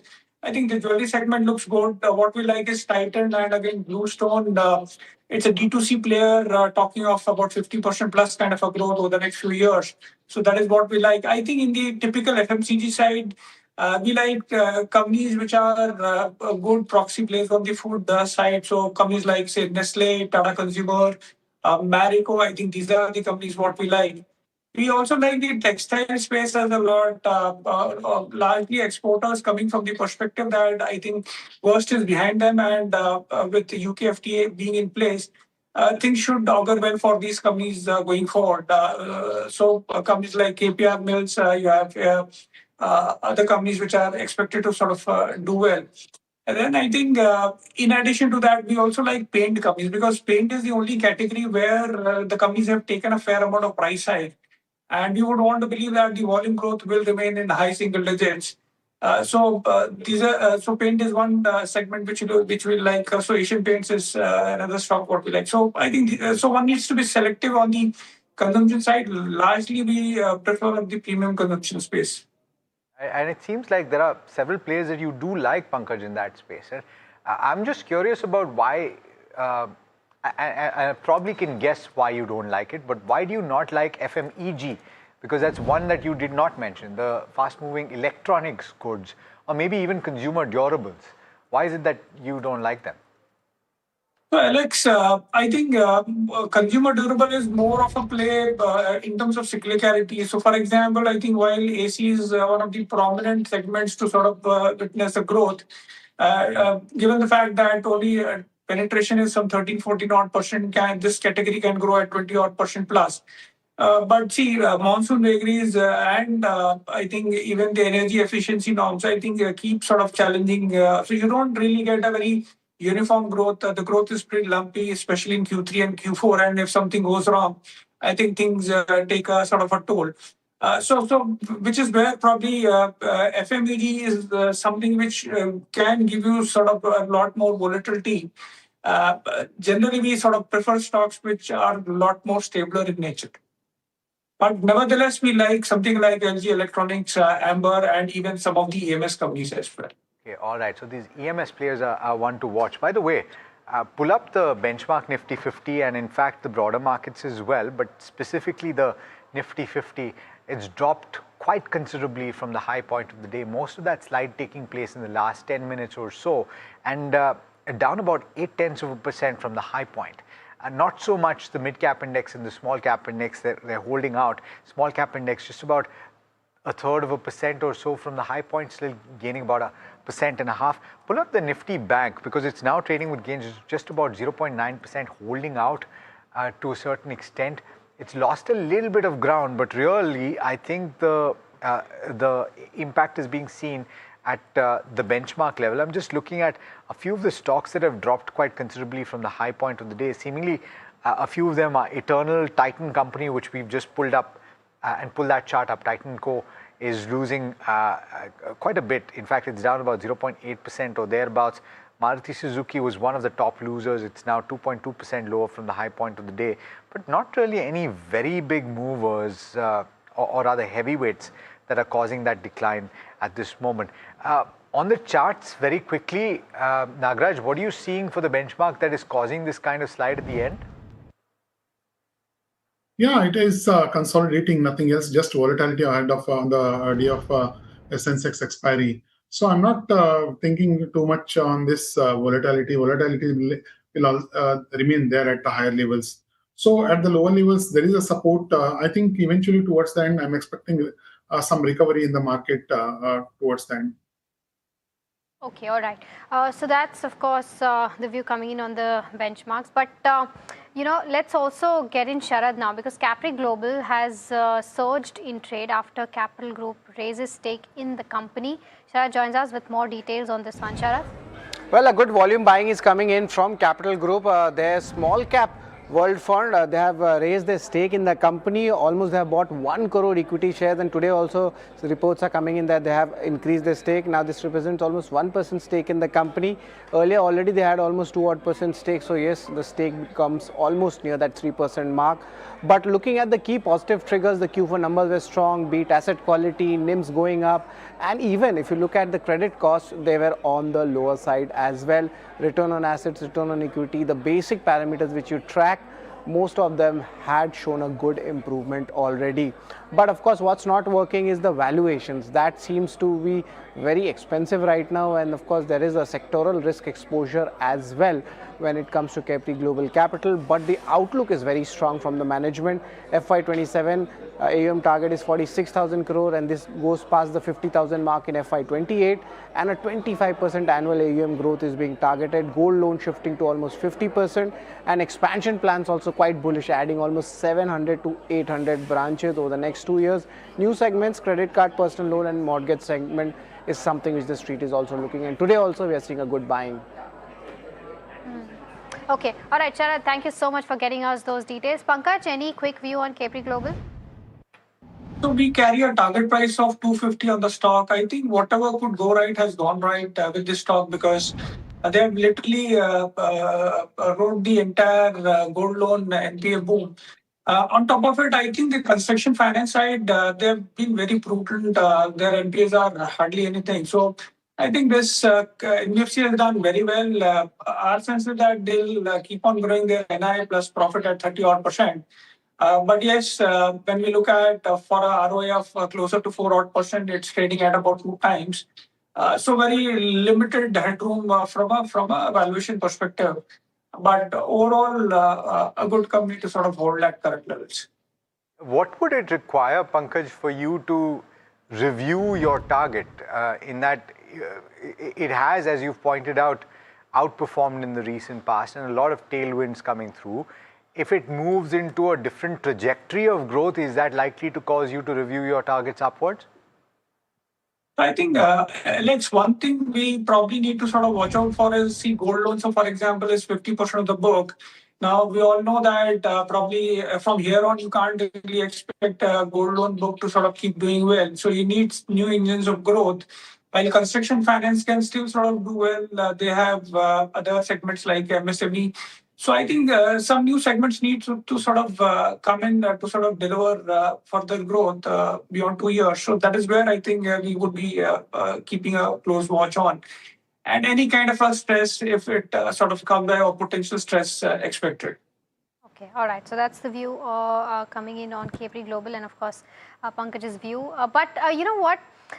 TCS is expected to report its muted first quarter, and as earnings season kicks off, it's the first company to come out with its earnings in the IT space at least, and modest revenue growth is what we're expecting, but the pressure on margins and profitability is something that you know, a lot of analysts and investors will be watching out for. But Jasmeet joins us with a preview of TCS. Jasmeet, you know, as Somit was mentioning, there was the buy flows that that he has been hearing in terms of TCS, and that's why we're seeing a slight up move also coming in this one. But what is the preview indicating? Well, Mahima, thank you for that. We are just few minutes away from the Q1 review result of TCS. Now, if you look at the preview, what we are expecting from the Q1 is we expect a muted to flat quarter for the Q1. Though we had higher working days in this one, but still the overall CC growth and the expectation of revenue is flat. In terms of revenue, we're expecting an up move of 1.4%, while the margins could see a downtick of 100 basis points. And this downtick of margins would come on the back of that wage hike starting from the April, which will be weighing in terms of the margin. But on the other hand, we also have rupee depreciation supporting the margins. So that's something to watch out for. How does the margin flow out? In terms of net profit, we're expecting a slight decline of 1.5%, but rest all the numbers look at flat at this point in time. In terms of CC growth, we're expecting a growth between 0.3 to 0.5%, and majority of that growth is expected to flow in from the acquisition that they have done, the inorganic growth for the company. Apart from that, the key things that will be in focus is the deal win commentary. Q4 was a bumper quarter for the company where they posted a $12 billion of deal win. While we're estimating a $10 billion of deal win in the Q1, that's something to watch out for. While second would be the overall commentary on the AI revenue. TCS is among the few of the early companies who have reported the AI revenue, and this will be the fourth quarter where they're reporting the overall revenue. So that's something to watch out of how that has shifted from the Q4 to Q1. And lastly, overall commentary on the macroeconomics and the client spending. While TCS is the first IT company to report its results, so it will set the context for the other IT players as well. Okay, so more than anything else, seemingly the commentary and the outlook for the rest of FY27 is going to be critical to determine the near-term movement of the stock. Pankaj, we've been speaking about this for some time, and I think the jury's out about what the impact on these IT companies and specifically TCS would be. But what is your own expectation from the result, and what would you like to hear from the management? So Alex, I think, see, from the result perspective, again, muted set of numbers, 0.3% kind of a constant currency growth on a quarter-on-quarter basis. Margins are expected to sort of decline by about 150 odd bips because of the wage impact. We don't expect much of a improvement in growth to happen this year. So whether this 4% or 5%, I don't think that is going to move mountains. So I think what is important to probably notice is one, I think on the AI side, I'm not too sure whether the companies will keep on guiding numbers because that is where our key concern is. But I think anything on the data center for which they have announced a capex of about $1 billion, I think is what we would want to sort of watch out for. Whether they are looking at only as an infra player there or looking at furthermore there. So that is one thing which we would want to sort of watch out for. And again, see, the implementation of this enterprise level AI is something we are waiting for. So I think that is a big question whether that starts happening in FY28, FY29. Because FY27 number-wise is not going to move much for most of the IT companies. So any sort of outlook there is what we would want to look for. Nagaraj, a quick view on TCS. It's now trading at 2052 and it's just about range bound seemingly towards the end of trade. What would you make of that? I'm not that confident on IT sectors, especially TCS. Chartically, nothing has happened. Just a bounce back few days back and later consolidation in the last 3-4 sessions. And chartically, I'm expecting more weakness, just like down to 201990 levels before showing any bounce from the lower levels in the near term. All right, okay. Now, let's take a quick look as to what are the stocks, which are the stocks that are buzzing on the back of volumes, and we have Parth joining by to give us a list of that entire list of those stocks. Parth, over to you. Yeah, so 3 really interesting stocks, starting with Insolation Energy, which has snapped its 4-day losing streak today. The stock has gained over 10%, hitting a new 1-month high. The volumes today are 18 times its 20-day average, so huge amount of volumes coming in this counter, and the stock has seen its biggest single-day gain since the month of April 2026. The second one is Kalyan Jewellers, which has gained for the second day in a row, up almost 20% today and hitting the highest level in 3 months. This is again the biggest single day gain the stock has seen since its listing back in March 2021. The volumes today are 9 times its 20-day average as well. And the last one is CE Info Systems or MapMy India, which has gained over 15% today, which is the biggest single day gain the stock has seen since December 2024. The stock has hit a new 2-month high and has gained almost 35% in July so far alone. Volumes today are also 8 times the 20-day average. So these are the 3 stocks that are buzzing on the back of volumes. You've already got, thanks so much, Parth, for that. We've already gotten a view on Kalyan Jewellers as well as MapMy India, which is CE Info Systems. But let's take a check on Insolation Energy. It's up about 8.8% or so. It's snapped a 4-day losing streak. I wonder, Nagaraj, what the view is on the charts. Yeah, Insolation Energy has bounced back very well after the consolidation. I think the chart pattern is looking positive. I'm expecting more upside in the short term. Okay, all right. But what levels would you watch from the on the upside, and what is your stop loss on this stock? I think another 5 to 7% upside is likely in the short term. And the stop loss on the stock? One can place around 2 to 3% at this point of time. Got it. All right. Let me get a check on State Bank of India, and in fact, really, that is the buzz with regard to the fresh issue, or not the fresh issue, the IPO that is taking place, isn't it? The unlocking of value beyond core banking franchise with SBI Funds OFS taking place, and investors once again focusing on the lender's valuable subsidiaries. Really, the question is, what does it mean for State Bank of India? And Sharad joining in to tell you just that. Sharad, it's important, of course, because of the IPO, but there's also royalty and all of that comes through down the line. Exactly, and SBI is making good returns from this value unlocking, but there's a history of that, and I'm going to get you that, and also the royalty of usage. And remember, the first important news is SBI will be selling their stake in SBI Funds. That's total value comes to around 7,365 crore rupees. Also, looking at the key numbers, we see that stake will fall down to almost 55.6%. That's where they're selling 6.3%. via OFS. We already know the price band and how the calculations happen. Also, the important point to look at would be the market capitalization. That will come at roughly 1.17 lakh crore at the higher end of the price band which we are talking about. I'm going to have to interrupt. Let's listen in to the Prime Minister. He's speaking right now.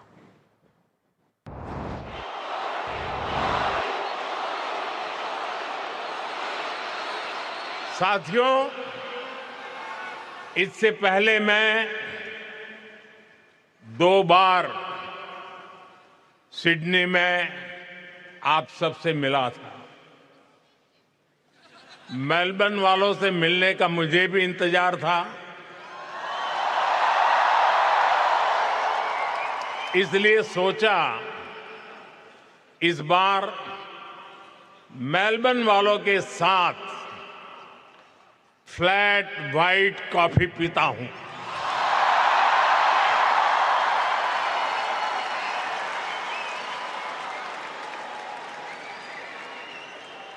साथियों, जिस energy से आप सभी ने, हमारे ओसी friends ने हम सभी को वेलकम किया है, वो और भी अमेजिंग है।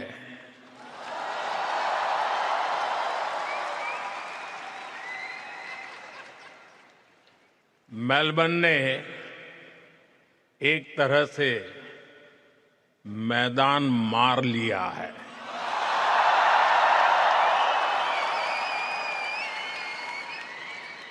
साथियों, मैं मेरे मित्र, भारत के मित्र प्राइम मिनिस्टर एंथनी अल्बनीसी का भी बहुत आभारी हूं।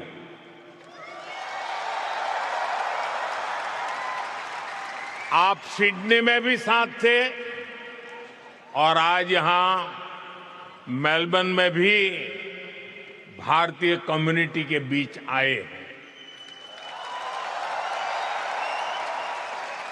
और ये एक प्रकार से फुल सर्कल हो गया है। अहमदाबाद, जहां दुनिया का सबसे बड़ा क्रिकेट ग्राउंड है, और मेलबर्न जहां आइकॉनिक स्टेडियम है, हम दोनों साथ रहे हैं। और साथियों, हम सभी ने देखा है, प्राइम मिनिस्टर अल्बनीजी जब बोलते हैं तो भारतीयों के दिल और दिमाग में छा जाते हैं। Okay, we'll bring you more updates from Melbourne. The Prime Minister, of course, speaking to the Indian diaspora there and speaking about, among other things, flat white. Gentlemen, Nagaraj, Pankaj, thanks so much for taking the time. As always, pleasure speaking with you. We're winding down to the close of trade, and we've lost a little bit of ground for the benchmark Nifty 50. We're below that 24,000 mark, but the broader markets were holding out. Yeah, broader markets are holding out, and they've been doing that since the start of the morning. Let's try to pull up the mid cap 150 and the small cap 250 to see as to what are the levels at which we're ending both of these indices. 1.5% of gain, almost at the day's high point, because we've not seen correction in the broad end of spectrum. And at the start of the show, Vinay also did mention that SMIDS is where the real action is. 1.7% for the small cap 250 as well. I think let's also quickly pull up the heat map and see as to what that heat map is suggesting. So certainly more green on the screen than red, but in a few pockets, and I think this has to do with Reliance Industries losing about 0.4% from the high point of the day, just up about 0.4%. HDFC Bank gaining about 1% or thereabouts. I'd be curious to look at the points contributions for some of these stocks, but Bharti Airtel, Sun Pharma looking good. On the other end of the spectrum, DRL is trading pretty much at the low point of the day. Of course, it slipped to that 6% mark, but it's down about 5.8%. Yeah, and even Maruti, because we heard Somit saying that there are sell calls and an expectation of a weak Q1 number. We should pull up the contribution chart for the Nifty 50, right? Because that'll give you a sense of what's moving the needle today. Bharti Airtel contributing well, but Infi, Infosys. DRL, Maruti Suzuki and NTPC, HDFC Bank, I would assume has dropped off just a tad bit, now contributing just about 25 points. Yeah, I think the sectoral indices, if we can try to pull that up back, because that will also be an interesting one to watch out for. Gains led by Realty, 3.6% of an uptick. Media, PSU banks doing fairly well, but at least we've maintained that green on the screen for sectors per se. IT almost flat, just ahead of TCS earnings. You have auto losing the ground by around 0.3%. Yeah, so about an hour back, you had a full green screen, full green right? screen, so you had a little bit of red that has crept in. Auto just about 0.2%, and CPSC, a few of those stocks losing ground about 0.3% lower. But Realty, this pack really is going home winners today. Yes. If you can pull up the constituents of the Realty index as we close out trade, and you'll see what I'm talking about. Something like a DLF doing incredibly well in trade today. Lodha gaining about 8% or thereabouts. Raymond is up and about. DLF up about 3.8%. Godrej Properties also doing well, 2.5%. The one I think that's missed the bus is overall Realty, and for good reason. Yeah, but still in the green at least. Yeah. I mean, for the day ending in the green for sure. I mean, let's also quickly try to pull up the advance decline ratio once before we, close the show. You have around 2,000 advances versus that of 500 odd declines, and that ratio has been maintained, and that's the positive part, because we've seen broader markets under pressure in the last couple of days, and that recovery is what we've seen in trade today for the broader end of spectrum. So that's of course where the broader end of spectrum goes. And the last thing that I would look at as we're closing out today is the USD INR, because in trade yesterday you had a pretty sharp fall in the rupee, but you've gained a little bit of ground, and this is the intraday chart. Remember, a chart going lower is better for the USD INR pair, and we're ending with cuts of just about 16 paise, or rather gains of 16 paise, and just about 0.2% stronger compared with yesterday. The drop was as much as a rupee in trade yesterday, so that's certainly something to watch out for. I think VIX will also be an interesting one to check right now, because we've seen a sudden downtick in the benchmark. There you go, a downtick of 9 points. So that's a positive one.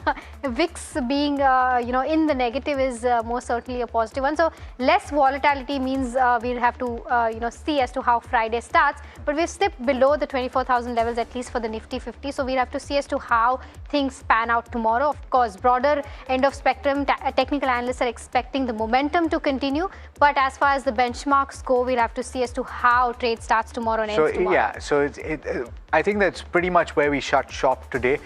In fact, that brings us to the end of this edition of India Market Close as well. From Mahima and myself and the team that put the show together, thank you so much for watching. Stay tuned. Lots more coming up in just a bit.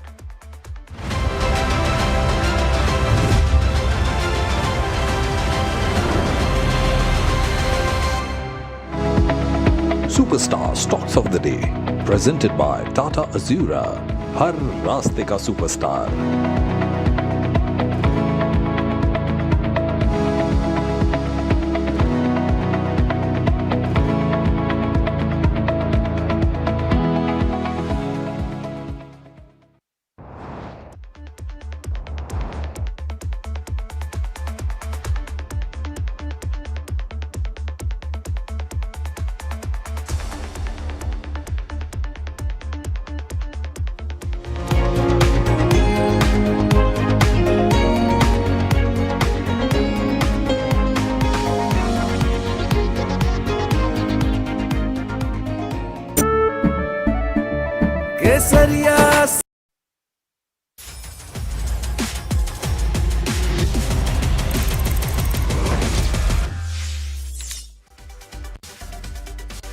Hello and welcome to NDTV Profit. You are tuned in to Crypto Minutes powered by CoinSwitch for your daily dose of news and updates from the crypto world with me, Sharad Dubey.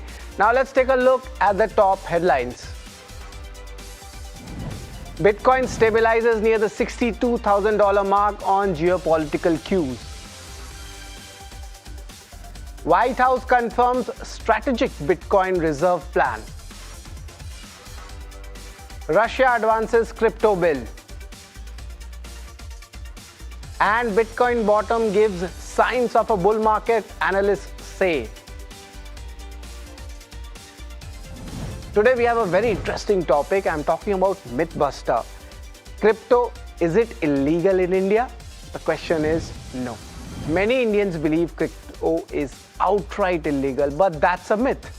You can legally buy, sell and hold digital assets like Bitcoin. However, they cannot be used as official currency to pay debts instead.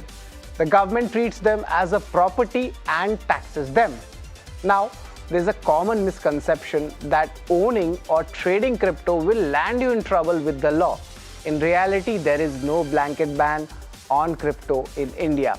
While the Reserve Bank of India (RBI) prefers a strict prohibition to maintain financial stability, the government has not made owning or investing in digital assets illegal.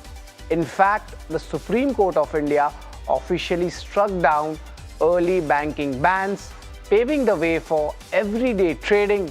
The government officially recognizes them as virtual digital assets (VDS) under the Income Tax Act. This means you are completely within your legal rights to invest in them, but provided you use platforms which are registered with the Financial Intelligence Unit (FIU.in) and a complete mandatory KYC, that is your Know Your Customer verifications. Of course, this fact is that crypto can't serve as a legal tender. However, there is a catch, and that's important because profits from trading or transferring crypto assets are taxed at a flat 30% regardless of your income bracket, and additionally there is a 1% tax deducted as source (TDS) applying to almost all the crypto transactions, and this is done to track the activity across the market. Well, as we wrap, remember you can reach out to CoinSwitch's dedicated helpline where anyone can connect with the in-house experts to get their queries resolved, whether it's about the crypto regulations, taxation, or the broader industry. The team is available to provide guidance and help users make informed decisions. Well, that's all on this edition of Crypto Minutes powered by CoinSwitch. Thank you so much for tuning in.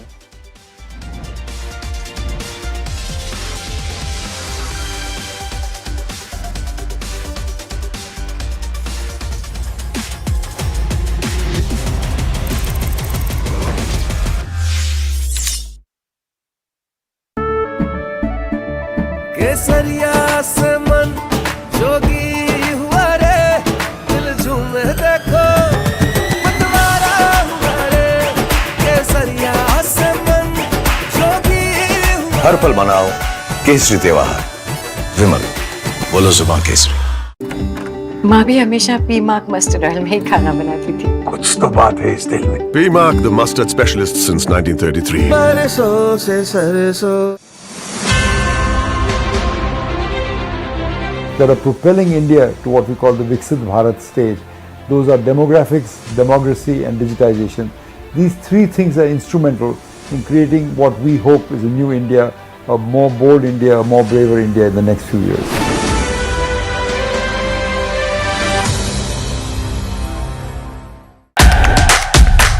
India's unshakable news habit. NDTV.com is India's #1 English news website.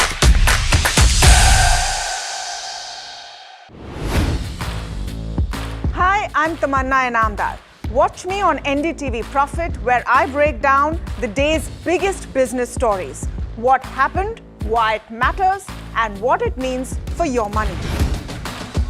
Hi, I'm Niraj Shah. Watch me on NDTV Profit for the most incisive market intelligence and meaningful corporate conversations. And I'm Alex Matthew. Markets, mutual funds, insurance, personal finance. I help you cut through the noise and make smarter financial choices. And here's where you can watch us.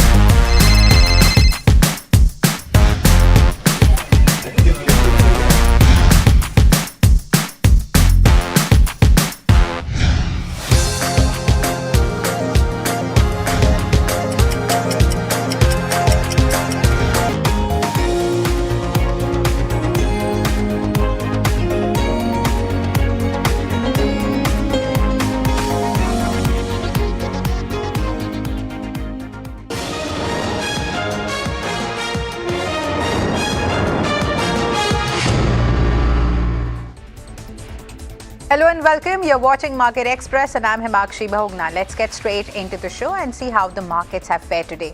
So viewers, after a positive start, markets have lost the momentum through the session. The Nifty has slipped below the 24,000 mark by the close, while the Sensex has managed to hold on to the modest gains of around 200 points as investors have turned cautious amid lingering global uncertainties. And talking about the market breadth, so that has remained positive with most sectoral is ending in the green. If you talk about realty and PSU banks, so they've led the gains while IT and auto stocks have bucked the broader trend and they've emerged as the only notable laggards. Viewers, the centre has reduced import duties on a range of key components used in electronics and battery manufacturing, which is in a move aimed at boosting domestic production and also improving India's manufacturing competitiveness. Now, the duty cuts cover critical inputs used in sectors such as consumer electronics, electric vehicles, and energy storage.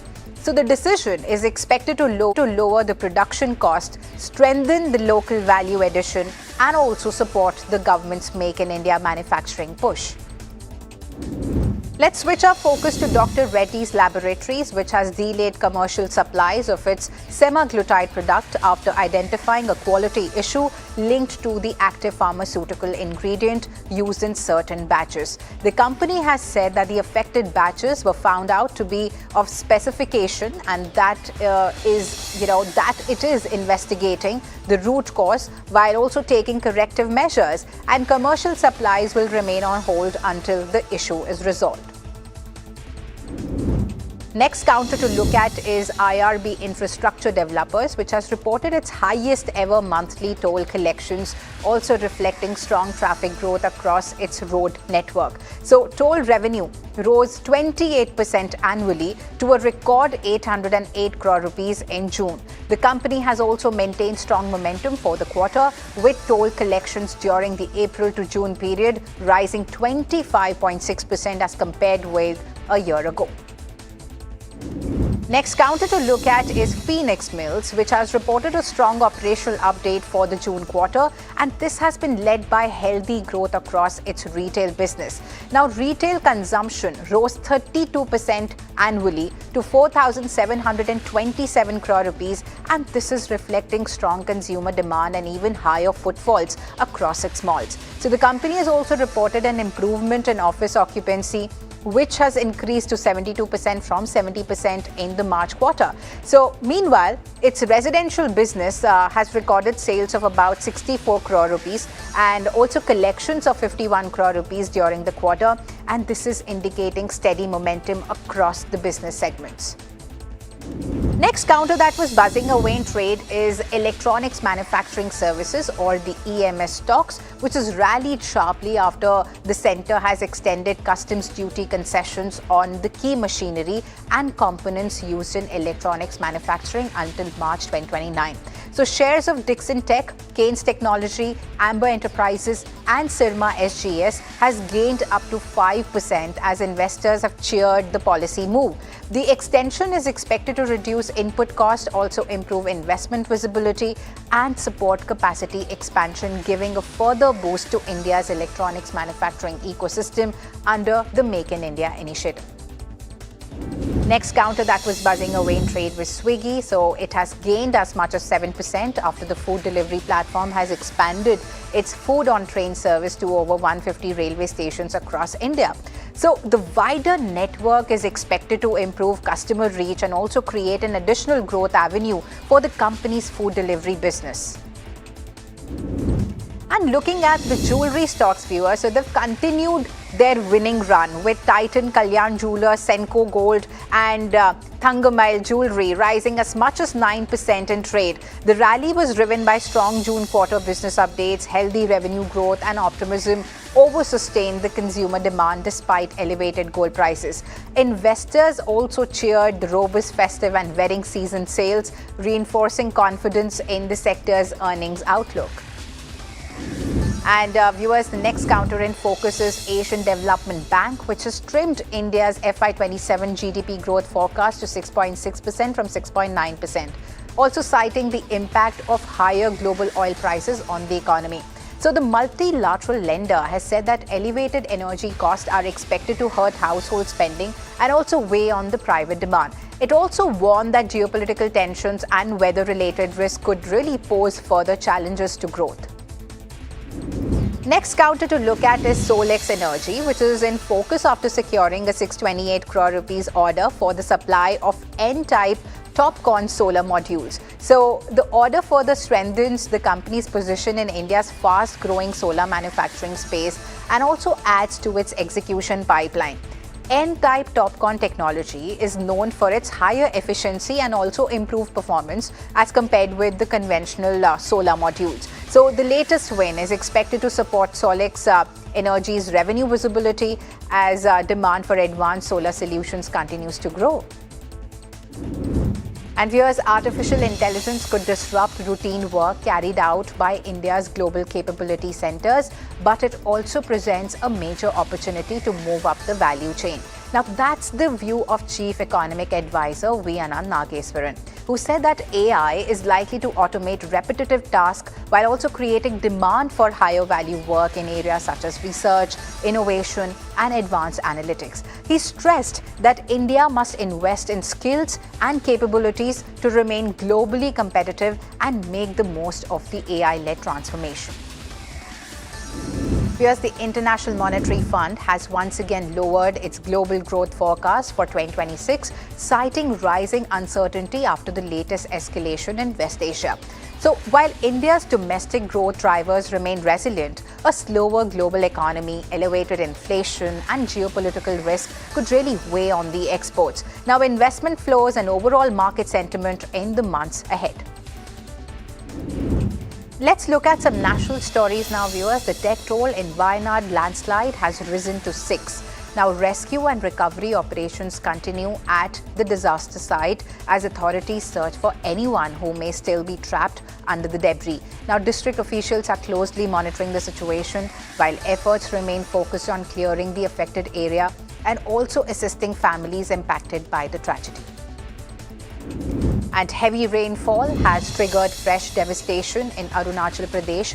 At least 2 people were killed and 4 others injured after a massive landslide has struck the Shivaji Nagar area near Tizu in Lohit district. Now, the victims are believed to be migrant laborers working on a local construction project. Rescue teams, including the SDRF and Arunachal Pradesh Police, are continuing relief operations in the affected area.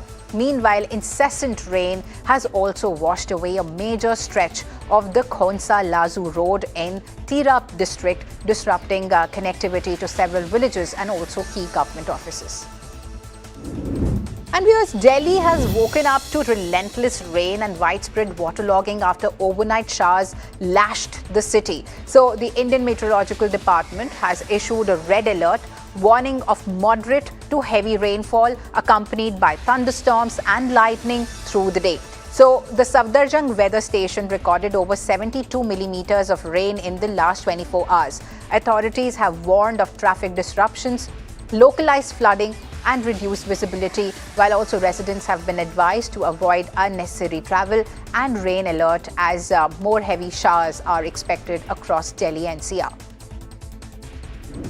And a major accident has been reported from Delhi's Rohini Sector 16, where an under-construction building has collapsed. Several people are feared trapped beneath the debris, prompting a large-scale emergency response. Rescue teams, including local authorities and disaster response personnel, have rushed to the site and search operations are currently underway. The exact number of people trapped or injured is yet to be confirmed, while officials continue efforts to clear the rubble and also rescue those feared buried beneath the collapsed structure.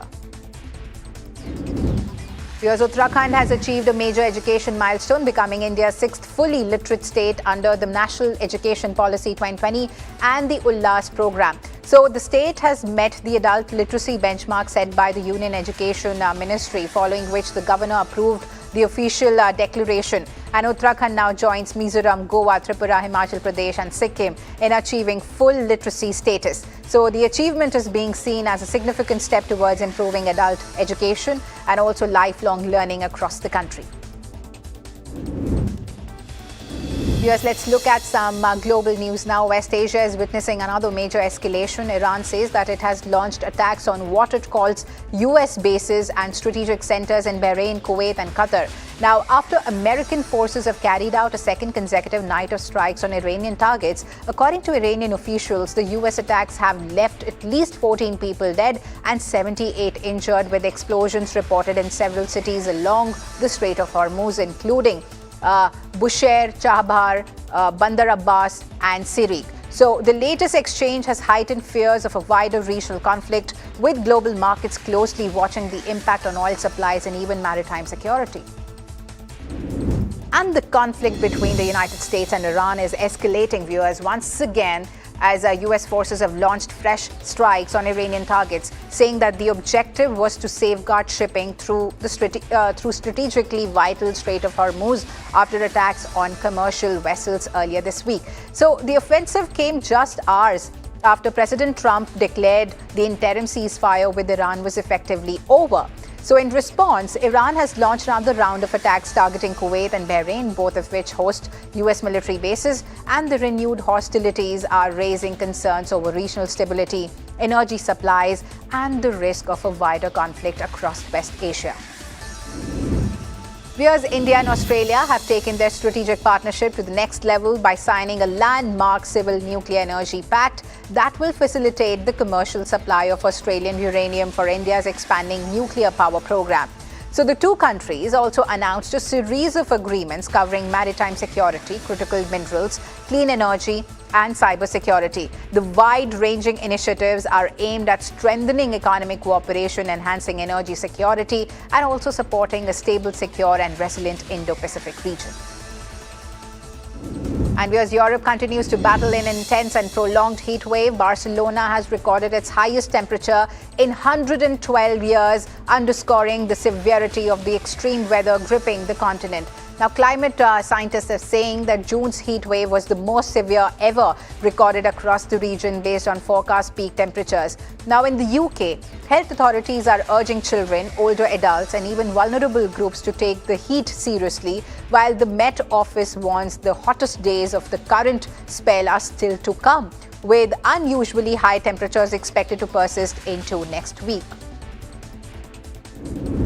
And a remarkable archaeological discovery has been made in Egypt, where researchers have uncovered a well-preserved Byzantine-era city in the country's western desert. Now, the 4th century settlement includes homes, religious buildings, and a basilica-style church in the Dakhla oasis, along with coins, pottery, and ancient tools. Now, in a separate excavation near Alexandria, archaeologists have also discovered 18 ancient tombs containing rock-cut chambers, pottery, and a granite sarcophagus. Now, officials say that findings offer valuable insights into daily life, urban planning, and even economic activity during Egypt's Byzantine period. And viewers, cricket is set to make history at the home of cricket. Lords will host its first ever women's test match 142 years after staging its inaugural men's test as England take on India in a 4-day contest beginning Friday. So the landmark fixture also comes more than 5 decades after Lords hosted its first women's international in 1976. So the match marks another significant milestone for women's cricket, highlighting the sport's growing prominence on the global stage.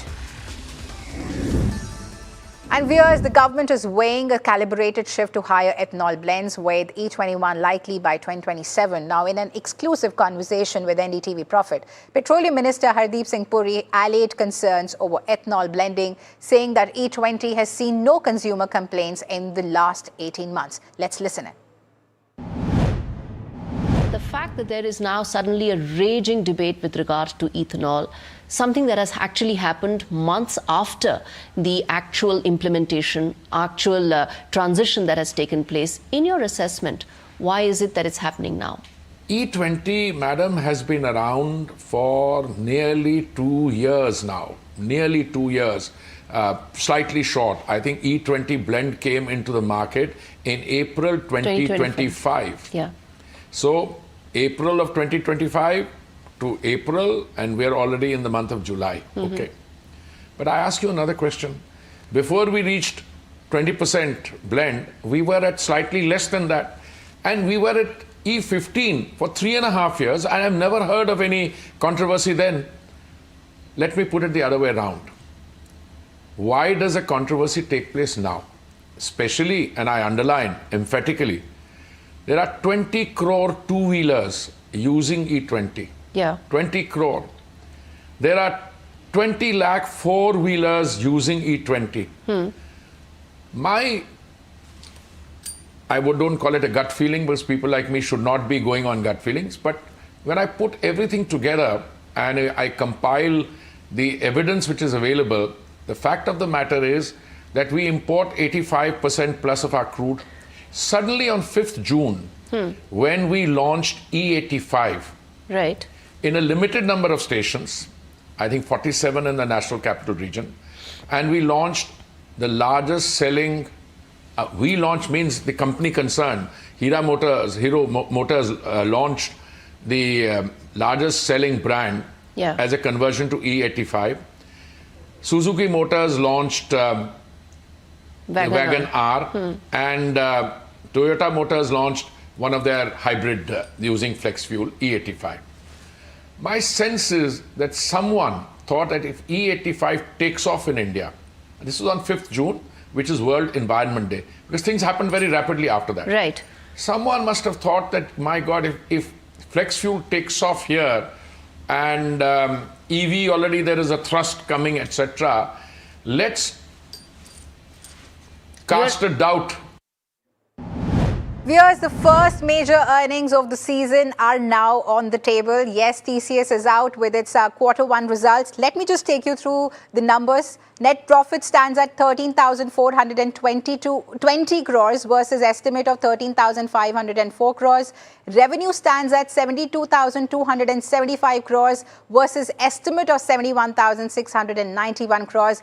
If we look at the EBIT, so that stands at 17,317 crores versus estimate of 17,312 crores, and EBIT margin stands at 24% versus estimate of 24.15%. So what does these numbers really mean? I have my colleague joining us, Jasmeet, who tracks the sector very closely. Jasmeet, what do you make of the numbers? Well, the first set looks, the numbers have come in line with the estimates. We're estimating a overall revenue uptick by 1%. The revenue has seen an uptick of 2.2%, which is in line.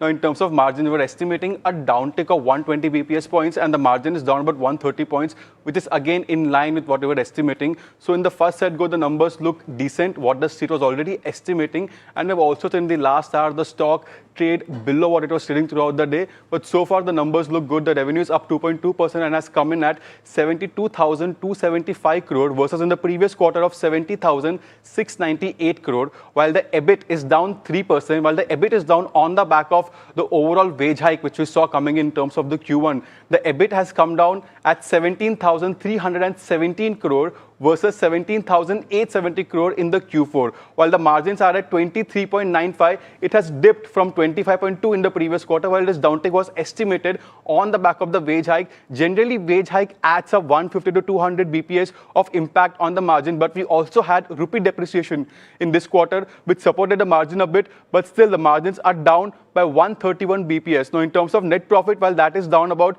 2.9%, more than what we were estimating.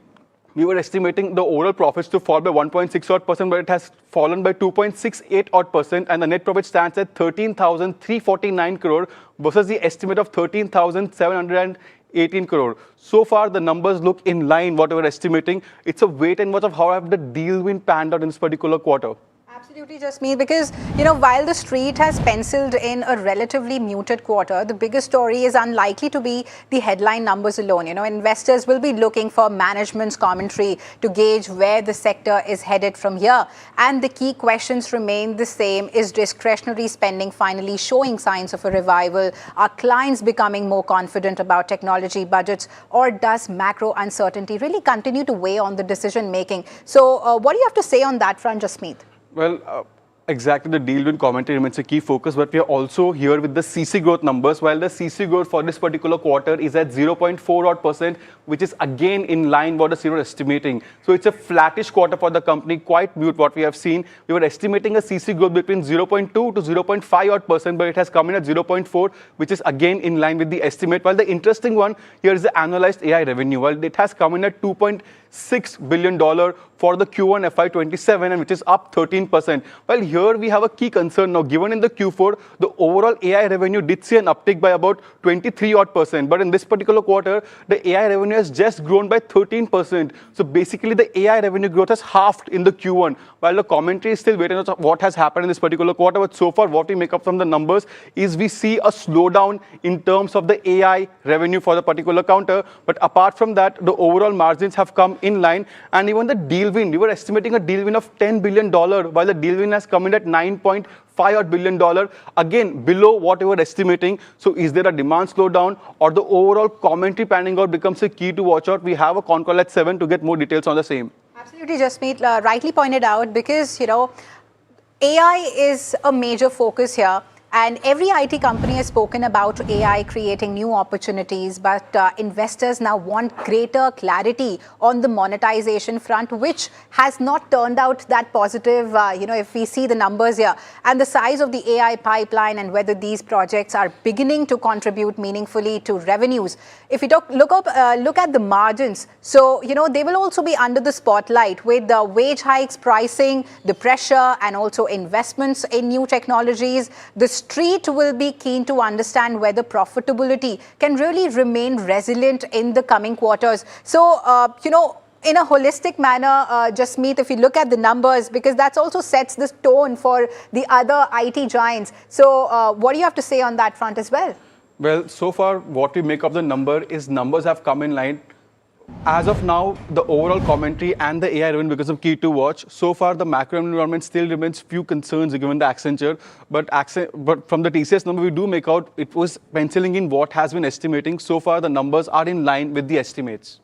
Yes, and if we look at the interim dividend also, and I'm being joined by Mayuresh Joshi on the numbers. So Mayuresh, welcome to the show.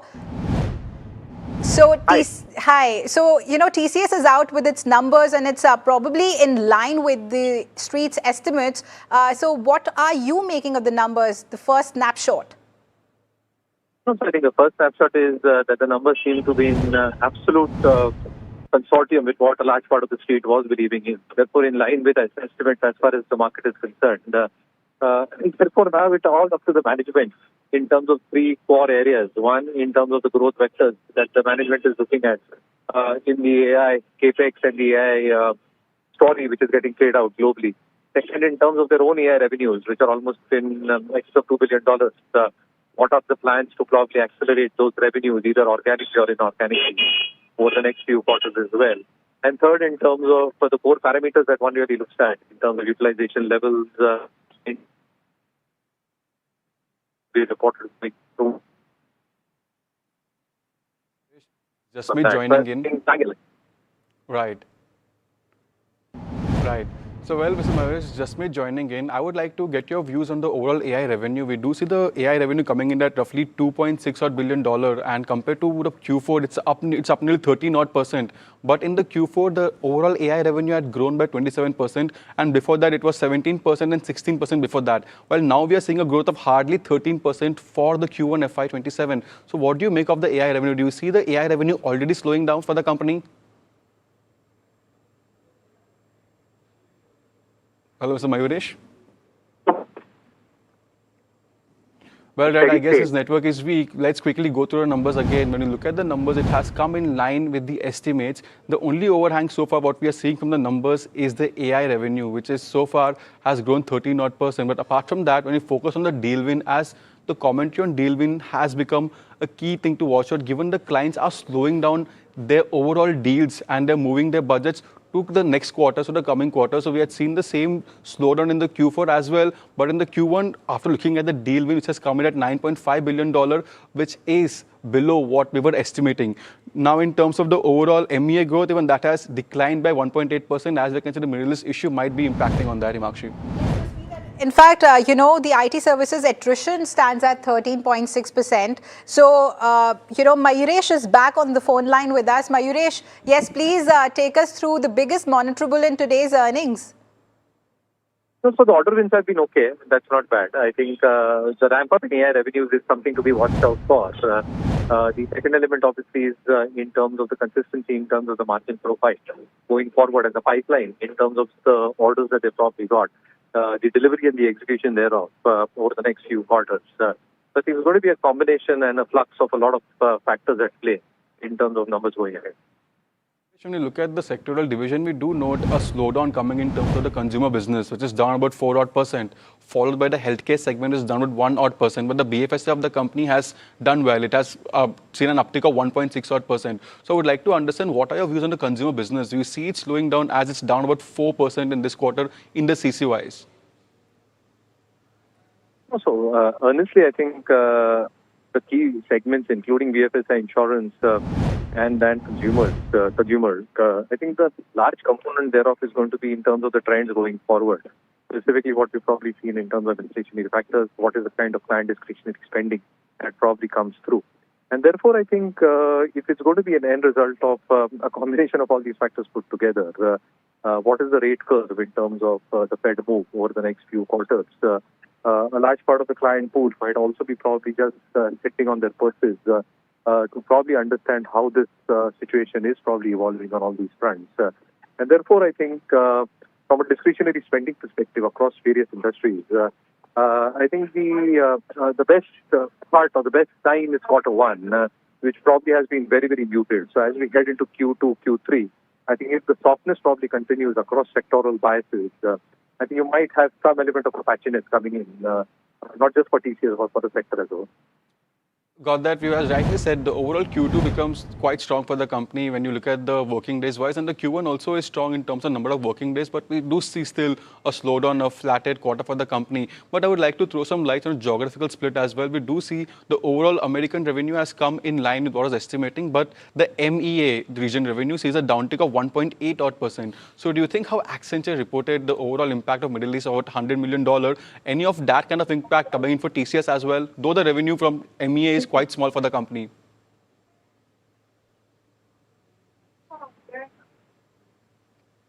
Mr. Mayuresh? Yeah, sorry. No, I think from a geographical perspective, I think the US region still remains one of the biggest or one of the most important regions, as one says, followed by Europe and the MEA region. And for our own sense is that the regional contribution should be steady state going forward. It should not be deteriorating. All right. Thank you so much, Mayuresh, for that. And also, TCS has traditionally commanded a premium valuation. So what, in your view, will justify that premium going forward, and also stronger growth, better margins, or leadership in AI? You pointed it correctly, right? And you hit the nail on the head. I think it has to be a combination of all these factors put together to probably ensure that the kind of premium tag that TCS probably received compared to the rest of the pack probably comes back very, very strongly.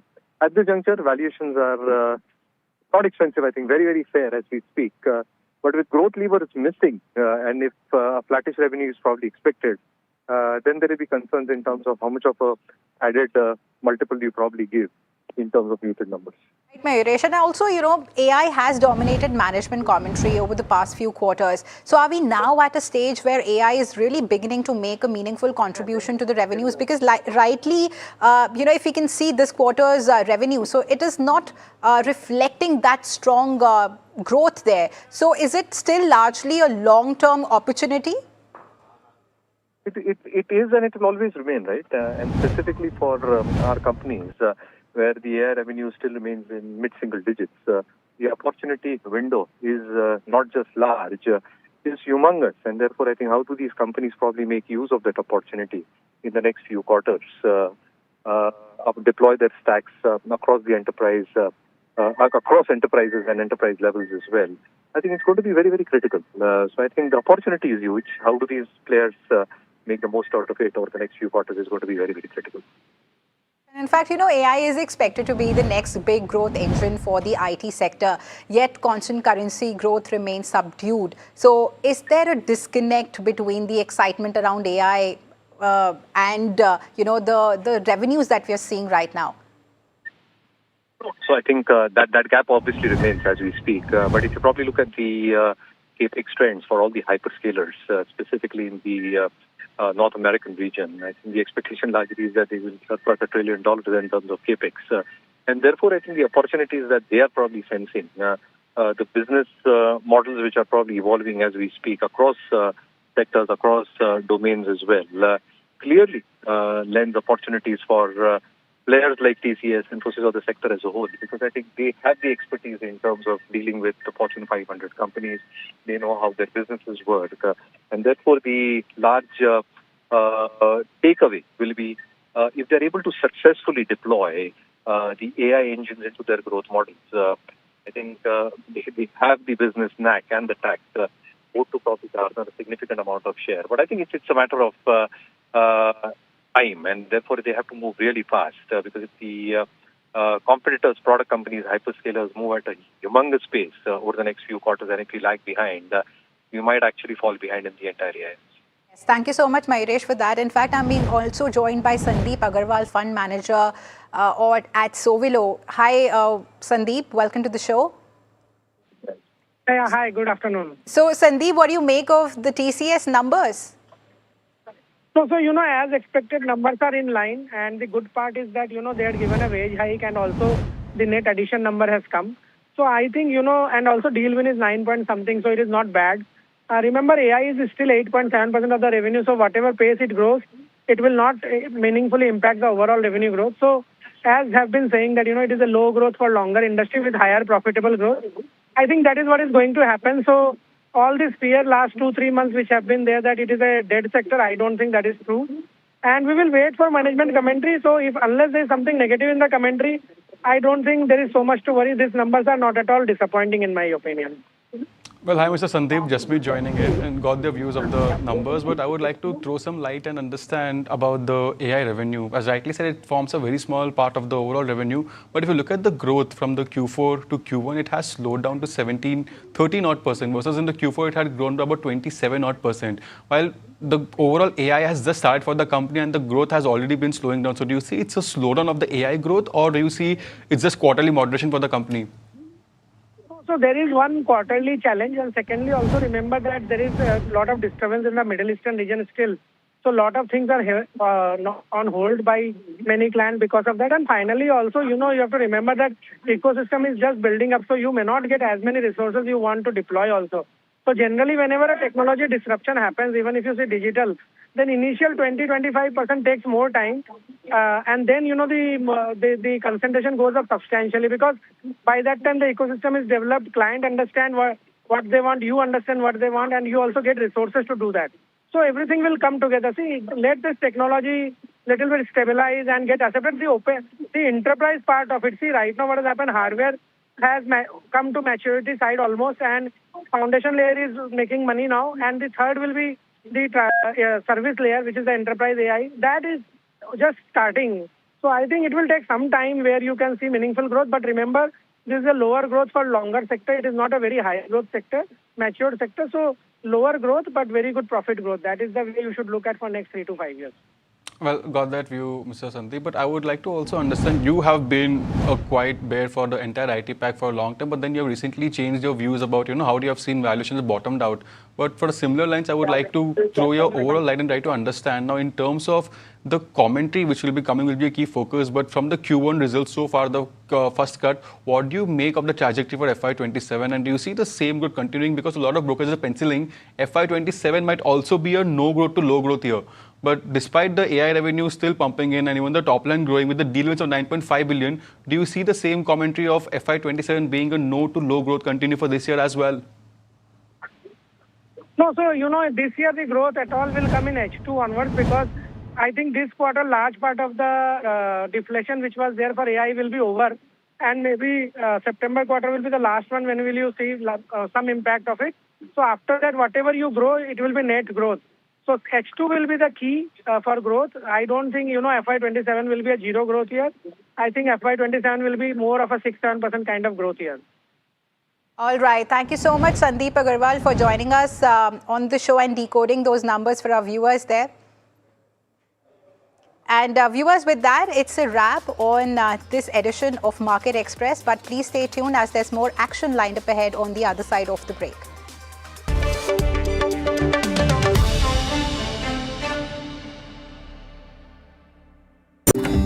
माँ भी हमेशा पीमाक mustard oil में ही खाना बनाती थी। कुछ तो बात है इस दिल में। P-Mark, the mustard specialist since 1933. बरसों से सरसों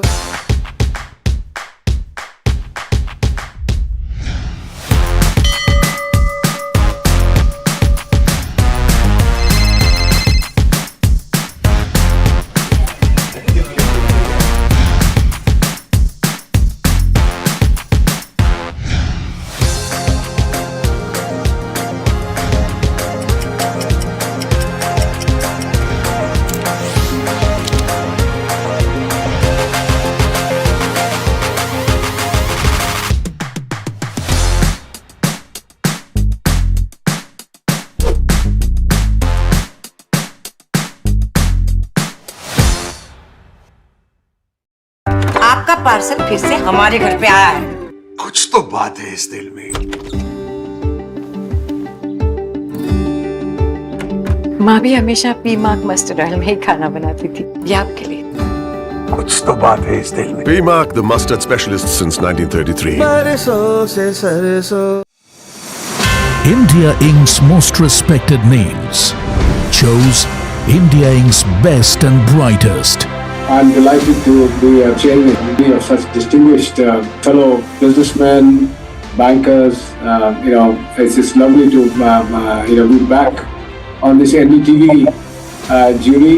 I have been a fan of NDTV for a long time. Many of the nominees are extremely close together in terms of what they've done. Gender parity to be reflected while we choose leadership as well. It's also important that how they are reshaping the industries. We've got a fantastic jury and we've left all decisions to the wisdom of the jury. Who will earn India's top business honors? Find out at the NDTV Profit Business Leadership Awards.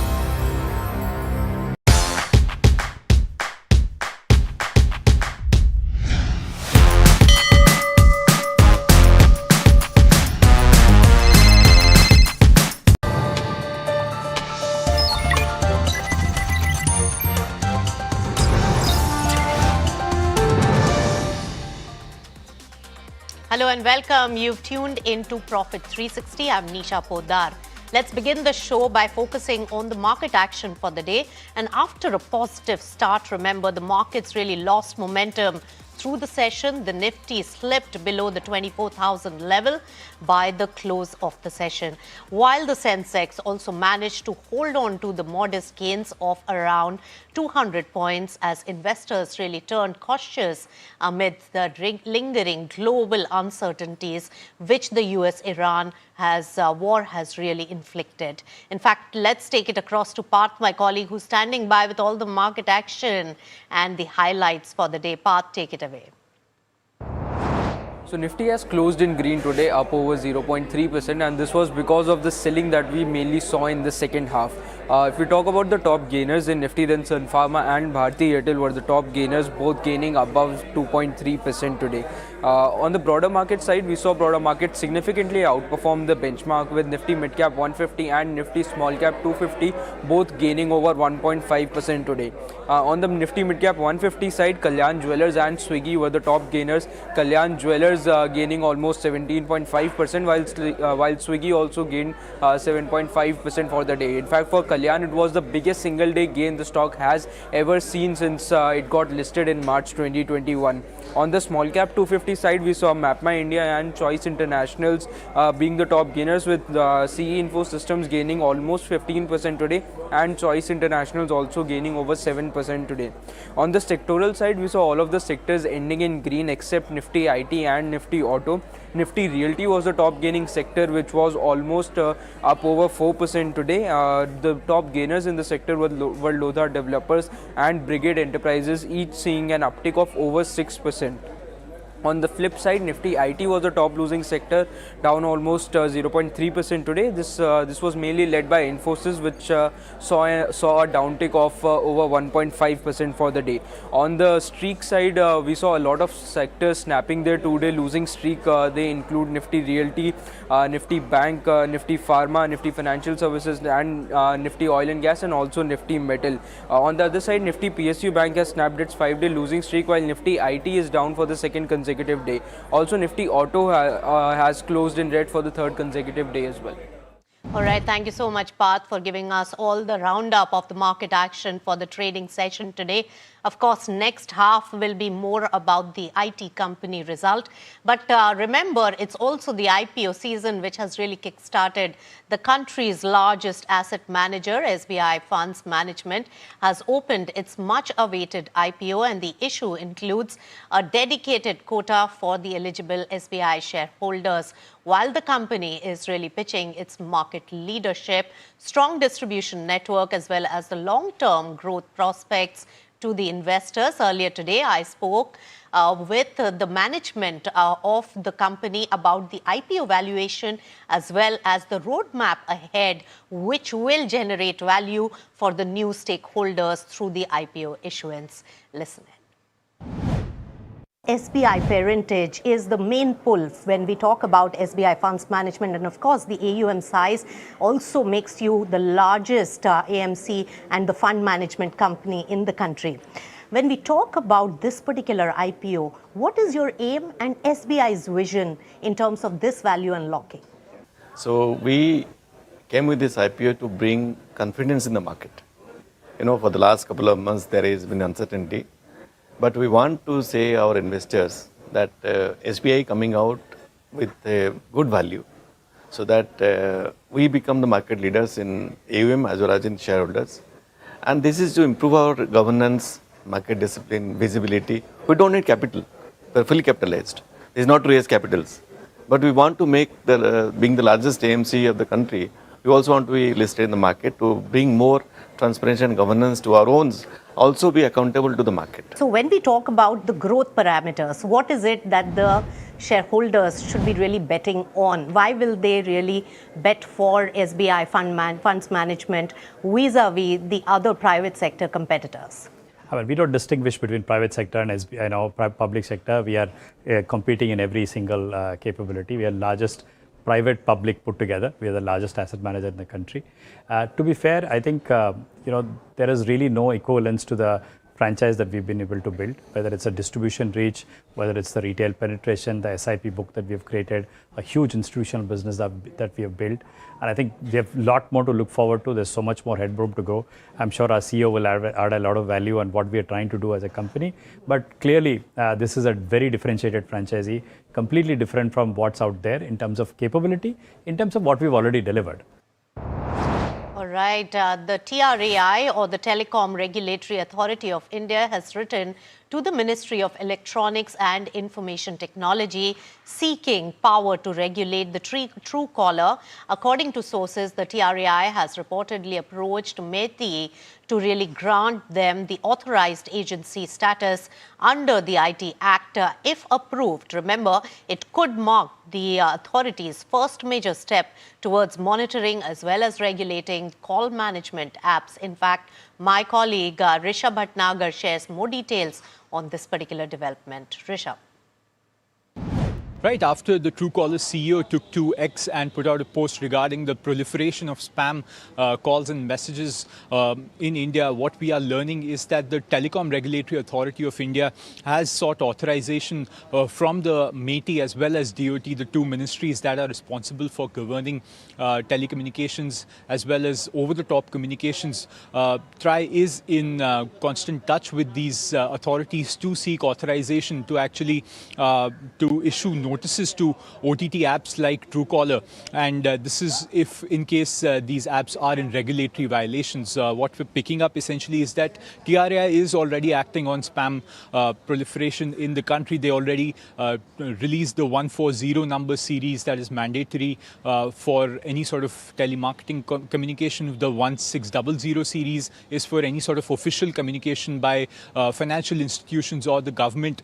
And the government's CNAP system, the calling name presentation system, is already active. What users can still do is they can go onto the Try DND app and opt out of receiving any sort of calls from numbers that start with 140. And also the 1600 numbers, those can also be blocked on special request. If a number is constantly reported about 5 times, that number is also blocked. So the government stance is that there is enough that has been done, and what they are also saying is the fact that also telcos like Airtel and Jio have come out with their own systems to flag any sort of these spam numbers that are coming up. So that is what the TRAI is now seeking as we go ahead with more and more spam coming up and the sort of regulations that are needed to control it.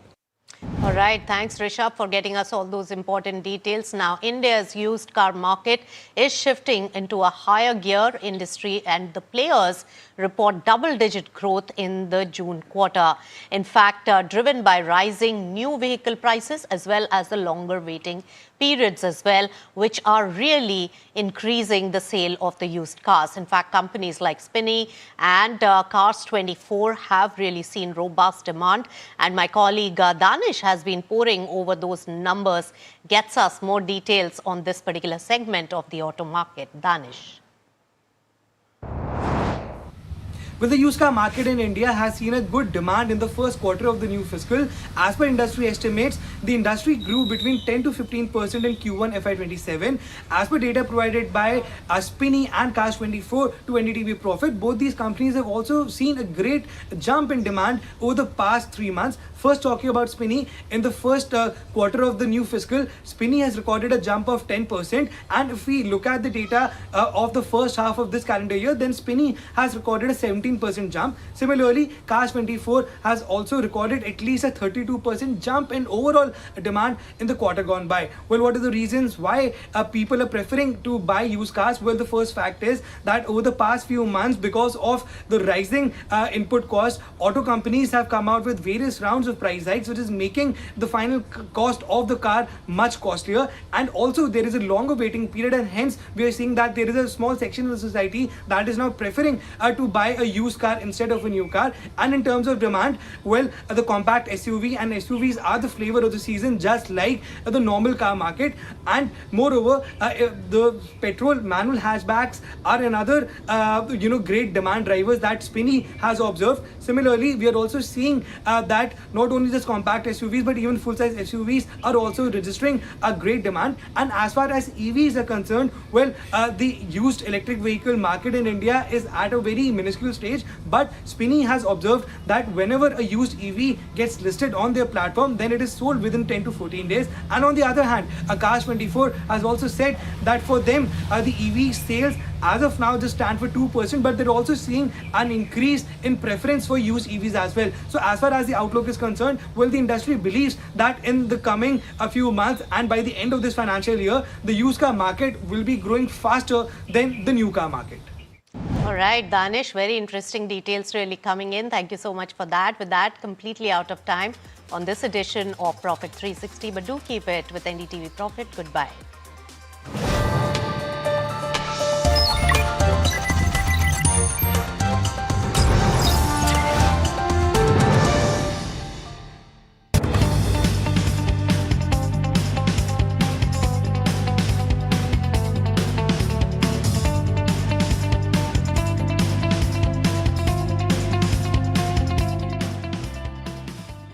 आपका parcel फिर से हमारे घर पे आया है।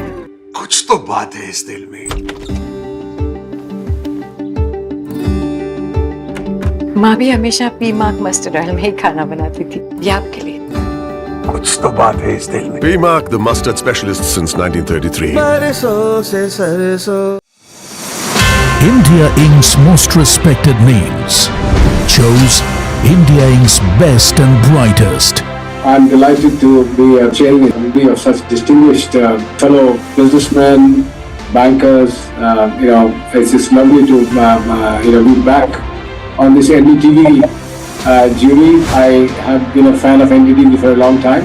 Many of the nominees are extremely close together in terms of what they've done.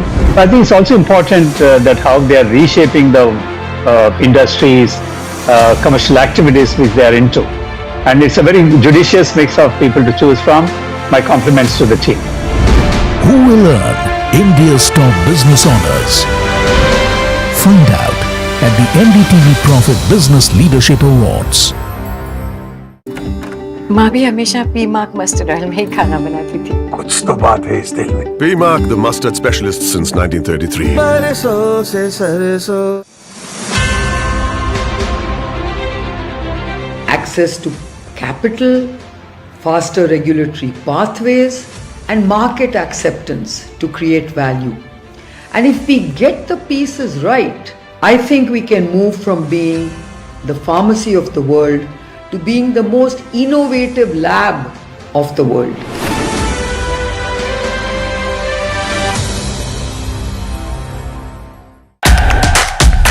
India's unshakable news habit.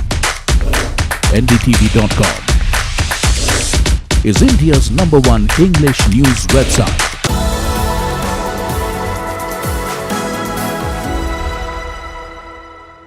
India's energy security during the conflict in Iran, India's transition to biofuel, and whether or not the larger debate around ethanol is more of a controversy being manufactured, or is there truth to some of those consumer complaints? To answer all of those questions is Petroleum Minister Hardeep Singh Puri in conversation with NDTV. Sir, thank you so much for taking out the time.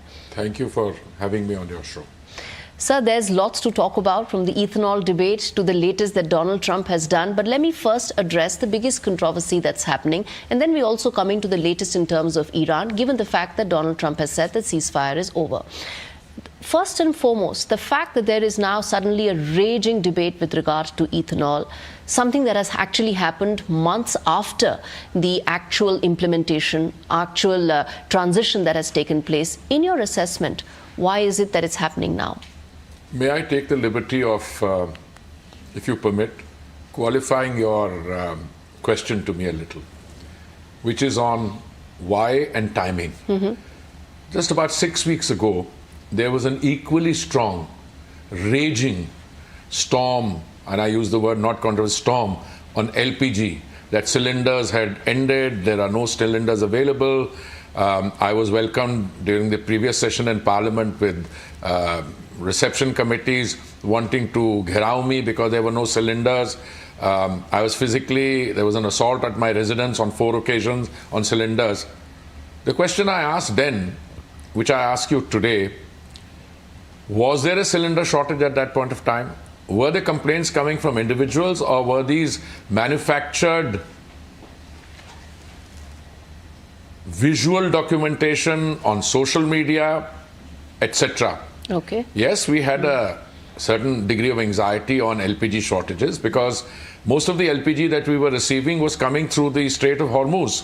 And the countries producing LPG in the world are not many. A few of them, Saudi Arabia, UAE, etc., are again in that area, Qatar. And therefore, if the number of countries which supply LPG are constrained because of geopolitical strains, and yet we not only survived it, but we did rather well out of it. Equally, this controversy which and I use your words within quotes, E20, madam, has been around for nearly 2 years now, nearly 2 years, slightly short. I think E20 blend came into the market in April 2025. Yeah. So April of 2025 to April, and we're already in the month of July. Okay. But I ask you another question. Before we reached 20% blend, we were at slightly less than that. And we were at E15 for 3.5 years, and I've never heard of any controversy then.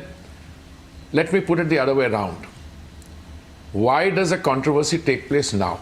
Especially, and I underline emphatically, there are 20 crore two-wheelers using E20. Yeah. 20 crore. There are 20 lakh four-wheelers using E20. I don't call it a gut feeling, because people like me should not be going on gut feelings, but when I put everything together and I compile the evidence which is available, the fact of the matter is that we import 85% plus of our crude. Suddenly on 5th June, when we launched E85, right, in a limited number of stations, I think 47 in the National Capital Region, and we launched the largest selling, we launched means the company concerned, Hero Motors launched the largest selling brand as a conversion to E85. Suzuki Motors launched Wagon R, and Toyota Motors launched one of their hybrid using flex fuel, E85. My sense is that someone thought that if E85 takes off in India, this was on 5th June, which is World Environment Day, because things happened very rapidly after that. Right. Someone must have thought that, my God, if flex fuel takes off here and EV already there is a thrust coming, etc., let's cast a doubt. You're raising a very significant issue. Well, there, I'm sir. raising it because you asked me very penetrating question. True. And I had, frankly, before I came for the discussion, I kept, I appear in discussions with colleagues, individually, with newspaper correspondents. But I don't think we've had a firmer fix on the timing as we are getting out of this discussion. True that. Today we are on July the 8th. Right. And this controversy is about 2 weeks old, 3 weeks old. And it's not that on 5th June suddenly it arose. We saw signs of it. But I think the counter information which has been put out, that this is not something we've done suddenly, that E20 has been around for at least almost 2 years, that E15 has been around for 3.5 years. And by the way, in the last 18 months or 24 months, there have been no complaints. And let me take some of those aspects that you pointed out. First, you said that there is a clear pattern towards fear-mongering when you linked the LPG fact to what is happening now. Do you think that this pattern in terms of fear-mongering or creating this kind of a fear psychosis, who's doing that? Well, look, it's not for me to make those assumptions, or I can just point to some evidence. I went back to the LPG story only because fear-mongering comes naturally to people who have an interest in and a stake in trying to run down governance procedures, etc. You remember when we've had to face the pandemic, our vaccine manufacturing capacity had been almost, I'm talking about our domestic vaccine manufacturing capacity, it had been almost completely stopped in the public sector between, I think, 2010 or 6 to 10 or 12, thereabouts. Therefore, when we faced the pandemic towards the end of 2019 and 20, we not only set up domestic vaccine manufacturing capacity, one plant in Pune, AstraZeneca, another plant purely indigenous in the south. We ended up making 220 crore vaccines and distributed most of them pro bono to free to our population, and exported also to 100 150 countries in the world. So who's questioning India's credibility? No, I'm coming to that. But where were some of our friends then? Modi ji, हमारे बच्चों की vaccine कहाँ है? And I used to tell them that Rajasthan में आपकी सरकार ने कूड़े में फेंका उसको, पंजाब में उनकी सरकार थी, वहाँ पे मुनाफाखोरी. I'm not suggesting they are doing this. LPG, yes, they were in the forefront. When it By they, you mean the opposition parties? Absolutely, all of them. they were in the forefront. In LPG, you can see the MPs lined up. You have that, and it turned out that there was no shortage of LPG. We had some anxious moments because the supply routes were choked. We did a took a number of steps. We ramped up domestic production. We diversified our sources of supply. We passed orders on the demand side. We moved to, many things. Domestic production went up from 35,000 metric tons a day to 54,000 metric tons. Yeah. A massive increase. But I come now to ethanol. You know, the politics of it, you mentioned about opposition parties. Let me just quote exactly what Priyank Kharge, who's a minister in Karnataka government, has said, that this is actually an experiment on 3.6 crore Indians without adequate consultation. This is What is an experiment? The entire ethanol transition. First of all, I would like to remind this gentleman you've named, the program of biofuel blending or ethanol blending is one that was started in the year of the Lord, much before we came on the scene. I was ambassador to Brazil in 2006, and I recall even before that, the Honorable Minister for Petroleum and Natural Gas, Shri Manishankar Iyer, statement which I've seen played back on several of your channels, speaking in Parliament in 2005 that we would do ethanol blending, etc. Now, if they don't want to take the credit for it, I'm quite happy. But they should not distort facts.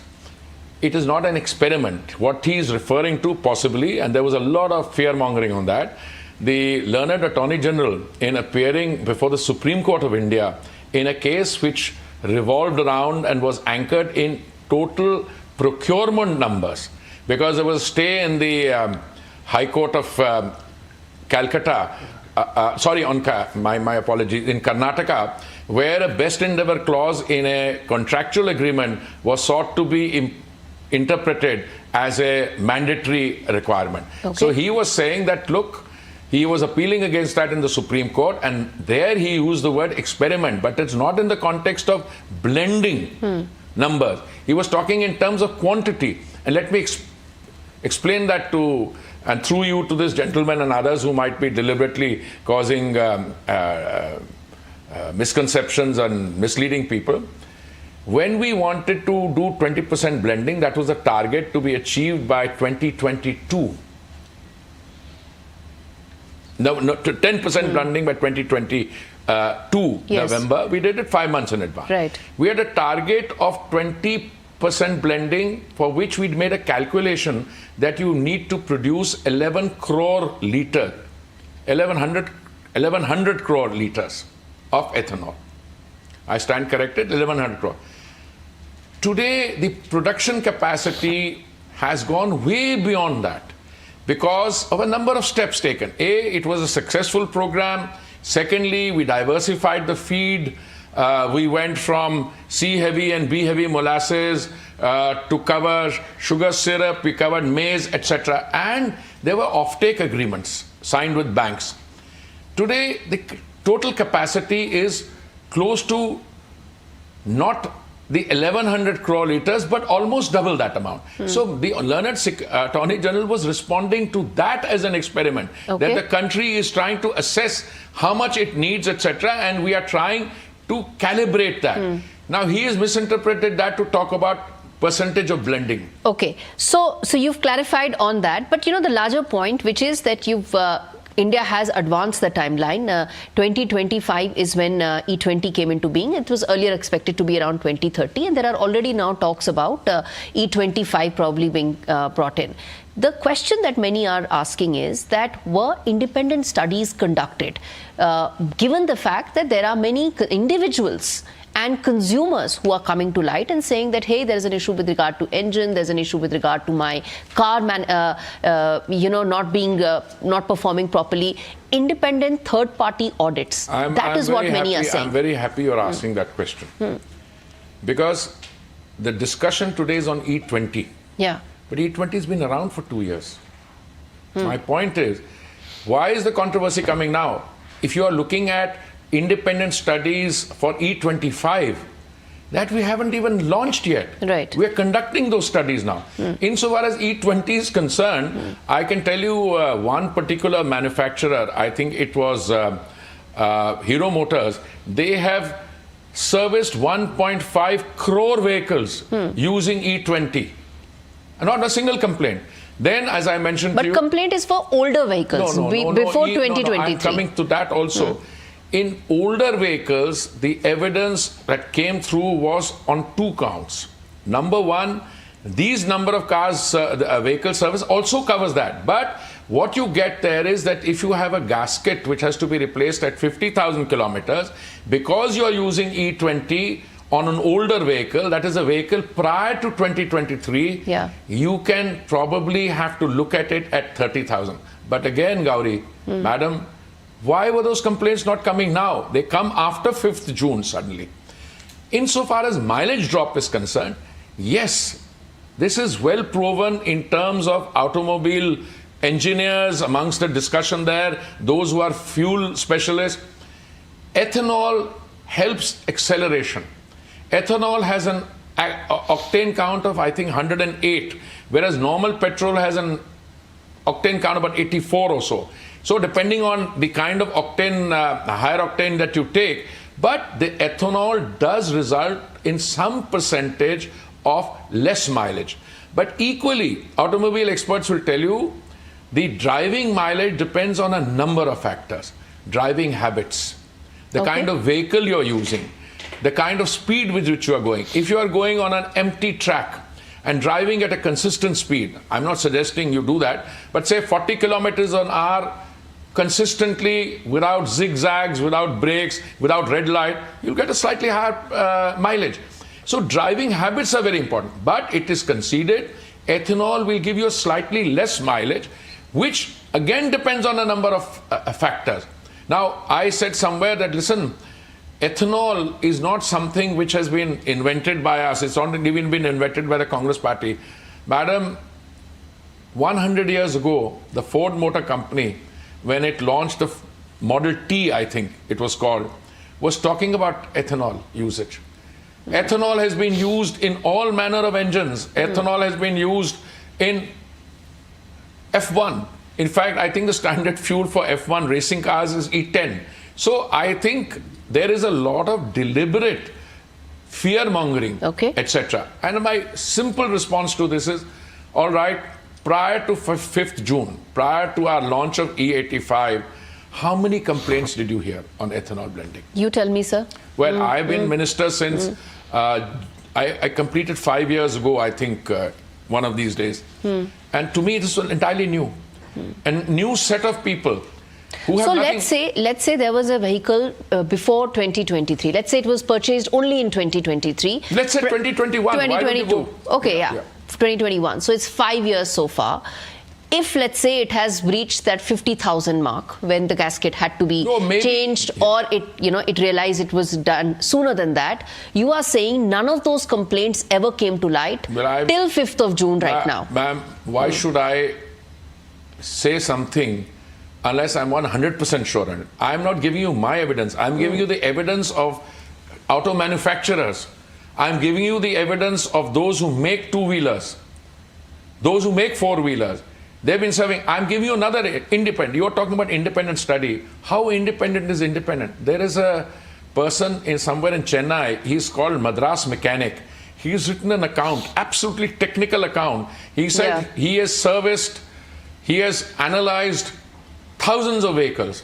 He's never come across these. Yes, it is theoretically possible that if your car is running more than the average, first of all, it's very difficult to work out averages. You may own a car. How many kilometers a day do you drive your car? When does your car reach 30,000 kilometers as against someone who's driving, let's say, an Uber?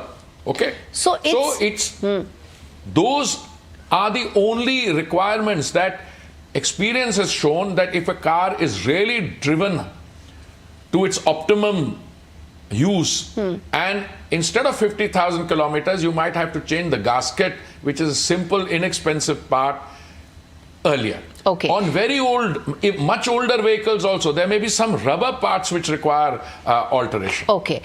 Which brings me to ask about the other aspect that many are saying, which is the aspect about choice. Given the fact that Brazil is an example that is being cited, Brazil also provided choice to its consumers. Should choice have been provided to consumers when the switch is being made so that they can choose whether they want the E20 blend or should they want to continue with the other blend or the other fuels at the pump? First of all, this question of choice reminds me about something else, but I'll refrain from giving that example. How many choices are there to the Indian consumer at the petrol pump today? You can have petrol, diesel. The petrol can be base feed E20. The petrol can be high octane, which is more expensive. He can get CNG, and now we are increasingly going to be looking at green hydrogen. So you've got 6, 7 choices. Now what they are suggesting in choices is not choice. It's not choice. It's something else. I want E5, I want E10, I want E15, I want E20. We went through the E5, 10, 15. Every petrol pump today, either whether it's in an urban area or in a rural area, is built on limited amount of land. And underneath, you have these big tanks. You can't mix diesel and petrol. You can't mix E20 and E15. There's not much difference between E15 and E20. So why do you want a choice at E15? All right, you may say, I want pure petrol. In case, take the pure petrol. Now will come the cost of it. Oh, that is very expensive. Well, listen, most of this, ma'am, is market determined. If the price of crude was yesterday 72, but because of the escalation and conflict, it shoots up, the price to the OMC will shoot up, and to the private retail refiner will shoot up. So today, choice is there. If your demand is now, I saw somewhere, no, we are satisfied with everything else. All that damage part is over. All we say is we want more choice. Well, if you want more choice, so the market, I'll say the market will have to look at the logistics of that. I personally don't think they're even serious about that demand for choice. So you think it is logistically not possible in India? Look, I don't use words like logistically not possible or impossible. All I'm saying is that please, let's look at the larger context. When we started the ethanol blending program, okay, we have saved 1,90,000 crores by way of foreign exchange. Okay. If the world goes into conflict, the only way you'll get Atmanirbharta is to use your own resources. And my concept of Atmanirbharta in the energy sector is, as the Honorable Prime Minister, Samudra Manthan, more E&P, and he's given us 89,000 crores for digging more wells, and less pollution. So if you have biomass and you have that, why would you not want to use it? In fact, you should want to use more of it, and less pollution. So if it actually saves foreign exchange for the exchequer, helps control toxicity. You don't have to import that much oil. But should that then pricing flexibility be passed on to the consumer? No, I'm coming. If E20 is cheaper, then should the end consumer not get that benefit? Let me first of all say, let's be absolutely clinical about shielding the consumer. I think the Prime Minister has one example in the world which shines. He's not allowed the cost to be passed on to the consumer at all. We are the only country in the world, apart from Japan, where prices actually are the lowest to rise. In the last 4 years, if you look at prices 4 years from now, 4 years earlier and now, prices have actually come down. Why? Because on 3 occasions, the Prime Minister cut the central excise duty. November 2021, May 2022, and I think 10th March was the latest. Now my difficulty is the following. Supposing this escalation which took place yesterday in the Iran, US, Israel, and all the other states, Gulf, in the Gulf, Bahrain, Kuwait, and what? Supposing this spirals, let's say you come to a situation where a country like India, which imports 85% crude, is not able to import the critical. We'll need something to fall back on. And this program is both cleaner in terms of, and let me again give you the example, because it's not just example of Brazil. No, Brazil did it over an extended period of time. I ask you one simple question. I was ambassador to Brazil in 2006. They reached 20% and more blending before 2006. Minister, shifting focus away from ethanol to the other aspect, the fact that, the war in Iran has, there are now all signs that it will probably escalate once again. There's been an attack by US.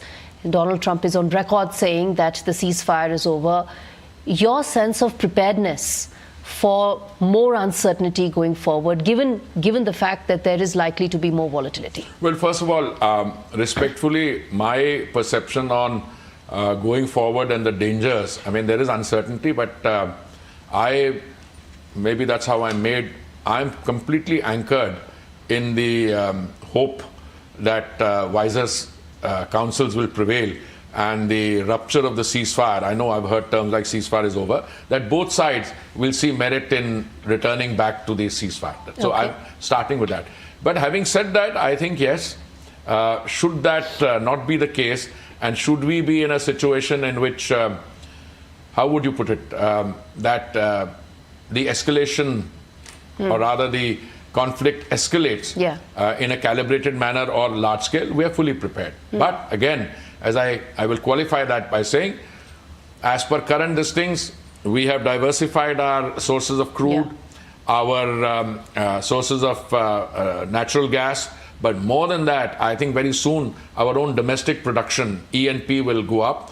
And on LPG also, we have demonstrated during the last crisis that we are able to suddenly ramp up production. And then we've taken other measures. We are shifting from cylinder gas to piped gas. We are using more, encouraging people to use other modes, etc. So I think, yes, in a qualified way, I'd say we are reasonably well prepared. All right, so I'm going to wrap this up right here. Thank you so much for being patient and for taking all my questions. Thank you for your time on NDTV.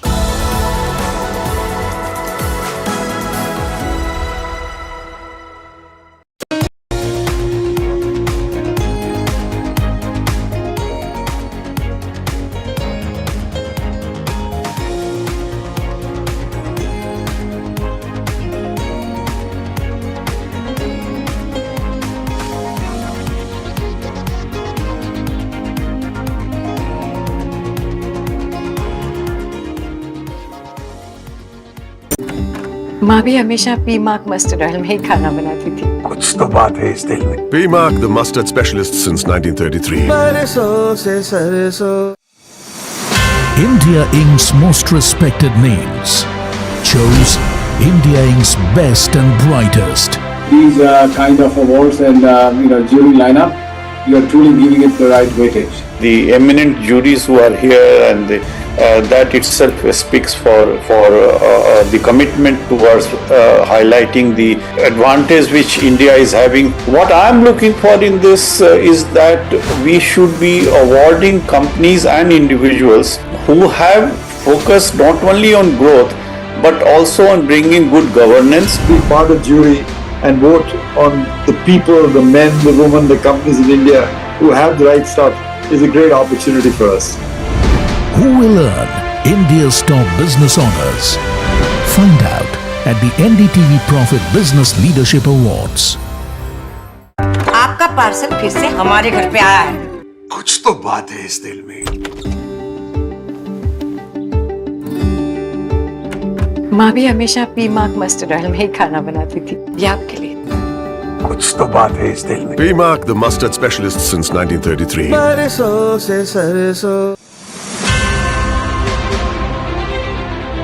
Technology is driving huge amounts of innovation, whether it is deep tech, whether it is biotech, whether it is climate tech, agri-tech, you name it. Young entrepreneurs are taking on risk, they are innovating, and they are keen to create value. And to me, that gives me the optimism of what India can become.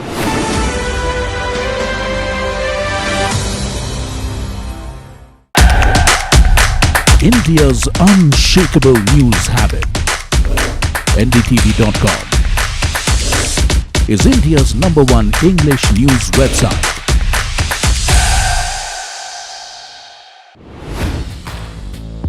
Hi, I'm Tamanna Inamdar.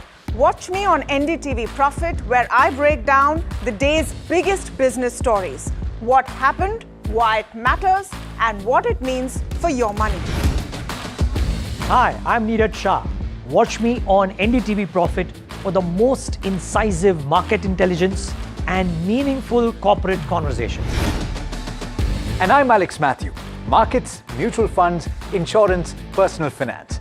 I help you cut through the noise and make smarter financial choices. And here's where you can watch us.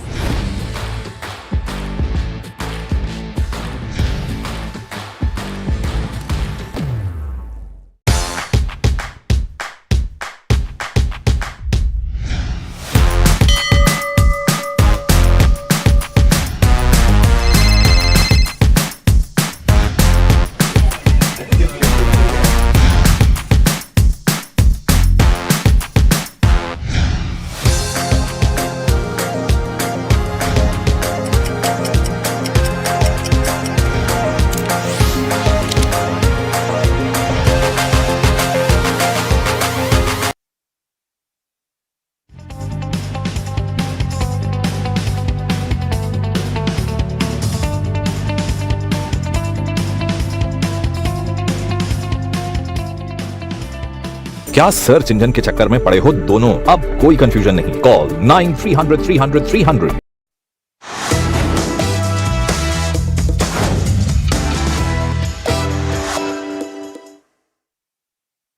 Hi, we're talking about Your Money Matters on NDTV Profit, and my name is Alex Matthew. We've often spoken about things like credit cards on this program, but there are some interesting trends that have emerged, and they've been tracked by the Credit Bureau, which is TransUnion CIBIL, and that's been put out in a white paper, which I think is going to be interesting to talk about. And so my first guest today is Bhavesh Jain, the Managing Director and Chief Executive Officer of TransUnion CIBIL. Bhavesh, thanks so much for taking the time. Let me ask you about this, because it has to do with the usage of credit card and the growth of credit card over the period of a decade. So what has that first told you about the growth of credit card? Because the numbers, at least anecdotally, seem to suggest that that usage is going up quite tremendously. Thanks, Alex, for having me on the show. You're absolutely right. So when we look at a journey of 10 years, the number of card holders have gone up significantly. Right now, it's 5.2 crore consumers who hold credit cards. The number of live cards have gone up to almost 10.7 crores. And the outstanding balance have grown 8x, which is around 3.1 lakh crore as of March 2026. So you're absolutely right. There has been a significant growth in the credit card market over last 10 years period, Alex. But when we have to cut it and look at the recent 1 or 2 years, the growth has been flattish. That the outstanding balance as of last year and this year is exactly same, 3.1 lakh crore. The number of borrowers holding cards is also static, 5.2 crores last year and 5.2 crore this year as well. So that's a quick overview on the cards growth story. Bhavesh, you want to hazard a guess as to why this might have come to pass? Because I recall certain interventions by the RBI with regard to certain large issuers. Is that something that could have had a bearing on the number of cards in the market? So, Alex, let's look at why it has happened. One, with the lens of the consumer. Second, with the lens of the lender. When we look at with the lens of the consumer today, the consumer has multiple choices. If the consumer is using credit card as a payment tool, then that consumer has UPI as an option or any other digital payment channels available to the consumer. Second is, if that consumer today has been using credit card as a credit facility or as a credit product, today they have consumer durable loans, personal loans, so on and so forth. So today the consumer has multiple options available. Second key highlight is accessibility. Look at the number of UPI terminals available. It's upward of 600 million UPI terminals. whereas the credit card POS terminals are just 11 million. Look at the difference. So that is the side of the consumer story, that today they have choices, and also the accessibility for credit card usage is pretty restricted vis-a-vis the other payment options like UPI. Now, when we look at the lender's lens, the lenders today are largely focusing to give credit cards to the borrowers who have an established credit history, the borrowers who have existing credit cards. So what's happening today? The youngsters are actually not using credit card as the first product to come into the ecosystem. The new to credit proportion has come down significantly. So today a youngster or a Gen Z first takes a personal loan or a consumer finance loan and then takes a credit card. So both the consumer are making choices, the lenders are making choices. And these are the two key reasons where you see a very static growth on credit card for the last few years specifically. Very interesting, right? I do want to ask you though, if you have certain data or insight on the number of people, because you mentioned the reasons why people use credit cards. So people can either use it to transact on an ongoing basis because they've decided to shift their spends onto the card and they basically turn it around, right? They pay it before the due, they pay the entire amount, or they take credit. So do you have insight on that kind of behavior? Yeah. So when we look at it today, number of card holders are just 5.2 crore, Alex. Now the credit active population in India is 25 crore. So percentage of credit card holders as the population of credit active is just 25%. When we compare to some of the other global economies like US, UK or Canada, they are upwards of 70, 80 and 90%. So there's a huge headroom. Then when we compare it within India, the number of digital payment users is massive as compared to just the credit card users in India. So there's a big difference for us to go in the journey on credit card vis-a-vis global economies. And then within India, the digital payment users versus just the credit card users. Okay. No, what I was actually trying to get at is even in this 5+ crore number of cards, first of all, the clarification, are we talking about cards or are we talking about users? These are credit card consumers. Consumers. So consumers can have card holders, and card holders can have multiple cards. So therefore, the actual number of cards being utilized can be more than 5 crore, correct? Yes. Okay. So what I'm trying to get at, Bhavesh, is that there are increasingly concerns about people over leveraging and utilizing credit card to fund lifestyle that they can't afford. And so therefore, from a personal finance standpoint, a lot of financial advisors will advise you to not have an overdue credit card bill, right? To pay it off completely. Do you have insight on the number of people that are using credit cards that allow that overdue facility to be used? So, Alex, when I look at the overall credit card portfolio quality, it's just 1.7% and it has improved as compared to last year. Even the recent delinquency or the early delinquency look similar. Second thing is that it's only 10% of the card holders or the users who actually have a high exposure and possibly could be leveraged. So it's a very small proportion of the overall card holders and users. Understood. But you can still be standard, as it is called, and not delinquent or not a non-performing asset by paying the minimum due every month, right, Bhavesh? It's not...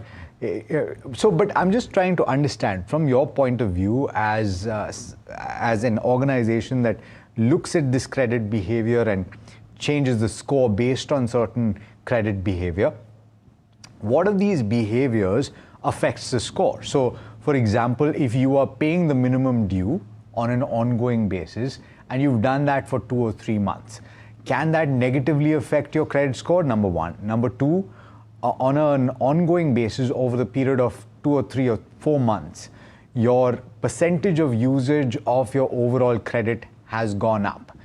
Does that also negatively affect your credit score? So, Alex, good question. So there are few parameters which we take into consideration for a score.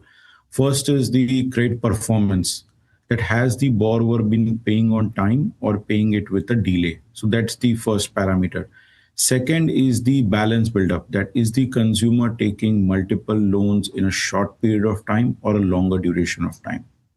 Is somebody taking, say, in 3 months versus somebody taking loans over 3 to 5 years? Third is in terms of among the available credit facilities, say credit card being one, personal loan, housing loan, what is the behavior on each one of them? Are you, say, for example, paying just the minimum due, but say defaulting on other loans? It will have an impact. But if you are paying the minimum due on credit card monthly basis, but also paying simultaneously your personal loan or your home loan, obviously it will have a no negative impact as such. So it's a combination of multiple things, but the most important is that are you paying your loans on time or not, including your credit cards, minimum due, and most importantly, are you spreading out your credit offtake or are you bunching in everything in a short period of time? And of course, you should definitely not pay just the minimum due. Try to clear your credit card bills on time. Bhavesh, just the last point, which is the behavioral trends or traits of generations. And you've obviously studied Gen Z and their behavior because they're the latest cohort of people to be using those cards. And again, anecdotal evidence would suggest that baby boomers are much more cautious in their usage of credit cards, millennials maybe less so. The question is, are Gen Z, do they have more proclivity to go out and spend on their credit cards? So, Alex, yes. In fact, 50% of the card originations you have seen in recent time is Gen Zs. Second interesting data point is that it's the component of geographic diversification. Almost 46% of the card originations is happening from Suru location, semi-urban and rural location. Third is that they're first taking, say, a PL or a mobile finance loan and then taking a credit card. And most importantly is that Gen Zs take a credit card and they spend it or swipe it in the first 3 months. So they have got really evolved, and the Gen Z today, before taking a credit card, actually have a credit history of 1 or 2 years at least. So the Gen Zs have really evolved. While we talk about baby boomers and the millennials, the Gen Zs have also come really up the curve, and bulk of the Gen Zs actually even do their own self-monitoring, where they check their own credit report and their credit score, which means they are credit matured, they are credit experienced, they are credit aware, which is all adding up to being a very good proposition. Just a quick answer, 30 seconds or so, Bhavesh, are you seeing positive trends with regard to usage, or is it similar to what you're seeing with regard to the percentage of people that are delinquent or maybe not having such good behavior? So it's a very small proportion. In fact, when we look at the delinquency, just 1.7% delinquency on a big customer base. Okay, fair point. All right. And that's pretty much what you're seeing with the Gen Z as well. Bhavesh, thanks so much for taking the time, and pleasure speaking with you. Interesting trends there. Thank you. Thanks, Alex. All right. So that conversation was aimed at getting you to think about how other people are spending with their credit cards. The good practices, of course, with regard to credit card spends, we've spoken about on multiple occasions in the past, and I'd invite you to go and check out some of those videos on our social media platforms and let us know what you think about what we just discussed. We're to slip into a very quick break. On the other side, we'll talk about motor insurance. Stay tuned.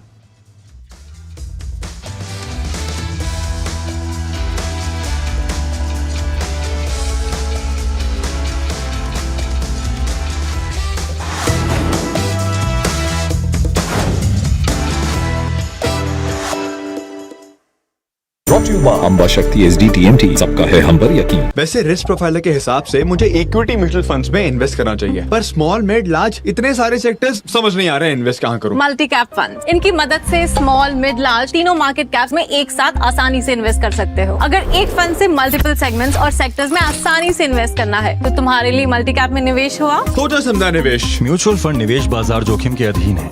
योजना से संबंधी सभी दस्तावेजों को सावधानी से पढ़ें। Meri Rasoi Scheme, a welfare revolution in Punjab. Reflecting Chief Minister Bhagwant Singh Man's commitment to social welfare and food security, the government of Punjab has launched the ambitious Meri Rasoi Scheme to ease the burden on poor and vulnerable households. एक बहुत इतिहासक दिन है कि ਜਦੋਂ ਮੇਰੀ ਰਸੋਈ scheme ਦੀ ਸ਼ੁਰੂਆਤ ਹੋ ਰਹੀ ਹੈ ਭਲਵਾਨ ਪਿੰਡ ਚੋਂ।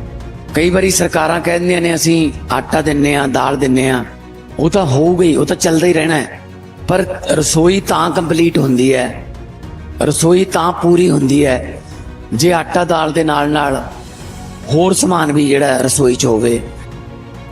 The initiative will directly benefit over 40 lakh families covered under the National Food Security Act. Recognizing that a family's kitchen needs more than just grain, the scheme provides a comprehensive food kit containing mustard oil, pulses, sugar, salt and turmeric. ਮੇਰੀ ਰਸੋਈ ਯੋਜਨਾ ਸਰਕਾਰ ਵੱਲੋਂ scheme ਚਲਾਈ ਜਾ ਰਹੀ ਹੈ। ਆ ਸਾਰਾ ਰਾਸ਼ਨ ਦੀ ਆਪਾਂ ਨੂੰ ਕਿੱਟ ਮਿਲੀ ਹੈ। ਇਹਦੇ ਵਿੱਚ ਸਾਰਾ ਰਾਸ਼ਨ, 2 ਤੇਲ ਦੀਆਂ ਬੋਤਲਾਂ, ਖੰਡ, ਦਾਲ, ਨਮਕ, ਹਲਦੀ। ਬਹੁਤ ਬਹੁਤ ਧੰਨਵਾਦੀ ਹਾਂ ਜੋ ਕਿ ਸਾਰੇ ਆਪਣੇ ਨਗਰ ਵਿਖੇ, ਸਾਰੇ ਨਗਰ ਦੇ ਵਿੱਚ ਗਰੀਬ ਪਰਿਵਾਰਾਂ ਨੂੰ ਸਾਰਿਆਂ ਨੂੰ ਰਾਸ਼ਨ ਮਿਲਿਆ ਹੈ। ਅਸੀਂ ਸਰਕਾਰ ਦਾ ਬਹੁਤ ਬਹੁਤ ਧੰਨ ਕਰਦੇ ਹਾਂ। With an annual outlay of nearly 900 crore rupees, fully funded by the state government, the scheme ensures that the beneficiaries receive these kits free of cost at regular intervals of 3 months, which means 4 times in a year. Meri Rasoi Scheme reflects Chief Minister Bhagwant Singh Man's vision of a Punjab where no family is deprived of essential nutrition and every household is empowered with dignity and security. Risk profiler के हिसाब से मुझे equity mutual funds में invest करना चाहिए, पर equity में small mid large हर market cap में अपॉर्चुनिटी है। तो मल्टी कैप फंड्स में इन्वेस्ट कर लो। स्मॉल मिड लार्ज कैप और मल्टीपल सेक्टर्स में एक साथ इन्वेस्ट कर सकते हो। अगर एक इन्वेस्टमेंट से इक्विटी मार्केट के तीनों सेगमेंट्स और मल्टीपल सेक्टर्स का एक्सपोजर चाहिए तो तुम्हारे लिए मल्टी कैप में निवेश हुआ सोचा समझा निवेश। म्यूचुअल फंड निवेश बाजार जोखिम के अधीन है। योजना से संबंधी सभी दस्तावेजों को सावधानी से पढ़ें।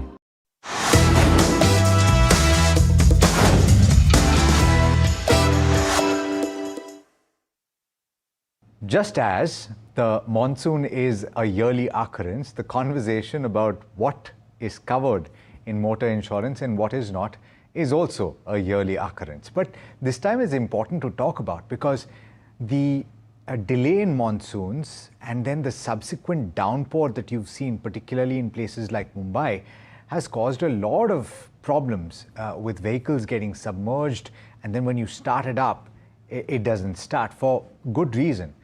There could be electrical damage, but is that covered in motor insurance? And what do you need to pay attention to, particularly in this season? Sanjeev Bajaj, Joint Chairman and Managing Director of Bajaj Capital, joining me on this conversation. Sanjeev, thanks so much for taking the time. And I know that I've had this conversation with you in the past, but it's important to have it periodically. First, let me ask you, how is the product, which is motor insurance, how is it constructed? What does it cover and what does it not? See, a typical motor insurance is a very flexible product. So you can add in things, you can remove things. So, whenever you're buying motor insurance, let's not be penny wise, pound foolish. You're buying it for the sake of protecting your vehicle and being fully protected. So you asked me this question, will water damage be covered or not? So this is only will be covered if you have taken the add-on for covering your engine through water damage. And that is a huge expense. Like my own car, last time it got stuck in a water logging and I ended up paying 17 lakh rupees for an engine replacement. So, so you have to be very, very careful and you have to make sure that your policy covers water logging and water damage to the engine. Okay. Sanjeev, let me ask you this then. What is the absolute base cover? And then you, as you pointed out, it's a very nimble, flexible product. You can build on that. So what I wanted to get at is, what is the basic product? What does it cover? And then we'll talk about the add-ons that you can add. Yeah, that's a fantastic question. This is so important, but nobody's asked me till now. So the basic product is called the TPD, the third party liability cover. So what it covers is that if your car ends up hitting someone, then it covers that, and the kind of compensation you have to pay for that person.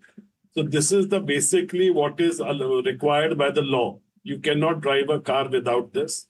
Above this comes OD, which is called own damage, where when you have an accident, you bang into someone or somebody bangs into you. That is the next cover. The third thing you must ensure is take a zero depreciation. See, typical what happens, plastic parts depreciate very, very aggressively. So there are two types of policies available, which is, if you take a normal OD policy, it will give you the depreciated value of the parts. So imagine your bumper gets broken after 3 years. So it will put 50% depreciation on the cost of the bumper. So you may end up spending, the claim may be 1.5 lakhs, but you'll only get 75,000-80,000 rupees because you are getting the depreciated value. So zero depreciation is a next important add-on. Then the waterlogging and the engine damage, because that itself is a very, very large expense, because today, in case the engine gets damaged on waterlogging, you actually have to change the engine. Okay, so it's a big expense. So the waterlogging engine damage is the next important cover. Then there is also a beautiful cover called return to invoice. So what it says, suppose you bought a car for 20 lakh rupees after you have driven it for 5 years. The current IDV or insurance declared value is 9 lakh rupees. Now, car gets stolen. Now, you're used to driving a car that used to be 20 lakhs 5 years ago. You don't want to buy a car which is 9 lakh today. That's the claim you get.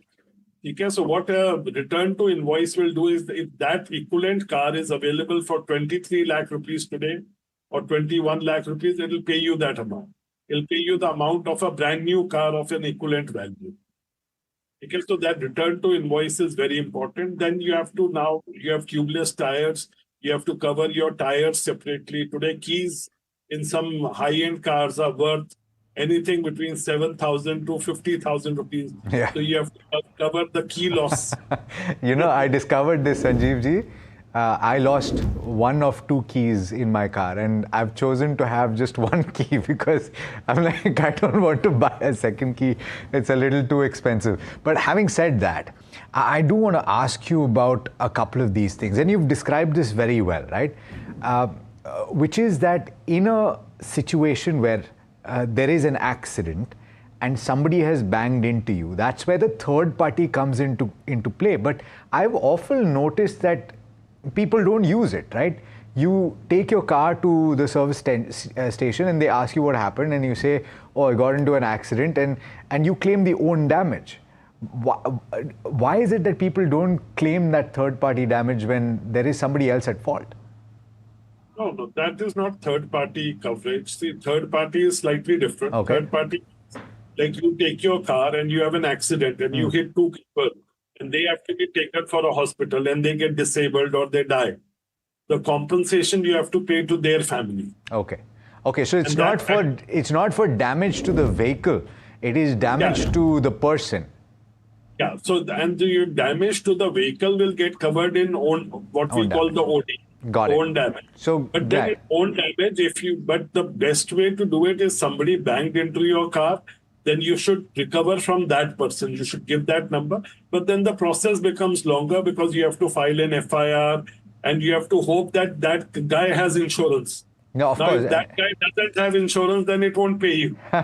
No, but then it's mandated by law for everyone to have insurance. So that's the base assumption that you would make. Yeah, but Sanjeev, that's a better process to follow. Yeah. That you give the car number, the insurance company will try to claim from that guy's insurance company. If he is not covered, then they will pay from themselves. Because in places like the UK, for example, because I know that this happens, if something has happened, if your car scraped some other car, they just exchange the numbers and they say, okay, you know, insurance will take care of it. It's not that simple here, right? No, it's actually that simple, but most of us choose not to do it because here you have to do the FIR and other stuff, which are slightly more cumbersome processes. And also, you don't want to get into a fight.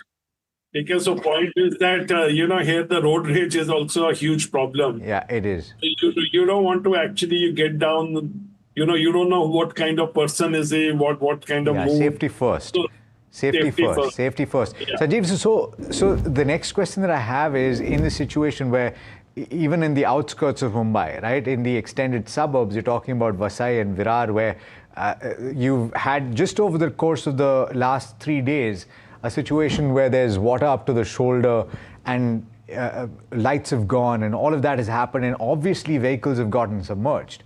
So in that situation, is that covered by motor insurance? Because it's not a situation where you were driving, your vehicle was stationary. So what is the kind of approach that an insurance company would have? No, it is covered. See, as long as you have a proper coverage available, just for water logging, you have an additional add-on, which is called engine damage. But typically, if your car is parked and a tree falls on it, it should be covered. It should be covered. Okay. So you mentioned zero dep, which is zero depreciation, an important add-on, particularly in the early years of your car. The question that I have is, at what point does that zero depreciation stop having value, Sanjeev? Because after your car becomes a certain number of years old, maybe it doesn't make sense for you to take it anymore? Well, zero dep is always adds value as long as it is available. Okay. But generally, if your car is more than 5 years old, that it will be very difficult to get it. Okay. Because you will need a very, very good insurance broker to be able to get it for you. So it's very difficult to get.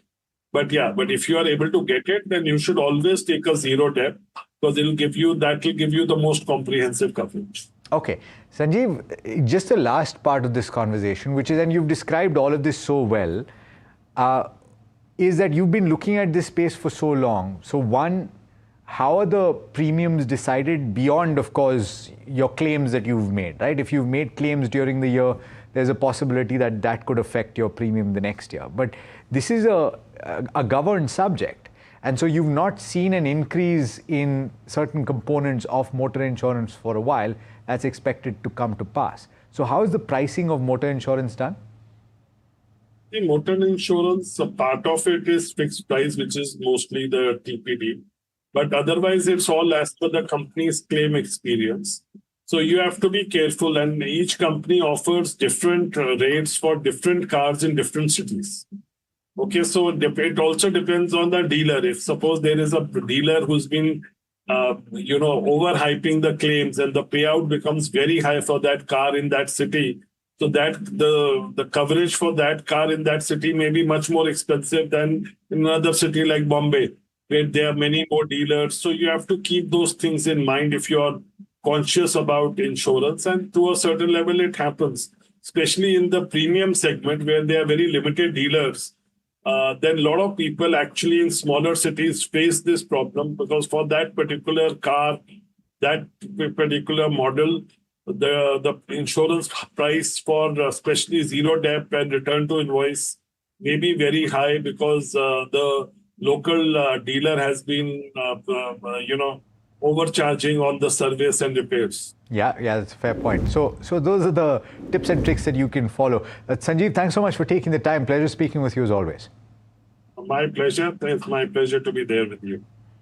Right, and that brings us to the end of this edition of Your Money Matters. Let us know what you think and stay tuned. Lots more coming up on NDTV Profit.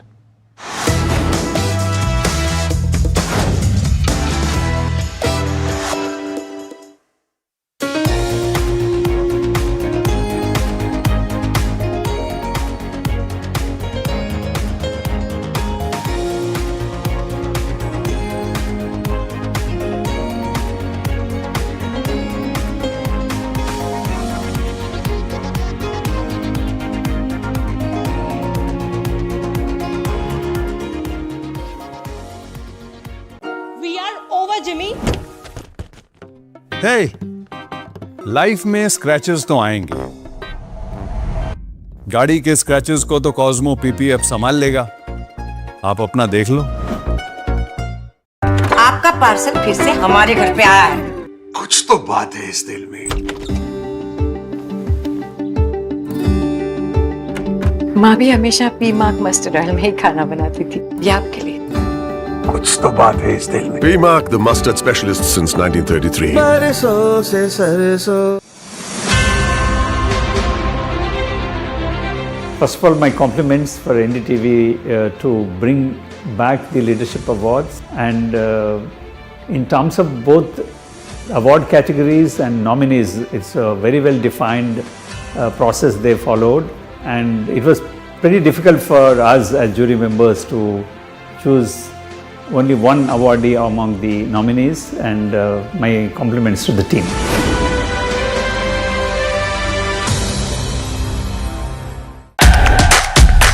India's unshakable news habit. NDTV.com is India's #1 English news website.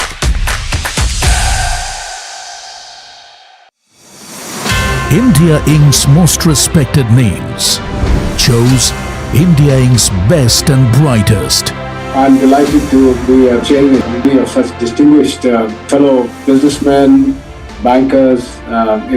It's just lovely to be back on this NDTV jury.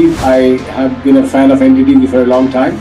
Many of the nominees are extremely close together in terms of what they've done. Gender parity to be reflected while we choose leadership as well. It's also important that how they are reshaping the industries. We got a fantastic jury, and we've left all decisions to the wisdom of the jury. Who will earn India's top business honors? Find out at the NDTV Profit Business Leadership Awards. Hi, I'm Tamanna Inamdar. Watch me on NDTV Profit, where I break down the day's biggest business stories. What happened, why it matters, and what it means for your money.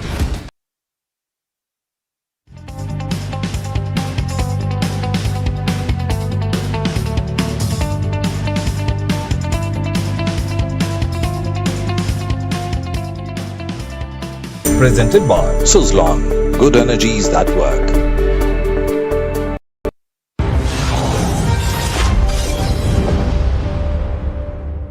Hello and welcome to the show. SBI Funds Management is coming up with a large issuance in terms of listing, and the IPO size is almost $1 billion.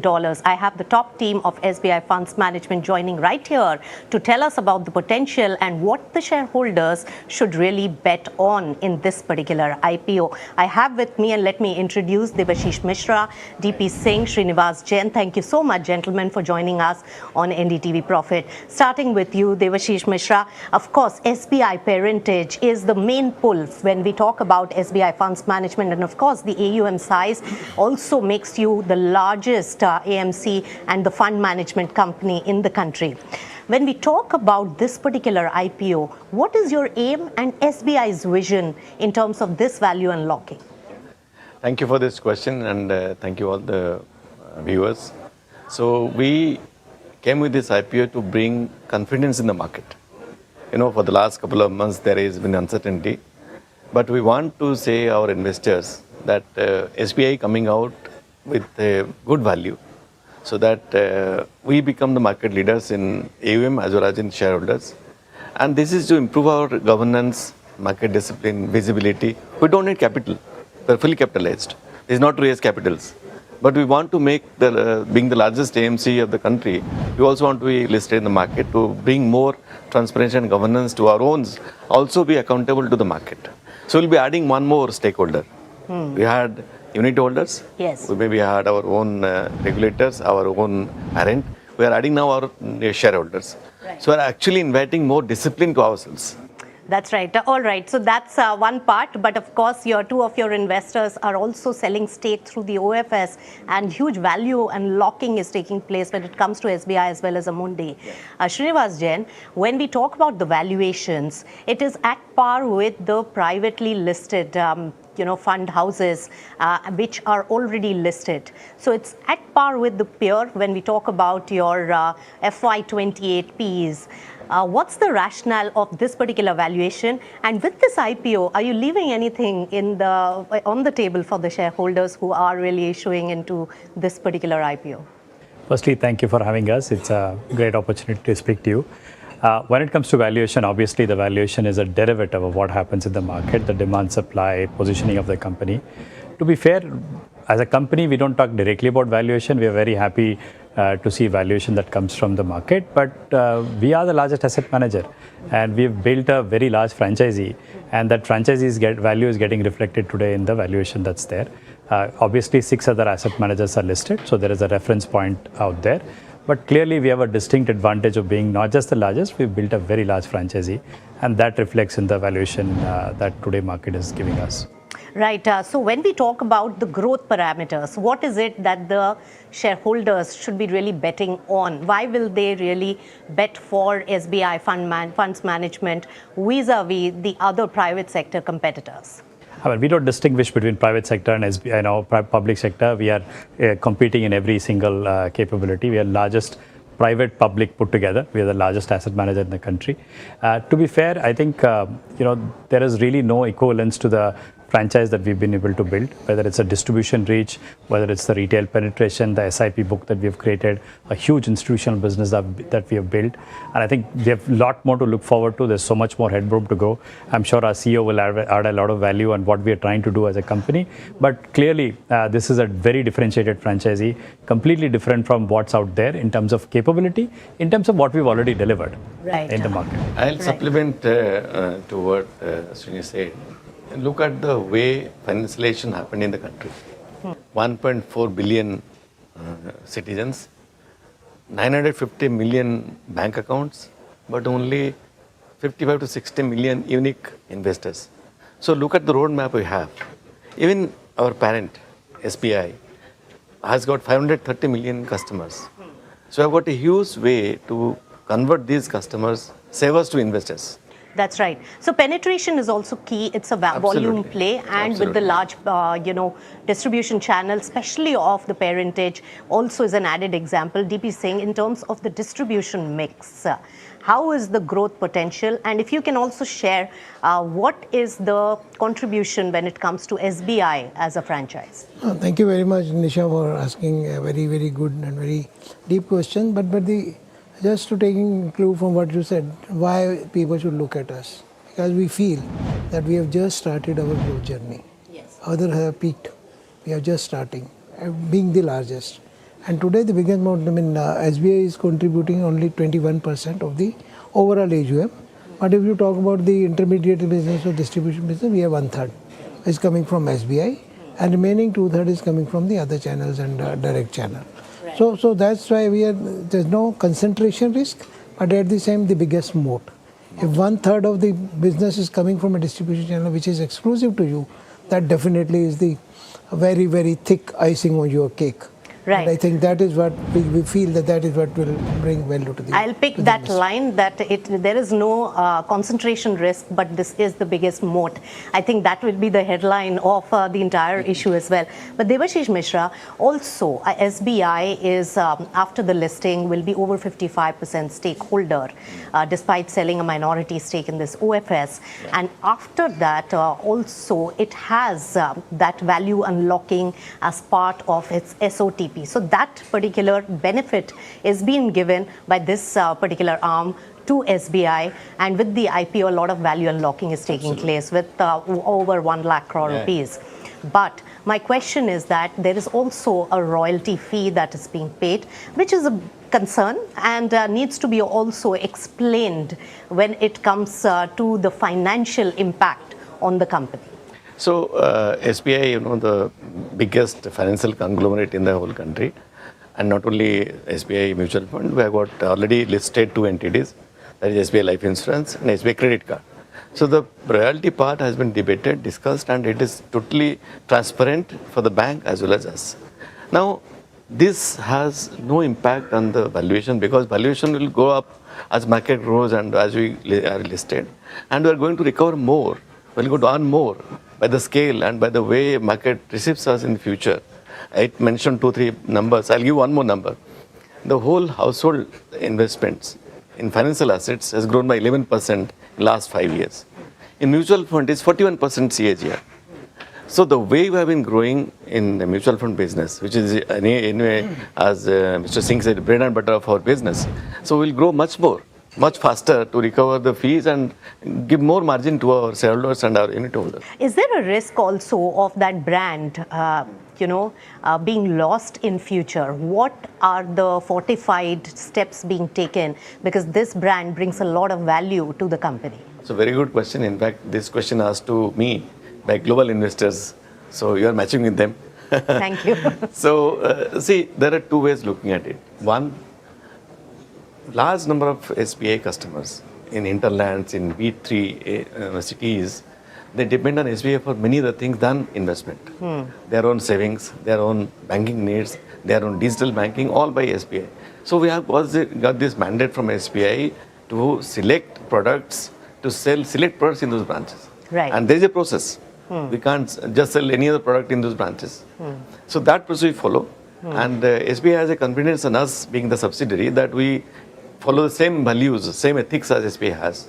And SBI has already categorically mentioned that this will be permanently available to us.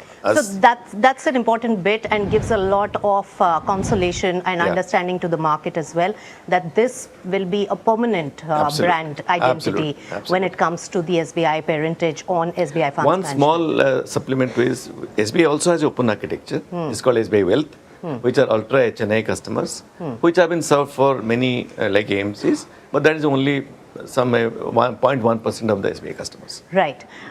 Srinivas Jain, when we talk about your stakeholders, of course, SBI as a parent company, but Amundi is an investor. What is it that they bring to the table? And my second question, if you can also answer on their behalf, is that what is their strategy in terms of also value unlocking from the company, because it will be a listed entity, because that could be an overhang on the stock price as well.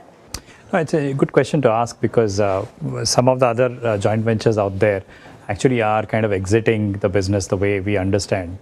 In our case, it's a little different. Amundi is a fiercely committed, joint venture here. In fact, we had to jointly discuss and say we will jointly sell the stake. It was not Amundi who was trying to sell, it was both SBI and Amundi who was trying to sell the stake. And their commitment will continue to be there. That even after full dilution, they'll have a significant stake in their company, a meaningful stake in the company, beyond 20% stake, which will make them a very important stakeholder. That's one part of it. The second part of it is not just stakeholders; they bring a lot of value to the table. Today, Amundi, beyond the shareholding, has a deputy CEO who comes from Amundi sitting here. We have about 5 to 6 expats actually working in the company.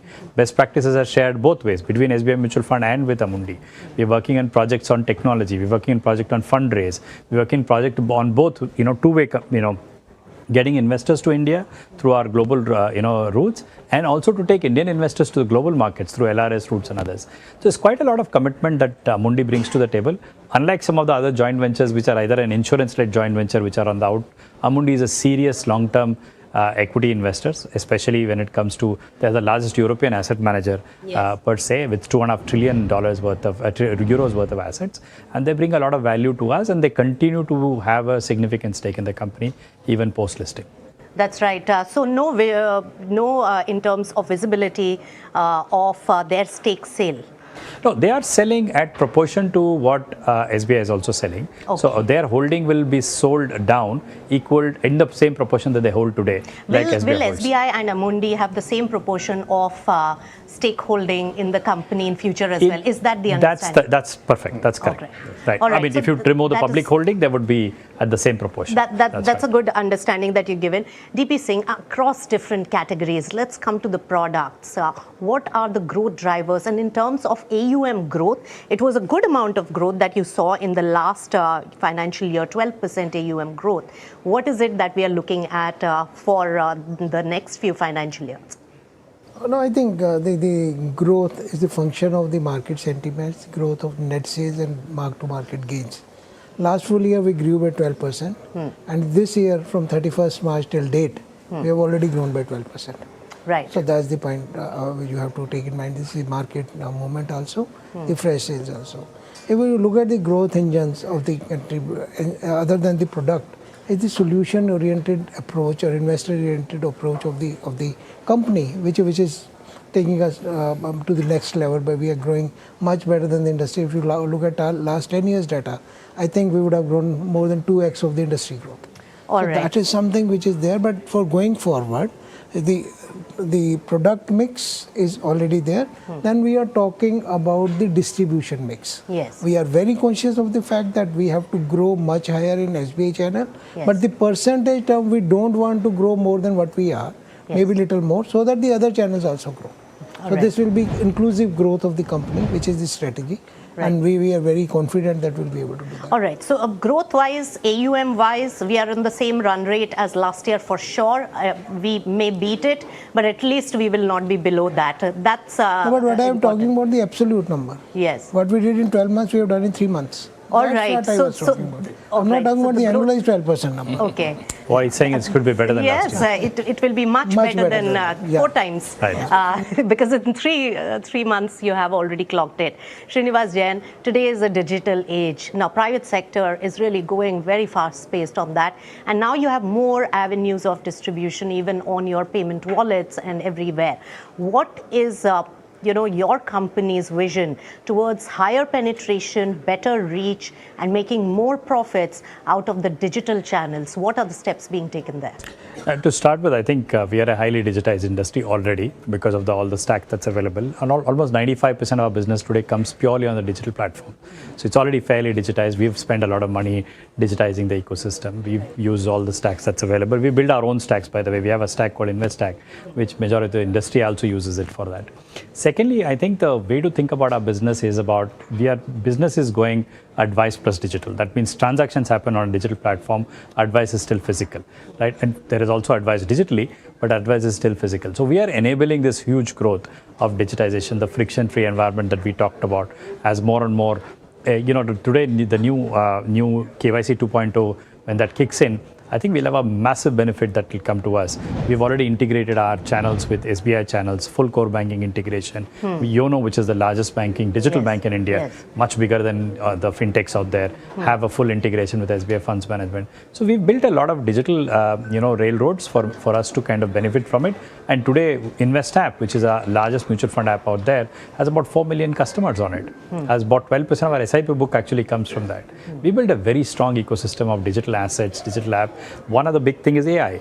We've actually used AI at the last investor mile. Our Invest app is fully AI enabled. You don't have to go through menus and stuff. You can ask what you want and you get those benefits. How do you compare yourself to other peers when it's personally, the if you use ask of me, AI? Personally, I think we are best in class out there. That's good for me to say, but obviously it's for industry to judge. But Play Store ranking gives us 4.8 on a Play Store, which tells us that people are also voting with their feet when it comes to our apps and our digital ecosystem. All right, so use of technology and AI mix really adds to the overall power of the company and the sector, like all businesses these days, and that could be one of the differentiating factors for your industry also going forward. Thank you so much, gentlemen, and all the best for the IPO. Thank you so much. Thank you for having us. Thank you. Well, it was a very interesting discussion with the management Nisha had done earlier, but I'll give you a 360-degree angle analysis from NDTV Profit, and let's get in the peer analysis of how SBI Funds Management actually stacks up. I have got you 10 important metrics that will help you make your decisions for this IPO. The first metric, let's talk about it, which would be in focus for SBI Fund Management, is the revenue and profit. This is the numbers to look at, especially ICICI Pru AMC is on the higher side, but looking at it, the profit is also at roughly 3,500 odd crore rupees. So that's an interesting take. The second comparison, let's have a look in this analysis, apart from the financials, is the QUAAM. That's the highest. That's nothing but your quarterly average annual asset under management. That is something to watch out for. This is the market share rate. It's the highest. Let's look at the third metric to see what's the picture looking like. The foreign partners, most of these players have their foreign partners also, and this is what we are talking about for most of these players. Apart from this, let's talk of the fourth metric, what's important in our analysis. And of course, this is the overall market share. In the passive segment, look at that. Almost 28% of that is coming for SBI Funds Management. That is where the interest lies. Let's talk about the next metric also, what's there in focus. The equity-oriented retail, it's a close second in the analysis for SBI Funds Management. And apart from this, let's look at the other metrics also where you should be very thorough in your analysis. And the active equity AUM, that's where the market share comes. It's slightly below the ICICI Pro AMC, but largely in the top two. Also, the next important metric would be the number of unique customers. This is, of course, on the higher side for Nippon Life, and compare that with SBI Funds, it comes in at almost 1.8 crore. These are all the data by RHP. The next one is a very interesting metric. That's the QM of parent bank deposits. So generally they have their AMC and they have a bank as well. And this is a very lower number. Look at that, it's only just 21%. That means there's a significant headroom to expand and use the users of the parent, which is the SBI. So this is a very positive point. Also next, let's look at the other key metric, and this is the valuation picture. This is what we have taken for the FY28. This is on the lower side, but on that number it's 31 to 34 times. That's what we have taken from the price band. So it looks like fairly priced IPO. So this is the entire picture when it comes to the overall peer analysis with SBI Funds Management. But this is IPO. So this is where we do a lot of analysis also. Of course, in the strength, weakness, opportunity thread. That means it's the SWOT analysis I'm talking about. And SWOT analysis about the company, I would like to give you some important points. It's the largest mutual fund asset manager in India. This is in terms of firm market share. Next point is also very much important. It's close to second in terms of actively managed equity hybrid schemes. The third important point for SBI Funds Management is the largest ETF and index fund. That's the passive segment by manager in market share. And if you can note it down, another interesting fact, largest market share in the B30 category. B30 is beyond the 30 down category as well. Also looking at the numbers, they manage the second largest number of mutual fund schemes if you compare them with their peers. And another important point is the largest fund universe amongst the listed AMCs. They have a total of 85 schemes, the least AMC quorum as a percentage of parent bank's total deposits. So this is definitely a positive point. You should note that down as well. And 36% of total AUM and almost 40 plus is exposed to passive funds as per the analysis. But what's the strength? Let's talk about it. Strength is a strong parentage and distribution. SBI, we all know that definition. One of the highest SIP inflows market share. They have roughly 14.7% to be precise. Also, another important portion is the passive as percentage of AUM is highest amongst peers. That itself is a strength as well. And highest margins, ROEs and cost structure amongst peers. This is what we have got the strength. But what's the weakness? There are some concerns as well. The revenue is lower than ICICI Pro AMC despite being on a bigger size. But remember, they have a passive fund exposure. Yields have been impacted due to this reason. The third important point, the weakness, includes, of course, these two fund houses have better negotiation rates as compared to the distributors, and the concentration of fund managers AUM in fund is the active AUM. So that is where a little bit of concern definitely comes. And the opportunities, let's talk about it. More headway for AUM growth via the parent company.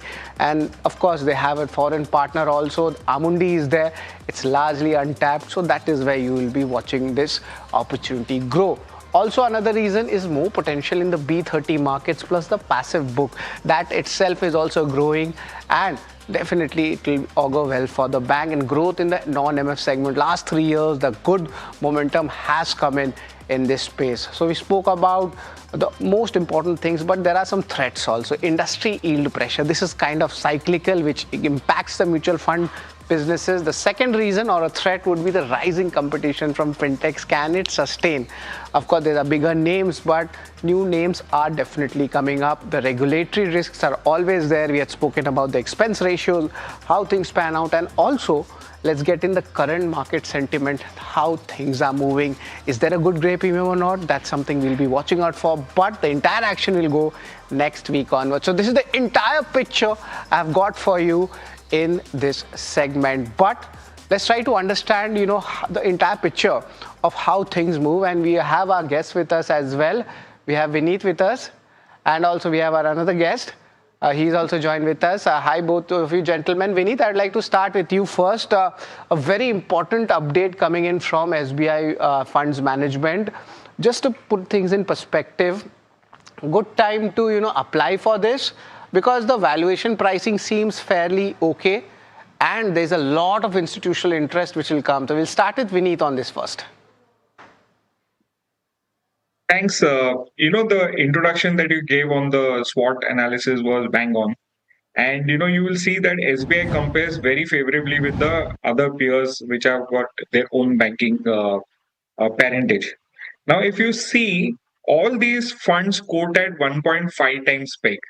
And at the current offer of 574, this company is available to you at 1.1 times book. So, given all these things, I believe that on listing, you can easily expect the stock price to move to 1.5 times. And given the parentage of the company, the micro-granular focus of the management, which is there to focus on, the smaller investors and also to grow across SIFs, I think that, it will sustain its 20% kind of growth rate going ahead. And we also expect a massive re-rating to happen out here, because it is the first offering from a very large fund house that is going to come into play. So I believe that we are sitting on easy 50% profit to be made on listing, and I expect very healthy subscriptions to come at this. Exactly, Vineet. We're just discussing on that. After a long time, we're seeing a big IPO coming in, a very strong parentage. There will be a lot of follow-on buying post listings from institutions also. It's largely known in the unlisted space. I saw the prices touching 900, then correcting to 575. So there might be a normalization back as well. Everything looks quite good. So it's a good stock to apply for the IPO, as well as can it go after the listing also? There could be some follow buying. How do you see this panning out, Vineet? Yeah, so what I told you was all on the basis of trailing numbers, whereas the other valuations that I gave you on a prospective basis for FY28. So if you take this into consideration, I think even from the pricing that I've provided to you at about close to 45 to 50% upside, that also will attract buyers, because if you're looking 2 years out, then you're going to get more growth coming in, and this growth is not going to stop. So 28 to 29% kind of growth in PAT, and 20% CAGR growth in AUM. I think it's going to be a compulsive buy for people to invest. Right. And Vineet, now let's talk a little bit about the overall mutual fund pack in the listed space also. Of course, we are not at the top of the cycle because we are mirroring the market, and there is cycles at play when it comes to the AMC stocks. But apart from SBI, other stocks are also there in the industry. Do you think that yield pressures are trying to cool off, and then we are back to those numbers? The SIP numbers are pretty decent. And do you think there's a change at play for the mutual fund industry going ahead?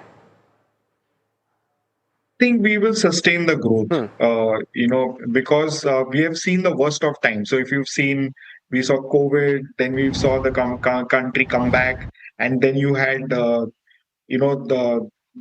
the Ukraine crisis. Now you had the Israel crisis, and on top of that, you have the Trump's tantrums playing out.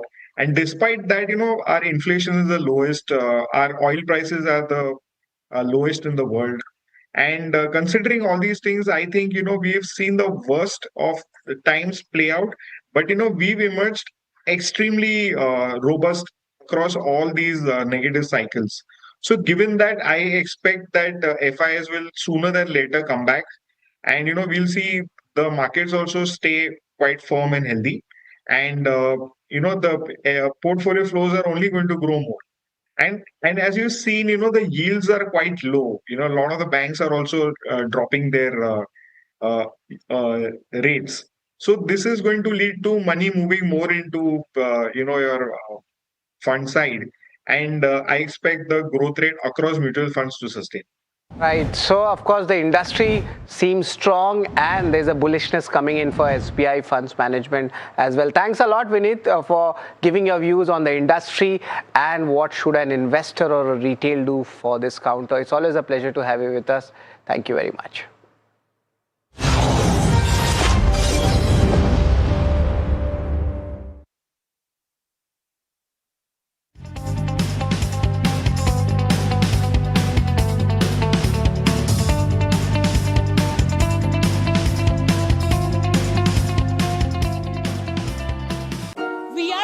Jimmy. Hey, life में scratches तो आएंगे। गाड़ी के scratches को तो Cosmo PP अब संभाल लेगा। आप अपना देख लो। As India's mobility story is racing into a new future, it's in search for a new fuel map. Electric, ethanol, hydrogen, CNG, hybrid. What will power India next? India's sharpest mobility minds come together to decode the fuel mix that will define the road ahead.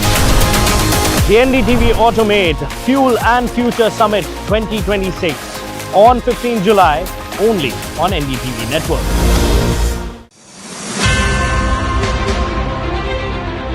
Now SEBI came out with BRSR, Business Responsibility and Sustainability Report. The important thing to notice there is that these are quantifiable numbers which can be compared. So these are comparable, these are quantifiable. So that is the more important thing. So an investor now can know how a company is doing and he can make comparison between one company and the other and also over a period of time. So far as the other players are concerned, the proxy advisory firms, they are also helping the investors in evaluating the companies, how they are doing. And in doing this, India has reached at a level today where we can claim that we are one of the best in the world.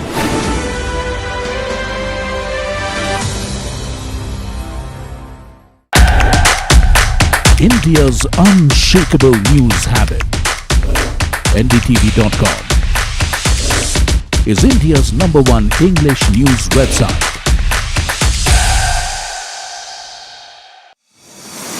India Inc.'s most respected names chose India.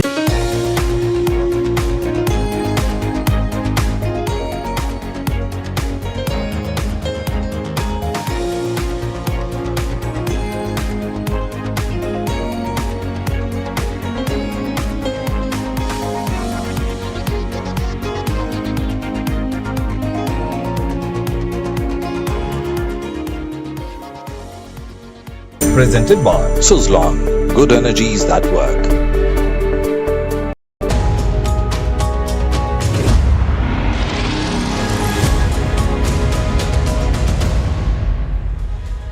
Good evening. Hello, a very warm welcome to The Big Question. I'm Vikram Oza. Now, India and Australia, they're clearly thinking bigger.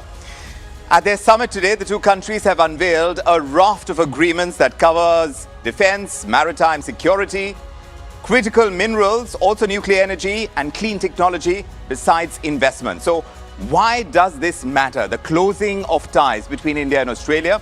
For one, because Australia has what India needs. There is uranium in Australia, critical minerals, there are energy resources there. India, on its part, has what Australia requires. There is a large market in India, we have manufacturing scale, we are one of the fastest growing major economies in the world. So the timing is very significant for this coming together that's happening. It is significant because China continues to dominate critical minerals processing, also expanding its military footprint across the Indo-Pacific and influence global supply chains, which is why India and Australia are talking about resilient supply chains, we're talking about stronger maritime security and deeper strategic cooperation between the two countries of the Indo-Pacific. So the numbers are big over here. Australia holds the world's largest uranium reserves. India, of course, is targeting 100 gigawatts of nuclear power by 2047 and 500 gigawatts of renewable energy capacity. So our needs are very clear right now. We need our renewables. We need to ensure that the supplies in the future, when it comes to nuclear power, we get that too in place. So the two sides are pushing a critical minerals corridor as well, because that's the important track. They're trying to move ahead on a broader trade deal. So now the question is this simply about trade and energy? Or is this something much bigger that is taking shape within the Indo-Pacific? Can two democratic middle powers help reshape the entire region, the Indo-Pacific? And can they reduce dependence on China? And very importantly, the question is about the Quad. Now, the Quad has been a lot about conversation, but now can they move towards concrete action? That's the big question tonight. Let's take it across to our panel. Let me introduce you to them. Joining us on the big question is former Ambassador Veena Sikri. Always good to get in her views on the diplomacy side of things. Shruti Pandala is joining us. She's India Chair at Lowy Institute. She joins us from Melbourne. And she's been taking part in that summit taking place between India and Australia. Good to see you, Shruti. And joining them is Dr. Deep Pal, Director of Geopolitics and Policy at the Coan Advisory Group. And Shirish S. Garud is also with us. He's a consultant at Terry Energy. Thank you for making the time. Shruti, let me ask you, geopolitically a lot is changing. Besides, of course, the two wars, the Iran-US war, the Russia-Ukraine war, you've got the entire push of the global south right now. So that's coming through in recent times.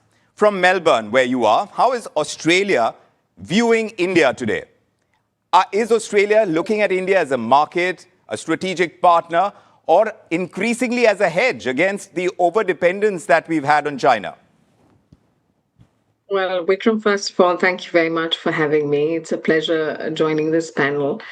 It's been a long sort of day here in Melbourne, but it's also been a day which has been full of excitement. I'm just fresh off the Marvel Stadium in Melbourne, where Prime Minister Modi addressed the diaspora crowd, and true to style, it was high on sentiment, optics, and the India story here within the diaspora in Australia.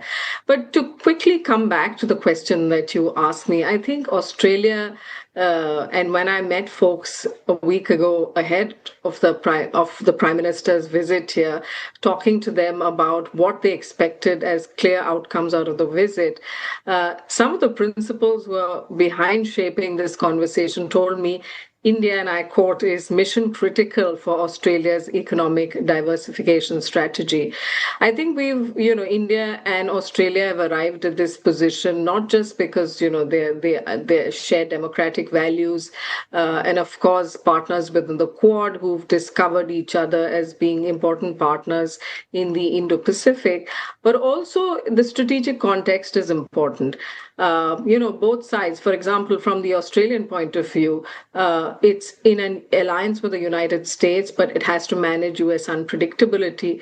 It's also a country which is also trying to manage overexposure to China. Similarly, India finds itself in a similar bracket, trying to manage expectations on the relationship in the United States and manage the China front, while also looking at global shocks, whether it's energy and defense sort of reliance, whether it's Ukraine or Iran. So you are seeing two countries who are increasingly looking at the world in terms of similar challenges that they confront, and they have a shared area of interest, which is the Indo-Pacific. Yes. And a time which US unpredictability becomes a shaping or organizing principle in foreign policy outside of managing China, then I think having partners who look at problems the same way matters. So that's where the India-Australia relationship actually derives its strategic momentum. So strategic momentum right now is visible in the way the two leaders have met, and this summit, Veena Sikri, is happening at a time very close to 6 July when China has test-fired their long-range ballistic missile. It happened from a nuclear-powered submarine.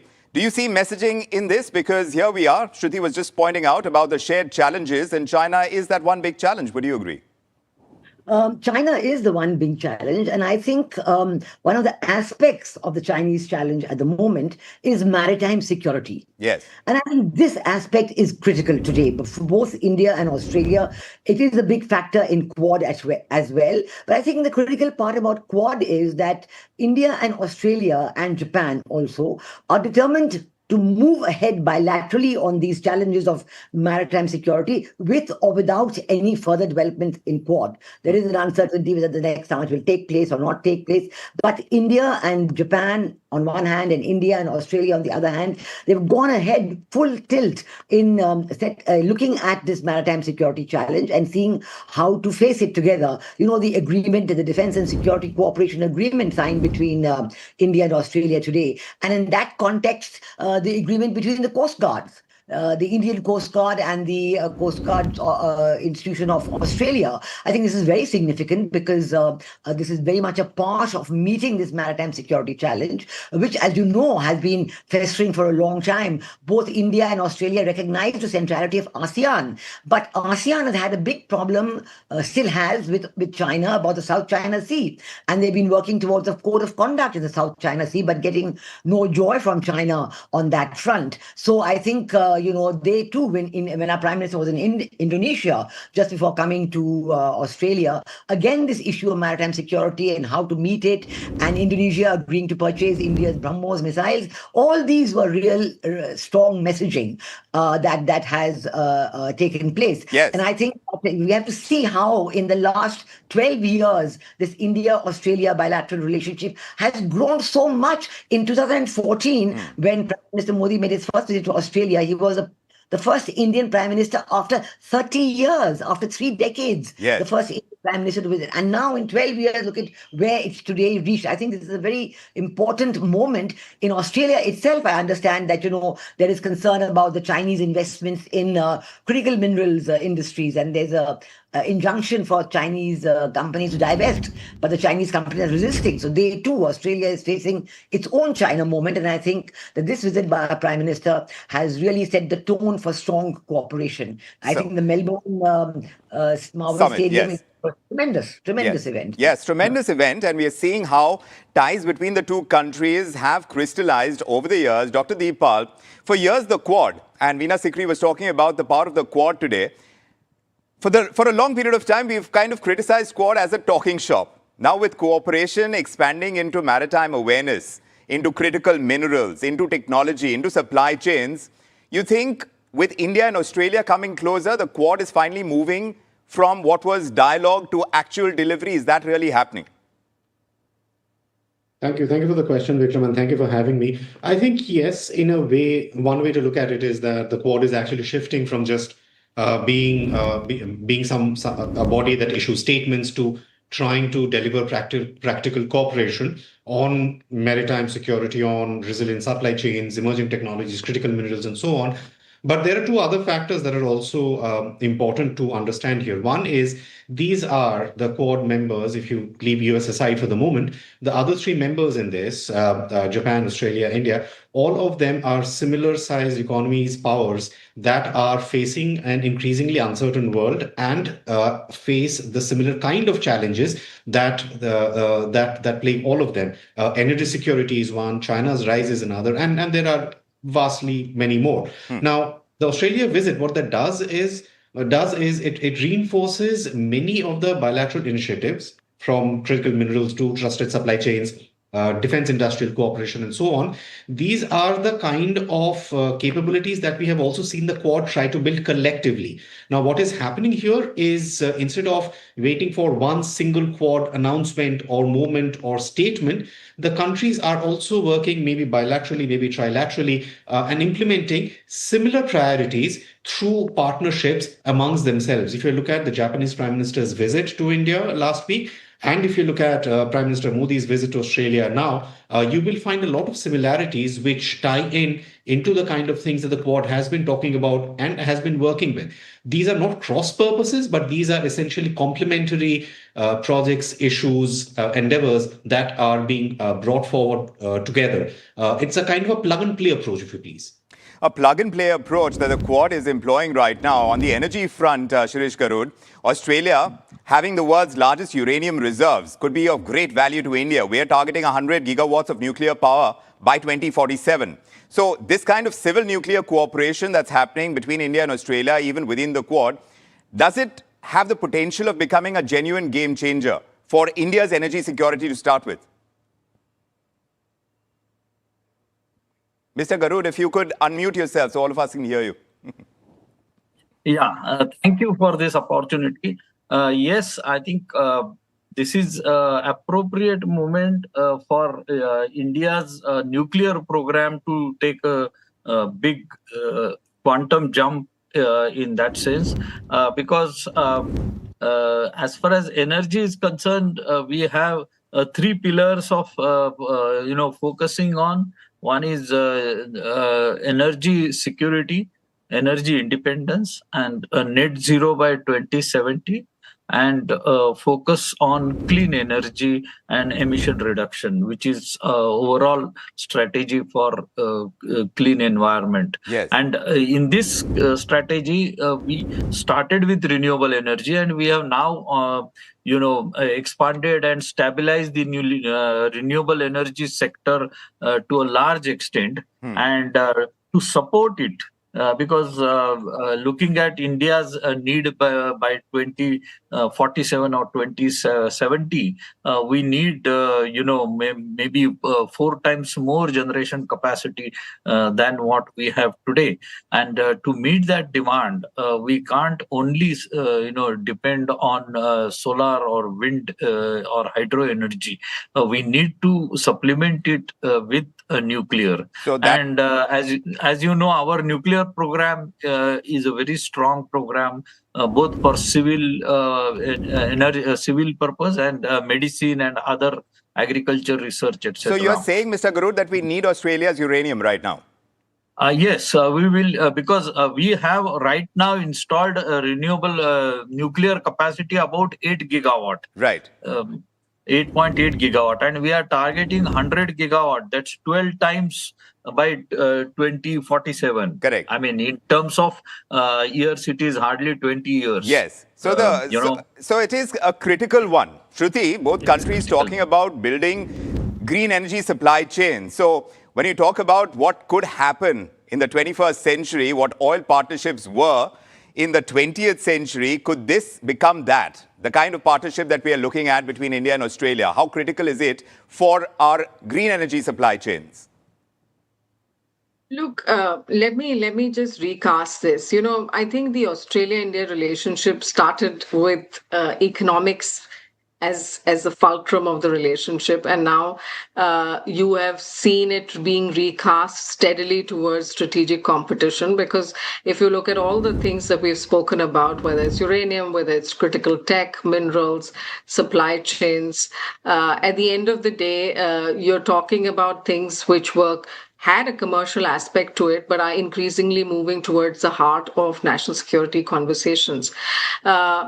Today, I was in the room when, Prime Minister Modi had sort of a call for action to say that, look, the interim trade agreement got us to bilateral trade, which is now doubled at 86% at $50 billion. But we need to aim higher and bigger. And, we need to integrate both economics and the political and strategic momentum going forward. So is this partnership, primarily economics or strategic or about strategic competition? Actually, the context of the time, like I said earlier, pushes it towards both. So there is increasingly a China angle, but you have to also understand, in my institute, the Lowy Institute comes out with a 2026 Lowy poll, and it was very interesting because India is actually figured much higher in terms of strategic trust than US and China.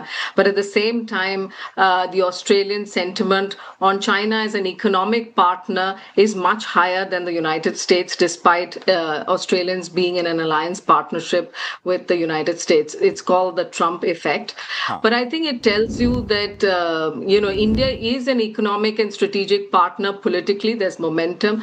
But I think the factor that it's not translated into broader public consciousness is also something that you need to deal with. Because at the end of the day, you can have all these MOUs and agreements signed it, but unless there's a broader business and industry buy-in, there's a ceiling to what we are talking about. So if there is that ceiling and there is the Trump effect, like you call it, Shruti, Dr. Deepal, what do you say? Because there is US and there is China. China dominates global rare earth processing and many critical mineral supply chains. So when you see this push for an India-Australia, meaning business as it were, and that buy-in from business is an important one. So these critical mineral supply chains and getting that in place, if that is the fulcrum of the relationship, then essentially, are we really reducing strategic vulnerabilities over here? Is that what is being aimed for and is achievable?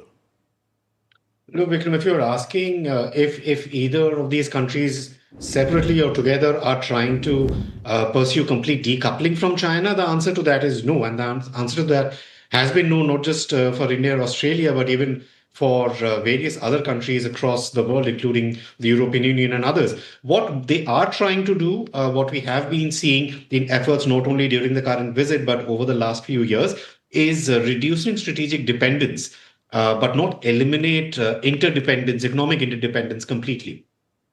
Now, the idea is to diversify in sectors where there is excessive dependence, which has created vulnerabilities. Critical minerals, of course, is at the core of this.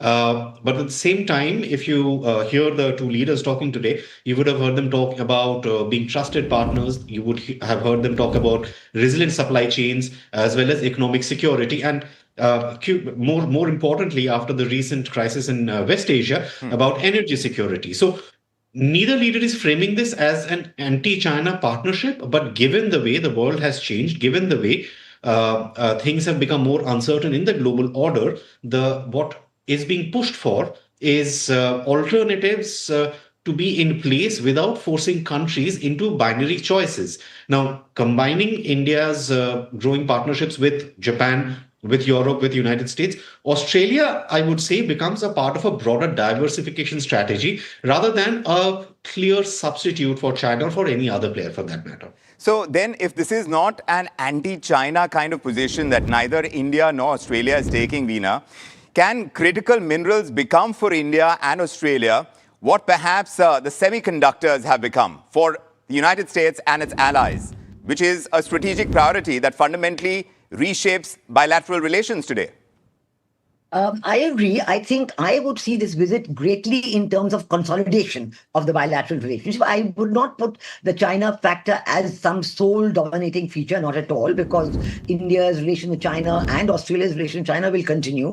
But let's say in the case of uranium, there was an agreement in 2014, but it was on again, off again, nothing much happened. Today, it's a consolidation of that. From now on, the way has been found to get regular supplies from Australia of uranium, and this will help India in meeting its peaceful uses of nuclear energy by 2047 targets. Similarly, critical minerals, which you just mentioned, it is very, very important for India, and Australia is ready for that diversification. Australia is ready that there should be a diversification in their supply of critical minerals, not focus only on China, widen the source base, give it to countries like India.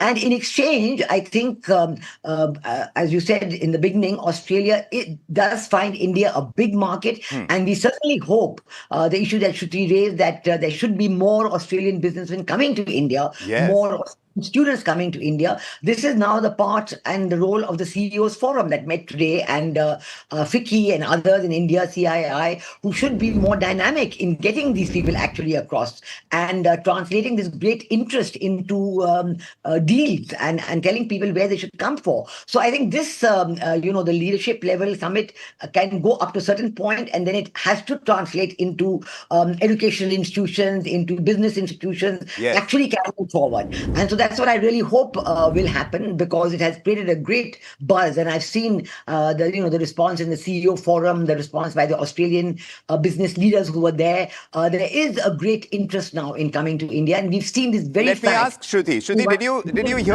you hear about that? Australia, of course, their largest fund has announced this 500 million Australian dollar investment commitment, but how are Australian businesses seeing India as a long-term investment destination rather than merely a future opportunity, maybe just as a market? Because many fear that India is being seen much more as a market, but being able to do business with India, is that something that is changing, at least on the Australian side? Vikram, I'm in my new position for the last sort of 6 weeks, and I'll tell you, I've been in rooms where there have been really candid assessments on India as an opportunity. But what I came off, especially behind closed door industry voices and conversations, was that India's market size is discussed, in the India opportunity is discussed, but it's discussed as a future opportunity. It's not like a present prioritization. I think there is a persistent unfamiliarity, if you will, with India. At least that's what I've heard. The interim trade agreement pushed these trade numbers up, but I think the Prime Minister's call to action today in the room really was to ensure that the comprehensive trade agreement that will be agreed upon, and at least that's the momentum building towards, addresses this knowledge deficit. In fact, you brought up the superannuation funds. I thought the messaging by him was on point, because he said that, this $4 trillion US dollar sort of capital that exists, India doesn't look at these superannuation funds just as capital, but as a sacred sort of endorsement by Australian people of their trust in India. Of course, 500 million, as you pointed out, is a small figure. Yes. But this is the start, hopefully, of a future conversation where the strategic trust in India is such that future investments will flow in. So at this point of time, I still think that the ecosystems are getting to know each other. But hopefully, the post-Modi visit impact will be that the investments start trickling in. But it's quite clear, and Dr. Pal, perhaps you can weigh in on this, because India is positioning itself as a global manufacturing powerhouse. I'm wondering if you see Australia genuinely contributing to India's ambition, whether it's through resources, through technology, through investment, or you think that's expecting too much from this relationship, at least at this level? I kind of agree with Shruti in terms of the possibilities existing, but them not being at a point where you will see them immediately resulting in a lot of action, at least immediately. Now, there are a couple of things that are very clear, right? So Australia does need a market beyond China as far as its export growth is concerned. China has driven that for a really long time. However, recent instances of trade coercion have required Australia to look beyond. The US obviously exists as the world's largest market, but again, we know there is the element of uncertainty there in the current environment. India there fulfills a big role. Now, as far as critical minerals are concerned, again, India is a big market, a potential manufacturing base or an ambitious manufacturing base that is looking at increasing its consumption of critical minerals as its manufacturing ambitions increase. Australia does want to make its supply chains resilient, and again, India there can play a major role. Investment destination. So these are all areas that have been clearly delineated and have been highlighted as a part of this visit. Operationalizing them is going to be the challenge, not just for the governments, but even other institutions, businesses, universities, even in through diaspora links or other kind of investment opportunities. That, I think, would be the next step that needs to be taken, because after the pomp and circumstance of official visits ends, what remains or how the work is carried forward is what is, to my mind, the true test of a partnership. So right now it's wait and watch. India and Australia, they are strengthening what has been a bilateral partnership. Like Veena Sikri pointed out, it has been happening over a period of time. Will they together build a new strategic and economic center of gravity in the Indo-Pacific? That's a big question, and we will continue asking. But from critical minerals and clean energy to defense to maritime security, These two countries are trying to build the building blocks of a more resilient Indo-Pacific. At least that's what's coming through. Now, the real test is not going to be in the agreement signed today, like many of you are saying, but in the execution that follows. And that's something that's going to be very closely watched. My thanks to Veena Sikri, to Shruti Pandalai, to Deep Pal, to Shirish Garud. Thank you for joining us with your perspectives on this. Of course, in the Indo-Pacific, yes, the US and China have had their sway for a long period of time. Now the question is, can the middle economies, can they actually come forth and forge these partnerships under the Quad, even outside it, to be able to change the dynamics of the Indo-Pacific? That's the big question. I'm Vikram Oza. Thank you for joining us.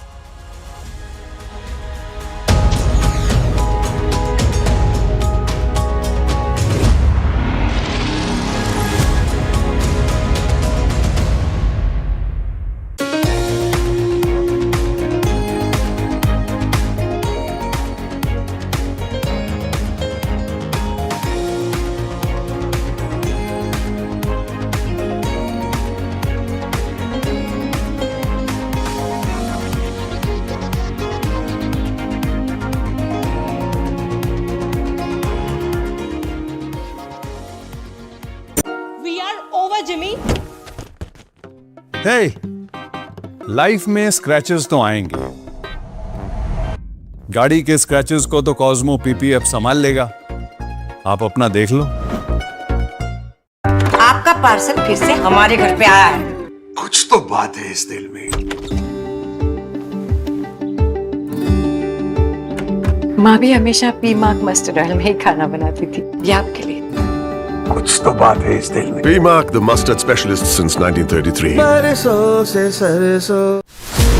As India's mobility story is racing into a new future, it's in search for a new fuel map. Electric, ethanol, hydrogen, CNG, hybrid. What will power India next? India's sharpest mobility minds come together to decode the fuel mix that will define the road ahead. The NDTV Automate Fuel and Future Summit 2026 on 15 July only on NDTV Network.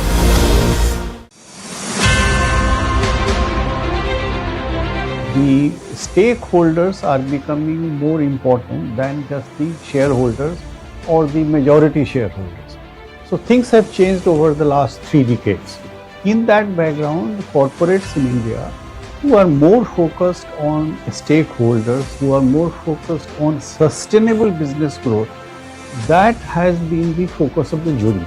We are looking at people or organizations where the focus is on long-term sustainable growth rather than doing something by cutting the corners and making a one-off improvement and one-off wealth creation. The jury realizes that wealth creation is important. These are people who are creating wealth not only for their company but for the nation. But it has to be in a sustainable way, in a long-term way, without harming the environment and the climate.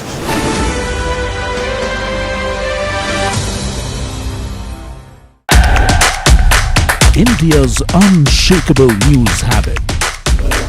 NDTV.com is India's #1 English news website.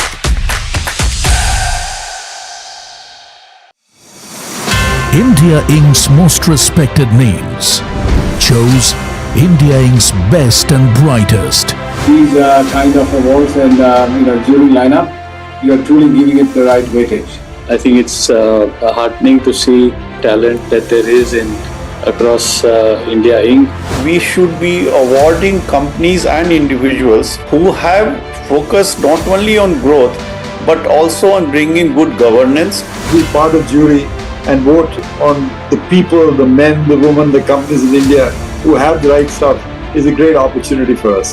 For us, the biggest thing is trust. That's what we provide. And we need leaders in India that can help take India being a global superpower. We've got a fantastic jury and we've left all decisions to the wisdom of the jury. Who will earn India's top business honors? Find out at the NDTV Profit Business Leadership Awards. Hi, I'm Tamanna Inamdar. Watch me on NDTV Profit, where I break down the day's biggest business stories. what happened, why it matters, and what it means for your money. Hi, I'm Neeraj Shah. Watch me on NDTV Profit for the most incisive market intelligence and meaningful corporate conversation.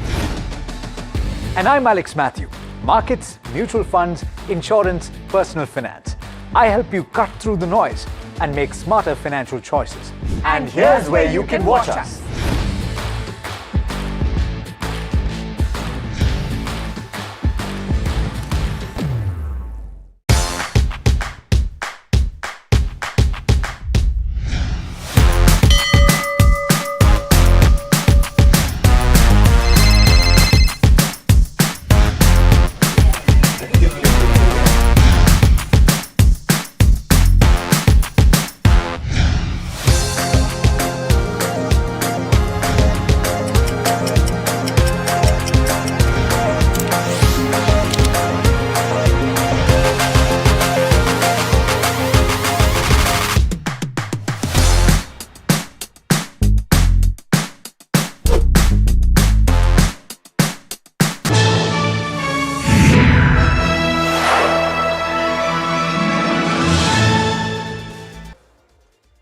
Hello and welcome to KYC. You are watching NDTV Profit with me, Sharad Dubey. This is the show where we get you the hottest companies and also why these stocks are buzzing in trade. And I've picked up a very interesting buzzing stock. And of course, there are some macro factors also at play. But before that, try to guess the company which we are getting today in KYC. It's an oil and gas exploration company which we are talking about. Yes, it's near that drilling and exploration segment. And why? Because it's a key contractor of ONGC, and recently the crude prices have shot up near that $80 per barrel. So that is one important hint as well for you, and right now that's happening. So this is a very hot topic. Stock itself has been a multi-bagger. Last 5 years the stock is up 9 times. Try to guess the company and think a bit deeply. That's also a hint, by the way. The company in focus is Deep Industries. This is the company which we are talking about. We had got them in KYC 4 to 5 months ago as well. So we'll try to understand, has the story changed or not? The key questions to be asked to the management of Deep Industries would be the Brent nearing that $80. Is it positive for the company and the industry as a whole? Does the momentum come back? That's the key question to be asked. Second important question is the overall domestic oil exploration opportunities, how things are moving. Is there any inflection point coming in from the industry? That's what we'll try to understand. The third question is the PC contract and order flow outlook. How has that come in? Right now, roughly 3,000 odd crore rupees of outlook is there. Also, another question would be the capex plans going ahead. What have they marked going ahead for the coming years? Next question we'll try to understand from the management is the growth outlook for the next 3 to 5 years. This is a long-term story, but is there any change at play? And the demand trends and the client confidence. This is one of the most basic thing, but the most important thing to ask. This is how businesses go ahead.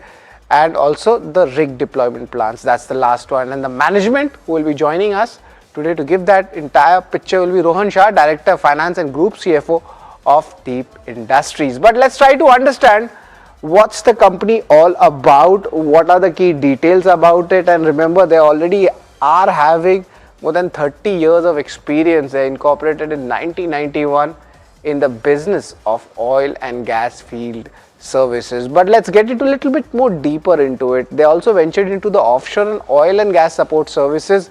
In January 2023 there was an acquisition at play for Dolphin as well. That's why. So now this is the 360-degree picture we are trying to get into this company. So this was this acquisition, and the street is quite bullish on this acquisition.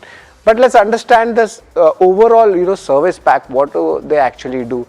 They provide air and gas compression services. There is of course the drilling services and the workover services. This is regarding the entire ecosystem I'm talking about. There is gas dehydration services and the expertise they have in integrated project management services. So in total 4 important services they are catering to. Now the service portfolio is moving towards the post exploration value chain. That means that's on the higher margin side also if you're trying to analyze this company or the industry as well. Of course there is some cyclical at play, but there is a structural change also which is happening. The order book is 3,000 crore plus, and the 3-year CAGR is almost very strong, 40% and this number shows a good revenue visibility. Key clients, of course, the larger names, ONGC, Oil India, Cairn, GAIL, Reliance, these are the large companies which the company is catering to. Also, the asset base they have is of roughly 20 onshore rigs.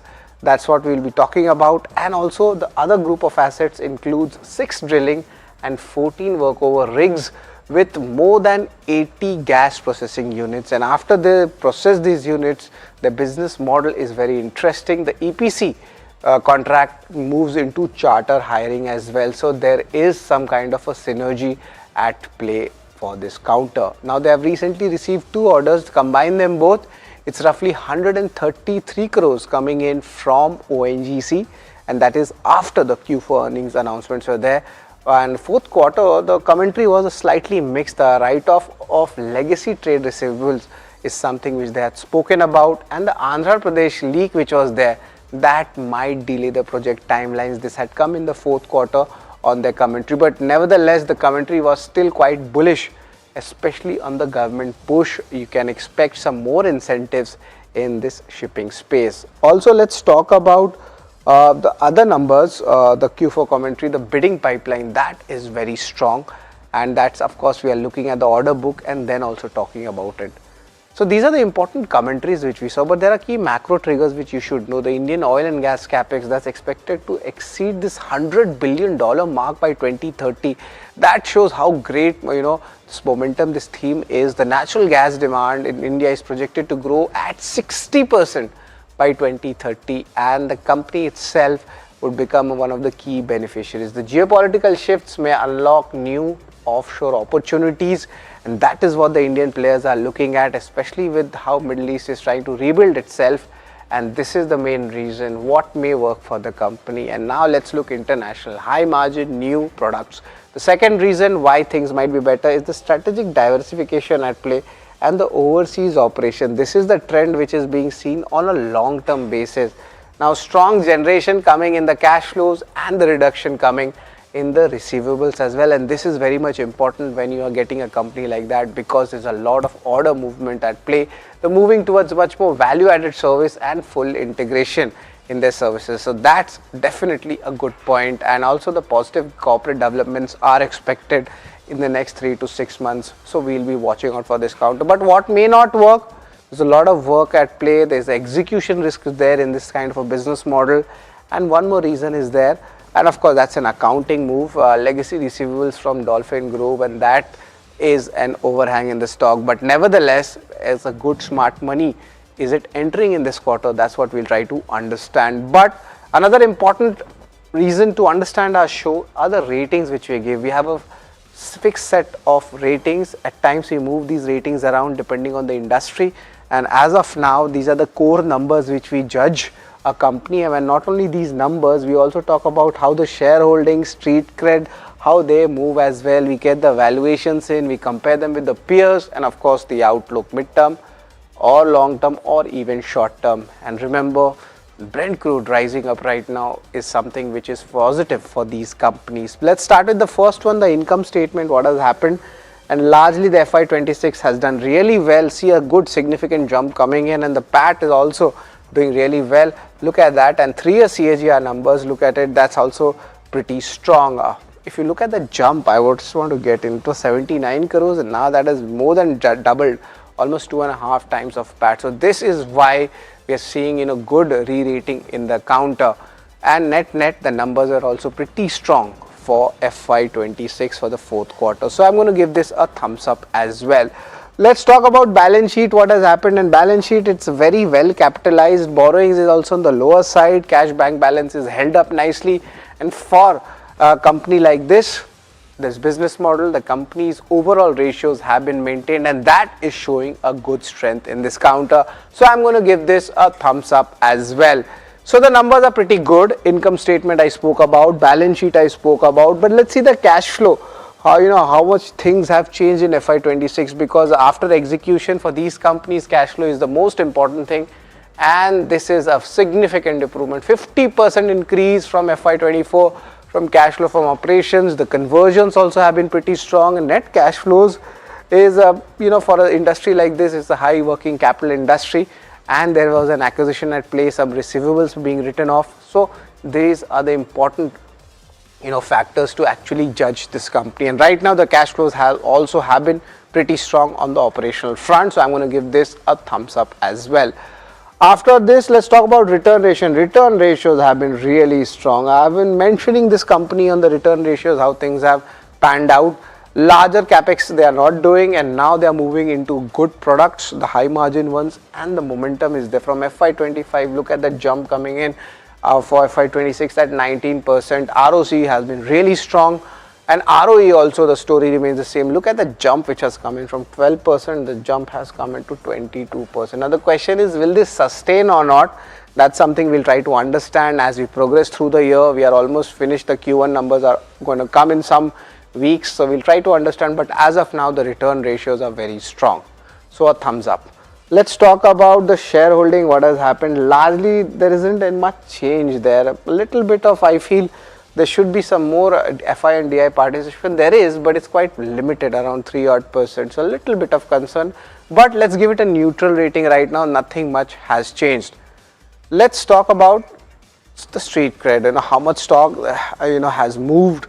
And of course, in the medium term basis, there has been mixed trends. Why I'm talking about it? From March lows, the stock is up 36%, but from 2025 highs, the stock has still corrected and is down 21%. In last 1 year, if you have put money in the stock, you have literally made just 1%. But if you're a long-term investor, congratulations to you. Last 5 years, it's a multi-bagger, and the stock is up 9 times. That's the stock we are talking about. So net, it's still a neutral rating when it comes to the street cred. Let's try to get the valuations, how things pan out. We have been talking about Jindal Drilling, Deep Industries. All of these stocks are getting a positive momentum because of the Brent crude going up. But how the valuations stack up? The 5-year peak numbers are at the higher side, 32 times, 55 times. But current numbers are still, look at that, it's quite cheap, the current P for the company. And if you just compare that slightly with Jindal Drilling, they're definitely a slightly expensive, but nevertheless I would still give the valuations quite attractive level for the company if you judge them. So it's a thumbs up for me on that. Outlook, let's get in those numbers as well. The management has guided for a 30 to 35% revenue growth in FY27. FY28, the revenue growth would be similar trajectory. They're targeting the 30 to 35% band, and if you understand more, the ramp up of the PEC contracts, the expansion of all the 4 business verticals, and that's the management commentary coming in. Kanda commercialization, that's expected to happen in the second half of FY27. And the last point I would like to talk about is the more contracts are expected from ONGC. 2 already announced in a month, and overseas opportunities coming in. But yes, the write-off of legacy and the execution risks are definitely there. So I'm going to give this a neutral rating for the outlook segment. But let's give you the entire picture of the entire KYC ratings for the show. What is it? What does it mean? How much numbers are coming in? And right now, these are the 4 basic ones. The company is doing pretty nice across all the parameters which I had mentioned. Shareholding has been flattish, and street cred also flattish because medium term, long term, the returns are diverging. It's of course a multi-bagger, 9x in last 5 years. Valuations quite attractive, and the outlook is short term. There might be some issues, but the long term story is very strong. So the net, the total numbers for Deep Industries in my analysis at KYC comes to 6.5 out of 8. This is the number I'm talking about. It's one of the highest numbers which we generally give to a company, and last time also the company came in the month of March. Let's get you that rating also, how things have panned out, and the company has done well both in the month of March as well as July. That means they are maintaining overall their growth momentum, and this time the cash flows have done better. On the other hand, little bit of concern on the receivables. So this is the historical ratings for KYC. But to get in more flavor, we will be joined by Rohan Shah. He's the Director of Finance and the Group CFO for the company, and he has been in this profession, in the expertise for over 20 years of experience, and with the company itself, he has been associated by more than 16 years. Now we are joined in by Rohan Shah, the Director of Finance and the Group CFO at Deep Industries. Good afternoon, Rohan. It's always a pleasure to have you with us at NDTV Profit. And now the Brent crude is boiling again. It's near that $80 per barrel mark. And the entire oil and gas space is again buzzing. We are thinking about a rebuild happening, which is of course happening in the long term. But right now, Brent crude is up. How positive is it for your company and the industry? We'll start with that. Rohan. Hi, good afternoon, Sharadji. So, of course, increase in Brent crude price will definitely improve the market sentiments, and the companies into oil and gas will definitely have a good benefit out of it. See, in today's changing global geopolitical scenario, the achieving efficiency of domestic production is very critical now, and I think our government is constantly giving thrust on increasing domestic production. We, as in part of oil and gas industry, with our value chain services, we are rightly aligned with our government's initiative in increasing domestic production, and we are committed to contribute towards country's energy efficiency. Right. Of course, last time we spoke about the entire, your business outlook, but the domestic, let's start with that. Of course, we'll go after the new inflection point conversations for the global way as well. But the domestic oil exploration opportunities, how things are panning out, what government push is happening. If you just give us an industry view on that. Of course, as I said before, government is pushing hard towards increasing domestic production, and not only new discoveries, but from existing fields as well, they are pushing towards higher production.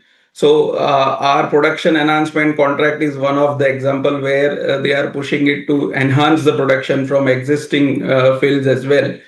So overall, the push is very much visible, and they are putting very good initiatives towards enhancing the production.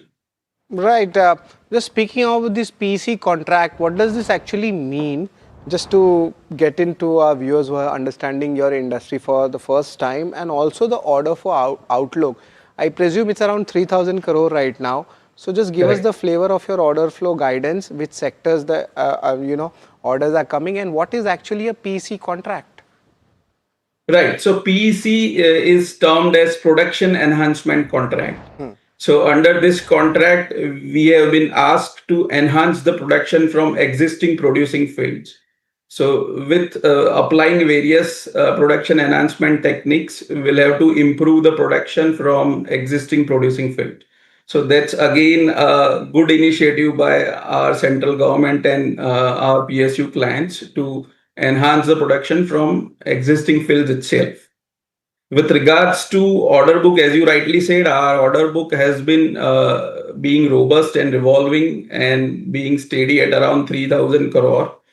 So for us, out of this 3,000 crore, we are executing more than 50 different contracts. And we have been able to maintain this order book despite putting revenue growth of more than 30% year on year. Interesting. Rohan, let me give you that perspective, that the growth outlook which you spoke 1-2 years, but I want to understand the long-term, story. It's been a multi-bagger for a lot of investors, your stock, but we want to understand next 3 to 5 years, what are the growth triggers looking like and what the company is doing towards it? Right. So the existing order book clearly gives us a revenue visibility of next 2.5 to 3 years itself. And with increasing bidding pipeline, which is getting converted into orders very regularly for us, it will give us visibility beyond 3 years as well. With an increase in production under production enhancement contracts, adding few more assets under our offshore services segment, and of course, our existing segments of integrated project management and gas processing are also increasing quite interestingly. And with growth from all 4 verticals, we believe that we should continue to grow more than 25-30% for next 3 years.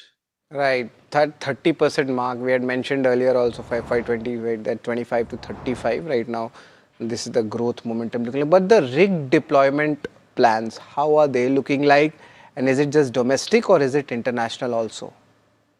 So currently we are focusing on domestic market itself because our 100% rigs are utilized, and today the scenario is rigs are under short supply, and we believe that there is a huge demand and potential in the market for domestic industry to add quite a few more rigs. So we are focusing on that. And the international exploration, Rohanji, is something, which, you have management has spoken about. There's an inflection point happening. Indian companies going abroad, giving a lot of services. So we wanted to get a flavor of that for your company. Sure. So we are there in international market through our overseas subsidiary based out of Dubai, and we are catering countries like Egypt and Oman and all. So there is a huge potential again in overseas countries, and considering the current scenario globally, there is a good amount of demand. So we may increase our overseas operations in onshore fields in coming future. And with respect to offshore, we are already there in global market with our offshore services, and there also we have a good potential to grow. Right. So a lot of expansion is happening. We spoke about the 4 verticals also. But Rohanji, I want to understand, you're doing so much. Is there any fundraise on the anvil if you're thinking, or will it be through internal accruals only? No, so if you'll see my financials, we are generating some handsome amount of cash year on year. And with our existing capex plan and internal accruals, probably we will be able to fund our capex through internal accruals and to some extent debt as well.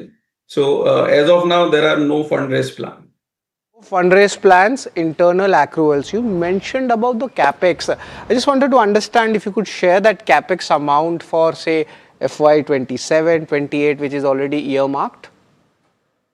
See, in our business, capex is always backed by order. So we always do capex once we get a firm order. So for us, estimating capex beyond 1 year is little difficult. But of course, in FY 27, we are aiming to do capex of around 250 crores, of which almost 150 crore would be done towards production enhancement contract, where we are targeting to drill few new wells to increase the production with an additional pace. And rest would be for our equipments, rigs and gas processing.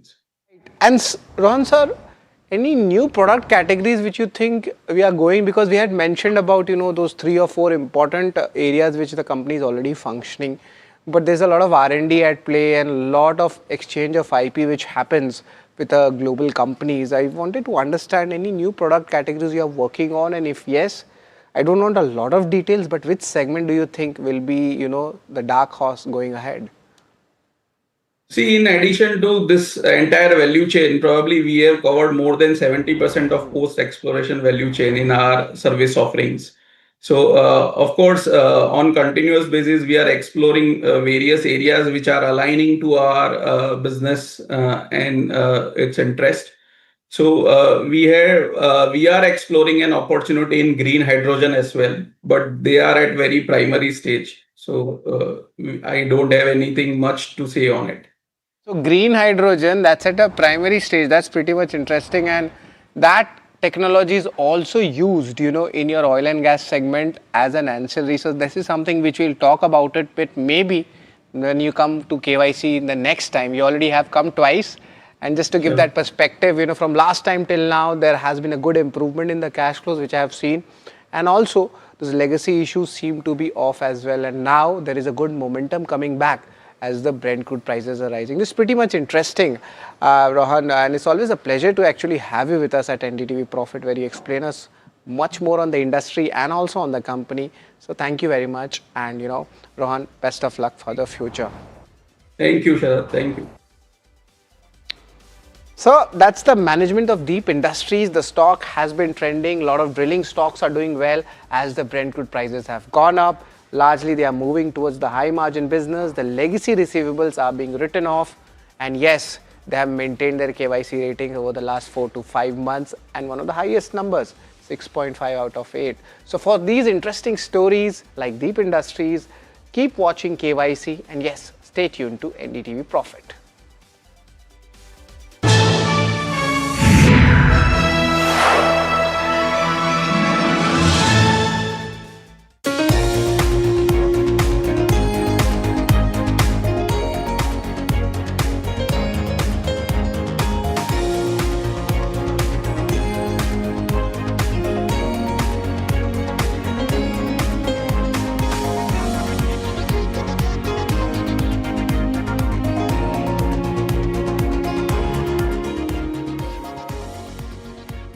We are over, Jimmy.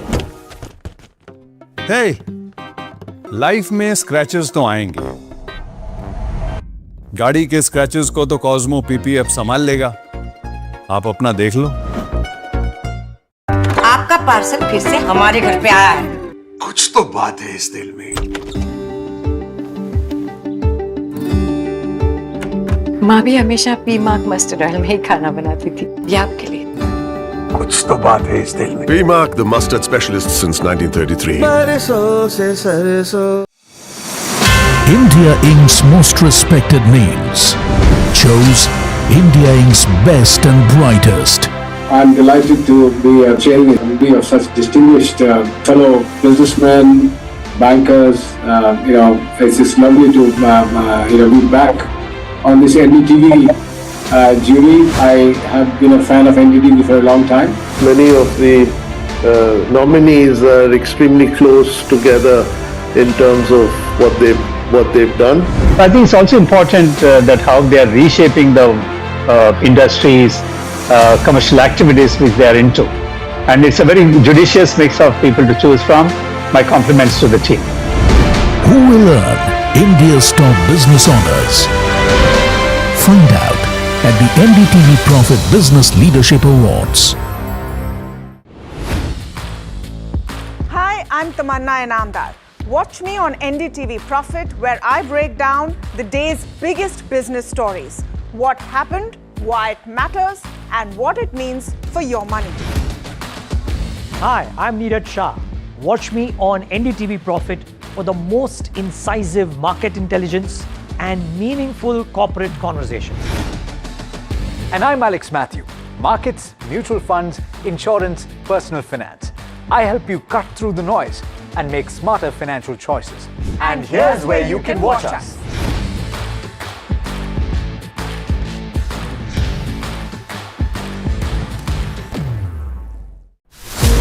As India's mobility story is racing into a new future, it's in search for a new fuel map. Electric, ethanol, hydrogen, CNG, hybrid. What will power India next? India's sharpest mobility minds come together to decode the fuel mix that will define the road ahead. The NDTV Automate Fuel and Future Summit 2026 on 15 July only on NDTV Network.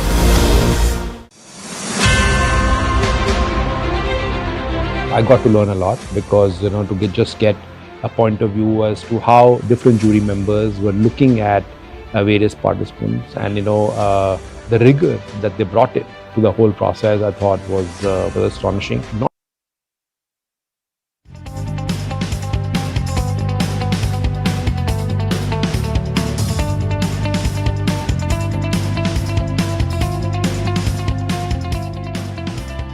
क्या search engine के चक्कर में पड़े हो दोनों? अब कोई confusion नहीं। Call 9300 300 300।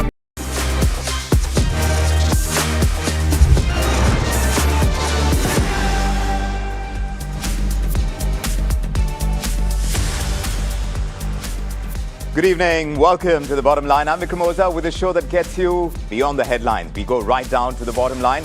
And these are the headlines that we are tracking this Thursday evening.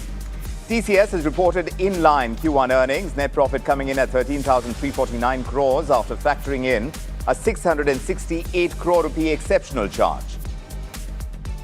The markets have erased all its gains that were eked out today, but still, the markets managed to end in the green. The Nifty failing to hold 24,000 though after that slide in the last hour. The IT sector has ended as the biggest sectoral laggard amidst the TCS Q1 earnings. State Bank's mutual fund arm, SBI Funds Management, launching its IPO worth $1 billion, valuing the company more than $12 billion. SBI Funds has the largest in assets under management, and it says that SBI parentage gives it a huge boost in growth and trust.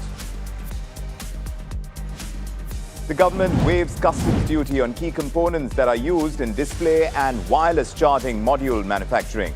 That move is expected to lower production costs and strengthen India's electronics manufacturing ecosystem. According to exclusive sources here at NDTV Profit, the Telecom Regulatory Authority of India, the TRAI, is seeking authority from MeitY to regulate caller ID apps like Truecaller. TRAI is in consultation with MeitY and the Department of Telecommunications to act against offending OTT platforms. India and Australia strengthening their partnership across defence, energy and critical technologies. India and Australia have signed a uranium pact. Now Australian superbets have an additional $500 million Australian dollar investment in the National Investment and Infrastructure Fund. Tensions escalate in the Middle East again as Tehran hits Bahrain, Kuwait, Qatar, and this after the US launches attacks on Iran for the second straight day. Iran accuses the US of flagrant breach of the truce agreement.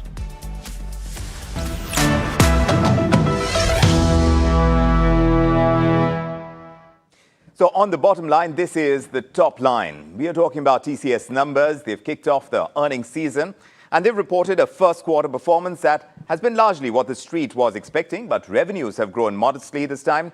Profits have declined, and this is on account of a one-time legal settlement. So margins, of course, if you see the TCS picture for the first quarter, coming under pressure, and this is after the company's annual wage hikes.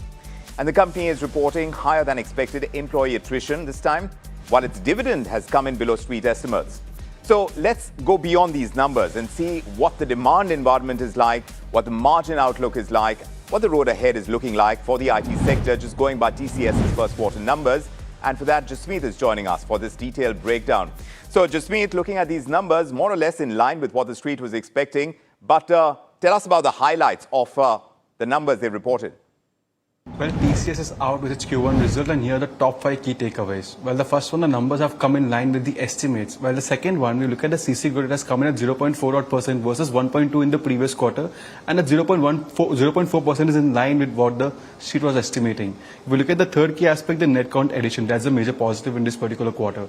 We see a net addition of over 9,000 employees versus the cutting and restructuring which we saw in the previous quarter. So that becomes a key positive. Well, the fourth one is the annualized AI revenue.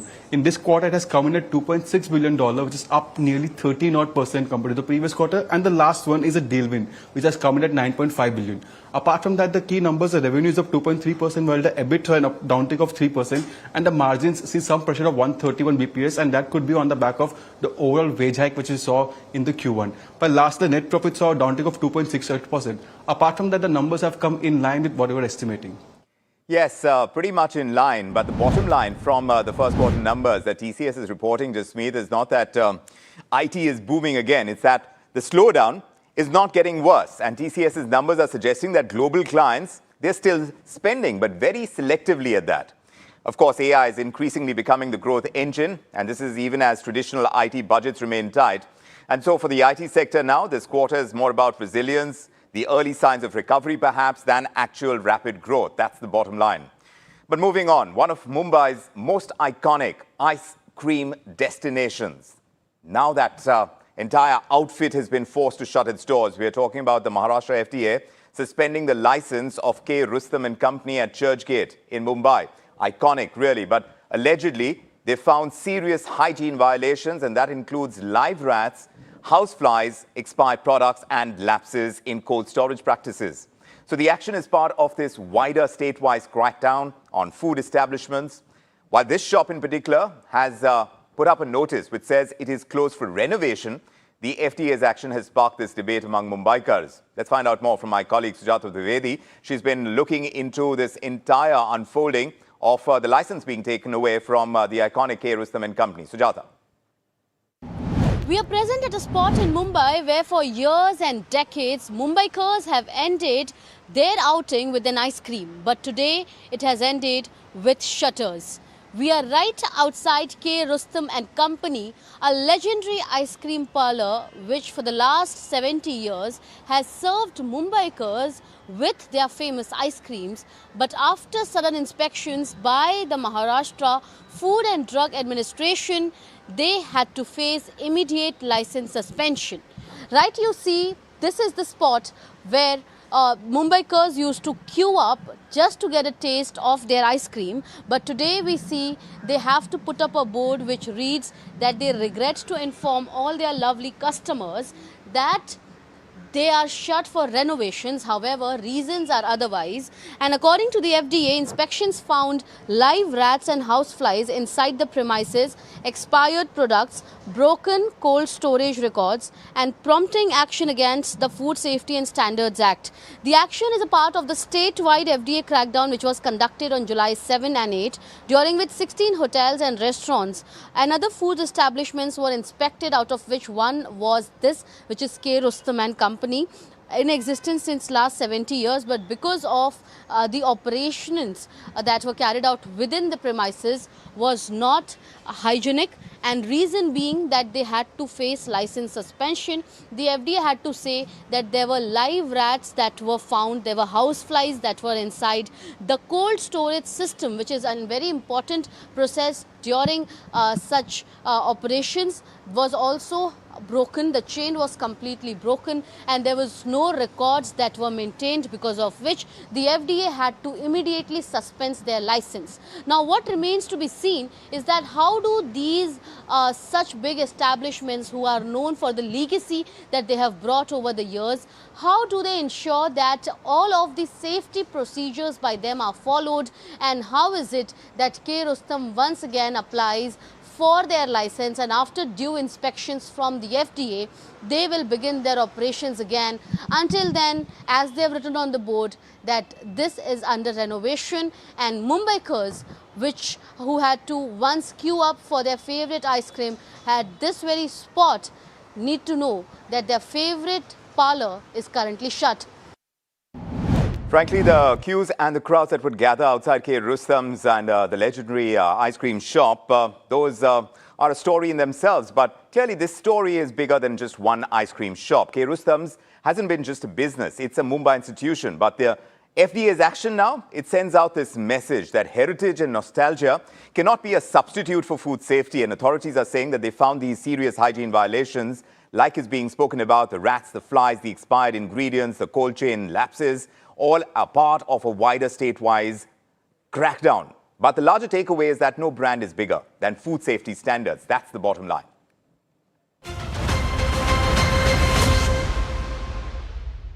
Now, after a positive start today, markets have lost momentum. And this happened through the session where the Nifty slipped below 24,000 by close, and the Sensex managed to hold on to modest gains, around 200 points, as investors turned cautious amidst the lingering global uncertainties. We're talking about West Asia. Now tensions are flaring up again. But let's find out what happened in the markets today. Parth is joining us from our research team. Parth, at the end of the day, how did the markets look? So Nifty has closed in green today, up over 0.3%, and this was because of the selling that we mainly saw in the second half. If we talk about the top gainers in Nifty, then Sun Pharma and Bharti Airtel were the top gainers, both gaining above 2.3% today. On the broader market side, we saw broader market significantly outperform the benchmark, with Nifty Midcap 150 and Nifty Small Cap 250 both gaining over 1.5% today. On the Nifty Midcap 150 side, Kalyan Jewellers and Swiggy were the top gainers. Kalyan Jewellers gaining almost 17.5%, while Swiggy also gained 7.5% for the day. In fact, for Kalyan, it was the biggest single day gain the stock has ever seen since it got listed in March 2021. On the small cap 250 side, we saw MapMy India and Choice Internationals being the top gainers, with CE Info Systems gaining almost 15% today and Choice Internationals also gaining over 7% today. On the sectoral side, we saw all of the sectors ending in green except Nifty IT and Nifty Auto. Nifty Realty was the top gaining sector, which was almost up over 4% today. The top gainers in the sector were Lodha Developers and Brigade Enterprises, each seeing an uptick of over 6%. On the flip side, Nifty IT was the top losing sector, down almost 0.3% today. This was mainly led by Infosys, which saw a downtick of over 1.5% for the day. On the streak side, we saw a lot of sectors snapping their two-day losing streak. They include Nifty Realty, Nifty Bank, Nifty Pharma, Nifty Financial Services, and Nifty Oil and Gas, and also Nifty Metal. On the other side, Nifty PSU Bank has snapped its 5-day losing streak, while Nifty IT is down for the second consecutive day. Also, Nifty Auto has closed in red for the third consecutive day as well. Yes, the big laggard path has been the IT sector, and we'll see exactly what happens tomorrow. Tomorrow's another day in the markets, but thanks very much for filling us in. Meanwhile, the country's largest asset manager, we're talking about SBI Funds Management, has opened their much-awaited IPO. That issue includes a dedicated quota for eligible SBI shareholders, while the company is now pitching its market leadership and strong distribution network, also their long-term growth prospects to investors. We had a chance to speak to the management about the IPO, about the valuation, and the kind of road ahead for the company. Listen in to an excerpt. SBI parentage is the main pull when we talk about SBI Funds Management, and of course the AUM size also makes you the largest AMC and the fund management company in the country. When we talk about this particular IPO, what is your aim and SBI's vision in terms of this value unlocking? So we came with this IPO to bring confidence in the market. You know, for the last couple of months there has been uncertainty, but we want to say our investors that SBI coming out with a good value, so that we become the market leaders in AUM as well as in shareholders. And this is to improve our governance, market discipline, visibility. We don't need capital. We're fully capitalized. It's not to raise capitals. But we want to make, being the largest AMC of the country, we also want to be listed in the market to bring more transparency and governance to our own, also be accountable to the market. So when we talk about the growth parameters, what is it that the shareholders should be really betting on? Why will they really bet for SBI Funds Management vis-a-vis the other private sector competitors? I mean, we don't distinguish between private sector and public sector. We are competing in every single capability. We are largest private public put together. We are the largest asset manager in the country. To be fair, I think there is really no equivalence to the franchise that we've been able to build, whether it's a distribution reach, whether it's the retail penetration, the SIP book that we have created, a huge institutional business that we have built. And I think we have a lot more to look forward to. There's so much more headroom to go.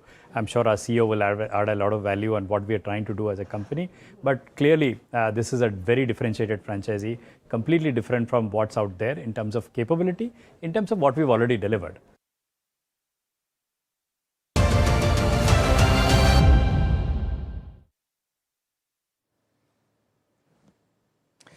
So really, as far as the IPO is concerned, it's about India's saving story. And now that India is moving ahead with its entire move towards mutual funds, that trend is still in its early stages. SBI Funds is the market leader today, and now they're trying to capitalize on that with this IPO. We'll keep tracking it. Meanwhile, the government has waived customs duty on key components that are used in display module and wireless charging module manufacturing to support domestic electronics production. And that move is expected to lower production costs and also strengthen India's electronics manufacturing ecosystem. We had this reaction coming through on the customs duty waiver. We had a word with S. Krishnan, who is the Secretary of the Ministry of Electronics and Information Technology of MeitY. Listen to what he said. We are very, very happy that these notifications have been issued. This will really stimulate the electronics industry, especially the electronic component industry in the country.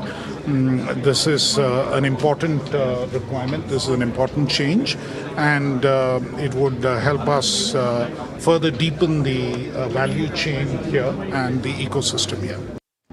So that's the word we got from the MeitY Secretary. Meanwhile, the Telecom Regulatory Authority of India, the TRAI, has written to the Ministry of Electronics and Information Technology to MeitY, and they are seeking power to regulate Truecaller.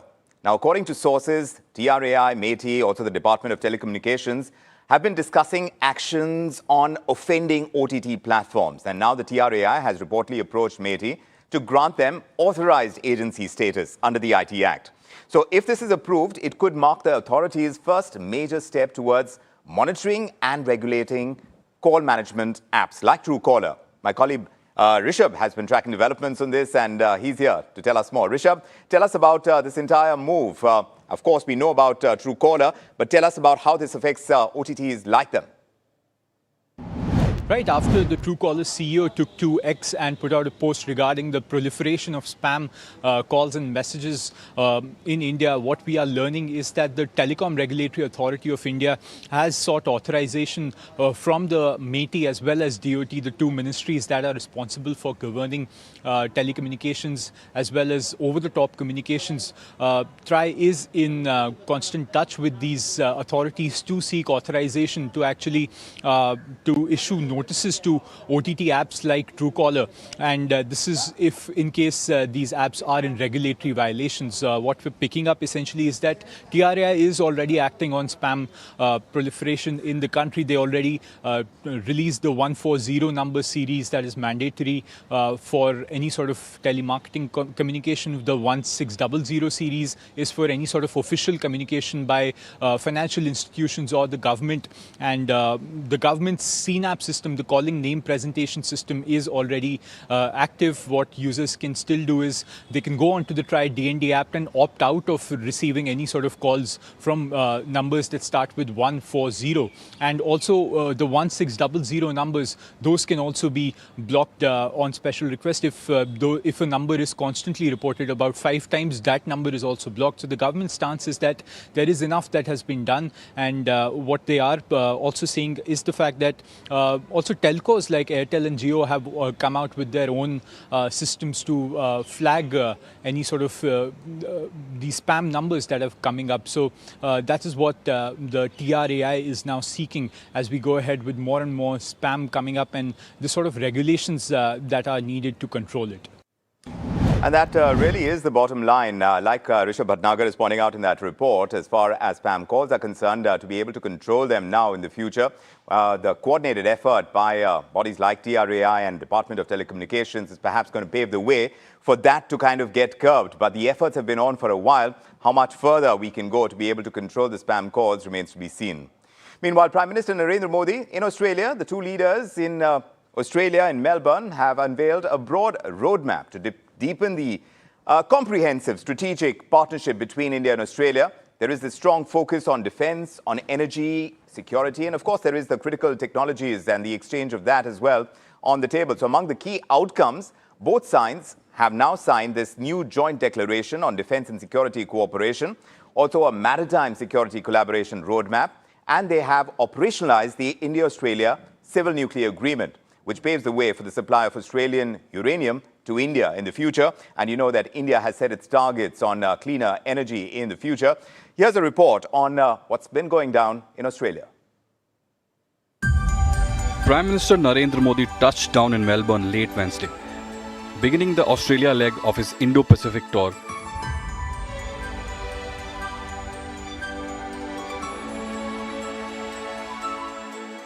And wasted no time making India's economic pitch to some of Australia's biggest business leaders, inviting them to become partners in India's next phase of high-speed growth.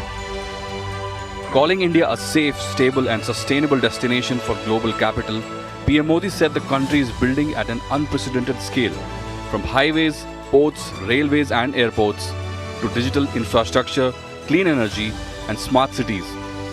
Prime Minister urged Australian investors to think long-term as India emerges as one of the world's fastest-growing major economies. Indo-Pacific केवल दो महासागरों का संगम नहीं है, यह भारत और Australia जैसे like minded democracies के shared aspirations का भी प्रतीक है. The visit has also delivered a major economic boost.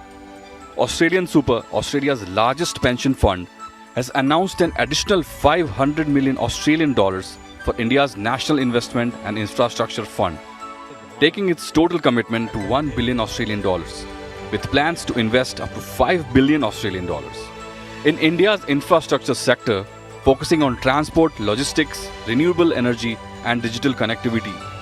Beyond investment, both sides are expected to expand cooperation in defense, cybersecurity, critical technologies and clean energy. India is also looking to secure long-term supplies of Australian uranium and critical minerals to support its nuclear energy and manufacturing ambitions, while Canberra is deepening partnerships across the Indo-Pacific through stronger defense ties, secure supply chains, and collaboration in emerging technologies. Nuclear energy के क्षेत्र में आज हमने एक महत्वपूर्ण समझौता किया है। इससे ऑस्ट्रेलिया से भारत को यूरेनियम सप्लाई का मार्ग खुलेगा और हमारे क्लीन एनर्जी के उद्देश्यों को नई ताकत मिलेगी। Today we can confirm the signing of the administrative arrangement to enable uranium exports to India for peaceful purposes under the 2015 Australia-India Nuclear Cooperation Agreement. Prime Minister Anthony Albanese has described PM Modi as a living bridge between Australia and India, with the two leaders set to hold formal talks on trade, defence, energy security, critical minerals, maritime cooperation and regional stability, as both countries seek to build a stronger strategic partnership across the Indo-Pacific. Bureau report for NDTV World.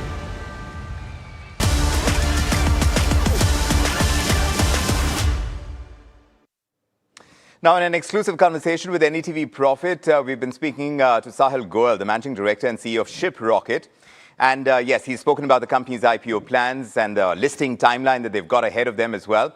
He's saying that ShipRocket is waiting for the right market conditions and they're going to look at testing waters again as the market environment is improving. This is a small excerpt of the conversation we had with them. It's been a while since you got SEBI's nod now. It was October last year. We understand market conditions have been bad and a bunch of companies maybe have pushed their plans because of that. I wanted to understand from you, how are you looking at your IPO, at listing now? What is it that you're looking at to change for you to list? And how long do you think that will take? Will it be within this window? And what are the plans? What do you plan to do with the money? We filed. The markets are slower today. As the markets get better, would we be interested to test the waters again? Of course. I mean, that's why we have filed the papers. But when does that happen? What is my outlook? It's very hard for me to say, right? Because I don't think anybody knows, to be very honest with you, right? There's all kinds of macro, global stuff happening. So who knows? Like, who knows what's going to happen in the coming years? But yeah, we are keen to kind of, find the time over the next, whatever, 12 months or so. And whenever is the right time, you will see us there for sure. Right. So now we know about the IPO plans. Always waiting for market conditions to improve, but all set nevertheless. Meanwhile, in an exclusive conversation with NDTV Profit, Gautam Kapoor, who's the COO of ShipRocket, has also spoken about the company's IPO plans, and he shared his outlook on the listing timeline as well. While he's doing this and we are considering what's happening in the primary markets, we continue to track the rainfall situation